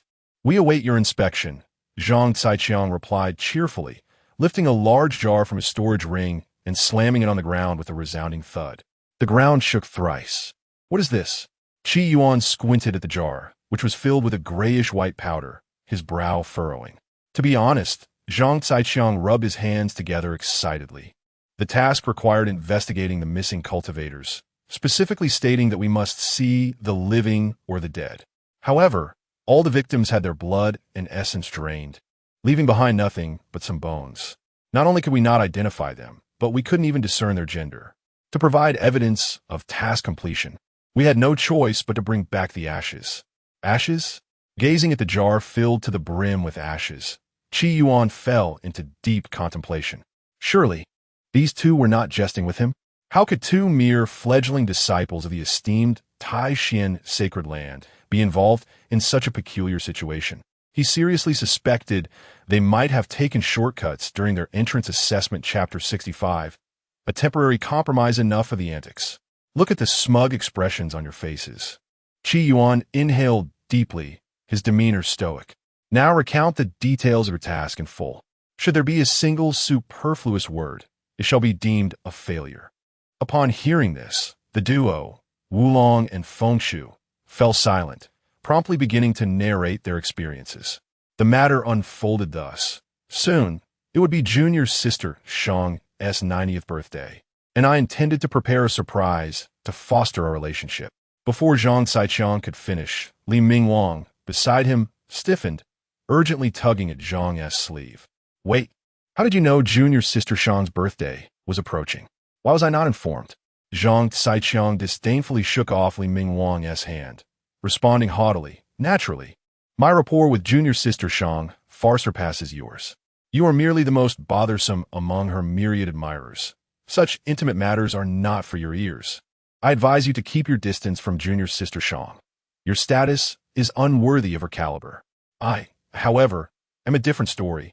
Li Mingwang, upon hearing this, wilted in despair, his face a mask of sorrow. I cannot believe Junior's sister Xiang would neglect to inform me about such an important occasion as her 90th birthday. Why? Am I truly considered an outsider in her eyes? As they spoke, both suddenly felt a piercing gaze directed at them, causing them to shiver in unison. Zhang Caiqiang hastily continued. Then I went to the task hall to receive a mission, intending to earn merit points for Junior Sister Xiang's gift. However, This task had caught the attention of that brat, Li Mingwang. We argued fiercely and decided to settle it through a duel. Only the victor would be entitled to undertake the mission. To our dismay, after hundreds of exchanges, we remained evenly matched, and the scene was quite intense. Stop right there. I'm not interested in these trivialities. What I wish to know is what transpired after your arrival in Puzhou City. Get to the point. Seeing the conversation veer off course, Yuan felt his patience waning, fearing he might lose his temper and resort to violence against these two rascals. Xianxia awkwardly scratched his nose and continued, considering the task required us to investigate the Wang family's illicit activities in Puzhou City. We decided to split up upon our arrival and strike individually. I assumed the guise of a naive qi refinement cultivator, appearing utterly clueless, to make it easy for the culprits to approach me and expose their true intentions. Meanwhile, junior brother Li prepared to infiltrate the Wang family as guard, allowing him to discreetly gather evidence of their misdeeds. Now we are getting somewhere.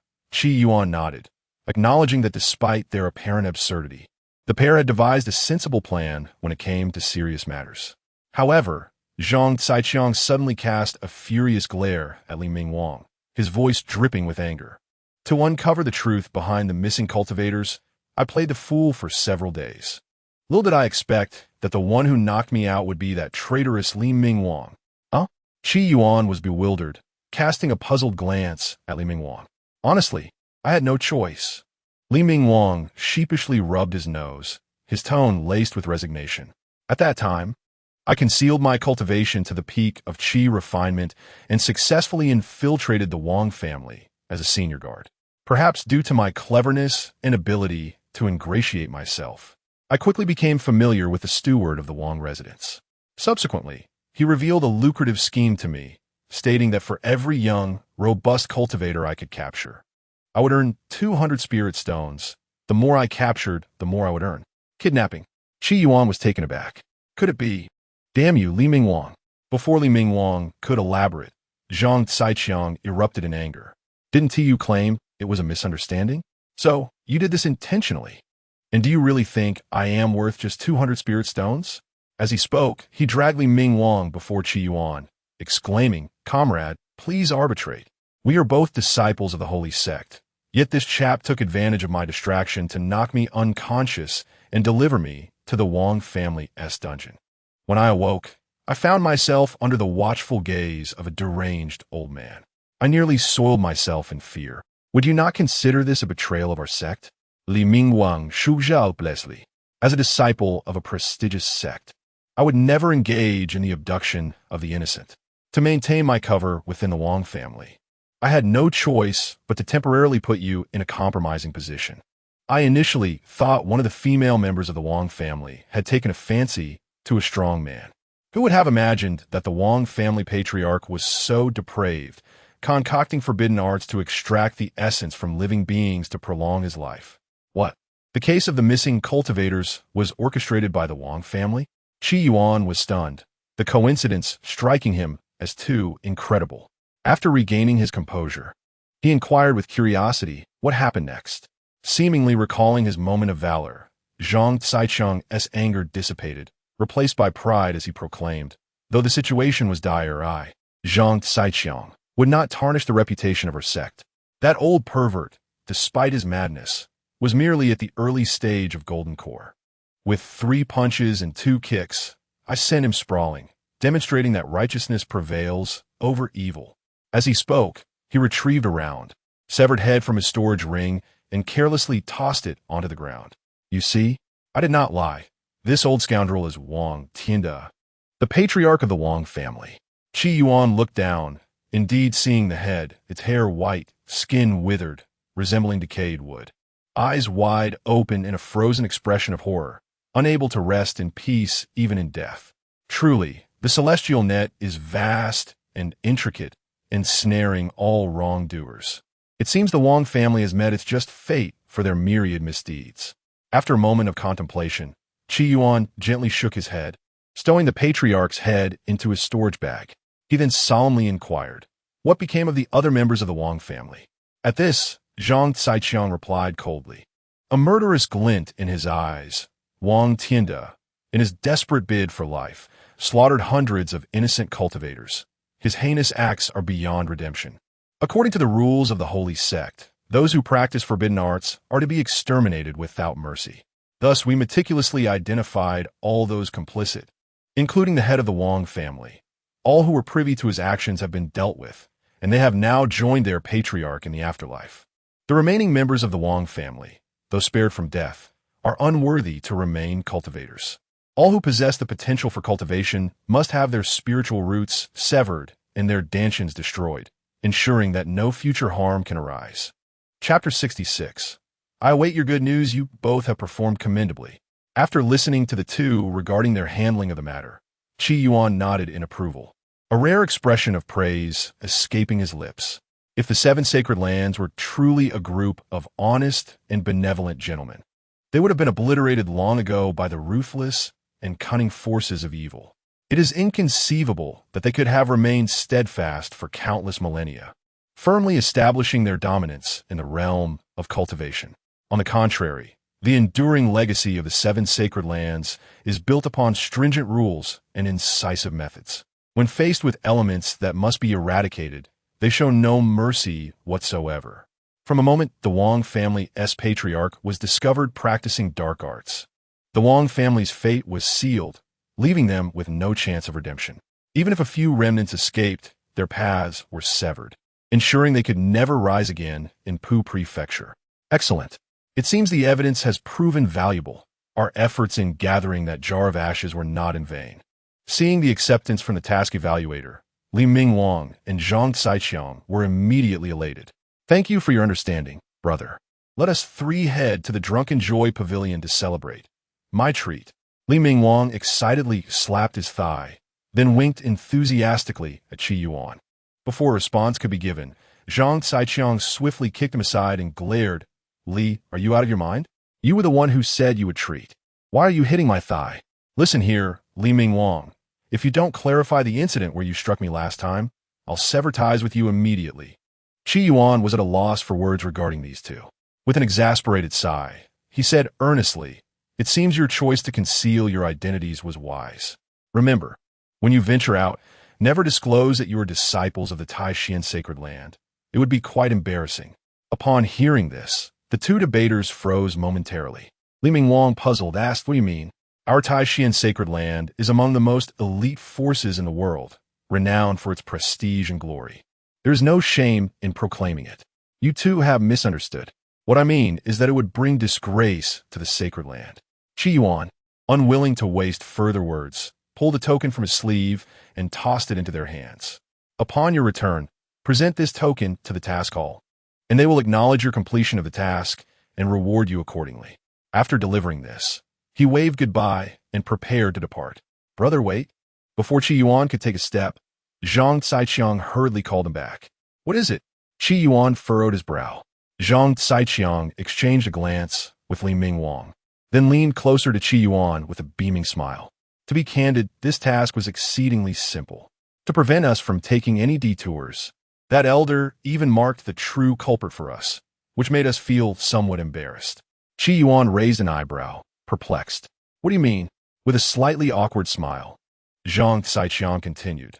Since that elder was so generous, we feel compelled to contribute something as well. Otherwise, it wouldn't feel right to accept these 20,000 merit points. Surprised by this unexpected request, Yuan's interest was piqued. Speak plainly, what do you wish to do? Zhang Saiqiang, with an air of seriousness, glanced around to ensure no one was listening before confidentially stating, while searching the Wang family, we discovered that the dark arts practiced by Wang Tianda were not of his own creation. They were taught by someone else. This individual is Wang Tianda's superior, and he had to surrender 70% of the essence gained from his dark practices to this person, keeping only 30% for himself to prolong his life. This indicates that there are greater fish in Pu Prefecture, and based on our clues, it is highly likely that they are connected to the city lord's mansion. If we can trace this back to the source and expose the mastermind, wouldn't that further demonstrate our capabilities? At this point, Zhang Saiqiang chuckled. If we can handle this elegantly, that elder will surely think of us first for any future lucrative tasks. Don't you agree? Another big fish? Yuan paused briefly. Yet he did not take this matter to heart. His intention in assigning the task was merely to fulfill the requirements of the Falling Cloud Valley sect mission, and the results had already far exceeded their expectations. The so-called evil mastermind had little relevance to him. Nevertheless, wishing to maintain the enthusiasm of his companions for eradicating evil, he nodded in agreement. Very well, I await your good news. After encouraging them a bit more, Yuan turned and resumed his journey back to Falling Cloud Valley. There, another mainline task awaited him, though he was uncertain what crisis the system had referred to. Meanwhile, in Falling Cloud Valley, in the main hall of the sect, how are the items I requested coming along? Shen Wuji lounged in the main seat, addressing Bai Qing Wu, the sect leader of Falling Cloud Valley, who stood nearby. Behind him, four beautiful maidens draped in light veils attentively massaged his shoulders, serving him with utmost care. Not far away, Bai Qing Wu, maintaining a composed demeanor, respectfully produced a lavish storage bag from within his robes and handed it to one of the maidens. Daozi, we have prepared the spirit stones and premium artifacts you requested. However, he hesitated momentarily before steeling himself to continue. We truly cannot provide 20 beautiful maidens from Falling Cloud Valley. I implore you to consider our sincerity and waive this requirement. Is that so? Shen Wuji took the storage bag from the maiden, casually scanning it with his spiritual sense. His expression darkened instantly. Are you saying you cannot deliver the items I requested? You misunderstand. Sensing the hostility in the other's tone, Bai Qing Wu took a deep breath and replied solemnly, if you agree to cancel this demand, we at Falling Cloud Valley are willing to offer an additional 5,000 premium spirit stones for your journey. You are quite sensible. Shen Wuji replied with a veneer of politeness. In that case, I shall not press further, lest anyone accuse me of bullying you with my position. However, I do have another request. Please take a look. He then handed a jade slip to Bai Qing Wu, standing nearby. If you can fulfill this, I shall take my leave immediately, and we can forget about the 5,000 spirit stones. Oh, Bai Qing Wu, suspicious of a trap, quickly took the jade slip to examine. Just then, the slip erupted with a strange black light, and a surge of deep blackness burst forth, enveloping the unsuspecting Bai Qing Wu. Chapter 67. Even the coffin lid can no longer hold him down. Heavenly extremity Daozi. What are you doing? Witnessing this strange transformation, Bai Qing Wu's pupils constricted in shock and fury as he retreated repeatedly, striving to escape the clutches of the encroaching black mist. Yet, this expanding mass of dark substance clung to him like a parasite, binding him tightly. Wherever it passed, whether flesh, bones, or spiritual consciousness, everything was completely frozen, rendering him immobile. Hith. Shen Wuji grinned, speaking nonchalantly. Considering your sincerity towards the heavenly extremity Holy Land, I naturally must present you with a token of appreciation. Accept it with peace of mind. No, this is the method of the demon sect. You are not part Gunsuk. Bai Qing Wu suddenly realized, his teeth gritted in rage. Just as he prepared to fight back, his entire being was engulfed in darkness, frozen in place like a statue.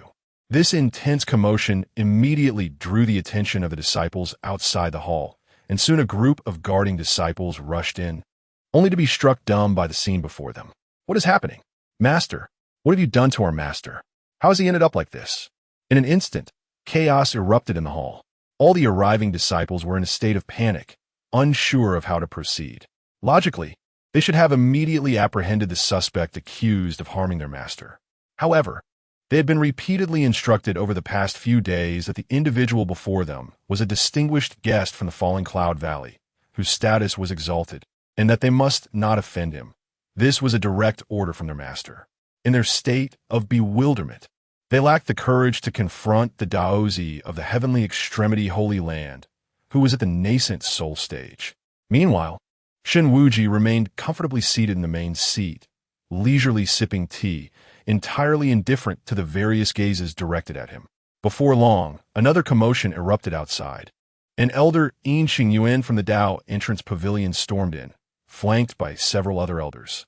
Upon seeing Bai Qing Wu, who had been thoroughly subdued, a glimmer of delight flashed in Yuan's eyes, though he feigned astonishment, reprimanding, What are you all doing here? Have I not told you not to be disrespectful to the Daozi? The disciples exchanged glances, retreating to clear a path. Just then, another group of Falling Cloud Valley elders rushed in, their faces pale with shock as they froze in place at the sight before them. Master, as they regained their composure, many loyal elders of Bai Qingwu seethed with anger, ready to demand an explanation. Part Gun Suk, how dare you harm our master? Do you think there's no one left in the Falling Cloud Valley? With 3,000 disciples and the grand formations left by our ancestors, if you do not give us an explanation today, we vow to fight you to the bitter end, even if it means mutual destruction.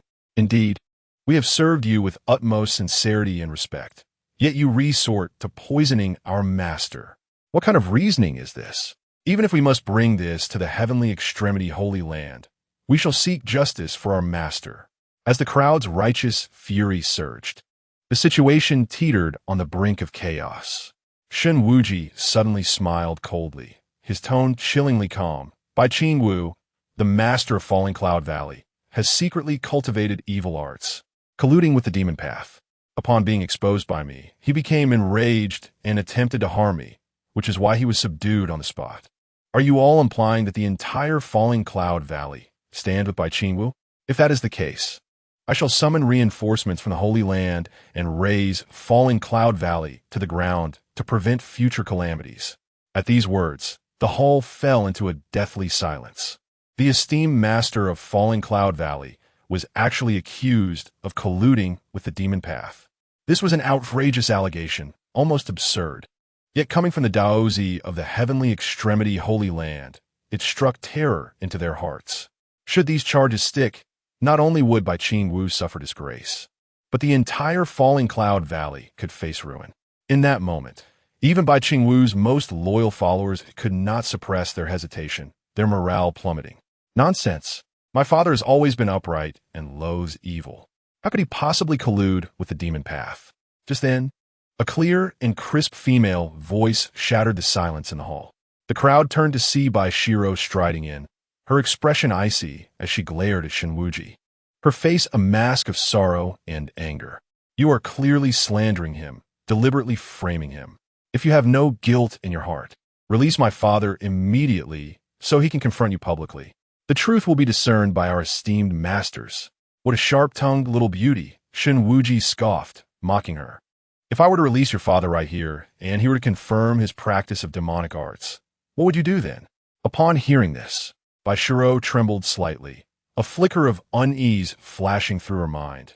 Yet she remained resolute, stating firmly, my Bai family has dedicated themselves to the sect for generations. My father would never engage in collusion with the demon path.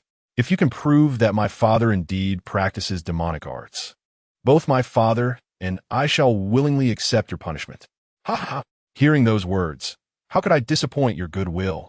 Shen Wuji responded, a victorious smile spreading across his face. As he spoke, he waved his sleeve, and a magnificent stream of pure energy surged from it, rapidly entering Bai Qingwu's body. In the next moment, as the energy coursed through him, the darkness enveloping Bai Qingwu dissipated like snow under the sun, and his frozen joints gradually relaxed. Father, Master. As Bai Qingwu regained his ability to move, a wave of relief washed over the crowd, who rushed forward. Amidst their calls, Bai Qingwu suddenly opened his eyes, which had previously been dim, now transformed into a pitch-black void devoid of whites, exuding an uncanny aura. His once tranquil features twisted into a grotesque visage, emanating a suffocating aura of brutality. Kill them all. With a beastly roar, he raised his hand, preparing to unleash an attack in all directions. Seeing this, Bai Shiro's face turned ashen, her disbelief palpable. Father, what has happened to you? Wake up. Other disciples of Falling Cloud Valley also wore expressions of shock, retreating hastily. Shen Wuji sneered, do you see now? This is the consequence of practicing demonic arts, turning against one's kin, going mad. With that, a triumphant smile graced his face as he slowly raised his palm, a blood-red sword of eerie light materializing before him, poised to strike down upon Bai Qingwu. Do not kill my father, Bai Shiro exclaimed, her face drained of color as she rushed forward, desperate to intervene. Suddenly, A flash of white light descended from above, shattering the blood-red sword into a cascade of radiant particles. Who dares? Shen Wuji furrowed his brow, staring intently in a particular direction. What a bunch of useless fools. Your master is about to be killed before your very eyes, and yet you all cower like turtles. If Bai Yinju were to witness this, even the coffin lid would not be able to contain him. Amidst this disdainful voice, a youthful figure materialized within the hall, effortlessly subduing the frenzied Bai Qingwu. Senior spirit of the formation, the disciples of Falling Cloud Valley stood agape, incredulity etched upon their faces. After a millennium of silence, the fabled spirit of the sect's grand formation had finally revealed itself. Chapter 68. I now believe only one person's words the formation spirit. As SHNWJ gazed at the spirit that had materialized before him, his expression turned rigid with disbelief. He had never anticipated that a formidable formation spirit of divine transformation would be concealed within the humble confines of Luoyun Valley. It felt akin to joyfully defeating low-level foes in a novice village, only to be confronted suddenly by a formidable boss. The situation was rather awkward. The dog servant actually dared to deceive me. SHNWJ's expression darkened as he cast a malevolent glance at Yuan Qunjuan. At that moment, Yuan Qunjuan felt a cold sweat break out. He could not fathom why a formation spirit that had lain dormant for over a millennium would suddenly reveal itself at such a critical juncture. Over the past 1,000 years, Luoyun Valley had faced several extermination crises, each far more severe than the current predicament. Yet the spirit had always remained an indifferent spectator, occasionally even lowering the strength of the sect's defenses to allow enemies to invade, as if harboring a grudge against the inhabitants of Luoyun Valley. This issue had plagued Luoyun Valley for a millennium, with nearly every sect leader attempting to communicate with the formation spirit, only to be met with futility, which only served to irritate the spirit further. Consequently, when devising his rebellion plan, he had entirely disregarded the spirit's existence. Ironically, before Luoyun Valley had suffered any significant harm, the formation spirit had made its appearance, leaving him utterly baffled. After a moment of silence, Bixru was the first to regain her composure, her face alight with joy. Thank you, esteemed formation spirit, for your timely assistance. I am immensely grateful. She then performed a deep bow towards the spirit, her tone dripping with utmost respect. For her, had it not been for the spirit's intervention, the consequences would have been unimaginable. The debt of saving her father could never be overstated. The formation spirit, seemingly indifferent, waved a hand dismissively. If I had not confirmed that the incident was not instigated by anyone from Luoyun Valley, I would not have bothered with your fates. Have you ascertained the truth? The others were left in perplexity, but Bixru appeared to grasp something, her expression shifting to one of astonishment. Esteemed spirit, have you already identified the true culprit behind the case? Not I, the spirit replied, shaking its head before grumbling. It was that lad Q who helped me uncover the thief of the herb, but alas, the rascal managed to escape. Q shitty? Bixru's mouth fell agape in surprise. For the sake of investigating this case, she had exerted countless efforts but had come up empty-handed, unable to find even a semblance of a clue. Little did she expect that someone had achieved this in silence. Could it be that Shitty Q investigated the matter for my sake? A sweet sensation surged within her heart at the thought, as Bixru's mind swirled with emotions. The formation spirit cast a scrutinizing glance at the fluctuating expression of SHNWJ and inquired solemnly, "And who might you be?" Unfazed, SHNWJ maintained a calm demeanor as he replied, "I am Pijin Shu, the Daozi of Teen New Jersey, Sacred Land. While traveling, I discovered that your sect's leader, BIQNGW, is colluding with the demonic path, a transgression that cannot go unpunished. As the formation spirit of this place, do you intend to shield him?" Although the presence of a divine, transformation-level spirit instilled a sense of caution in him, it did not evoke fear. This was because formation spirits were often bound by the rules of the Great Formation, primarily tasked with mobilizing the sect's defenses against invaders. Unless the formation was attacked, they rarely resorted to violence. Moreover, as a Daozi of New Jersey Sacred Land, even if the spirit were to act recklessly, it would still need to consider the fate of Luoyuan Valley. Upon hearing his declaration, the spirit furrowed its brow and murmured, New Jersey Daozi? This fellow has quite the reputation. Seeing this, Bixru grew anxious and hastily explained, Esteemed spirit, my father must have fallen victim to this man's nefarious schemes, leading to his drastic change in character. He is certainly not practicing demonic arts. SH and WJ sneered coldly. You are his daughter, naturally inclined to defend him. Now that the evidence is irrefutable, what further arguments can you present? He then cast a mocking glance at Bixru. Did you not just say you would let me handle this? Why do you now retract your words? If you comply and please me, I may consider granting your father a chance at survival. You, Bixru trembled with rage, gritting her teeth as she retorted, Despicable scoundrel, I would rather die than submit to you. Meanwhile, the expressions of those present varied, exchanging glances, momentarily at a loss for words. Enough. At that moment, the formation spirit withdrew its hand from Biqnjw's forehead and contemplated before stating, There is indeed a trace of malevolent energy within the leader's consciousness, yet I have found no evidence of him practicing demonic arts. Since you both present conflicting claims, I shall refrain from hasty conclusions. However, I currently trust only one person's words. If he could come forth, perhaps clarity would be swiftly attained. Who? The question hung in the air, leaving everyone in stunned silence. Who could possibly command such trust from this capricious spirit? With a resigned sigh, the spirit earnestly uttered a name, QD. Meanwhile, after departing from Puzhou City, Yuan wasted no time and swiftly arrived at the outskirts of Luoyuan Valley. Just as he was about to enter the mountain gate, a figure darted through the air with remarkable speed, heading directly towards him.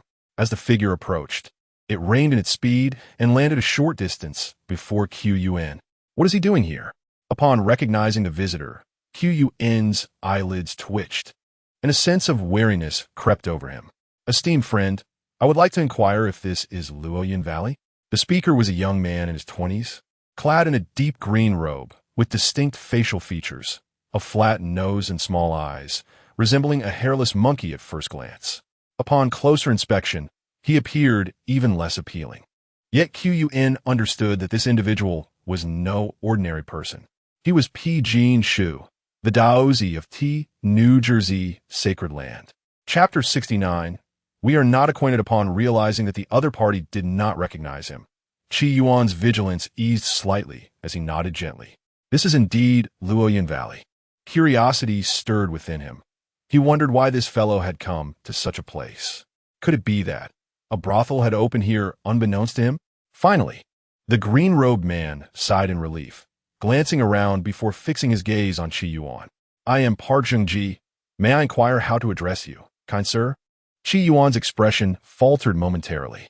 What a peculiar pseudonym, he mused. This must be the real deal. I am Da, an inner disciple of Luoyuan Valley.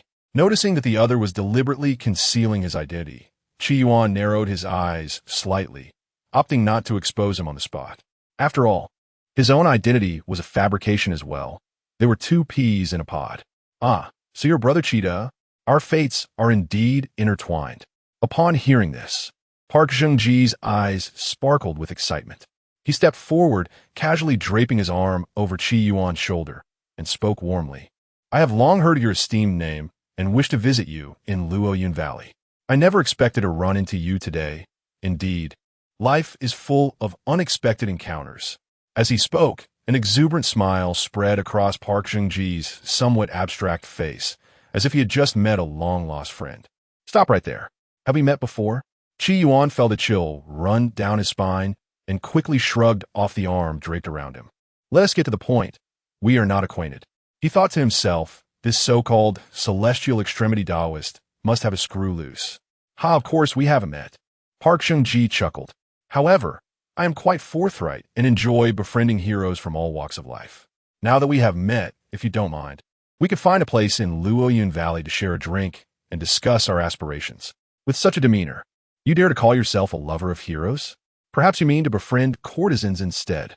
Yuan smiled sarcastically. Park Daoyu, if you have something to say, just say it. I am busy and have no time for idle chatter. With that, he turned to leave. Wait a moment. Seeing Qi Yuan's reaction, Park Zhengji grew anxious and hurriedly reached out to stop him. Brother, I must confess, I've misplaced something in your esteemed valley. I hope you can assist me in retrieving it. He wishes to enter Luoyuan Valley? Qi Yuan raised an eyebrow in suspicion. What have you lost? Park Zhengji scratched his nose awkwardly. I'm afraid I cannot disclose that right now to avoid alarming others. He then patted his chest and assured, rest assured, I'm a man of my word. It's merely a matter of finding an item. I would never take any action detrimental to your valley. Seeing that Qi Yuan remained unmoved, Park Zhengji seemed to have an epiphany. He glanced around to ensure no one was watching, then discreetly produced a pouch of spirit stones from his storage ring, subtly placing it in Qi Yuan's hand. A humble gift, not much of a token. I simply ask for your assistance, and I will certainly reward you handsomely upon retrieving my item. Oh, Qi Yuan regarded the pouch of spirit stones with a peculiar expression, contemplating before accepting it. He then feigned reluctance, saying, very well, but let me make this clear. Luoyuan Valley is not a place for you to act recklessly. Once we enter, you must not wander off. Inform me in advance of your intended destinations. With Park Zhengji's abilities, even if he refused, there were countless ways for him to infiltrate the valley. It was wiser to agree for now and observe what he was up to. Thank you, brother. Park Zhengji beamed with joy upon receiving Qi Yuan's consent and eagerly followed him into Luoyuan Valley. Look, it's truly Brother Qi. Brother Qi, you have finally returned. We have been eagerly awaiting your arrival. As the two crossed through the sect's grand formation and entered the valley, several disciples of Luoyuan Valley rushed forward, their voices brimming with excitement. Upon returning, only to be greeted so warmly, Qi Yuan felt a tinge of confusion. Was he already this well-regarded within the valley? What were you all waiting for? He inquired, grabbing one of them. Brother Qi, you are unaware of the grave situation within the sect. The disciple looked at him with a hint of reverence, speaking in a hurried tone. The erased spirit has specifically summoned you. Everyone is waiting for you at the main hall. The erased spirit? Qi Yuan remained utterly perplexed. This old fellow was a mid-stage transformation master. What could he not resolve that required his presence? Despite his bewilderment, he pulled Park Zhengji, who was distractedly looking around, and made his way towards the main hall of Luoyuan Valley. As they approached, they saw numerous disciples gathered in clusters outside the main hall. Many bore anxious expressions, their faces betraying unease and confusion, while others appeared pale, their breaths erratic, as if their resolve had been shaken. What on earth had transpired? Qi Yuan's heart raced at the sight, recalling the system's warning of impending danger. Cheetah has arrived. As Qi Yuan made his entrance, the disciples of Luoyuan Valley collectively turned their attention towards him, parting to create a path. Brother Qi. Just then, a graceful woman in a pale yellow dress hastened from within the hall. Upon spotting Qi Yuan, a flicker of delight crossed her beautiful eyes. Senior sister. Qi Yuan nodded in acknowledgement to Bai Shiro. Before he could inquire further, Park Zhengji, eager and impatient, chimed in, Fair maiden, I offer my respects. May I ask your age and marital status? Come with me quickly. The erased spirit is waiting for you. Bai Shiro completely ignored Park Zhengji, grasping Qi Yuan's hand and leading him into the hall. Hey, wait for me. Park Zhengji, left behind, was momentarily stunned before sensing the hostile glares directed at him from all sides. He hurriedly chased after them. As Qi Yuan entered the main hall, every pair of eyes turned towards him. The erased spirit stood up immediately, beckoning him closer. Cheetah, you have arrived at just the right moment. I have been troubled by this matter. He gestured toward Shenwuji, his expression grave. This man, Park Zhengji of Celestial Extremity Sacred Land, has accused your master, Bai Qingwu, of colluding with the demonic path and practicing nefarious arts. This concerns the safety of Luoyuan Valley. You must investigate this thoroughly. Upon hearing this, Qi Yuan's expression shifted to one of bewilderment. He is Park Zhengji of Celestial Extremity Sacred Land? Then who is the person standing behind me? Chapter 70. Truly unattractive in appearance, with significant behavioral issues, what audacity. Just as Qi Yuan was momentarily taken aback, Park Gunsuk, standing behind him, sprang forth with a look of indignation, vociferously demanding, "Who are you to impersonate me? No, to impersonate the celestial Daozi? Who granted you such audacity?" The sudden outburst startled many, who then noticed the presence of an outsider that had stealthily infiltrated the hall, casting curious glances in his direction. "How'd he get here?" At this moment, Shun Wuji also recognized Park Gun-suk, who had been concealed behind Qi Yuan, and felt a pang of anxiety, akin to a dog being scolded. "Ugly creature, from where did you emerge?" After a fleeting moment of uncertainty, Shun Wuji quickly regained his composure, letting out a cold laugh before reprimanding him without reservation.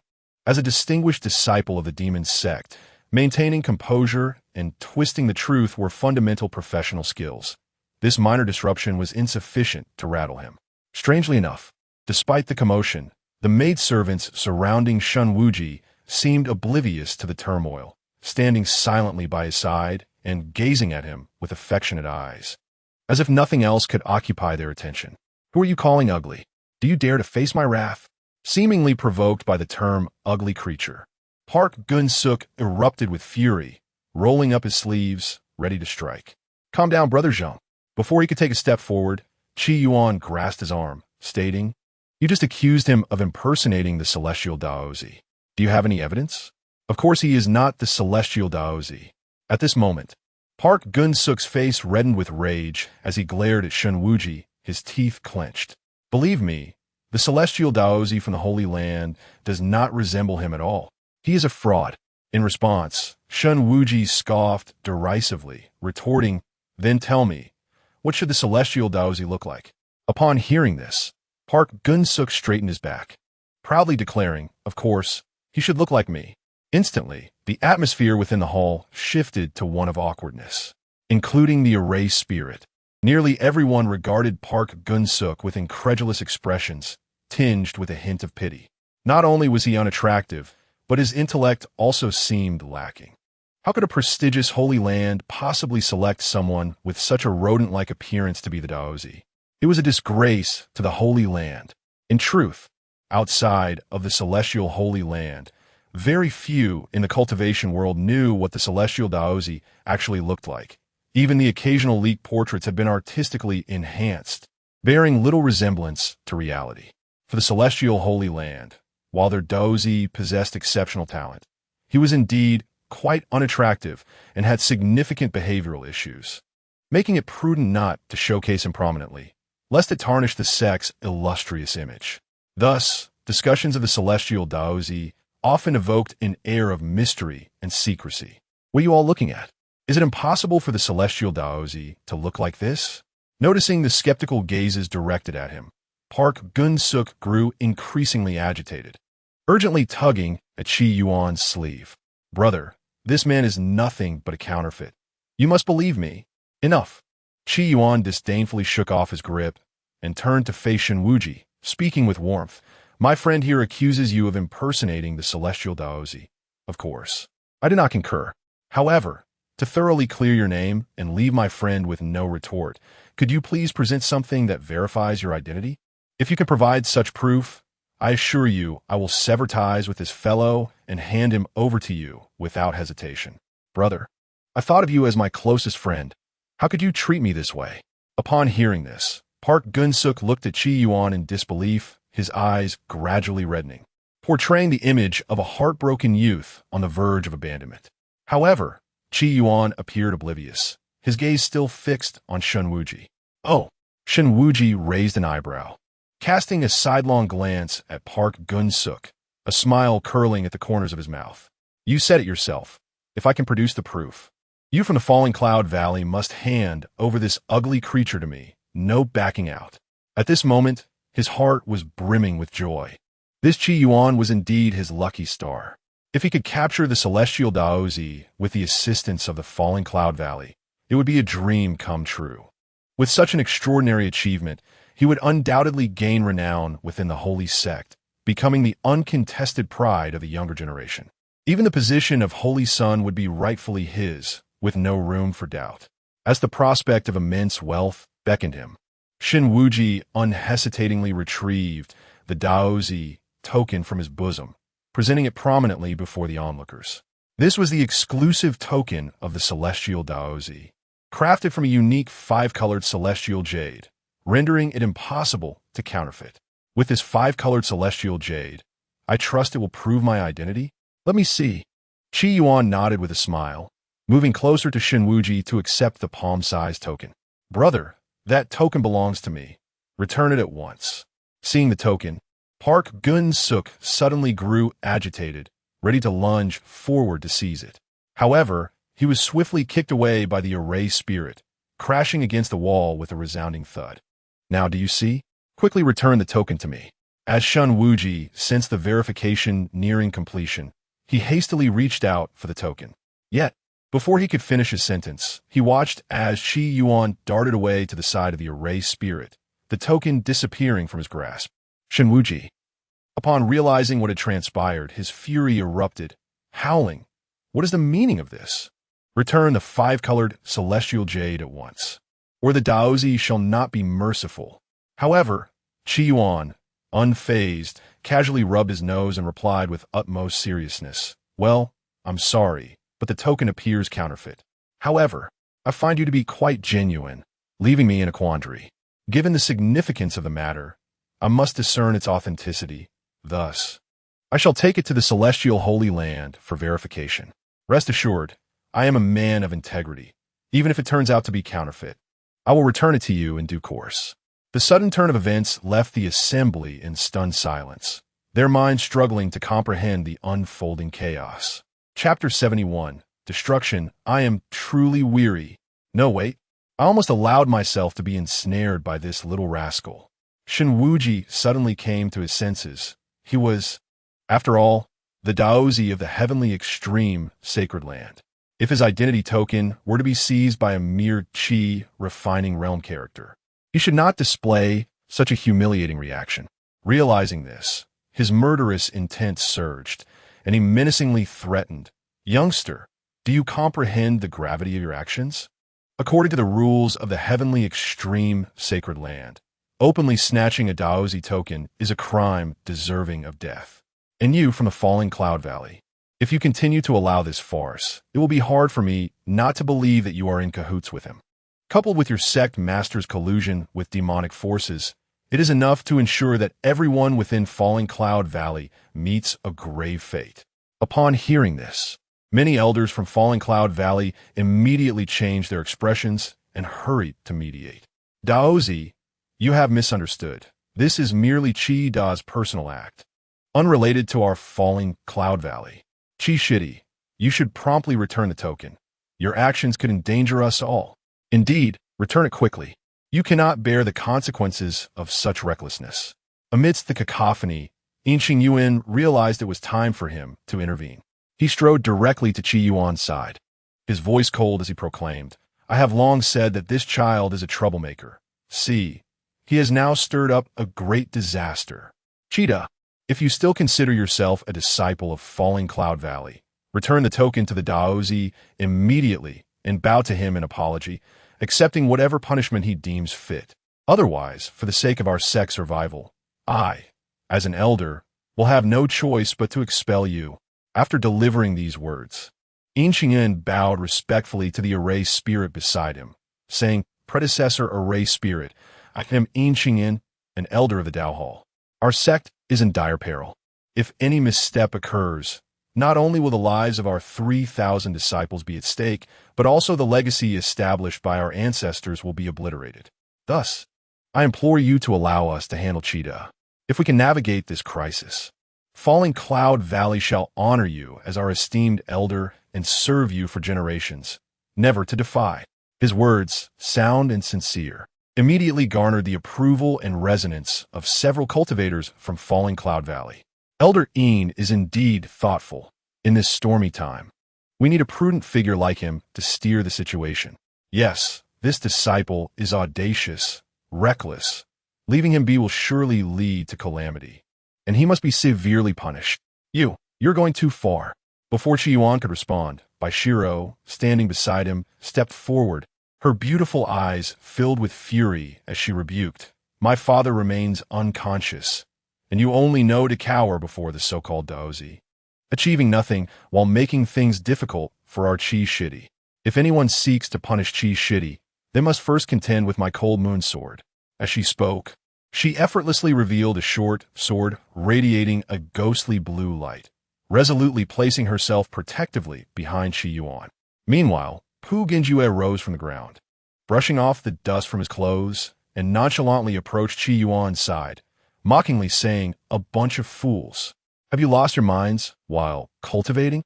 Big brother, if Falling Cloud Valley does not want you, come back with me to the heavenly extreme sacred land. I will arrange a genuine disciple position for you." His caustic remarks instantly incited the ire of the crowd, everyone erupting in outrage. "Nonsense. Who are you talking about? You are the real fool. How dare you be so arrogant on our turf? Are you tired of living?" Silence. Just as the situation threatened to spiral out of control, the previously silent array spirit suddenly intervened, commanding the crowd to hush. In an instant, the venue fell into silence, everyone obediently closing their mouths. Even Pu Gunju, who had just been reprimanded. Within the bounds of Falling Cloud Valley, a mid-stage transformation realm array spirit represented invincibility. In the ensuing silence, the array spirit let out a weary sigh, its tone tinged with resignation. "I truly am having the worst luck. I emerge only to encounter such a heap of trouble.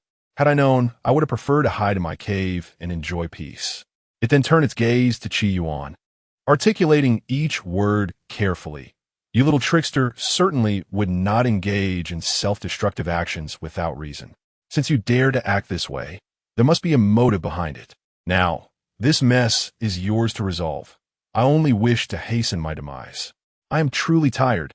With those words, the crowd fell into a state of shock once more, all eyes fixed incredulously on Qi Yuan, as if doubting their own hearing. "What? This is not the script we expected. Wasn't she supposed to repent in the face of public condemnation, kneeling to beg for mercy and return the token with both hands? Why did the situation suddenly reverse, with someone transitioning from participant to referee? More alarmingly, this referee had the backing of the formidable array spirit of the sect. What would they possibly do to exert pressure now? This was not merely seeking punishment. It was courting disaster. Simultaneously, Shun Wuji's previously triumphant smile froze on his face, a surge of indignation boiling within him. "Damn array spirit. Is Qi your son? How can you trust him so blindly?" Hearing the array spirit's words, Qi Yuan was initially taken aback, then somewhat bashfully rubbed his nose, expressing, "Thank you for your trust, predecessor. In fact, verifying the truth does not require a troublesome trip to the heavenly extreme sacred land. We can simply summon a disciple from there for confirmation." As he spoke, he retrieved a gruesome head from his storage bag, displaying it before the astonished crowd. "What is happening?" Many gaped in disbelief at the bloodied head, failing to comprehend Qi Yuan's intentions. "Impossible. This is the head of the Wang family's ancestor from Puzhou City." Yinxingyan was the first to recognize the identity of the head, unable to restrain his exclamation, his gaze towards Qi Yuan filled with incredulity. As if he had seen a ghost. Wang Tianda, the Wang family's ancestor, was a golden core cultivator. How did you come by his head? Upon hearing this, others began to grasp the significance of the head, each one stunned. "Are you insane?" A Qi Refining Realm Jr. openly displayed the head of a golden core cultivator. This bizarre spectacle shattered all their preconceived notions. Qi Yuan chuckled, casually tossing the head to the ground, his demeanor remarkably composed. "Not long ago, I accepted a sect mission at the exam hall to investigate the disappearances of cultivators in Puzhou City. After embarking on the task, I soon discovered that 2 passing disciples of the sacred land had already resolved the case. It turned out that Wang Tianda, the ancestor of the Wang family, had been secretly practicing forbidden arts to extend his lifespan, and those missing cultivators had all been secretly abducted by the Wang family, their flesh and essence consumed as nourishment for his longevity. Thus, following the incident, the Wang family was uprooted by the righteous disciples of the sacred land, and the main perpetrator, Wang Tianda, was slain on the spot. I, being quite likable, formed a good rapport with those 2 disciples. They graciously presented me with the head of the Wang family ancestor as proof of task completion. Upon hearing this, the crowd finally experienced a moment of clarity, as if a weight had been lifted. Now that makes sense. If he claimed to have personally beheaded this head, that would indeed be a fairy tale, and no one would believe it. Zheng Yuan smiled faintly and retrieved a communication talisman from his storage pouch, continuing, of course, these matters are not the crux. The essence lies in the fact that the two disciples from sacred grounds are currently within the city of Puzhou. For a cultivator at the late stage of the Golden Core realm, it takes less than an hour to traverse from Puzhou to Falling Cloud Valley. If we can locate them to corroborate the situation, the truth will undoubtedly be revealed instantly.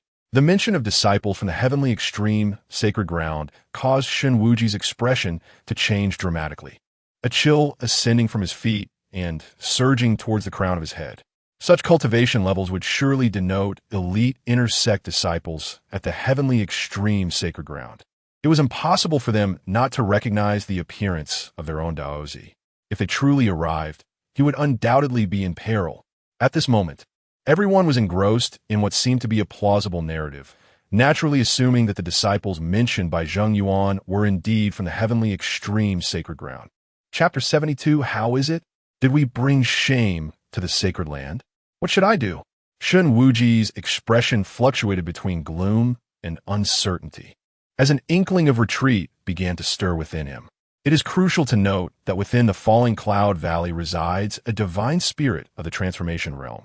Should his identity as a true disciple of the demon sect be exposed, he could very well find himself trapped here, possibly at the brink of death. Yet, the thought of giving up left him feeling deeply unsatisfied. At that moment, Yuan let out a cold chuckle, his face suffused with disbelief as he remarked, "You, young one, are known for your cunning and deceit. How could two late-stage golden core disciples of the sacred land possibly hold you, a mere cheer-refining minor sect cultivator, in such esteem, even lowering their status to befriend you? You're clearly attempting to play the rogue." Upon hearing this, Shen Wuji's countenance relaxed slightly, a flicker of hope blooming within. Indeed, if the other party were merely trying to deceive him, then his own insecurity would surely betray him. With this thought, he stifled all unease, feigning calmness as he declared, "Young man, there is no need for your pretense. You may call those two over to meet me. If it is proven that you are lying, I assure you, you will face dire consequences." Then listen closely, Yuan responded, refraining from retorting. Instead, he smiled faintly and activated the communication talisman in his hand, deliberately amplifying the sound to its maximum. The onlookers instinctively held their breath, straining to listen. Soon, a sultry and teasing female voice emanated from the talisman. "Esteemed sirs, the ladies are waiting outside. As per your request, each one of them is quite alluring. Feel free to choose at your leisure." Choose? What are we choosing for? If the neighbors see, they might think we are trifling. Bring the ladies in. We both want them. In the next moment, another voice, lower and more urgent, interrupted, "Brother, I am quite busy here, so please get to the point." Amidst the peculiar gazes of those around him, Yuan's lips twitched involuntarily, feeling a sense of impending doom. "Li Mingwang, where are you two now?" Li Mingwang? Upon hearing the name, the nearby Park Gunsuk furrowed his brows, unable to recall such a figure within the heavenly extreme sacred land. On the other end, Li Mingwang quickly replied, "I am at the Drunken Joy Pavilion in Puzhou City with senior brother Zhang. The ladies here are quite splendid. Why not come over, brother? It's on me." Upon hearing this, Park Gunsuk, who had been racking his brain over Li Mingwang's identity, instantly perked up and shouted, "Junior brother, if you say so, then I am no longer sleepy. Quickly send the location. I shall head over at once." Before he could finish, the array spirit kicked him away, sending him crashing against the wall with a loud thud. At that moment, the communication talisman echoed with the melodious greetings of the ladies. "We greet the esteemed sirs. What incredible skills you both possess. You have chosen our entire group." Yuan's face darkened as he coldly commanded, "Immediately find a secluded place to stay. I have urgent matters to discuss with you." "All right, just hold on a moment." Sensing the murderous intent in his words, Li Mingwang quickly acquiesced, and after a brief pause, The talisman fell silent once more. Before long, a sly voice returned.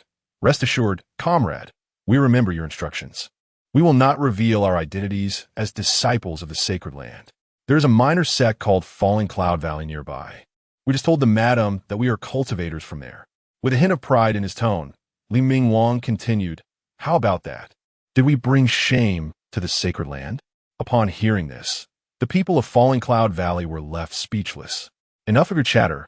Let me speak. Yuan, with a hand pressed to his forehead, struggled to contain his fury, speaking in a low voice. You need to summon Zhang Saiqian. I need both of you to come to Falling Cloud Valley to assist with the task. Surprisingly, upon hearing this, Li Mingwang immediately agreed without any further ado. All right, brother. Just hold tight. We'll be there shortly. Then came Li Mingwang's shout. Senior brother Zhang, stop groping around. We're on a mission now. After the talisman was disconnected, silence enveloped the hall. All eyes turned towards Yuan, their expressions transformed. Good heavens! Initially, they assumed he was merely jesting. It turned out he could indeed summon 2 elite disciples from the heavenly extreme sacred land, though those 2 appeared rather irreverent. The communication talisman had clearly confirmed their identities as disciples of the sacred land. Moreover, this conversation had taken place in full view of everyone, leaving no room for collusion. This situation could not continue. Otherwise, they would only be sitting ducks. As the saying goes, to hesitate is to lose. With this in mind, Shen Wuji swiftly resolved to act, dashing towards the hall's exit while declaring, I have no time to waste with you useless fools. This debt shall be noted, and we will settle it slowly in the future. With that, he vanished like lightning, taking advantage of the momentary distraction, reaching the grand hall's entrance in an instant, abandoning even his retinue of maidens. It was indeed a trap. A glimmer of coldness flickered in Yuan's eyes as he addressed the array spirit beside him. Elder Spirit. He is clearly feigning his identity as the Pathmaster. Do you possess the means to capture him? Oof. I despise thieves above all else. Fear not. He will not escape. With that, the array spirit grinned ominously and pointed a finger in the direction Shen Wuji had fled. In an instant, a torrent of array energy surged through the air, enveloping Shen Wuji. This is bad. Shen Wuji's face paled as he felt an unseen mountain crashing down upon him, rendering him immobile, as if trapped in amber. The array spirit, empowered by the sect's grand array, wielded far greater strength than an ordinary mid-transformation cultivator. As a true disciple of the demon sect in the mid-nascent soul stage, he found himself utterly incapable of even the slightest struggle against it. Realizing this, despair washed over him. If he did not fight with all his might, he might very well meet his end here. With that thought, a fierce glint ignited in his eyes.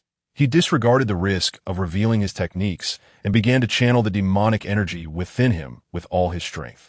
In the next moment, boom, boom, boom, boom, the hall's shadowy maidens erupted simultaneously, transforming into exquisite black demonic energy that flowed into Shen Wuji's body like rivers converging. Simultaneously, Shen Wuji's aura surged dramatically, the overwhelming malevolent energy rolling forth, forcefully repelling the encroaching array energy, granting him a temporary respite from confinement. Seizing the opportunity, he accelerated fiercely, fleeing towards the valley's exit.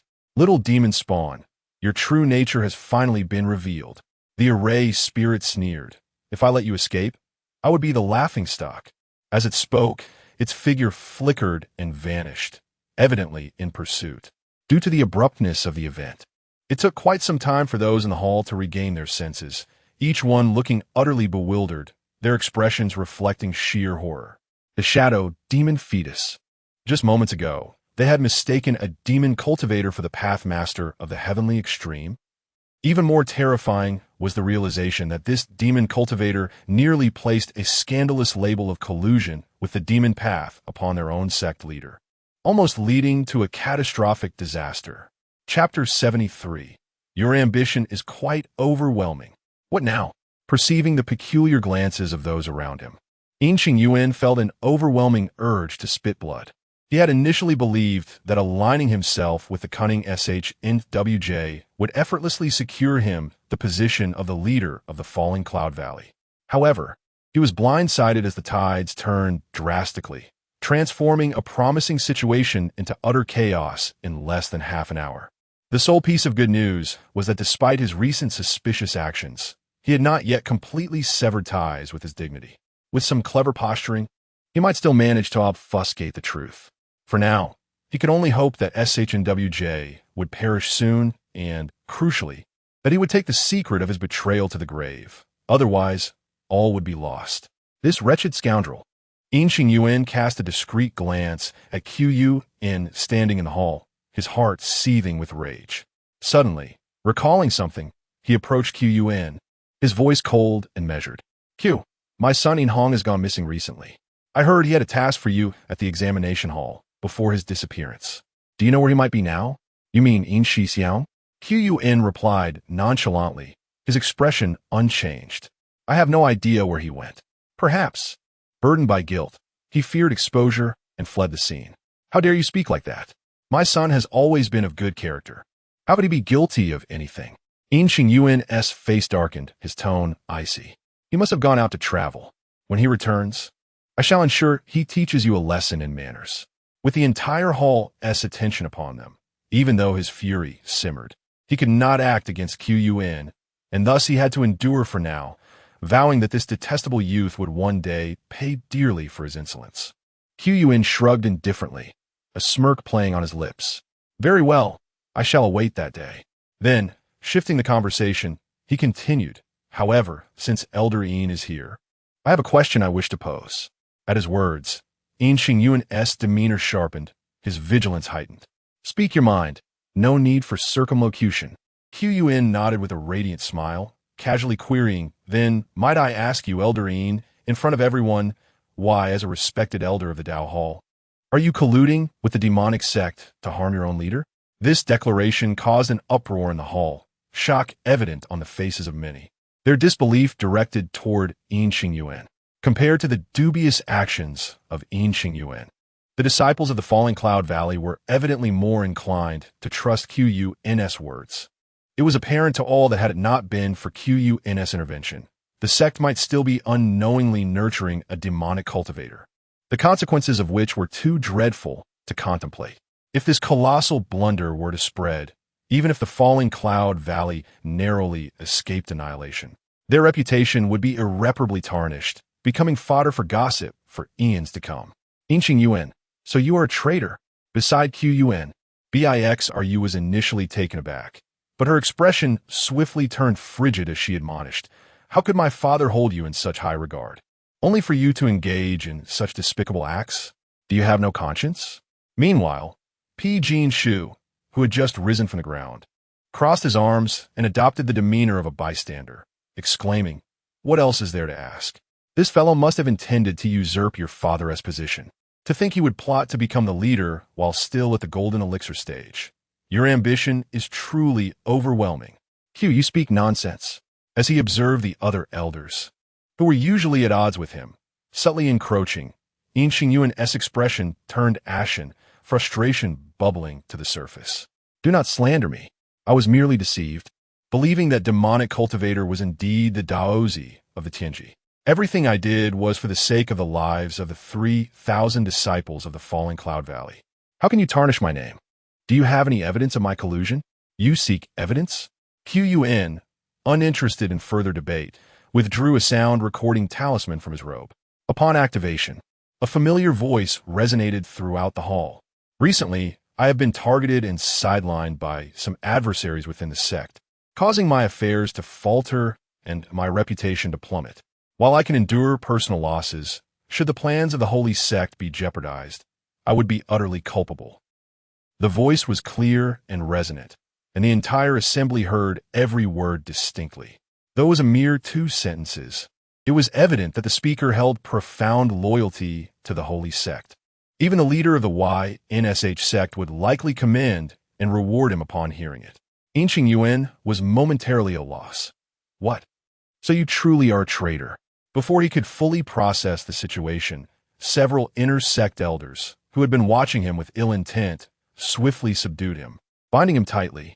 In the midst of the peculiar gazes from the crowd, Yuan calmly pocketed the sound recording talisman, inwardly lamenting. One may offend many, but never a woman, especially a woman from the demonic sect. Their grievances are as sharp and pointed as a needle. He had been hurrying back to the falling cloud valley from Puzhou City when the recording talisman had suddenly fallen into his hands, accompanied by a valuable communication talisman, the source of which was unmistakable. Clearly, JCHNR's primary intent was to deliver the communication jade talisman for future correspondence, with the sound recording talisman being merely a supplementary gift. However, he understood the implication almost instantly. JCHNR no longer wished for Yuan to live. He had no objections to this, having already dispatched Hong. Allowing Yuan to join his son in the afterlife seemed fitting. After all, both father and son were not virtuous individuals. They were treacherous and ambitious, having offended both himself and his woman. They deserved a fate far worse than death. As Yuan contemplated, the erased spirit returned to the hall, looking disgruntled. Ignoring the trembling, Yuan bound on the ground, it muttered, "I was careless. I never anticipated that the demon spawn would choose to self-destruct the demonic infant to evade a fatal strike and escape. However, that cunning fellow has now lost his life source, his cultivation diminished by 80%. Even if he miraculously survives, he will not return to cause trouble anytime soon." Meanwhile, in a certain concealed underground cavern of CNGL Mountain, a swirling mass of pitch-black clouds coalesced, twisting and writhing in the air before materializing into a sinister-looking man in a black robe who landed on a cold, hard rock. Upon landing, SH&WJ violently spat out a mouthful of blood, his aura depleted, his complexion ashen, and his vitality flickering like a candle in the wind, on the verge of extinguishing. In that moment, he felt no joy in having escaped. Expressionless, he wiped the blood from his lips and, after a brief internal examination of his condition, his brow furrowed deeper, his expression growing graver. Though he had survived by utilizing the secret method of the demonic infant as a substitute for his life, the backlash was exceedingly severe. Not only did his cultivation abruptly plummet to the foundational stage, but his physical form was also ravaged, riddled with countless wounds from the insidious encroachment of the ghostly demonic energy, resulting in a significant depletion of his Dao foundation. To reclaim his former glory, he would require an immeasurable quantity of precious elixirs and rare celestial materials, coupled with at least a century of arduous cultivation. The mere thought of this loss ignited a searing fury within him. Even the resilient spirit of Shenwuji could not suppress the burning anguish that threatened to consume him. "Cheetah, Luoyan Valley, I swear, I shall not rest until I extract your souls, refine your essence, and shatter your corpses into a myriad of pieces. Just wait, for the day shall come." Shenwuji gritted his teeth and growled, his eyes flickering with a mad ferocity and brutality. Suddenly, a melodious and enchanting female voice reached his ears. "Brother Shun, did you not say you would treat me as a cauldron to be freely harvested? Why have you hidden away here? Furthermore, who were you just threatening to kill? Would you like your junior sister to assist you?" Ji Chan'er. Upon hearing this voice, Shun Wuji's pupils contracted sharply, and his heart plummeted to the depths of despair. Chapter 74. Allow me to demonstrate my strength with 50 pills, junior sister Ji. I was merely jesting earlier. Please do not take it to heart. Shen Wuji forced a semblance of composure, managing a dry smile.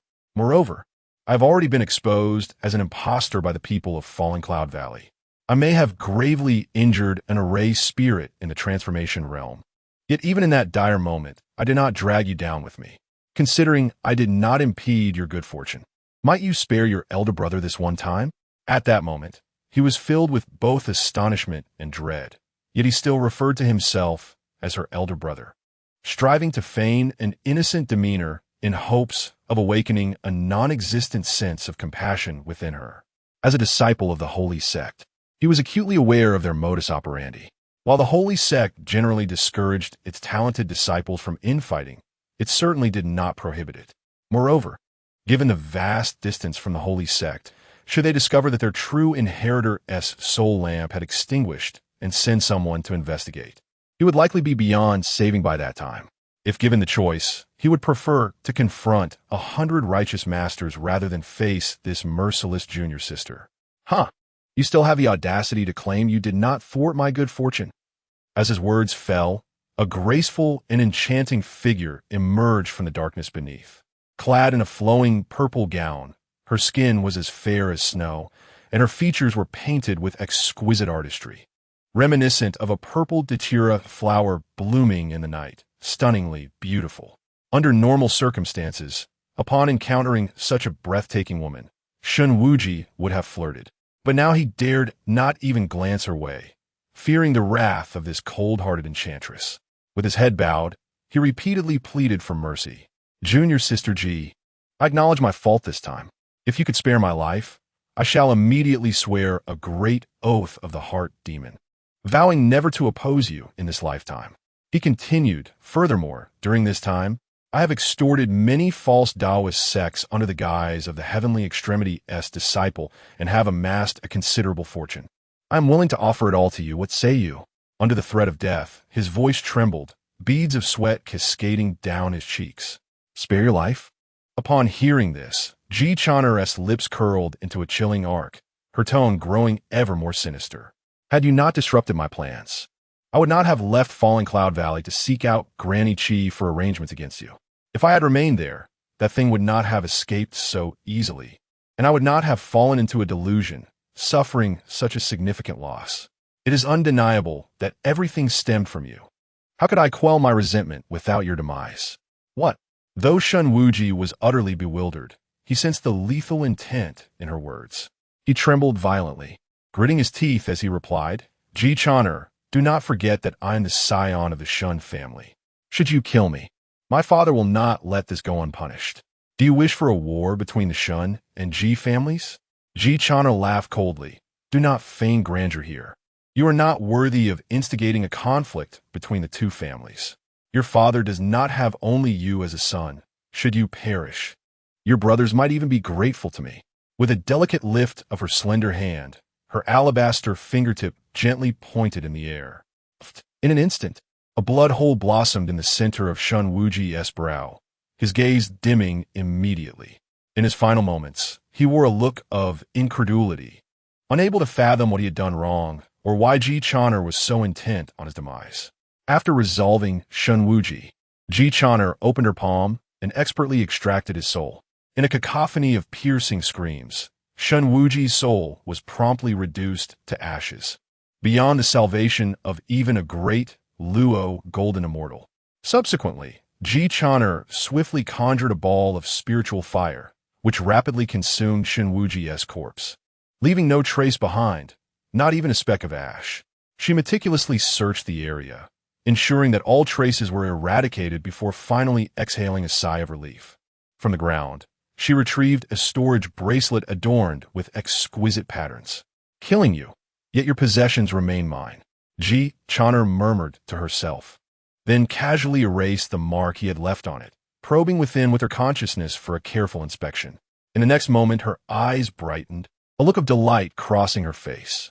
This Shun Wuji had extorted a considerable wealth from numerous sects. With these resources, she could easily exchange for a 9-refinement illusory divine pill, thus achieving the 1,000 mirage demon body.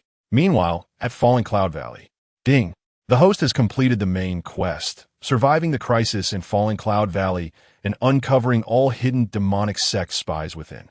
Reward: 800 counterattack points. Senior Sister Baishiro's affection for the host has increased in the celestial level dual cultivation technique, yin-yang metamorphosis scripture, accompanied by the system notification. Yuan immediately noticed the way Baishiro gazed at him, her eyes brimming with affection. Junior brother Qi, it is thanks to you that we were able to expose that treacherous demon cultivator and root out the traitors within our sect. Otherwise, Falling Cloud Valley would have suffered immensely. At that moment, Baishiro's eyes glistened with tears as she earnestly expressed her gratitude. Moreover, had you not helped resolve the erased spirit's mental block, it would not have acted in time to save my father, who might have been killed. The more she spoke, the more she felt that the man before her was akin to a mountain of kindness, and she found it difficult to restrain her emotions. Suddenly throwing herself into Yuan's embrace, weeping like a rain-soaked pear blossom. Instantaneously, Yuan was enveloped by a refreshing fragrance, and with her soft body pressed against him, he felt his whole body stiffen, startled into quickly composing himself, reminding himself that he was a gentleman. Uncertain why, he felt an uncontrollable sense of attraction each time he interacted with Biao. Could it be that this senior sister of Falling Cloud Valley possessed some unique constitution? He bore the innate pure Yang Dao body, a physique renowned for its incredible vitality and rapid cultivation progress, which naturally attracted certain uniquely constituted women. In public, Yuan dared not dwell further on the matter. To avoid embarrassment, he gently pushed Biao away and changed the subject. Senior sister, you should go check on your father. He was recently afflicted by demonic energy, yet with the Array Spirit's intervention, he should awaken soon. At his words, Biao seemed to awaken from a dream. Her face flushed as she nodded and hurriedly turned to care for the unconscious Qingwu. Big brother. As soon as Biao departed, Pu Gunshua eagerly approached, his gaze filled with envy. I never expected you, with your seemingly ordinary appearance and modest cultivation, to be such a master in romance, effortlessly winning over such a beauty. Truly impressive. With that face of yours, you dare call me ordinary? Yuan raised an eyebrow dismissively, coldly retorting, Why are you here instead of looking for your lost items? Pu Gunshua first smiled mysteriously, then adjusted his robe with a serious demeanor, saying, Big brother, let us reintroduce ourselves. I am Pu Gunshua, the disciple of Heavenly Extremity, Sacred Land. The 5-colored Tianhua token you have is mine. Please return it to me. Oh, is that so? Yuan smiled thinly, his expression unyielding. In this era, there were far too many con artists. We at Falling Cloud Valley nearly fell for a major scam just now. You claim to be the disciple of Heavenly Extremity. What evidence do you have? Park Gunsuk was instantly alarmed. I am Park Gunsuk. How else would you have me prove it? Then, as if struck by a sudden thought, he hurriedly added, The 2 disciples from the Heavenly Extreme Sacred Ground will arrive shortly. You can inquire with them. I never claimed those 2 were disciples of the Heavenly Extreme Sacred Ground. Yuan scoffed, dousing him with a bucket of cold water. With a clear voice, he continued, I merely stated they were disciples of a sacred ground, not specifying they belonged to the Heavenly Extreme Sacred Ground. In fact, both of them are disciples of the supreme, mysterious sacred ground. How could they possibly know the Heavenly Extreme Daozi? What? At this revelation, the expressions of those present in the hall transformed into one of shock, their gazes towards Yuan filled with incredulity, as if they had never encountered such a situation before. Goodness! It turns out that the demon cultivator was indeed ensnared by someone else's machinations. Hearing this, Park Gunsuk's expression froze, and with a conflicted demeanor, he inquired, Then tell me, what must I do to prove that I am the Heavenly Extreme Daozi? Yuan smiled gently, his tone becoming more amiable. I have long heard that the Heavenly Extreme Sacred Ground produces the exceptionally rare Heavenly Extreme Body Refining Pill, which is reserved for those of esteemed status. If you could present me with 50 of those pills to demonstrate your capabilities, then I shall be convinced of your identity as the Heavenly Extreme Daozi. You desire the Heavenly Extreme Body Refining Pill. At this, Park Gunsuk's eyes twitched uncontrollably. Chapter 75. It is difficult for me to believe you. Could it be that you are jesting, my good brother? Park Gunsuk cast a perplexed glance at Yuan, his expression betraying a hint of disbelief. Do you think the Heavenly Extreme Body Refining Pill is as common as cabbage? Even if one were to empty the secret vault of the Heavenly Extreme Sacred Land, gathering 50 of those pills would be an unattainable feat. Yuan sighed deeply, a troubled look crossing his face. How could such a figure as the Heavenly Extreme Daozi be unable to procure even a mere Heavenly Extreme Body Refining Pill? It is hard for me to trust you under these circumstances. Park Gunsuk hesitated. It is important to note that there exists an Array spirit in the hall, and he could not afford to lose face by resorting to force. As for acquiring 50 Heavenly Extreme Body Refining Pills, it was even more improbable. Selling oneself would not suffice to afford them. Noticing the hesitation in his companion's demeanor, Yuan thoughtfully rubbed his nose and continued. Brother Park, although I find no use in retaining this token, I cannot hand it over directly to you. If the true heavenly extreme Daozi were to come seeking it, would I not be inviting great trouble upon myself? To be prudent, it would be wise to publish a notice in the cultivation world to inform everyone that I have found the Daozi token of the heavenly extreme sacred land. If no one claims it within 3 months, I shall then return it to you. Even if the heavenly extreme Daozi seeks to trouble me later, I would have grounds for justification. What do you think? My good brother, do not even think about it. Upon hearing Yuan's proposal, Park Gunsuk's expression shifted dramatically, and he hurriedly interjected to stop him. If this notice were to spread, it would not be long before the entire cultivation world learned that the esteemed heavenly extreme Daozi had lost his identity token, only to be picked up by another. As the saying goes, good news travels slowly, while bad news spreads like wildfire. The cultivation world is rife with onlookers eager for gossip, and with a few embellishments, this rumor could spiral out of control.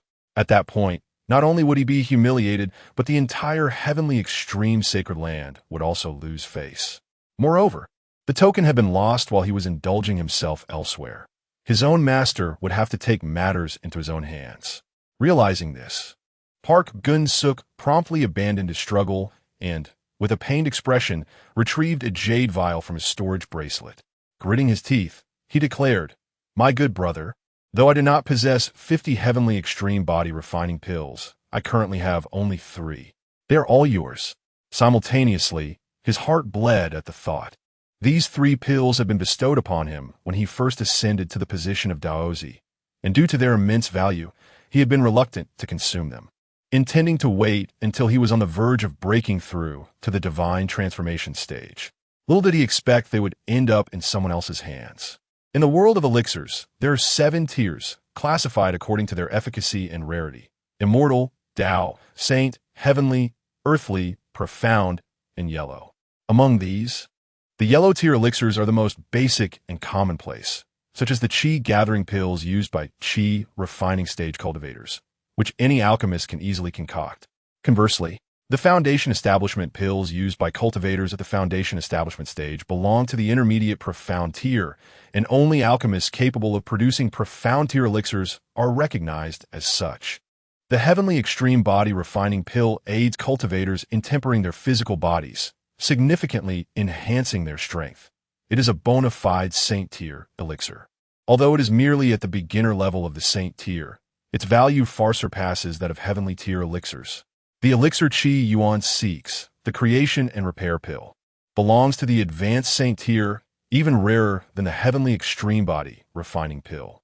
Such elixirs are treasures beyond measure, unattainable by mere spirit stones. Well said, well said. Accepting the priceless vial of heavenly extreme body refining pills, Yuan maintained a facade of calm, his heart brimming with joy. This was an extraordinary gain. He had only intended to test the waters, yet this fellow truly possessed the heavenly extreme body refining pills, and he had offered him 3 at once. After discreetly confirming the authenticity of the pills, his gaze towards the heavenly extreme Daozi became increasingly fervent, as if he were observing a rare opportunity. My good brother, having gifted you the heavenly extreme body refining pills, you should now be inclined to trust me, yes? Seeing Yuan accept the pills, Park Gunsuk eagerly rubbed his hands together and urged, Please return the 5-color heavenly order to me. I am looking forward to a respite at the Drunken Joy Pavilion. In times like these, only the warm embrace of fair maidens can soothe my wounded heart. With a slight smirk, Yuan, unfazed, stowed the heavenly extreme body refining pills in his storage bag and replied nonchalantly, Given our relationship, 3 will suffice. But I must insist on some token from you in return for such a significant item. That jade pendant hanging from your waist appears rather fine. What? Before he could finish, Park Gunsuk instinctively covered the jade pendant at his waist, his expression turning wary as he exclaimed, That 9-luminary Luo pendant is a top-tier defensive treasure. Do not entertain any ill intentions. Noting his caution, Yuan donned an innocent smile and assured him, Fear not, I have no desire for your pendant. I merely propose that you leave it with me for safekeeping for a while. Once the commotion has abated, I shall return it to you. Consider this. My current cultivation is merely at the 7th level of Qi refining, while you are a distinguished nascent soul cultivator. You surely cannot fear me taking your possession, can you? Should I fail to return it, you could easily reclaim the pendant and give me a good beating in the process. Would that not be reasonable? As he spoke, he produced the 5-color heavenly order from his storage bag, waving it before Park Gun-suk's eyes. After 3 months, feel free to come and demand it from me, Yuan. The array spirit will surely not intervene in such matters. Indeed, after all, Yuan is merely at the Qi refining stage. How could he possibly fear being deceived? Park Gun-suk pondered for a moment and found Yuan's reasoning compelling. He promptly unfastened the pendant from his waist and handed it to Yuan. You must take good care of it. Do not lose it. Yuan nodded, smiling as he accepted the pendant, then tossed the 5-color heavenly order back to him. Rest assured, such a valuable treasure. How could I possibly misplace it? Holding the Daozi token that had been returned to him, Park Gun-suk felt an inexplicable sense of sadness rather than joy, almost on the verge of tears. Very well, my good brother. I shall take my leave now. We shall meet again. With that, Park Gun-suk, wearing a gloomy expression, accepted the token and, mustering a semblance of spirit, clasped his hands in farewell before turning to depart. His steps were heavy and forlorn, reminiscent of the feeling of having emptied both his wallet and his heart after a visit to a brothel. At this moment, the faces of the members of Falling Cloud Valley were filled with complexity. None here were fools. The moment Park Gun-suk produced the vial of Heavenly Extreme Body Refining Pills, the identity of the Heavenly Extreme Daozi became glaringly apparent. After all, only someone of esteemed status within the Heavenly Extreme Sacred Land would be entitled to 3 such pills. Not to mention possessing the cultivation of a nascent soul. The arrival of the true Heavenly Extreme Daozi was originally a momentous occasion for Falling Cloud Valley, warranting the utmost reverence. Yet, at this juncture, the valley had already been numbed by a series of upheavals, and the sudden emergence of a Heavenly Extreme Daozi failed to provoke much excitement.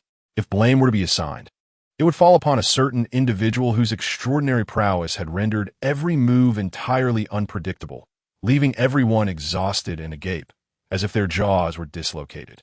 Cough, cough, amidst the eerie silence, the previously unconscious master of Falling Cloud Valley, Bai Qingwu, suddenly broke into a fit of coughs, awakening with a slow, bewildered gaze. Chapter 76. The fist has hardened. Father, you have awakened.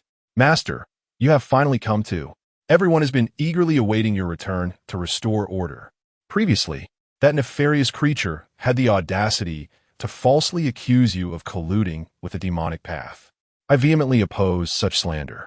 My loyalty to you is as steadfast as the sun and moon. Master, we have a traitor among us. Amidst the cacophony of voices surrounding him, Bai Qingwu, whose mind was already clouded with confusion, wore a bewildered expression and asked, "What has transpired? Why are there so many gathered here? And what did you just say about a traitor?" A traitor, just as everyone was surrounding Bai Qingwu with concern. The formation spirit stepped forward to Yuan and commended, "Young Qi, you have performed admirably. You have not disappointed this old man." Then, with a gentle shake of its head, it murmured, "This Falling Cloud Valley must have encountered some fortuitous fate to attract a talent like you. It seems the heavens are not yet finished with it." "Ha!" Yuan chuckled awkwardly and humbly responded, "I am merely relying on the influence of a esteemed elder. As the saying goes, having an elder in the family is like possessing a treasure. You are the anchor of Falling Cloud Valley. Spare me the flattery, young man." The formation spirit cast him a glance. "I wish to enjoy a few more peaceful years. To speak bluntly, who among us is not a master? Were it not for the personal favor owed to you, I would not bother with such trifles. Now, be off. Do not trouble me unless necessary." As it spoke, the formation spirit's figure flickered and vanished from sight. By the way, those 2 talents are still on their way. Recalling this, Yuan hastily retrieved a communication talisman from his robes, preparing to activate it, only to see the task list of the counterattack system reappear before him, revealing a newly updated task. New main task released. The falling cloud valley you inhabit has encountered a calamity. Inner sect elder Yuan has conspired with demonic cultivators to murder Master Bai Qingwu and instigate a rebellion. After a brutal battle, Yuan successfully seized power and now controls the valley. Thanks to your foresight in identifying Yuan and his son as spies of the demon sect, you not only survived the crisis, but also managed to rescue the severely injured senior sister by Shiro amidst the chaos. Having endured harrowing trials, you escaped the falling cloud valley with her. However, you discover that a trace of sinister demonic energy still lurks within by Shiro, putting her life in grave peril. Task objective: before the demise of senior sister by Shiro, use the Yin-Yang transformation scripture to save her, while simultaneously elevating your cultivation to the foundation establishment stage. Task difficulty: 3 stars, moderate. Task rewards: 1,000 counterattack points, 15 top-grade condensing essence pills, the exquisite artifact Darklight Qilin Sword, an expansion of personal space to 500 cubic units, and the awakening of the talent Hard-Earned Soft Rice. You may choose any partner with a higher cultivation level than yours as a binding object. Upon successful binding, you may freely utilize the most powerful abilities they possess. Note: the binding object must be your dual cultivation partner, and only one can be bound at a time. Once the binding is severed, you will no longer be able to use this ability. After a moment of bewilderment, Yuan felt a surge of resolve. His fist had hardened. What the hell? System, listen closely. Is this truly a task conceived by a normal system? What kind of good system would assign its host such a heartless task? The absurdity of the task description could be excused, considering the unexpected variables introduced by his presence in Falling Cloud Valley, which altered the course of this crisis. All of that was understandable. But what on earth was this task objective? Now, senior sister by Shiro was in perfect health, not a scratch on her. For him to approach her with such intentions would surely label him a pervert, and the shining image he had painstakingly built would crumble in an instant. Even if Baishiro were willing, it would still be inappropriate. Not long ago, he had been entangled with the demon sect enchantress, and now he was to discuss dual cultivation with an innocent and pure righteous maiden. Wouldn't that make him a scoundrel? Moreover, just like the previous task, this one was not marked as optional, indicating that it was mandatory. Failure to complete, it would prevent subsequent tasks from refreshing. Fortunately, the deadline for completing the task was set before Baishiro's demise, and since she was lively and well, there was ample time to devise a plan. At the very least, he needed to cultivate their relationship. Otherwise, he would truly become the villain. On a relatively brighter note, according to the system's claims, the current task had transcended the confines of Falling Cloud Valley, and he would no longer be required to lurk within this minor sect. As he pondered, Bai Qingwu had already been assisted to the foremost seat, where he regarded Yuan with kind eyes, his tone suffused with gratitude. During this calamity, your efforts have been paramount in turning the tide. You have accomplished a great deed, and it is only right that you receive ample rewards. Speak your desires. I shall not hesitate to grant what I can. Upon hearing this, the assembly erupted in expressions of envy, echoing in unison. Chi's contributions are evident. He deserves a worthy reward. Indeed, this favor shall not be forgotten by our sect. With such a prodigy among us, Falling Cloud Valley shall surely thrive once more. Amidst the chorus of praise, Yuan felt a twinge of embarrassment as he rubbed his nose and casually remarked, "You are all too kind. But I only desire senior sister. I wish for nothing else." Huh? At this proclamation, the grand hall fell into a stunned silence, all gazes fixated on him in disbelief. What did you just say? Bai Qingwu's smile froze, and for the first time in his life, he doubted the reliability of his own hearing. As for Baishiro, she trembled slightly, her fair face flushing a deep crimson. Chapter 77. Allow me to interject, realizing that the other party was not joking. Bai Qingwu, with a stern expression, said flatly, "Your request is simply excessive. I cannot comply. Please present another."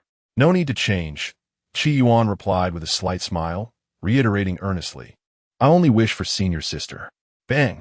Amidst the perplexed gazes of those present, Bai Qingwu slammed the table in fury, his tone resolute. "Impossible. Absolutely impossible. You little rascal. I will agree to anything you desire, but you must not harbor any improper thoughts about Rower, if you dare to. Yet before he could finish, he was interrupted by his blushing daughter, by Shiro, who tugged at his sleeve. Father, Qi Shidi is not what you think. He surely has his reasons. You should listen further. What? Bai Qingwu's eyes widened in shock as he stared incredulously at his daughter, suddenly feeling a wave of anxiety. Rower, this boy is clearly trying to catch your attention. How can you speak on his behalf? According to his daughter's usual temperament, she ought to have firmly rejected him in such a situation. So why was she instead defending him? Could it be? He dared not entertain the thought further.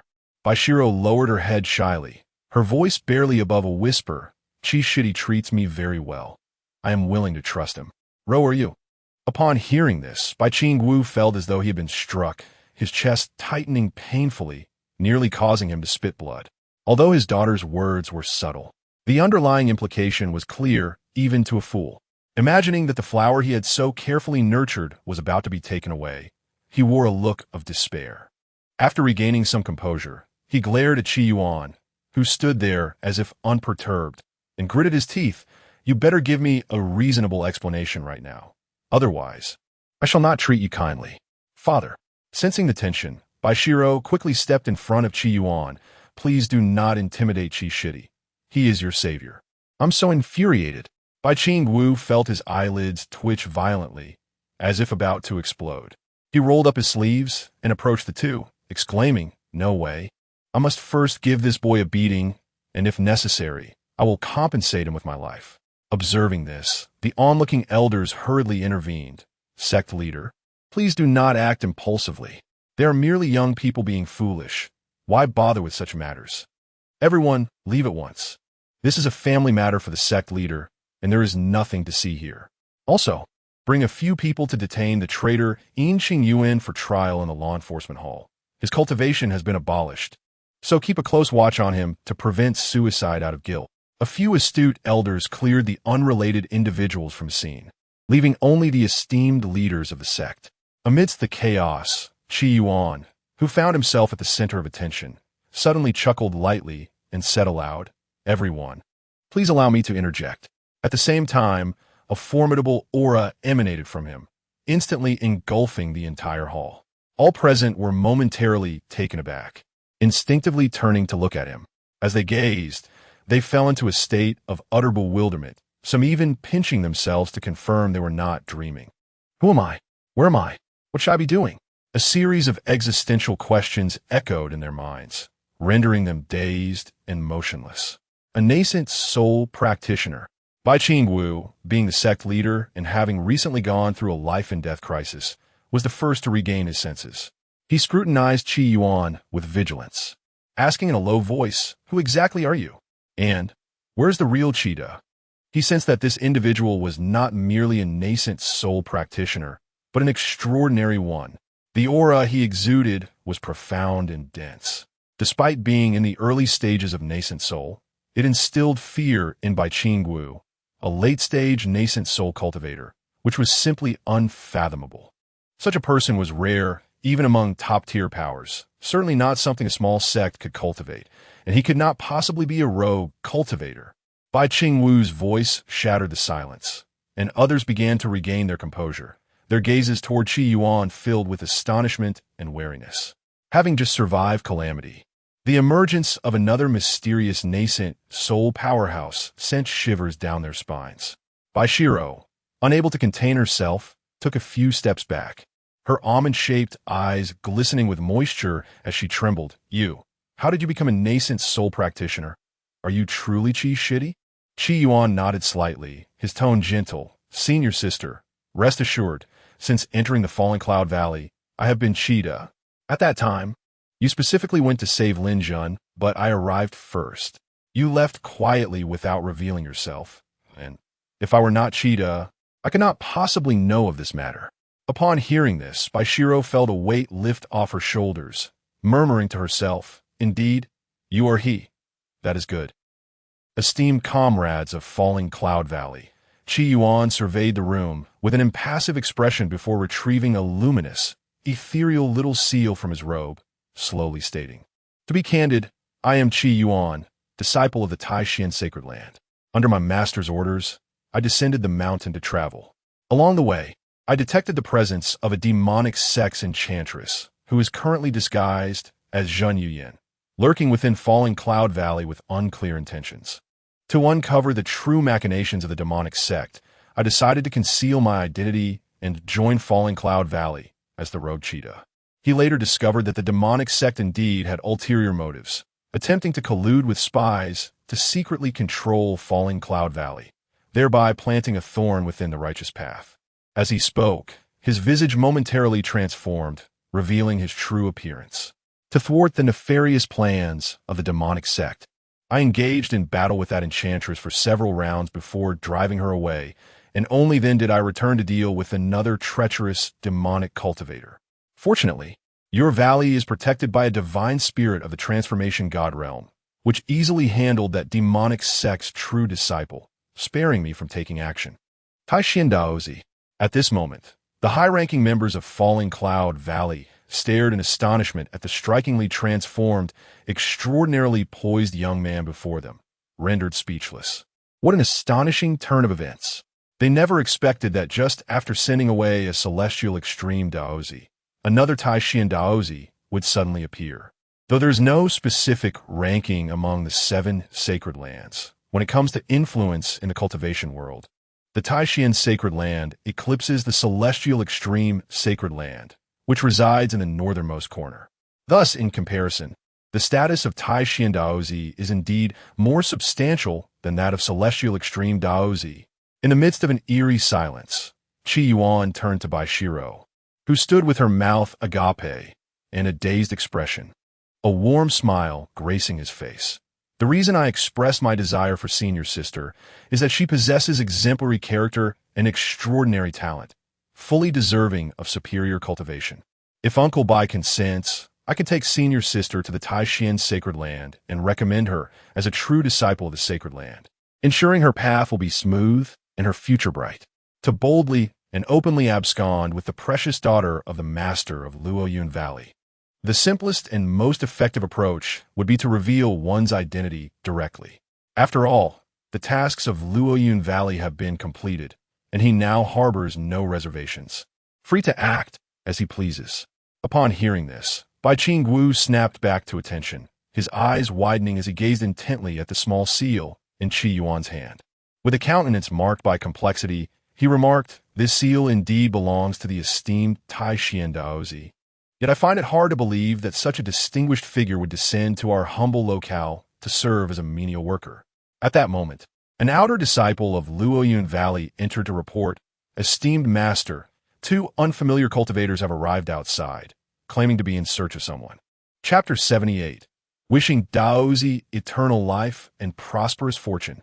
Upon learning from a few trusted elders that the visitors were disciples of the Tai Xuan Sacred Land, Bai Qingwu slightly restrained his emotions and responded, "Please invite the 2 of them in." Soon, 2 exuberant voices echoed from afar, growing closer by the second. "Comrades, we have come to assist you. Quickly tell us who the opponent is. Let us gang up on him. Indeed, let us make this swift. The ladies at the Drunken Joy Tower are waiting for us." Bang! Before the words could fully settle, the palace doors were forcefully kicked open, and in jumped 2 male cultivators, one stout and one slender, Li Mingwang and Zhang Xiaoqiang, who had hurried over upon hearing the news. "Hey, who just bullied my brother? Step forward if you dare. I'm in a hurry," Li Mingwang exclaimed. "Brother Zhang, stop wasting time with them. I could handle someone like this by myself. Wait, I'm just here to find someone." As soon as they entered, Li Mingwang noticed a group of cultivators, all at least in the late golden core stage, staring back at them, including one in the late nascent soul stage. He was immediately startled, swallowing back the harsh words he had intended to unleash, his previously imposing aura visibly deflating. Zhang Xiaoqiang beside him instinctively shrank his neck and began to look around with exaggerated seriousness. Even when he spotted a familiar figure, he pretended not to see, muttering to himself, "It seems the person we are looking for isn't here. Perhaps they lost their way earlier. You all carry on." As they exchanged glances, both hesitated, caught between fleeing and staying put, creating a rather awkward atmosphere. Observing this, Yuan, who had been facing away, twitched his face and turned to wave them off. If you two want to leave, then do so quickly. This is no longer your concern. Upon hearing this, the duo felt as if a heavy burden had been lifted. They retreated hastily, expressing their gratitude. Brother, you are truly loyal. If you were to perish, we would erect a monument for you. However, upon catching sight of the person before them, their expressions turned to stone. Their limbs frozen in place as panic set in. Daozi, what are you doing here? Li Mingwang gasped, his eyes nearly popping out. So it was you who issued the task, I thought. I thought you were some noble illegitimate child left outside. The memory of having previously treated Daozi as an equal and even suggested visiting a brothel made him want to vanish. Xianxia's heart raced, beads of sweat dotting his forehead as he stammered. Daozi, please let me explain. We certainly did not intend to abandon you. We were merely planning to gather support. You must believe me. Silence. Yuan's expression darkened instantaneously, scolding them angrily. What nonsense are you spouting? Luoyun Valley is part of the righteous path, not the enemy. Do you really need to rally support? The two immediately fell silent, nodding fervently like chicks pecking a grain. Yes, Daozi is right. Seeing their pitiful demeanor, Yuan waved his hand irritably. Why are you still standing here? Hurry and leave. Understood, Daozi. We shall take our leave now, the pair responded, feeling as if they had narrowly escaped a calamity. They scurried out of the grand hall, carefully closing the doors behind them. Once outside Luoyun Valley, Li Mingwang slumped against a wall, panting heavily as he spoke to Zhang Caiqiang. Good heavens, it truly was Daozi. I nearly soiled myself. This is disastrous. Do you think Daozi will remember us? Zhang Caiqiang wiped the cold sweat from his brow, feeling somewhat guilty. How should I know? But judging by Daozi's demeanor, it seems he is not ready to hold us accountable just yet. However, we should make amends. Otherwise, it could lead to trouble in the future. Li Mingwang nodded in agreement, his expression turning troubled. With someone of Daozi's stature, even if we wanted to curry favor, we wouldn't know how. Zhang Caiqiang pondered for a moment before responding. It appears we must approach this task earnestly. Didn't Daozi once encourage us to delve deeper into our assignments? Let us commit ourselves to this case, ensuring it is handled with utmost finesse, thus earning Daozi's respect. Brother Zhang, you truly possess both wisdom and courage. Li Mingwang's eyes brightened with admiration. In that case, tomorrow we shall apply for positions at the Lord Mayor's residence in Puzhou City. I hear the mayor's wife is a stunning beauty. It would be a perfect opportunity to make her acquaintance. Upon uttering this, the two exchanged a knowing smile, their agreement palpable. Meanwhile, within the grand hall of Luoyun Valley, the atmosphere shifted dramatically after the two departed. The gathered cultivators cast complex looks toward Yuan, their expressions a mixture of astonishment and reverence. Although the two seemed somewhat lacking in intellect, they were undeniably disciples of the Tai Xuan sacred land. Their attitudes alone were enough to confirm the identity of the person before them. Moments later, Bai Qingwu, the head of Luoyun Valley, quickly regained his composure. He straightened his expression and respectfully bowed to Yuan. I am Bai Qingwu, the head of the sect. I pay my respects to Daozi and wish you eternal life and flourishing fortune. Everyone else followed suit, bowing deeply with utmost respect. We pay our respects to Daozi, wishing Daozi eternal life and flourishing fortune. The voices reverberated through the hall. Amidst the clamor, Yuan nodded slightly, his expression calm as he remarked, there is no need for such formalities. Luoyun Valley is currently in a phase of revitalization. Let us dispense with these superfluous rituals and conserve our energy for the task at hand. Also, please refrain from spreading the word that I once served as a menial laborer in your valley. There is no need for secrecy. Simply deny it if anyone inquires. Upon hearing this, the cultivators present straightened with solemn expressions, responding earnestly, we shall adhere to Daozi's will. Yuan continued, you may all leave now, by shimmy. Remain behind.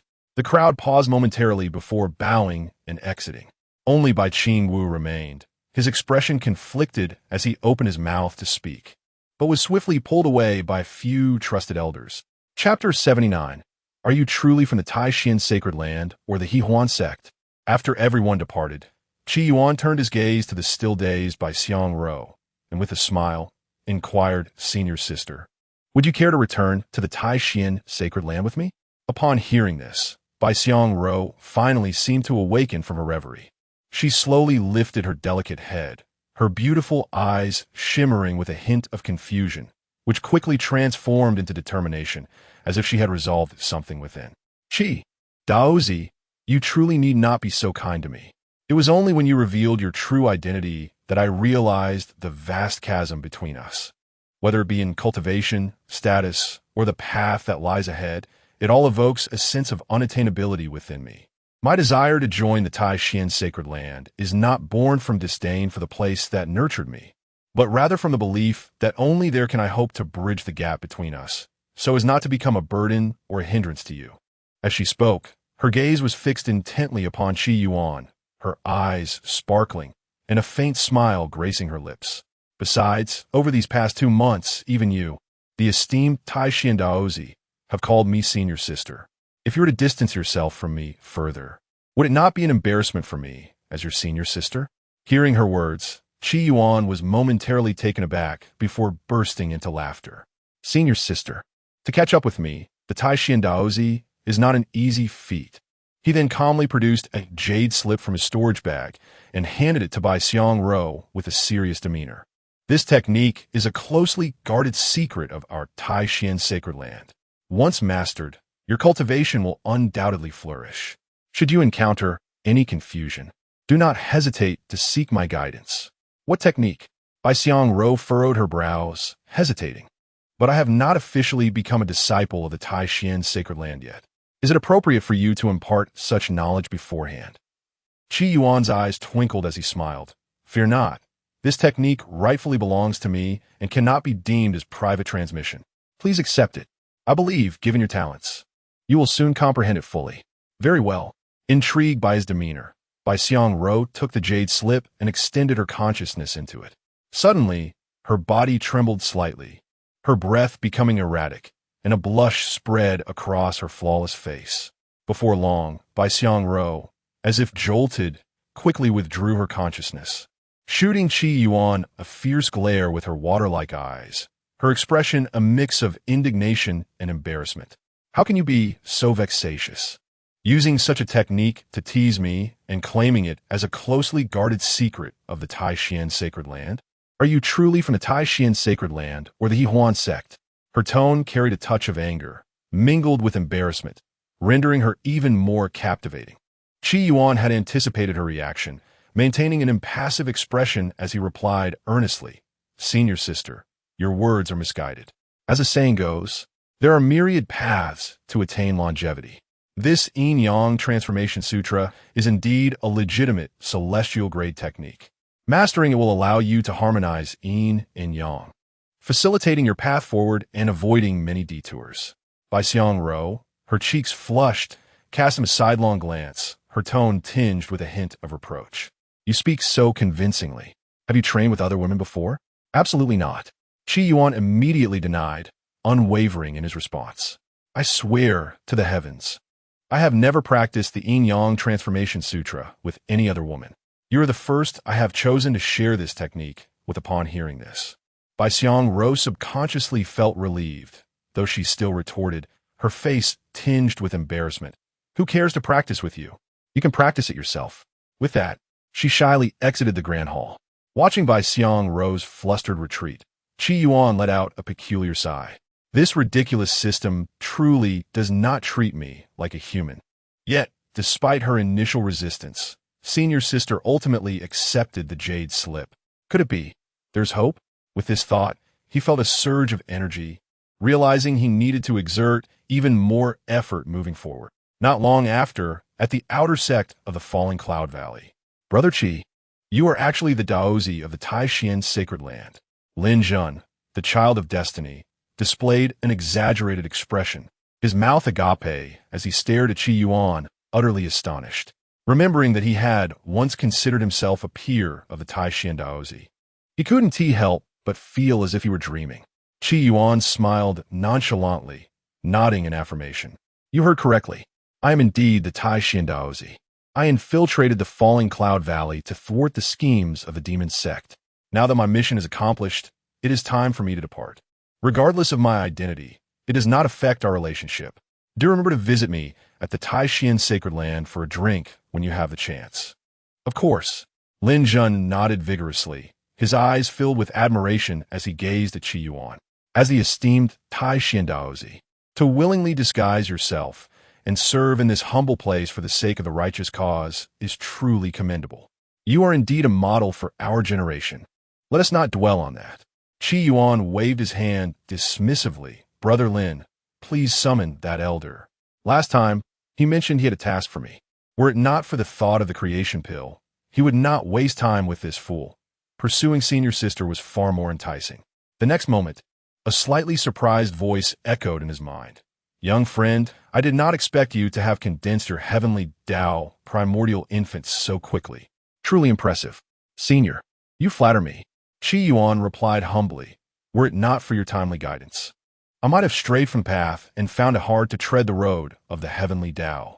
Didn't you mention there was something you wanted me to do?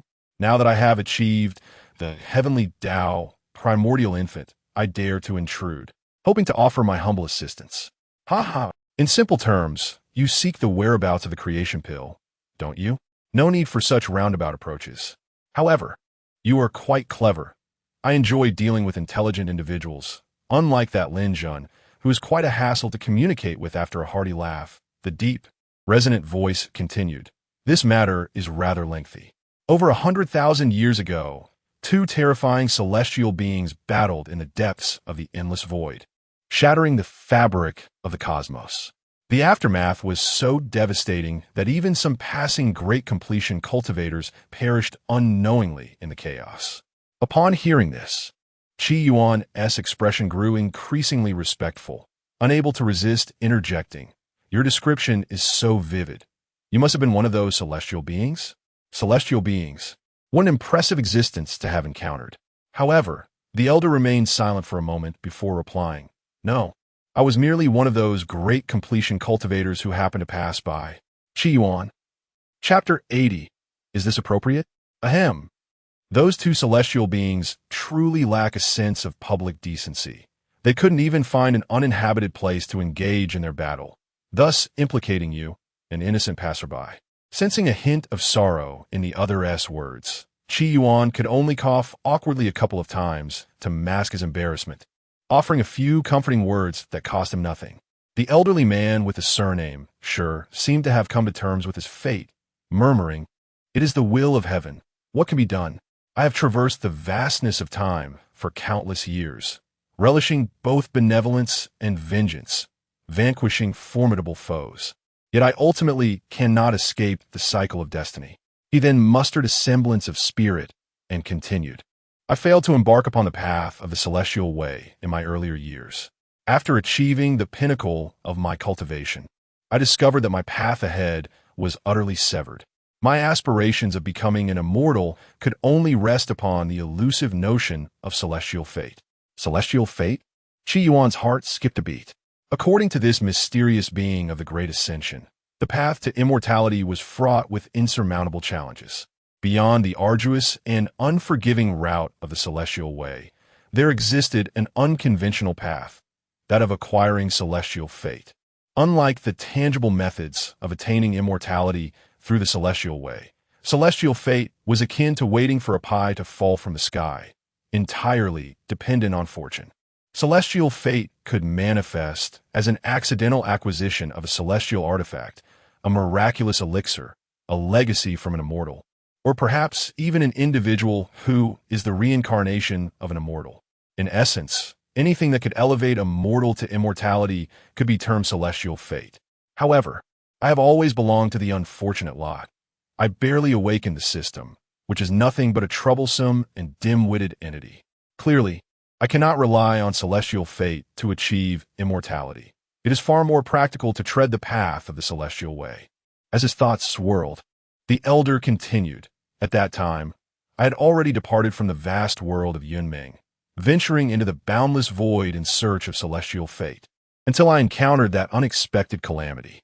The aftermath of the celestial duel was terrifying. Even a mere wisp of its aura caused my fully realized body of the Great Ascension to shatter in an instant, leaving behind only a fragment of my soul that clung to this ring. Subsequently, I expended nearly all my spiritual power to compel the ring back to this realm, only to then succumb to a prolonged slumber until awakened by that ladland. With a heavy sigh, the elder lamented, "My demise was so abrupt that I had no time to arrange for my affairs before vanishing for over 100,000 years." Qi Yuan's expression turned to one of realization. "You must be concerned for your descendants and wish for me to look after them, correct?" "You are mistaken," the elder replied. "My heart is solely occupied with the great Tao. I have no children or kin, and thus no attachments. In my later years, in pursuit of celestial fate, I severed ties with my sect, leaving me with no earthly connections." Upon hearing this, Qi Yuan furrowed his brow, continuing to speculate. Then, "Did you leave behind a vast fortune that remains unclaimed, hoping for a junior to retrieve it?" "My young friend, you are once again mistaken," the elder countered. "All my wealth was contained within a spatial treasure that has perished along with my physical form. Now I cannot even gather a single spiritual stone." Qi Yuan's lips twitched. Could this old fellow be ill? Why couldn't he speak plainly instead of turning his words into riddles? Guessing, indeed, was not his forte. If he continued to be foolishly led on, he might as well take the elder's surname. At that moment, someone who had not guessed correctly even once decided to abandon the game. After a while, the elder, sensing the lack of engagement, continued on his own accord. "I once discovered an ancient divine beast within a primordial relic. Although this innate divine beast possessed extraordinary talents and an exceptional foundation, it was still in its juvenile stage, its power far from its peak. I employed a formidable secret technique to sow a bloodline restriction within it, intending to nurture it as a spiritual companion. Regrettably, shortly after I settled it in my cave, that calamity struck. Divine beasts are long-lived and can easily endure for millions of years. It has only been a little over 100,000 years, and it is likely just reaching maturity. Given its capabilities, once freed from my constraints, it would swiftly escape the array within the cave. What I wish for you to do is to help me retrieve that divine beast, so that I may have a reliable ally in times of trouble." A primordial divine beast? Upon hearing this, Qi Yuan was momentarily taken aback, followed by a look of dismay. "Predecessor, you cannot be joking. An adult primordial divine beast would possess at least the combat prowess of the Great Ascension. You want me, a mere fledgling who has just broken through to the nascent soul stage, to capture a Great Ascension divine beast? That seems rather inappropriate, does it not? If I were to encounter it, it would be more likely to capture me. To be frank, this request was even more absurd than those issued by the system. After all, the system only assigned him tasks to defeat weaklings, never tasks that would lead to his demise." As if anticipating Qi Yuan's reaction, the elder immediately clarified, "Do not be alarmed, my young friend. With the restriction I placed upon it, no matter how powerful that creature may be, it will not stir up any trouble. I will teach you a spell. Upon encountering it, simply recite this incantation, and it will obediently submit, without daring to resist. Having condensed the essence of the great Tao within your nascent soul, you carry a trace of its aura. The creature will instinctively feel drawn to you and will not attack. You will have ample time to utter the incantation. Once you succeed, I shall disclose the precise location of that primordial relic, which not only holds all the materials needed to concoct the transformative elixir, but also houses many rare and extraordinary beasts and treasures. Should fortune favor you, you may even stumble upon the remnants of ancient mighty beings, making your ascent to greatness a real possibility." The elder's voice was low and ethereal, imbued with a persuasive undertone. After a moment of contemplation, Qi Yuan once again voiced his concerns. "Predecessor, you must be aware that this world is vast and boundless. Given the time that has passed, seeking a primordial divine beast, which leaves no trace, would be akin to finding a needle in a haystack. It may prove exceedingly difficult for me. Fear not, my young friend. If you agree, I shall enlist Lin Zhen's assistance tonight to craft a locating compass, which will be delivered to you by dawn. As long as that creature appears within 100,000 miles, the compass will automatically pinpoint its location. You need only follow the compass's direction to find it. This. Yuan hesitated for a moment. Although the rewards appeared substantial, it sounded more like an empty promise. Who could ascertain whether that so-called primordial relic had been thoroughly plundered? What truly intrigued him was the primordial divine beast itself. A great ascension innate divine beast, if utilized correctly, would undoubtedly be an immense asset. After all, there were no time constraints, if necessary. He could employ the incantation for 100 or 80 years before returning it. While the Holy Land also housed great ascension ancestors, they were not figures he could command at will, each one ensconced in the sect's hidden domain, emerging only in dire circumstances. If he could indeed acquire a companion of such caliber, would he not then be able to navigate through the realm of cultivation with unparalleled confidence?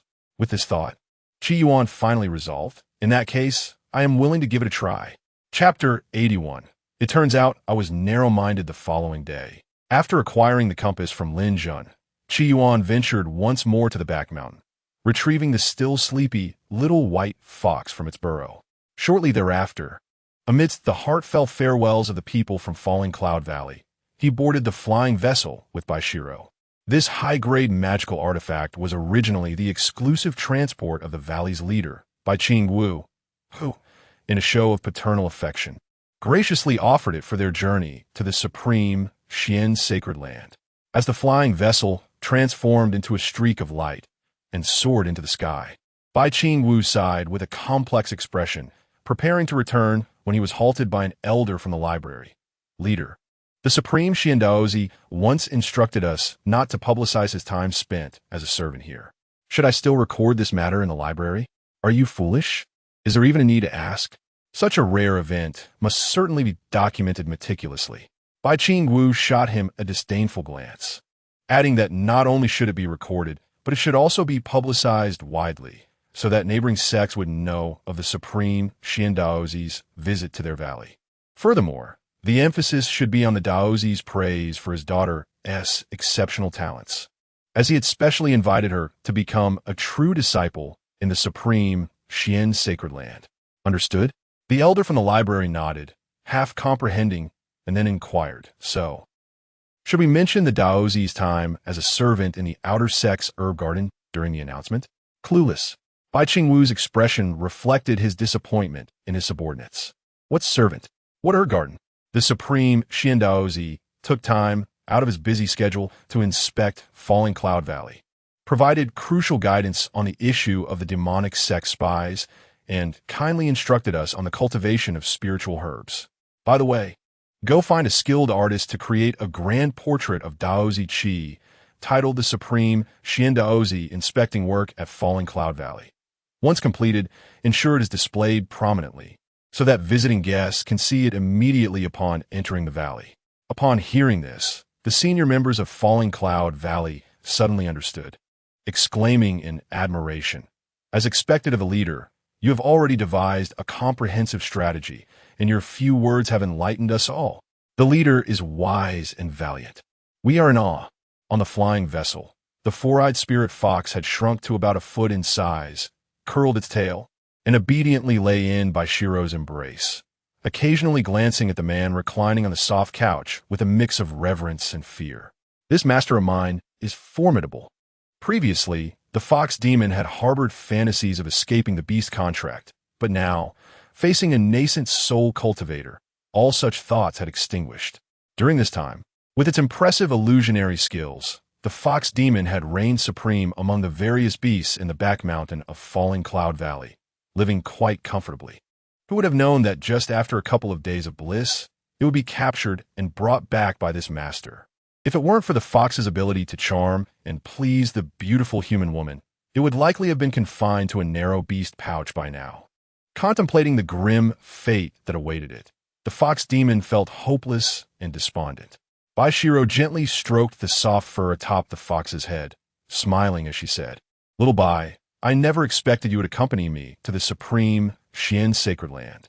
Since you also hail from Falling Cloud Valley, be sure to behave and listen well once we arrive."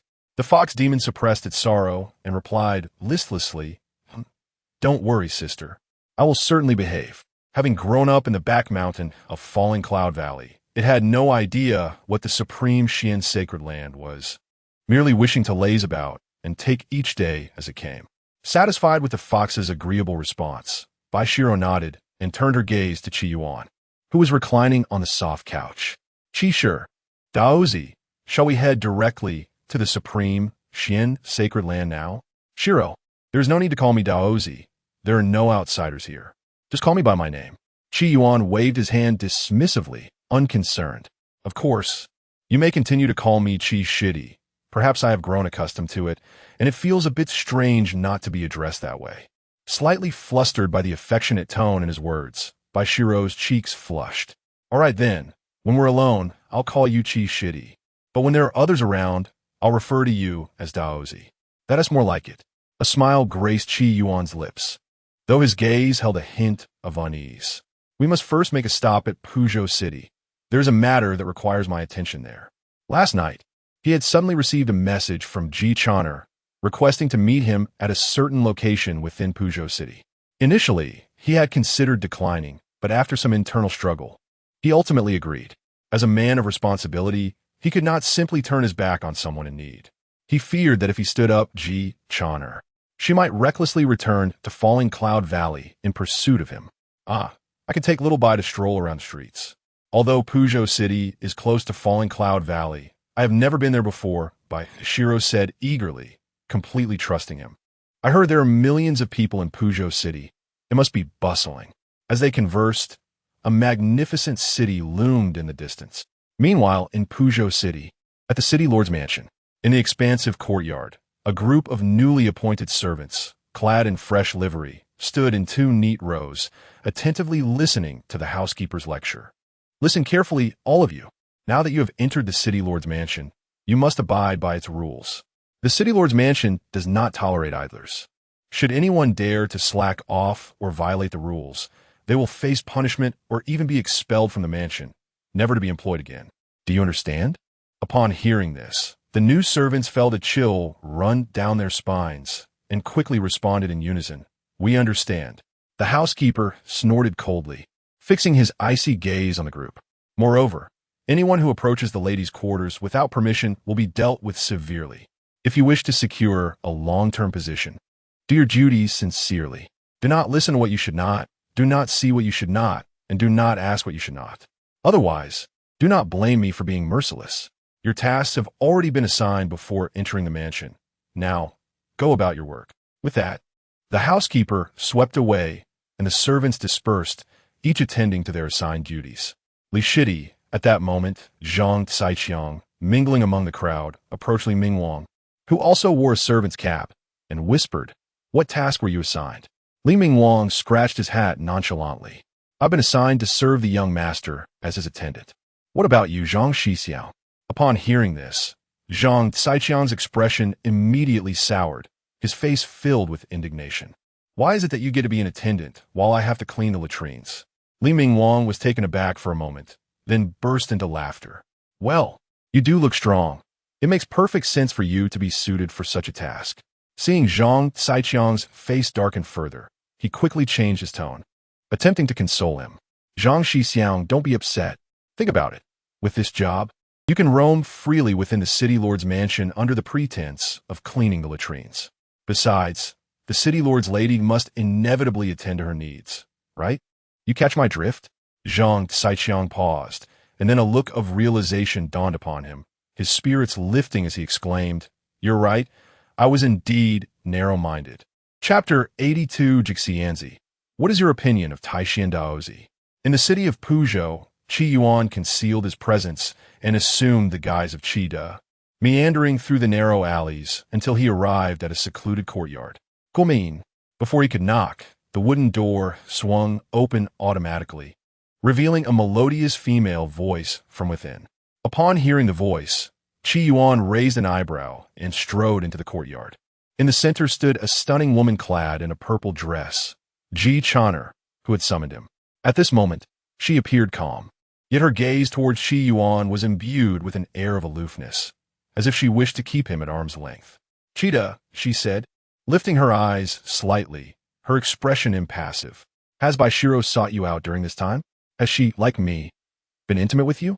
Her voice was icy, laced with an undercurrent of barely perceptible tension. Just yesterday, she recalled having employed the Thousand Illusions soul capture technique on Baishiro, the senior sister of Luoyun Valley, compelling her to seduce the man before her. Initially, it had been a flawless scheme, one that would irrevocably sever the ties between this innate demon and Luoyun Valley, compelling him to join the sacred sect. Yet, the circumstances had drastically changed. The mere thought that he might have entangled himself with other women under her orchestration unsettled Xianxia, who felt an urge to strangle him directly. For reasons unknown. When Xianxia posed her question, Yuan sensed an abrupt drop in the temperature around him, the air thick with an almost imperceptible malevolence. Realizing the atmosphere was amiss, he shivered involuntarily and replied, Xianxia, senior sister, did visit me, but she merely assisted me in tidying up my cave abode before leaving promptly. As he spoke, he swore earnestly, his words resolute and without flaw. I can vow that, to this day, aside from that incident in the illusion, I have not been with any other woman. If I utter a single lie, let me never find a partner for eternity. Seeing his sincerity, Xianxia's demeanor softened slightly, a vague sense of relief washing over her. Could it be that the formation spirit in the transformation realm discerned the anomaly and shattered her soul capture technique? With this thought, her expression gradually warmed, and she let out a light huff, saying, I am not concerned with your relations with other women. Should you harbor any inappropriate thoughts towards me, I will assuredly end your life. Despite her harsh words, Yuan noticed the chilling aura dissipating visibly, soon vanishing entirely. As the tension eased, he let out a sigh of relief and feigned nonchalance, cautiously inquiring, Xianxia, what do you think of Tai Xuan Daozi? Why you ask this? Die Shene a fool hippos. Looking at him with curiosity. Nothing much, Yuan replied calmly, scratching his nose. I was merely curious. I heard that Tai Xuan Sacred Land recently appointed a new Daozi a few months ago. I wonder if you, as a true disciple of the demon sect, hold any biases against the Daozi of the righteous sects? Before revealing his identity, he deemed it necessary to conduct some probing, to prevent what should be a pleasant reunion from devolving into a dramatic clash of good and evil. Despite being a Daozi of the Sacred Land, Yuan harbored no particular animosity towards the demon sect, knowing that not all within the righteous path were virtuous. If he were to discern the nature of every individual he encountered and immediately denounce those of the dark path, he would be utterly exhausted, leaving no time for cultivation. His method of judgment was pragmatic. Those who opposed him were the true enemies, irrespective of their camp. Xianxia, appearing in good spirits, pondered for a moment before addressing his question. Though I am unaware of what kind of person the new Daozi of Tai Xuan Sacred Land is, I find that practitioners of false Dao are all quite similar. Especially among the 7 great sacred lands, most are hypocritical individuals, shamelessly seeking fame and recognition. Should we cross paths in the future, I shall ensure to demonstrate my prowess, allowing the world to witness my capabilities. With her words, Xianxia smiled proudly, her tone filled with a palpable sense of challenge. Indeed, Xianxia, you possess remarkable ambition, Yuan responded dryly, instantly quashing any thought of revealing his identity. This enchantress clearly held a deep-seated bias against the 7 sacred lands. If he disclosed that he was Tai Xuan Daozi, a conflict would likely ensue immediately. Although he was confident in subduing her swiftly, it was hardly a pleasing prospect to confront a woman he cared for. Moreover, given Xianxia's proud nature, she would likely not yield gracefully after defeat. The situation could easily escalate into a deadly confrontation, where both could perish. Before a viable solution presented itself, Yuan chose to remain passive. After all, her hidden identity within Luoyun Valley had been exposed, and with a formation spirit of the transformation realm present, she would surely not dare to return, thus remaining oblivious to the fact that Qida was, in truth, Tai Xuan Daozi. Just as his thoughts swirled, Xianxia suddenly adopted a serious expression and declared, Qida, I have summoned you to convey an important message. You must now sever ties with Luoyun Valley and accompany me back to the sacred sect. Upon arrival, I will guarantee you a position as an inner disciple. Huh? Yuan was momentarily dumbfounded, repeating in shock, me? Join the demon sect? Seeing his reaction, Chan'er assumed he was overwhelmed with joy and nodded affirmatively. As an inner disciple, the cultivation resources you will access in the sacred sect far surpass those of Luoyun Valley by thousands of times. Moreover, with the protection of the Ji clan, none would dare to bully you. She smiled slightly, her pride evident as she continued. Just days ago, my ancestor made further progress, reaching the pinnacle of the great ascension, now the foremost figure within the sacred sect. Before long, the Ji clan will become the leading family within the sect. As long as you diligently serve under me, once I attain the position of saintess, I can secure you a spot as a true disciple. By the heavens! Yuan exclaimed, utterly bewildered. I, the esteemed Daozi of the sacred land, am to be reduced to a mere true disciple of the demon sect? Chapter 83. Stop pretending. You are a once-in-a-millennium demon. Lord, has this enchanting woman lost her senses? After the initial shock, Yuan stared vacantly at the alluring Chan'er, his expression one of confusion. Fairy Ji, why do you harbor such peculiar thoughts? I am inherently timid and kind-hearted. A place like the demon sect is utterly unsuitable for me. Oof. Chan'er shot him a frosty glare, a mocking smile dancing on her lips. You may deceive others, but you cannot fool me. I know precisely what kind of person you are. As she spoke, her beautiful eyes narrowed slightly, her tone laced with an inexplicable certainty. Stop pretending. You are indeed a rare and formidable demon lord. Me? A demon lord? Yuan was once again taken aback, momentarily at a loss for words. Observing that the other party showed no signs of panic at having their true nature exposed, but instead continued to feign ignorance as if he had done nothing wrong. Chan'er involuntarily nodded in approval.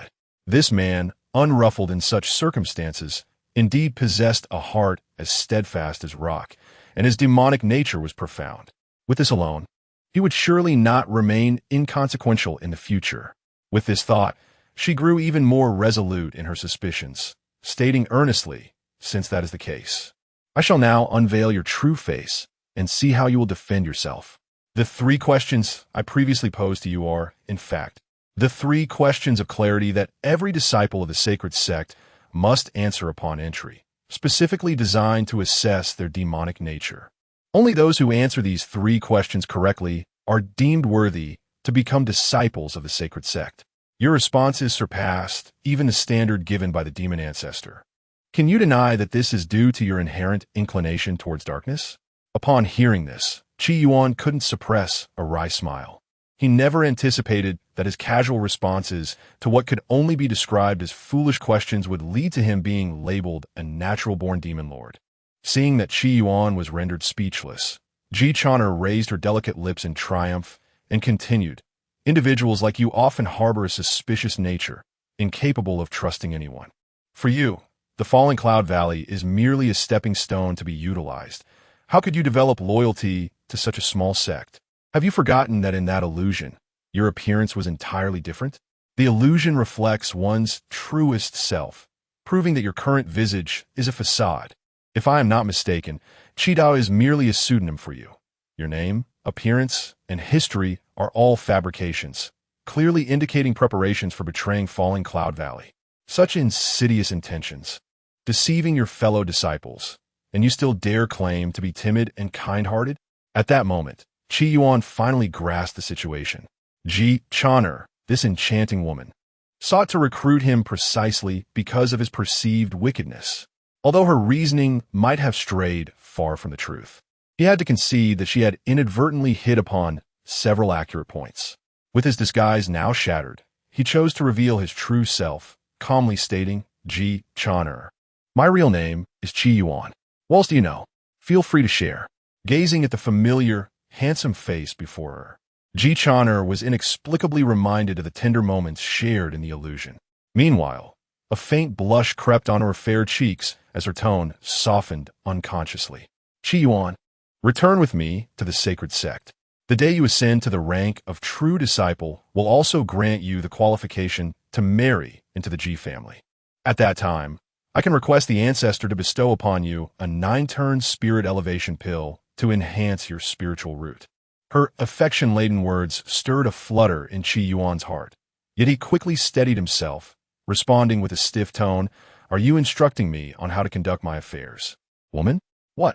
Ji Chaner was taken aback by his cold, unfeeling retort.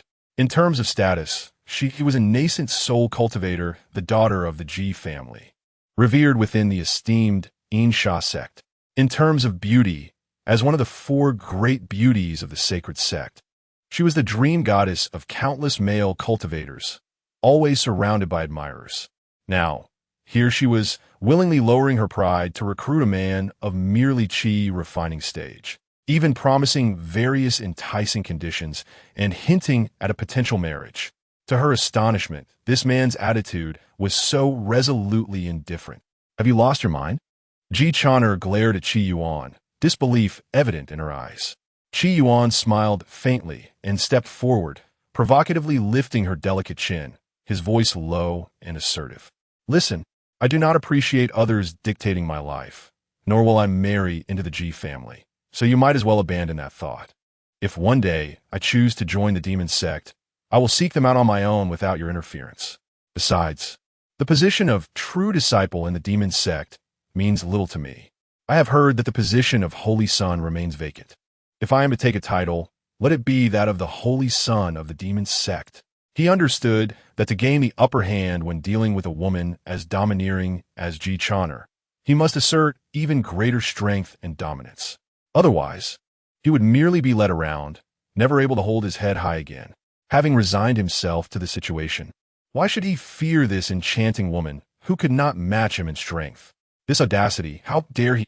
On the other hand, Ji Chaner was utterly bewildered. She longed to sever ties with him immediately, to let this reckless man experience the merciless methods of the demon sect's true disciples. Yet, inexplicably, being treated so brazenly by Qi Yuan ignited a strange thrill within her heart. A domineering, unrestrained individual like him was precisely the kind of man worthy of being Ji Chaner's partner. Before long, Ji Chaner's gaze grew dreamy. Her lips slightly pursed as she slowly closed her enchanting eyes, presenting herself as if to be claimed. Seeing this, Qi Yuan was momentarily taken aback. However, having reached this point, as a man, he could not concede before a demoness of the demon sect, could he? With that thought in mind, he confidently extended his hands, swiftly subduing the yielding Ji Chaner to the ground. Time passed, and Qi Yuan sat on the ground, feeling a sense of emptiness in life. At that moment, he wished for a cigarette. Meanwhile, Ji Chaner, her cheeks flushed, propped herself up, adjusting her disheveled hair and attire, while warning through clenched teeth, "Qi, you have once again disrespected me. If you dare to behave like this again, I shall not let you off lightly." Qi Yuan shrugged with a smile, his demeanor untroubled. "Rest assured, I am a gentleman. Next time, I will certainly behave properly, unless with your consent." Ji Chaner found his words somewhat familiar, but she did not ponder deeply. Struggling against waves of weakness, she retrieved a storage bracelet from her bosom and tossed it into Qi Yuan's hands. "Take these resources for now. When we meet again, if you have not yet established your foundation, I will personally kill you." With that, she shot him a fierce glare before transforming into a wisp of smoke and disappearing into the distance. Qi Yuan examined the storage bracelet, his consciousness sweeping through its contents. He discovered an abundance of spirit stones and rare materials, along with several high-quality top-tier magical artifacts. Gazing at the storage bracelet in his hand, Qi Yuan's expression turned peculiar as he muttered to himself, "Oh no, why do I feel like I've been taken in by a wealthy woman?" Chapter 84. The city lord's daughter in the bustling city of Puzhou. It was noon, and the streets were teeming with people. The clamor of carriages and horses filling the air. Many vendors were energetically hawking their wares along the roadside. The wide thoroughfare was alive with the occasional sight of fantastical spirit beasts pulling sedan chairs, racing past. Bai Shiro, cradling her four-eyed spirit fox, walked through the street, her curiosity piqued by the vibrant scene around her. Having grown up in the secluded Falling Cloud Valley, this was her first encounter with such a lively and prosperous atmosphere. The spirit fox in her arms was equally excited, its round eyes darting around in wonder. At that moment, Baishiro was dressed in a delicate yellow gown, her dark hair cascading like clouds, her waist slender as willow, exuding an ethereal grace akin to a lotus flower, captivating the attention of numerous passersby. Were it not for the faint aura of a cultivator surrounding her, she might have been approached by admirers long ago. Despite the mingling of mortals and cultivators in Puzhou, most of the practitioners here were merely qi refining stage cultivators, and a late foundation establishment practitioner, like her, would easily intimidate the common ruffians. Big sister, look at that vendor selling candied hawthorn. It looks delicious. Can we buy a couple of skewers to try? Upon spotting a stall selling the treat, the spirit fox, drooling with anticipation, urged her to buy some. Baishiro affectionately patted the fox's head. All right, but you must exercise moderation. Too much can upset your stomach. The fox replied weakly, Sister, I've already established my foundation. I could eat the entire stall without consequence. With a nod, Baishiro proceeded to the stall with the eager fox. Having previously traveled through various mundane villages while undertaking sect missions, she was well aware that transactions among mortals typically involve copper coins or silver, while cultivators use spirit stones. After purchasing the candied hawthorn, just as Baishiro was about to leave, a sweet, melodious voice called out to her. Excuse me, miss, please wait. Startled, Baishiro turned to see a charming young girl, around 15 or 16 years old, standing nearby with a warm smile. The girl was quite lovely, albeit with a slightly pale complexion, and a faint ripple of magical energy emanated from her, indicating she was a practitioner at the initial stage of foundation establishment. Little sister, what can I do for you?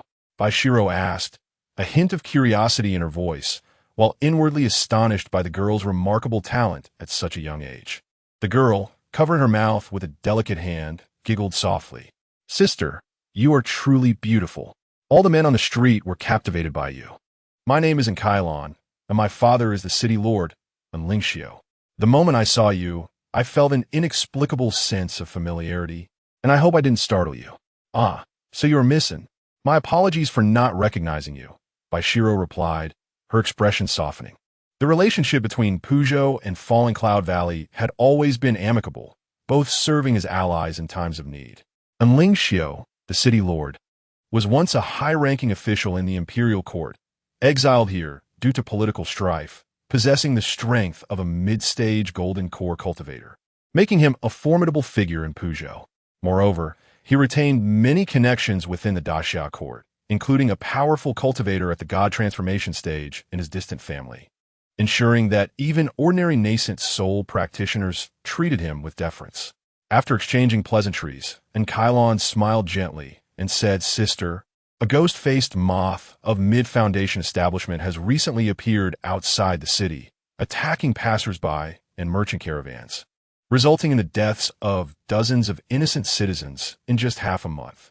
My father has issued a bounty, calling upon the cultivators in the city to hunt it down. Naturally, as his daughter, I cannot stand idly by. I have already gathered several foundation establishment practitioners and would like to invite you to join us in this endeavor. There will be generous rewards from the city lord's mansion after the task is completed. Kailan laid her thoughts bare, her eyes sparkling with hope as she gazed at Baishiro. Well, upon hearing the girl's account, Baishiro hesitated, her brow furrowing in contemplation. While I appreciate the offer, and I would be willing to assist for the sake of the citizens, I have a companion in the city who is currently occupied. It would be improper for me to leave without informing him. If you could share the area where the moth has been sighted, I shall join you in exterminating it once my companion returns. How's that sound? All right, this map indicates the moth's activity range. You'll find us there. I must go and meet with the others now. Kailan sighed slightly, expressing her disappointment, before retrieving a map depicting the terrain surrounding Puzhou from her spatial ring and handing it to Baishiro, quickly departing with her attendants. Not long after, junior brother Qi, you are back. Spotting Qi Yuan approaching, Baishiro's eyes lit up, and she joyfully greeted him while still holding the fox. Seeing her radiant smile, Qi Yuan quickened his pace, somewhat sheepishly calling out, I've completed my tasks. Let us be on our way. Baishiro smiled gently. Thank you for your hard work. At this, Qi Yuan's expression grew slightly uncomfortable. It was nothing. Before he could finish, his demeanor shifted, and he asked gravely, "Senior sister, did you encounter anyone while I was away?" At that moment, he noticed a barely perceptible trace of ghostly energy emanating from Baishiro, a sign of considerable danger. Even in broad daylight, this remnant of ghostly aura lingered, suggesting that its source was of a high caliber, at least on par with a nascent soul ghost general. Had Baishiro drawn the attention of a malevolent spirit? With his brow furrowing in concern, Qi Yuan's gaze sharpened, an edge of lethal intent flashing in his eyes. Realizing his serious expression, Baishiro frowned slightly, nodding as she replied, "I just met in Kylon, the daughter of the city lord. She invited me to join her and a few Foundation establishment practitioners in exterminating the moth. Here, I have the map." She produced the map from her sleeve, pointing to the red-marked area where the ghost-faced moth was presumed to be located. Indeed, the ghostly energy stemmed from this very map. "Let us go," Qi Yuan urged, his expression resolute. "We must find them immediately." The safety of Baishiro was at stake. He would not rest until he unraveled the mystery surrounding this matter. Chapter 85. I will examine your body, Eureka. After Qi Yuan and Baishiro left the city, they soon encountered a scene where 4 or 5 foundation-building cultivators, both male and female, were being mercilessly beaten by a fully formed ghost-faced moth. The moth, with a wingspan of over 10 yards, was as dark as ink, its wings adorned with spots that, when viewed from a distance, formed a grotesque face. Each flap of its wings unleashed a tempestuous wind. At that moment, one foundation-building cultivator lay on the ground, bloodied and gasping, while the others were all injured, struggling to maintain a defensive formation against the relentless assaults of the ghost-faced moth. The growing despair on their faces indicated that the annihilation of their demon-hunting team was merely a matter of time. How could they be so weak? Wasn't the ghostly entity within Kylon? After a moment of contemplation, Qi Yuan's eyes narrowed slightly. With a casual gesture, he summoned a colossal hand from the void, which descended heavily upon the location of the moth. Boom! In an instant, the once menacing moth was crushed like a fly, leaving behind a flattened mass of blackened flesh on the ground. Witnessing this, the foundation-building cultivators turned their astonished gazes towards Qi Yuan and Baishiro, their expressions filled with profound respect and a tinge of relief. "Thank you, esteemed senior, for saving our lives." After regaining their composure, the cultivators bowed respectfully towards Qi Yuan, expressing their gratitude. "If it weren't for your timely intervention, we would have surely perished. I thought I was destined to die here today. I owe you my life, senior." "By sister, is this formidable senior the companion you mentioned?" Seeing Baishiro beside Qi Yuan, and Cylon's eyes widened with surprise and joy. She hastily wiped the blood from her lips and staggered towards the two. Junior sister and Baishiro moved to assist her, but Qi Yuan stopped her with a hand. "Stay back. Allow me to handle this." If it were any other type of malevolent spirit, he might have had some reservations, but ghosts were different. To others, the ghostly entities were treacherous and unpredictable, but to him, they were mere experiences to conquer. One by one, they would fall before him. Qi Yuan, possessing an innate pure yang body, was inherently brimming with yang energy. Even as a mortal, he was impervious to the 100 ghosts. Now, with his pure yang body having been augmented twice by the system, he was uncertain just how potent his yang energy had become. Coupled with his own cultivation, he felt no fear towards those malevolent spirits, unless he encountered a ghost king or emperor capable of reversing yang into yin. Even a ghost king in the void refinement realm would not intimidate him. It was purely a matter of innate superiority. Of course, at the level of ghost kings and emperors, these entities bore no distinction from the living, even walking in sunlight without a trace of their ghostly essence, rendering them undetectable to Qi Yuan, a mere nascent soul cultivator. "You are the daughter of the city lord, and Kylon?" Qi Yuan scrutinized the young girl before him, his suspicions beginning to take shape. Her lips were pale, and her face bore a sickly gray hue, resembling a blend of human and ghostly features. However, Kylon did not seem to be the source of the ghostly energy. Rather, she appeared to have been eroded by it to a significant degree. Of course, Further verification was necessary to completely eliminate her from suspicion. Esteemed senior, I am indeed in Kylon. Please, what commands do you have for me? Under the weight of Qi Yuan's piercing gaze, and Kylon felt a flush of embarrassment wash over her pale cheeks. Qi Yuan smiled gently and then, with a serious demeanor, said, "Little sister, come here. I shall examine your body." Huh? The moment these words left his mouth, everyone around fell silent, their expressions a mix of confusion. Was this a legitimate examination, or was he merely trying to take advantage of the young girl? Though they harbored disdain in their hearts. The terrifying display of Qi Yuan's power moments earlier deterred anyone from voicing their objections, instead casting him glances filled with suppressed indignation, hoping to dissuade any inappropriate intentions. And Kylon nervously swallowed. "Esteemed senior, what do you intend to do?" Seeing her apprehension, Bai Sierra looked at Qi Yuan with a puzzled expression. "Qi Shitty, what are you doing?" Realizing his previous words could be misinterpreted, Qi Yuan waved his hand dismissively. "Missin, there is no need to be anxious. I merely wish to confirm something." With that, he refrained from further explanation and swiftly reached out, pulling in Kylon before him, then gently placing a finger on her forehead. "Esteemed senior?" Before Kylon could react, she felt a warm energy coursing through her body. As the warmth spread, all the chill within her dissipated, replaced by a sensation of unprecedented comfort and ease, forcing a soft sigh of relief from her lips. After confirming her condition, Qi Yuan slowly withdrew his finger. And Cylon's mind was clear. There were no signs of possession by a ghost.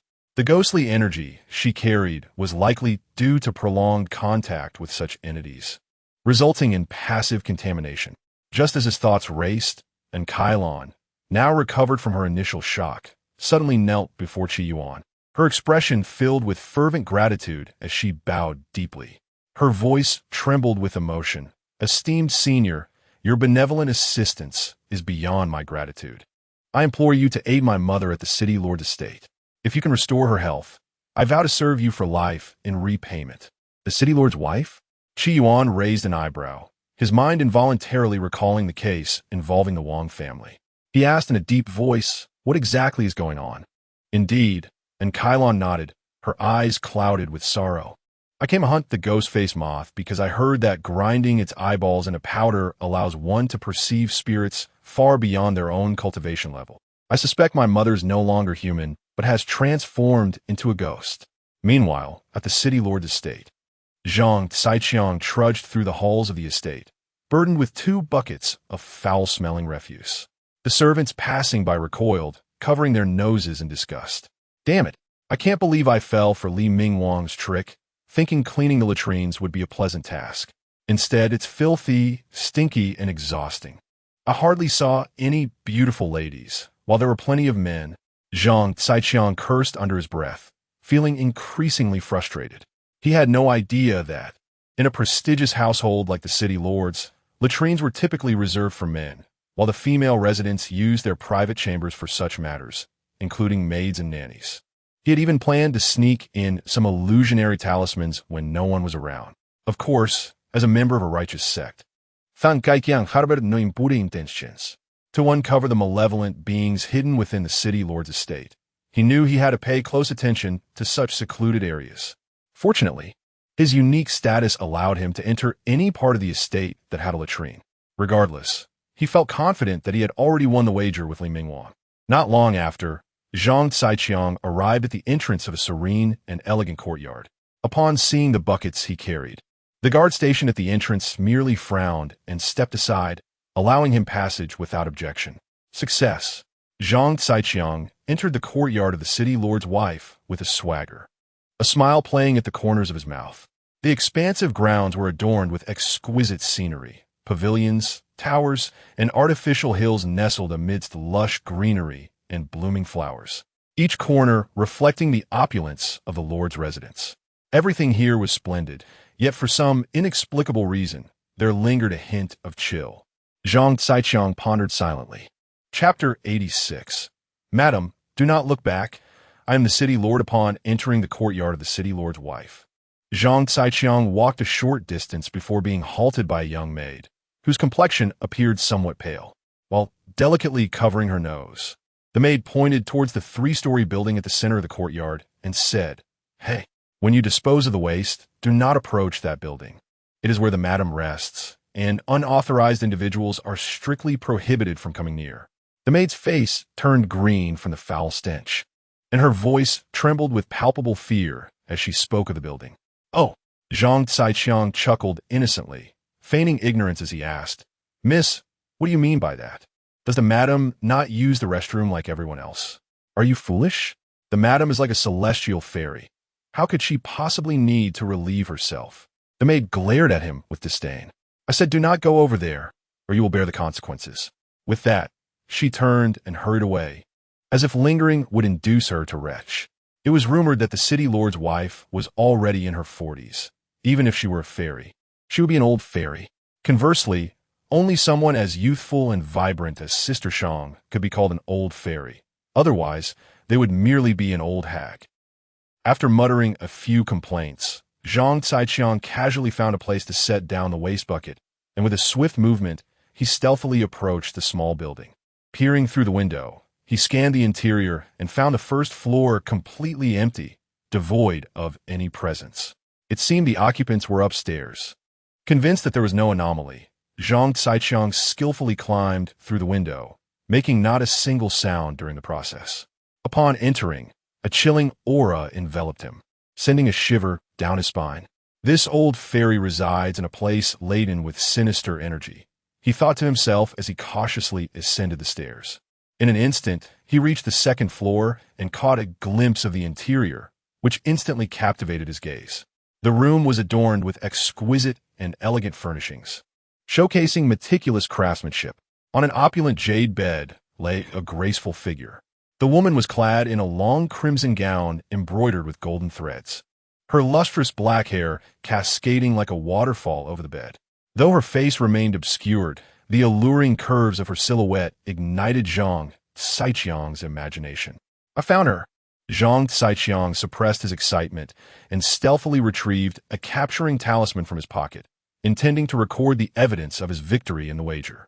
Just then, the city lord's wife abruptly sat up, her movements becoming eerily stiff, and she slowly turned around. Even more unsettling was the realization that the air around him seemed to be solidifying, and his own magical energy began to stagnate, dulling his thoughts. What in the world is happening? "Madam, I merely wish to take your picture. There is no need to be so sensitive." As he felt his movements becoming increasingly restricted, a sudden inspiration struck him. He rushed forward, seizing the city lord's wife's shoulder to halt her turning motion, and shouted, "Madam, continue to rest. Do not look back. I am the city lord." However, in the next moment, the city lord's wife's head continued to twist backward, contorting until it reached a grotesque 180-degree angle, her malevolent gaze fixated on him. At that moment, her face was obscured by her hair, revealing only a pair of inky black eyes devoid of any whites. "No, you are not the city lord's wife. What on earth are you?" Witnessing this horrifying scene, Xianxia nearly lost control of his bladder. Just as he prepared to make a desperate effort, he found himself ensnared by black tendrils that appeared from thin air, rendering him immobile. Before his consciousness succumbed to darkness, he summoned all his strength to bite down on a tooth embedded with intricate runes. As a distinguished disciple of the Tai Xuan Holy Land, this runed tooth was his last resort for survival. Once shattered, his closest friends would receive the signal and rush to his rescue. However, realizing that he was tens of thousands of miles away from the Holy Land, and that his more reliable friends were too far to assist him in time, he could only pin his hopes on Li Mingwang, filling Xianxia's heart with despair. As evening descended, the city lord's residence was adorned with festive lights and vibrant flowers. The entire household, from the city lord himself to the servants, bustled about in preparation for the arrival of an important guest. A large area of the street was cleared at the entrance for the landing of a flying vessel. While red carpets were rolled out, fresh water sprinkled on the ground, and various silks draped from the treetops, creating a scene of opulent grandeur. Before long, a lavish flying vessel disregarded the flight restrictions of Puzhou City and boldly hovered outside the city lord's residence, slowly descending. Before the vessel had fully landed, the city lord of Puzhou and Xianxia hurriedly emerged with his children, bowing deeply in the direction of the vessel. I am in Xianxia, here to welcome the Tai Xuan Daozi. In the next moment, the hatch opened, and two striking figures descended from the vessel. The man was handsome, while the woman was enchanting. They were Yuan and Biao. Yuan nodded indifferently, finally directing his gaze toward the leading in Xianxia, and spoke in a deep voice, "Rise and speak." The city lord of Puzhou appeared to be in his 40s, somewhat slender, with an elegant demeanor that exuded scholarly grace. Upon hearing Yuan's words, Xianxia dared not delay, promptly standing upright and gesturing with his hand. "Hearing of your arrival fills me with immense joy. Please, Daozi, allow me to escort you to the main hall. I have prepared food and drink to welcome you." As he spoke, his heart raced with anxiety. How could someone of Tai Xuan Daozi's stature be treated lightly? Even the emperor of the Xia dynasty would bow in reverence before him, let alone a mere city lord like himself. "Then let us proceed." Yuan nodded, and was soon surrounded as they entered the city lord's residence. Arriving at a spacious hall. Within the hall, a grand feast had already been laid out, and a procession of beautiful maidens entered with golden trays and jade cups. Respectfully standing by the table, Yuan unreservedly took the seat of honor, and, surveying the gathering, casually remarked, "I have long heard of the city lord's wife's unparalleled beauty. Why is she not here to greet me?" At this statement, aside from Biao, who maintained a calm expression, the others in the hall were taken aback, many of the influential guests exchanging bewildered glances. Goodness, he arrives and immediately inquires about the whereabouts of the city lord's wife. Could it be this Daozi has a penchant for married women? With this thought, many instinctively glanced at the city lord, their eyes filled with pity. If the madam had caught the attention of Tai Xuan Daozi, who could withstand such a fate? It was likely that this city lord, known for his devotion to his wife, would soon find himself wearing a new, unwanted title. Upon hearing Yuan's question, Xianxia felt a shiver run down his spine and stammered, "Please do not take offense, Daozi. My wife is unwell today." Before he could finish, Yuan waved his hand dismissively, issuing an order in an irrefutable tone, "Bring her here to pour wine for me." This audacious specter dared to lay hands on a disciple of the Holy Land, truly believing that I, as Daozi, am inconsequential. Even if it were the Ghost King, they must come forth obediently to serve. Chapter 87. The disappearance of the esteemed lady of the city, Lord seeing that Xianxia was still hesitating. Yuan let out a cold snort, his expression instantly darkening. "Are you implying that I have no right to summon your wife?" "You misunderstand," Xianxia said, beads of sweat forming on his forehead, his face a portrait of bitterness. "My wife is unfortunately unable to meet you at the moment. Perhaps my daughter could pour wine for you on her behalf. What do you think?" As he spoke, he gestured to Cultivation, who stood a short distance away. "Lania, come and serve the esteemed guest."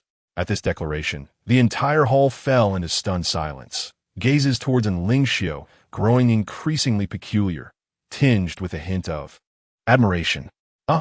This man is truly ruthless. To protect his wife, he would sacrifice his own daughter? Upon reflection, it was indeed a cunning strategy, allowing him to avoid the shame while providing his daughter a chance to rise in status. If his daughter captured the attention of the esteemed guest, even as a concubine, it would be an extraordinary fortune. "Very well, father." Hearing her name, and Cultivation, who had been frozen in the corner, finally responded. Her cheeks flushed as she approached.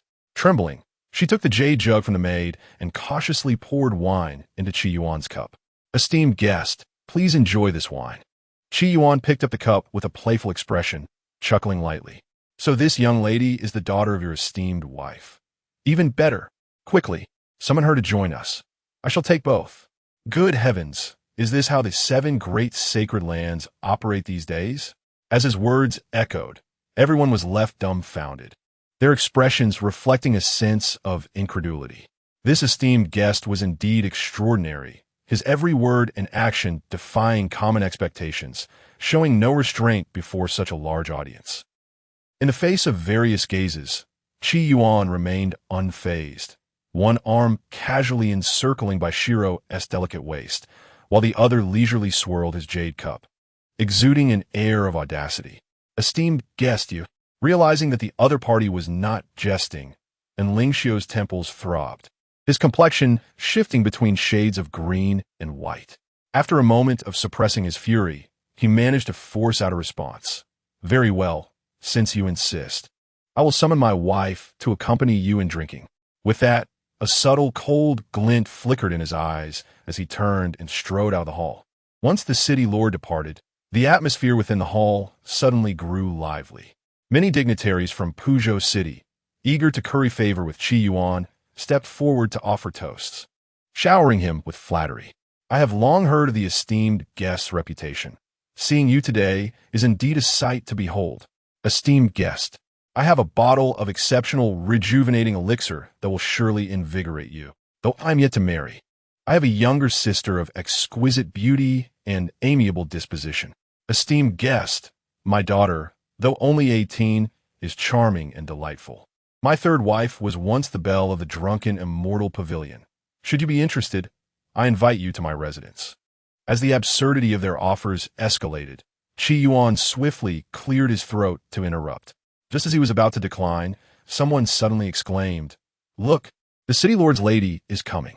At this announcement, the previously raucous hall fell silent, everyone turning their attention toward the entrance. In stepped in Lingxiu, followed closely by a strikingly beautiful woman with her hair elegantly styled, exuding an air of charm. The lady, appearing to be in her 30s, possessed exquisite features and wore a flowing red gown that accentuated her alluring curves. Curiously, despite her fair and delicate complexion, she bore an unhealthy pallor. Her enchanting peach blossom eyes seemed shrouded in a frosty veil, radiating an inexplicable chill.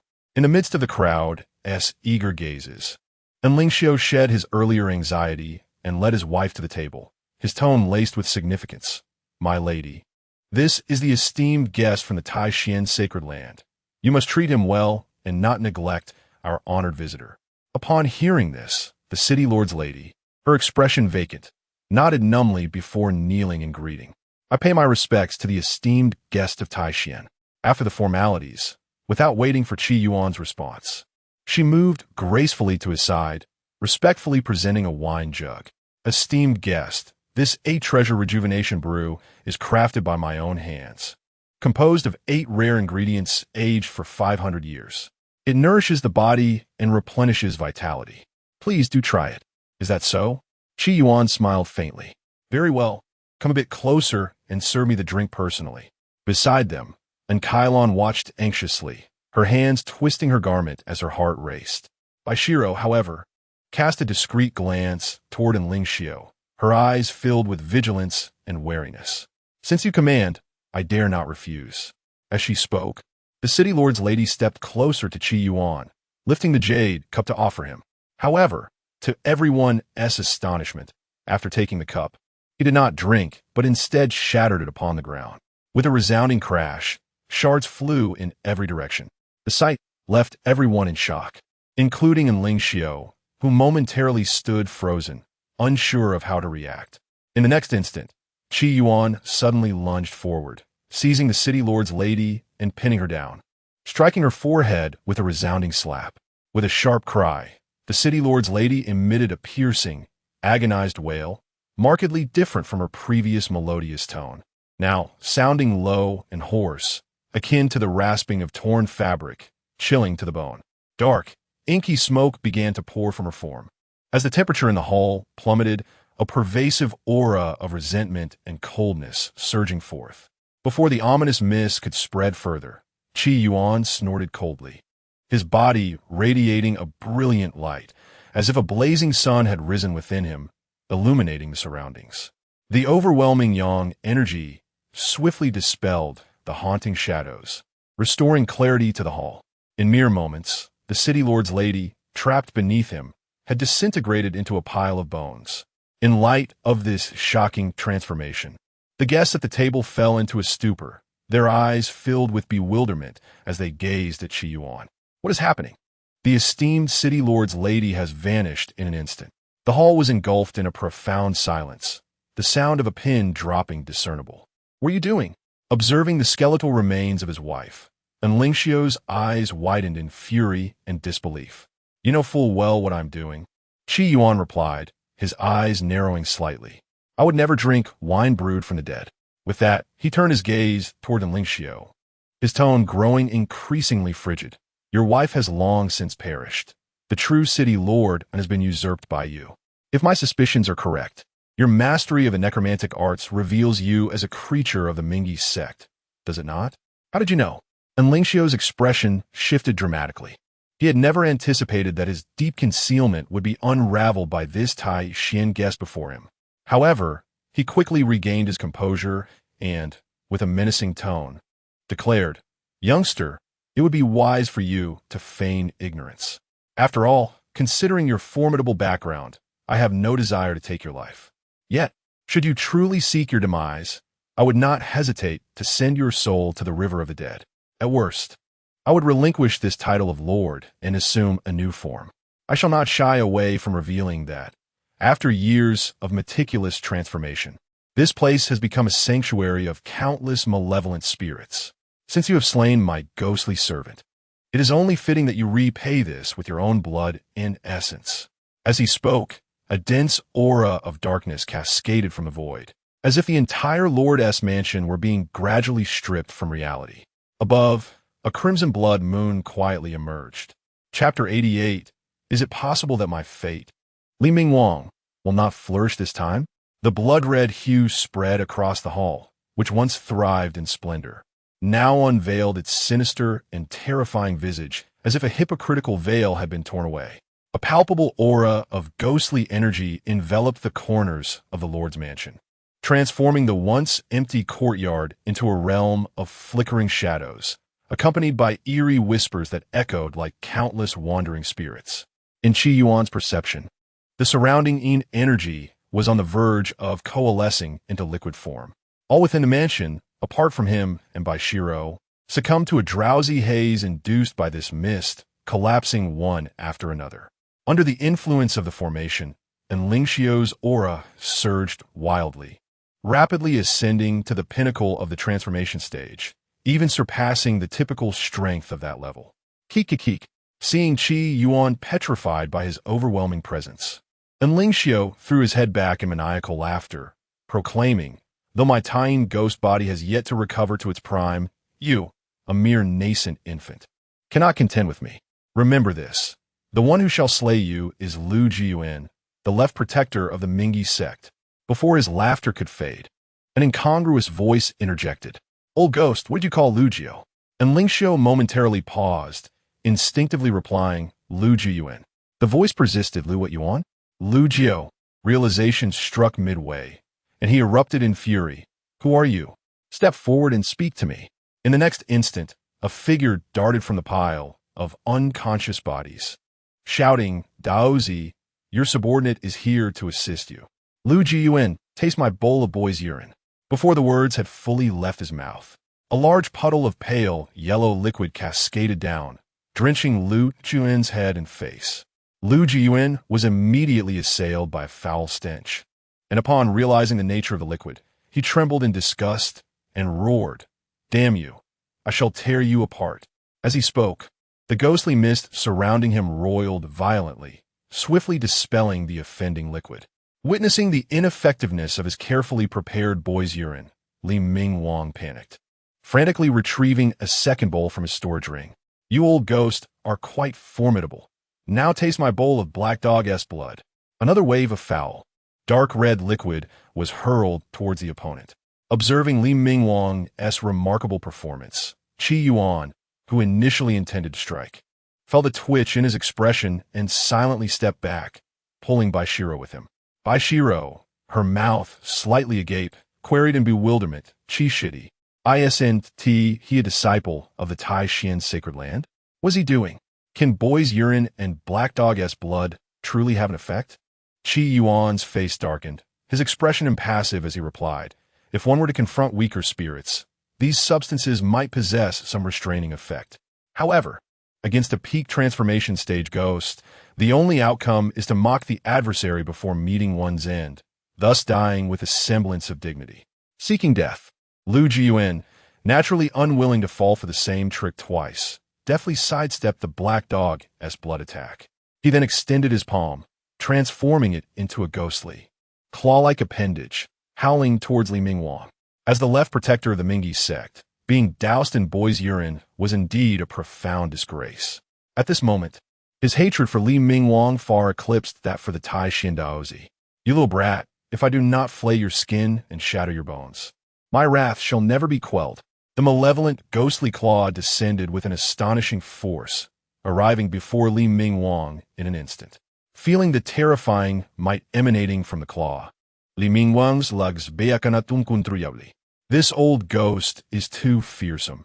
Is it possible that my fate, Li Mingwang, will not flourish this time? At that moment, Yuan, who had been observing, finally sprang into action, his figure darting forward to shield Li Mingwang, raising his fist to meet the attack. Boom! The ferocious and searing yang energy instantly dissolved the ghostly claw, purging the entire hall of its ghostly presence. An innate pure yang Dao body? How is this possible? Witnessing this scene, Lu Jiuan's previous smirk froze on his face, astonishment flooding his expression as he gazed at Yuan. He could hardly fathom that this Tai Xuan Daozi possessed an innate pure yang Dao body, and one of the highest caliber at that. In comparison, the pure yang aura he exhibited when slaying his ghostly servant was utterly insignificant, not even reaching 1,000th of its true power. This meant that the boy had merely been pretending to be weak, luring him in. With this realization, Lu Jiuan suddenly felt an ominous premonition. Yuan, however, would not grant him the luxury of contemplation. After shattering the ghostly claw with a single punch, he stepped forward heavily, akin to a swift arrow, and unleashed another strike. The contained yang malevolence caused Lu Jiuan's expression to shift. He immediately levitated, summoning howling winds and unleashing powerful ghostly energy that enveloped the area, coalescing into dark chains. Whoosh! The chains, imbued with profound resentment, interwove and surged toward Yuan in a lethal embrace. Yet before the overwhelming chains could ensnare him, Yuan remained unfazed, charging straight into their midst. The ghostly chains, before even grazing his form, disintegrated into nothingness under the fierce yang energy. In the next instant, under Lu Jiuan's incredulous gaze, Yuan's right fist had already pierced through the chains and landed solidly upon his chest. Bang! With a muffled grunt, Lu Jiuan was sent reeling, his body crashing dozens of feet away, creating a deep crater in the hard stone floor of the hall. Before he could rise, Yuan was already upon him, delivering another powerful blow. Bang, bang, bang, bang. Witnessing the peak transformation stage ghost being toyed with as if he were a mere plaything, Li Mingwang couldn't help but swallow hard, murmuring, "My goodness." As expected of the Daozi, truly remarkable. He then approached Baishiro with a relaxed demeanor, genuinely inquiring, "Sister, the concentration of Yin energy here is overwhelming even for someone in my golden core late stage. How is it that you, merely at the foundation establishment stage, seem unaffected?" Seeing that Yuan had firmly subdued Lu Jiuan, Baishiro breathed a sigh of relief. Upon hearing his question, she blinked lightly and casually replied, "Your Daozi infused a substantial amount of yang energy into me beforehand, which is why I'm not affected." Infuset yang energy? Upon hearing this, Li Mingwang's expression shifted to one of understanding, infused with respect as he said, "Senior, no, sister-in-law, my name is Li Mingwang. I hope you will speak highly of me in front of the Daozi in the future. I would be immensely grateful." Chapter 89. It is not even human. Boom! As the fist enveloped in pure yang energy surged towards him once more, Lu Jiuan felt an overwhelming sense of frustration. With no other option, he was compelled to relinquish the hard-won corporeal form he had seized and revert to his ethereal state, fleeing in haste. A blurred shadow erupted from Xianxia, moving with astonishing speed, reaching the entrance of the main hall in the blink of an eye and dashing into the distance. Before vanishing, it left behind a menacing declaration. "Tai Xuan Daozi, I shall remember you. When I return from my injuries, you shall pay back today's grievances 100-fold. At this moment, he had escaped 1,000 feet away, his mind brimming with triumph and elation at having evaded death. Yet at that instant, Lu Juan felt a chilling sensation creep down his spine, an unprecedented terror enveloping his entire being. In but a heartbeat, a brilliant golden sword light tore through the void, arriving before him and piercing his soul. No! Oh! With a heart-wrenching scream, Lu Juan's ethereal form was mercilessly shredded by the terrifying sword light, exploding into a cloud of ink-like darkness, dissipating into the air. Clatter! A storage bracelet, exuding a sinister aura, fell to the ground, bouncing several times. It seems you shall not return.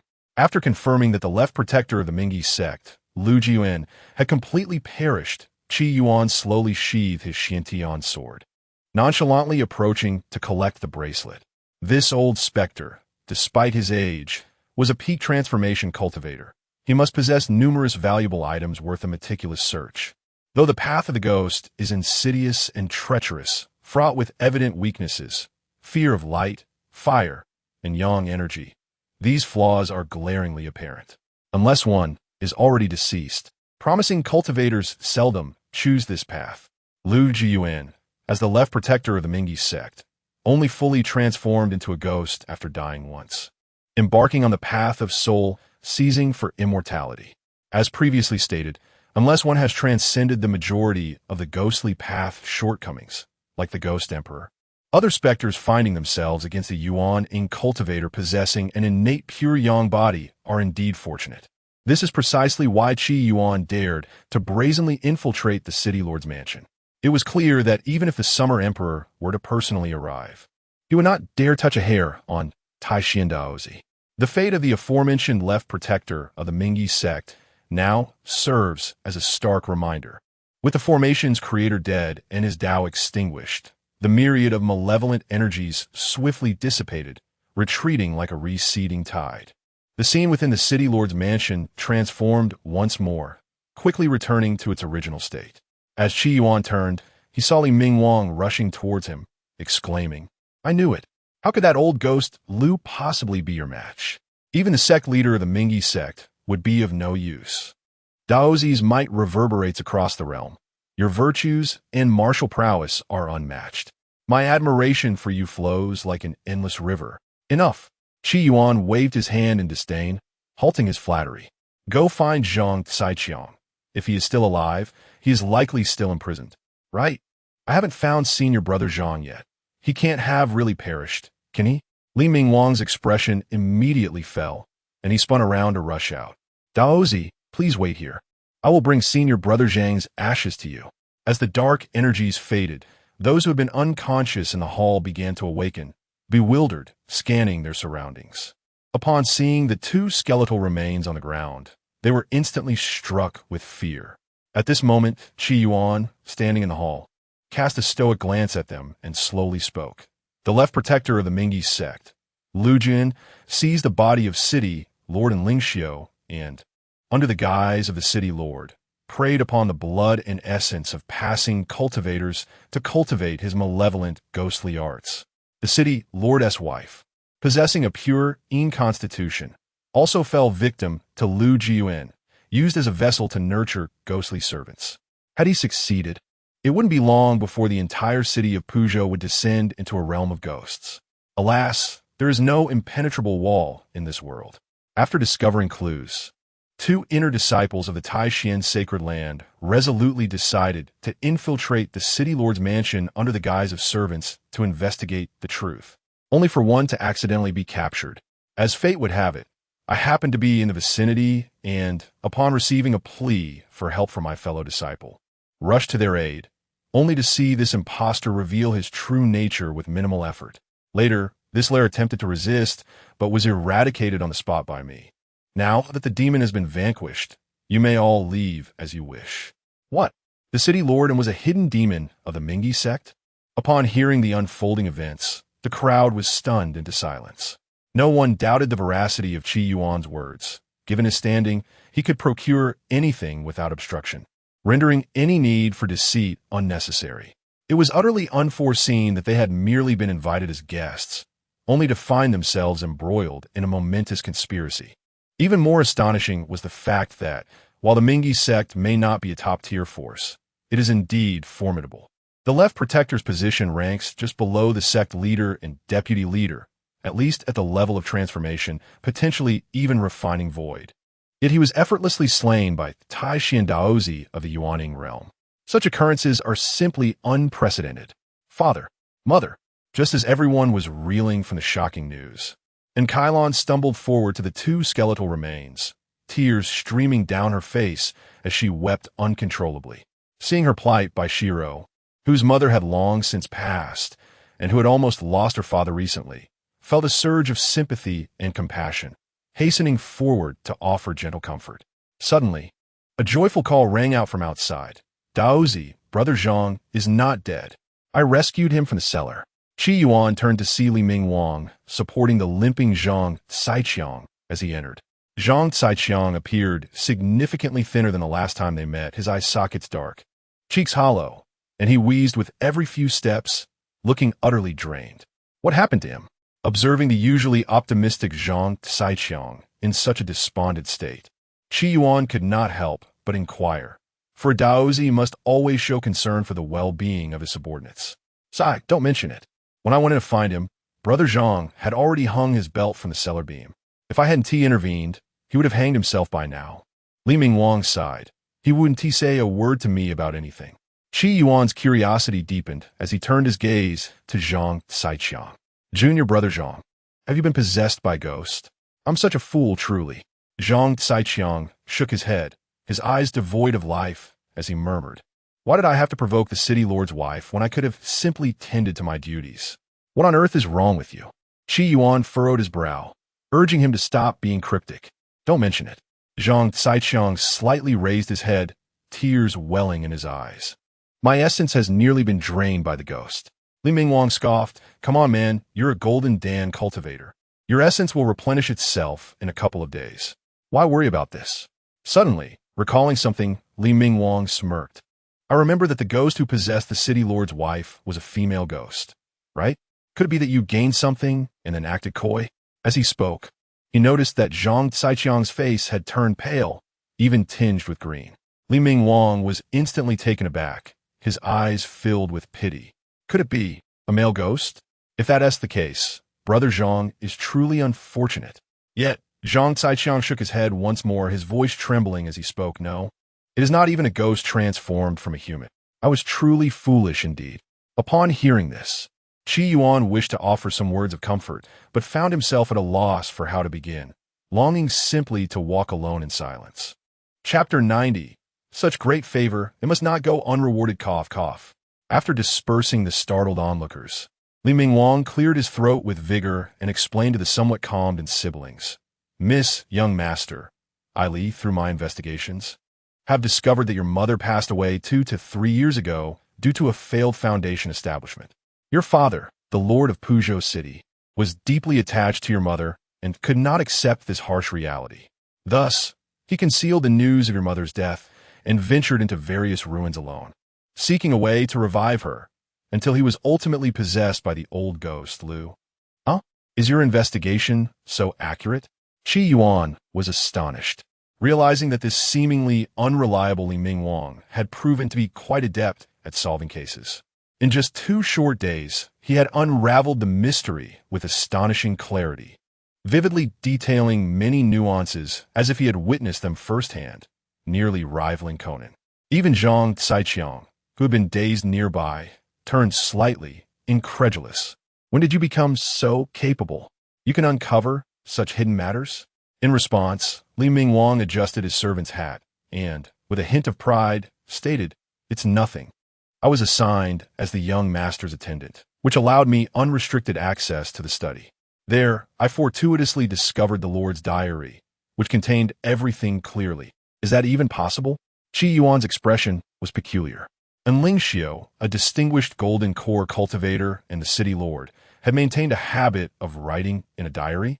Even more absurd was that he had not kept it on him, but left it casually in the study, ultimately allowing a newly appointed attendant to find it.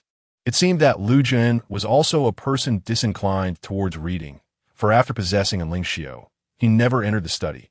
Otherwise, he would have discovered the diary long ago. Through a series of unlikely events, Li Mingwang had indeed cracked the case. Just as he was lost in thought, the little chubby boy standing beside Kylon ran up to Li Mingwang, indignant. "Little Li, how could you betray my trust and peek at my father's diary? Also, didn't I tell you to take good care of Dahuang? Where have you put him?" "Well," Li Mingwang glanced nervously at the pool of blood on the ground, weakly replying, "To deal with the old ghost that possessed your father, I needed a basin of black dog blood, so, reluctantly, I used Dahuang's blood." "How could you do this?" The little chubby boy burst into tears, wailing, "Dahuang is clearly a yellow dog, not a speck of black on him. Why do you need black dog blood?" Li Mingwang really explained. "That silly dog bared its teeth at me the moment it saw me. It even bit me yesterday, proving that its heart is black. So it certainly qualifies as a black dog." Upon hearing this, the little boy cried even louder, glaring at Li Mingwang with a furious gaze, as if he wished to pounce on him and bite a few times. Yuan, unable to watch any longer, admonished, "Aren't you bullying a child? In a couple of days, you're responsible for getting him a new one." Li Mingwang patted his chest, assuring, "Rest assured, Daozi, I will guarantee him a dog even yellower than Dahuang." Li Shidi. Yuan glanced at the sobbing little boy and curiously inquired, "Was the child's urine you used previously also his?" In response, Li Mingwang shyly chuckled, somewhat embarrassed. "You were mistaken. I am still single, so I can barely be considered a child." Yuan, with a look of exasperation, waved his hand, filled with disdain. "Just take Xianxia to heal and don't flip out in front of me. Seeing you two exhausts me." The siblings, along with Baishiro, who was soon to become a disciple of the sacred land, observed from the side. If these two lively spirits continued to run amok, the reputation of the Tai Xuan sacred land would surely plummet. "Very well, I take my leave." Sensing the displeasure in his Daozi's tone, Li Mingwang seized the still somewhat dazed Zhang Xiang and hurriedly exited. After their departure, silence returned to the hall. At this moment, Baishiro, who had remained silent, broke the stillness. She looked at the grief-stricken Kylon with compassion and gently inquired, "And sister, with both the lord and lady now gone, what are your plans for the future?" And Kylon gently wiped away her tears, and, in her dimmed eyes, a glimmer of resolve appeared. "Thank you for your concern, Sister Bai. Not long ago, I reported the events that transpired here to my family in the capital. They will soon send someone to handle the aftermath. Once my parents' affairs are settled, I will take my brother to the capital where our grandparents still reside. Only under their protection can my younger brother, who lacks cultivation aptitude, safely navigate his life." As she spoke, her gaze turned toward Yuan, filled with gratitude. "Daozi, not only have you avenged my father, but you have also, in essence, saved our lives. Such immense favor must not go unrewarded. Once I have settled my brother, I will seek to apprentice at the Tai Xuan sacred land, diligently practice, and strive for the opportunity to repay your kindness." Yuan, initially intending to express some platitudes about not seeking recompense, found himself at a loss when faced with her resolute demeanor. Surely, he could not say, "I do not require repayment, do not bother coming." He had previously examined Cylon's physique and knew her spiritual root was an exceedingly rare wood-type, heavenly spiritual root. With such aptitude, as long as her character was sound, she would easily gain entry into the Tai Xuan sacred land and be given special attention. When a genius disciple with a heavenly spiritual root was determined to join the Tai Xuan sacred land, he, as the Daozi, naturally welcomed it. For the stronger the sacred land, the more benefits it brought to him. Moreover, with such a talented individual harboring profound admiration for him, she could become a valuable ally as she matured. With this thought, Yuan smiled contentedly. "In that case, both I and Sister Bai will await you at the Tai Xuan sacred land." Chapter 91. Was it intentional? As the night deepened outside, under the fervent invitation of Kylon, Yuan and Baishiro decided to spend the night at the Lord's residence, setting off on their journey at dawn. And Kylon personally guided them to a serene and elegant courtyard, where the ground was paved with white jade. Flourishing flora surrounded them, and the architecture was exquisite and opulent, exuding an air of sophistication. "Master Dao, Sister Bai, please stay here for the night. It's getting late," You both should rest early, and Kylon said, bowing respectfully to Qi Yuan and Bai Shiro before taking her leave. Due to the upheaval at the Lord's estate, the servants had either fled or scattered, leaving the vast mansion desolate save for a few loyal old servants. Qi Yuan casually surveyed the room's furnishings, confirming there was nothing amiss, before turning to Bai Shiro and saying, "Senior sister, if all is well, I shall take the guest room next door, and you." Before he could finish his sentence, he was struck dumb, his expression filled with astonishment. Bai Shiro, who had always appeared composed, suddenly seemed devoid of strength, collapsing limply onto a chair. Her once porcelain-like face flushed crimson, akin to a ripe apple. Simultaneously, her breathing grew rapid, and she began to unconsciously tug at her dress collar. "Senior sister, what? What is happening to you?" Qi Yuan stammered, unable to suppress the lump in his throat as he gazed at the alluring scene before him. Bai Shiro shook her head, her face still flushed, and softly murmured, I don't know what's wrong. I suddenly feel so hot." As she spoke, her bright eyes grew hazy, resembling someone inebriated. "What has transpired?" Qi Yuan furrowed his brow and approached her to assess the situation. Soon, he discerned the anomaly, recalling that he had previously infused her with pure yang energy to protect her from malevolent spirits. Yet, for reasons unknown, this intense yang energy had not dissipated entirely. Instead, it began to surge uncontrollably through her meridians. Bai Shiro's body felt unbearably hot, as if she were engulfed in flames. If left unaddressed, it could lead to dire consequences. Realizing this, Qi Yuan acted swiftly, placing his hand over her dantian to retract the turbulent yang energy. This is not good. As the overwhelming yang energy flowed back into his palm, Qi Yuan immediately sensed something was amiss. The energy was far more potent than he had anticipated, both in quantity and quality. As time elapsed, his face flushed a deep crimson, overwhelmed by an unprecedented torrent of heat that threatened to engulf his reason. The furnace body. Just as he was on the brink of losing his composure, an epiphany struck him. He gently pushed Bai Shiro away and sat cross-legged on the bed, striving to dissipate the terrifying yang energy within him. He understood clearly that this incident was both an accident and an opportunity. If he could tame this returning yang energy, not only would his cultivation soar, but his innate yang body would also reach new heights. Meanwhile, once the yang energy left her body, Bai Shiro felt a wave of warmth and comfort envelop her, dissipating all discomfort from earlier, and even elevating her cultivation to the peak of the foundation establishment stage. "What has happened to me?" After exhaling softly, though her cheeks still bore a flush, Bai Shiro's expression changed upon witnessing Qi Yuan's current state, exclaiming, "Junior brother Qi." At that moment, Qi Yuan was in a dire plight. His garments were nearly incinerated, his complexion was as red as fire, his lips cracked, veins bulging on his skin, and he trembled uncontrollably. Could it be that he is losing control? This terrifying thought sent Bai Shiro into a panic.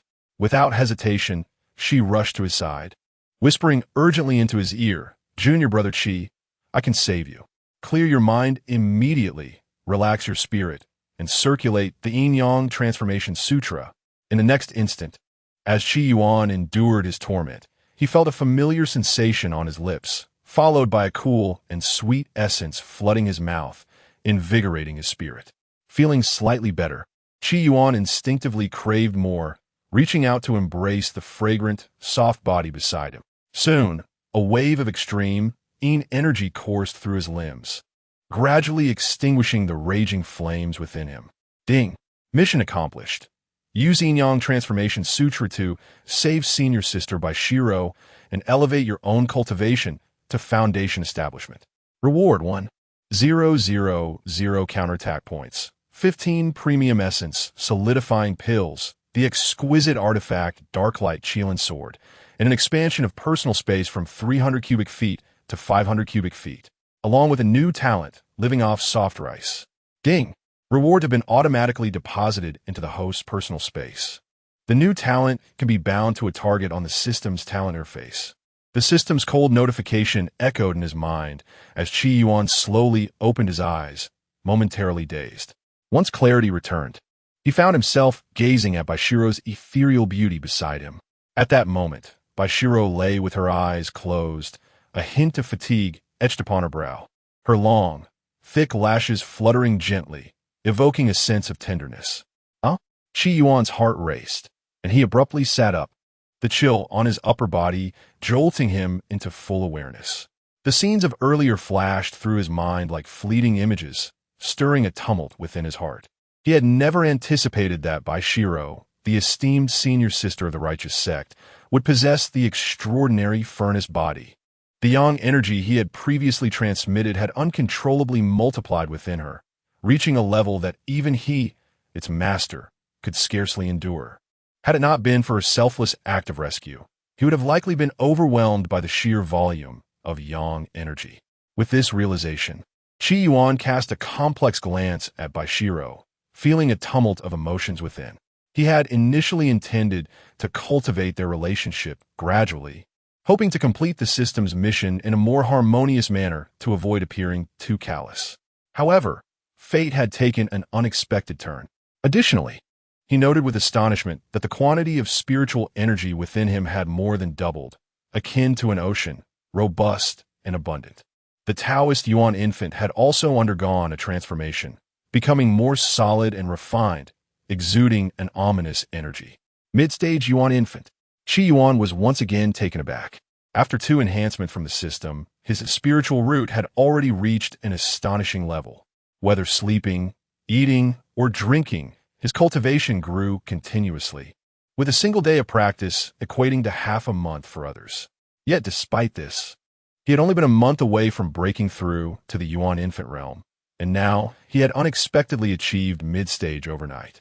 The heavenly grade, Technique Yin-Yang Transformation Sutra, combined with the exceptional furnace body, produced results that were nothing short of terrifying. As Qi Yuan reveled in his breakthrough, Baishiro emitted a soft sound, a mix of pain and allure, as she propped herself up on the bed. The thin cloak draped over her shoulders slipped away, revealing her figure.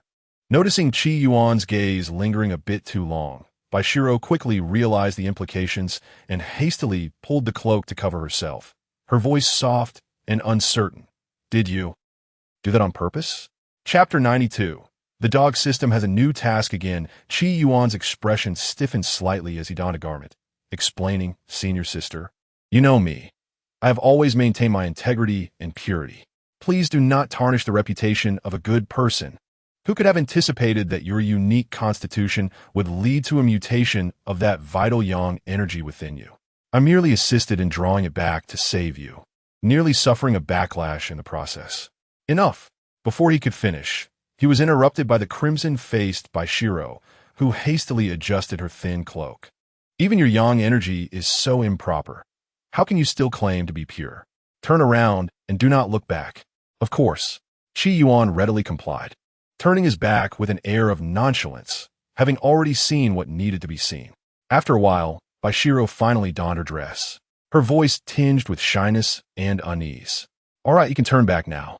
Upon turning, Qi Yuan beheld Baishiro in a delicate pale yellow gown, her raven hair elegantly pinned up, appearing quite composed. Yet, her starry eyes seemed somewhat unfocused, and there lingered a hint of alluring charm in her expression. Observing her conflicted demeanor, Qi Yuan couldn't help but smirk and jest cough. Senior sister, you are far more adept at the Yin-Yang Transformation Sutra than I am. I assume you have devoted considerable time to studying it? At this remark, Baishiro's face flushed crimson, wishing she could find a crack in the ground to hide in. She then retorted in a mix of embarrassment and indignation.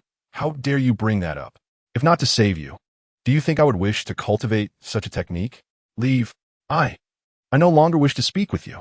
Seeing her mood lifted from its previous gloom, Qi Yuan felt a surge of delight within. He feigned innocence and shrugged. My apologies. I misspoke earlier. I truly did not intend to offend. If you feel embarrassed, I assure you I shall never mention it again.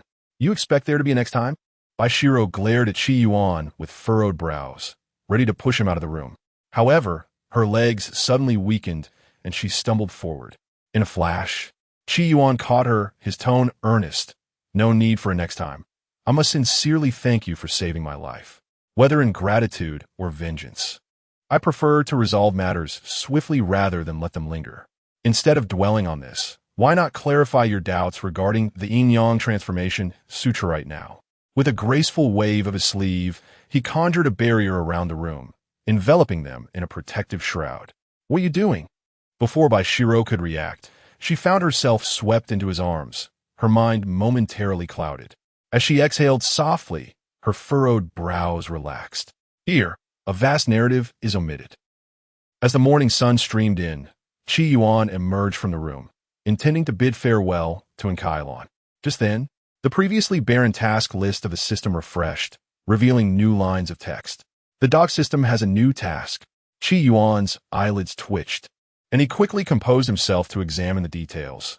New main quest released in Puzhou City. You have saved senior sister Baishiro using the yin-yang transformation sutra, successfully establishing your foundation and taking a crucial step toward your comeback. However, the danger is far from over.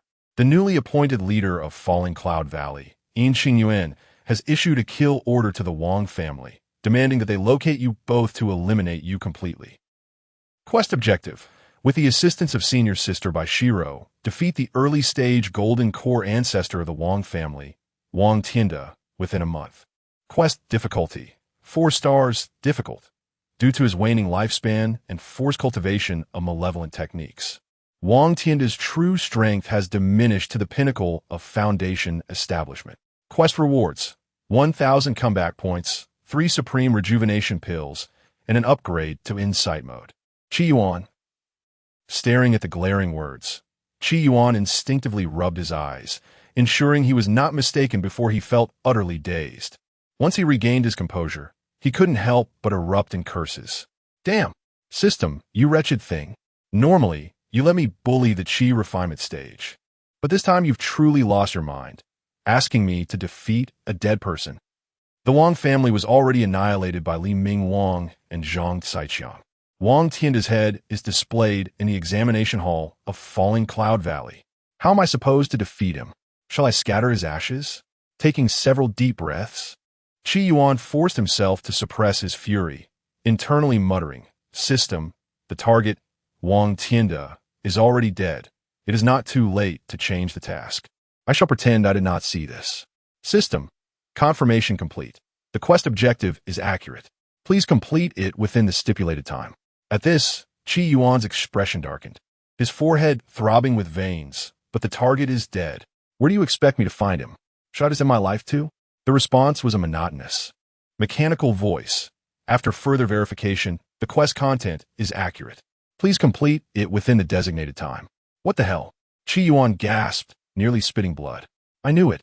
I cannot expect anything from this foolish system. Other systems are considerate, treating their hosts with ease and comfort. Yet mine is utterly twisted. Such a macabre task could only be conceived by someone with decades of cerebral hemorrhages. Though he was fuming, Yuan forced himself to think through the possibilities of fulfilling the task. Option 1. Go to the Wang family ancestral grave and level Wang Tianda's tomb. Option 2. Have Li Ming Wang change his name to Wang Tianda and beat him up. Option 3. Find a way to resurrect Wang Tianda and kill him again. As he pondered, Yuan felt a throbbing headache, his thoughts descending into chaos. Damn! Dog system, if you have the guts, show yourself. I swear I won't let you off easily. Chapter 93. This fellow's desire for revenge is simply terrifying. The foolish system, just you wait. Sooner or later, I shall bestow upon you a most scathing review. After venting his ire, Yuan steadied himself and swiftly retrieved a communication talisman from his storage space. Activating it with a flick of his wrist, he inquired with a stoic expression, Li Ming Wang, where are you currently located? On the other end, Li Ming Wang seemed taken aback, and after a brief pause, he replied earnestly, Zhang Xixiang and I are at the Zuihuan building. You must believe me, this time I am not treating. It was Zhang Xixiang who insisted on finding a lady to heal his wounds. By the way, you would never guess who I encountered there. Enough with the nonsense. Yuan had long since grown weary of the eccentricities of these two characters. Before Li could finish, he interrupted coldly. I am at the City Lord's mansion. You have 1 incense stick's worth of time to appear before me, or bear the consequences. The talisman crackled as Li's voice came through, initially stunned, then hastily added, "Please don't light the incense yet. I'll be there momentarily." The sounds of furniture being hastily moved echoed through the talisman, indicating someone was making a quick escape. "What are you doing, junior brother Qi?" Just as Qi Yuan stored away the talisman, a gentle female voice floated from behind him. He turned to see Baishiro gracefully stepping out of the room. Gone was her previous pallor, replaced by a vibrant glow, her aura now radiating the fullness of foundational cultivation, ready to condense her golden core at any moment. Though Baishiro could attempt to break through immediately, on Qi Yuan's counsel, she chose to wait until reaching the Tai Xuan Holy Land, where the abundant spiritual energy and the fortuitous blessings of the land would significantly enhance her odds of success. "Nothing much," Qi Yuan replied with a slight nod, his tone casual. "I merely asked Li Mingwang to come over regarding a matter. He should arrive shortly." "Understood." Baishiro nodded in realization, her beautiful eyes lighting up with a smile as she said, "You carry on. I'll go greet sister." And with that, she moved gracefully away, leaving behind a slender silhouette. Before long, two streaks of light zipped toward Qi Yuan, landing hurriedly before him. As the light dissipated, two male cultivators emerged. One was the elite from the Holy Land, Li Mingwang, while the other, clad in green robes, was not his usual companion Zhang Caiqiang, but rather Qi Yuan's old acquaintance, the disciple of the Tianji Holy Land, Pu Genshua. What brings them together? Upon seeing Pu Genshua's uniquely unattractive face, Qi Yuan furrowed his brow slightly, but quickly returned to his usual composure. Even if Pu recognized him as Qida from the Fallen Cloud Valley, it would not stir any substantial waves. Though Pu Genshua was indeed a remarkable talent at the pinnacle of mid-Yuaning stage, he still fell short compared to the Taoist of the Heavenly Path. Otherwise, Qi Yuan wouldn't have needed to expend such effort on those arduous tasks. Before Qi Yuan could speak, Pu Genshua stepped forward to greet him. "Isn't this junior brother Qi? I couldn't attend your ceremony last time, but my regards have been sent. Today, upon hearing of your presence nearby, I made a special trip to see you, especially since the ladies are still asleep." Mid-sentence, his eyes widened in disbelief. "What? Were you not at the Golden Core stage just a few months ago? When did you advance to mid-Yuaning?" Qi Yuan smiled faintly. "Pu Xiang, it has been some time. Your charm remains ever so captivating. I have made significant progress in my cultivation recently, thus fortuitously advancing to the mid-Yuaning stage. It is but a trifling matter." "Is that so?" Yuan. And upon noticing the jade pendant at his waist, he exclaimed, "Junior brother Qi, that pendant looks somewhat familiar." "Pu Xiang, you must be mistaken. There are many similar pendants in this world. How can you be certain it belongs to you? Call out to it. Will it respond?" Qi Yuan's expression remained unperturbed. "You're right. Perhaps it was merely my imagination." Pu Genshua nodded, somewhat unconvinced, muttering, "My own Geoliro pendant is currently in someone else's possession, so it's unlikely you acquired it." With that thought, he relaxed and donned a warmer expression, since we are both disciples of our respective holy lands.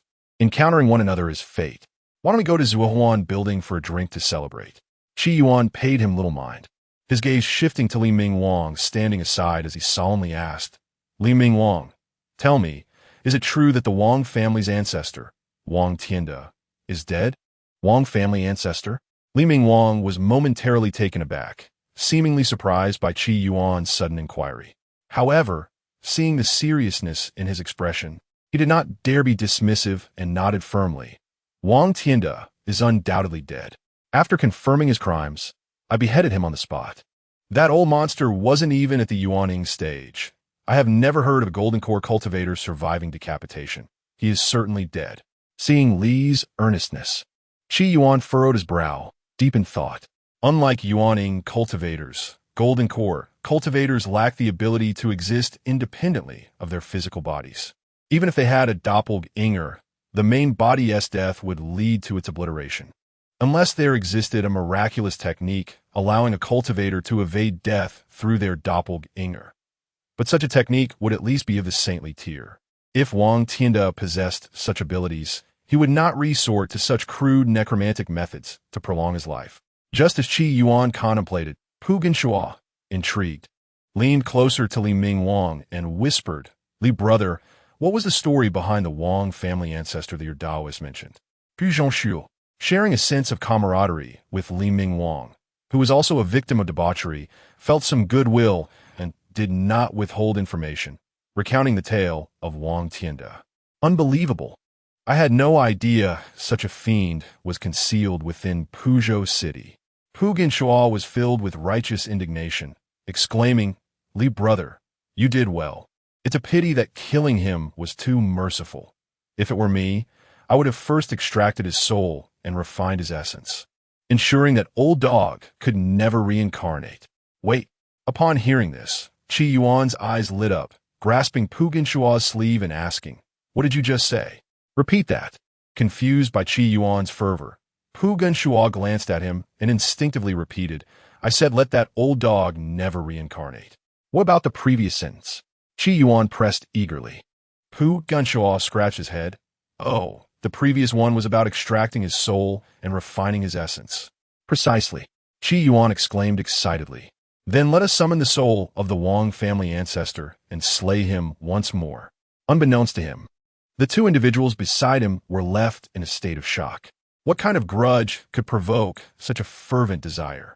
After all, the Wang family was merely an ordinary Xianmen family within Puzhou City, akin to insignificant ants.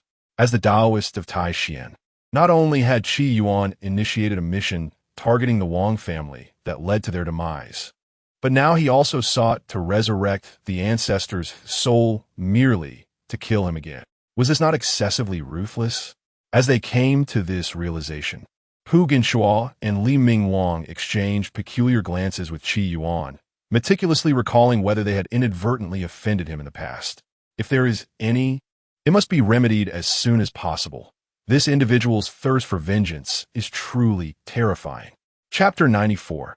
A brief exchange. The more Qi Yuan pondered, the more he believed that his approach was indeed feasible, perhaps even the only viable option at present. At the very least, it appeared to be more reliable than dancing on Wang Tianda's grave. After all, defeating a deceased individual without resorting to some underworld tactics would prove to be quite a challenge. Wang's ancestor was undeniably a renowned golden core cultivator, and neither Li Ming Wang nor Zhang Caixiang, both also at the golden core stage, possessed the ability to search his soul. Thus, although he had perished, his spirit still lingered. The notion of the body dying and the soul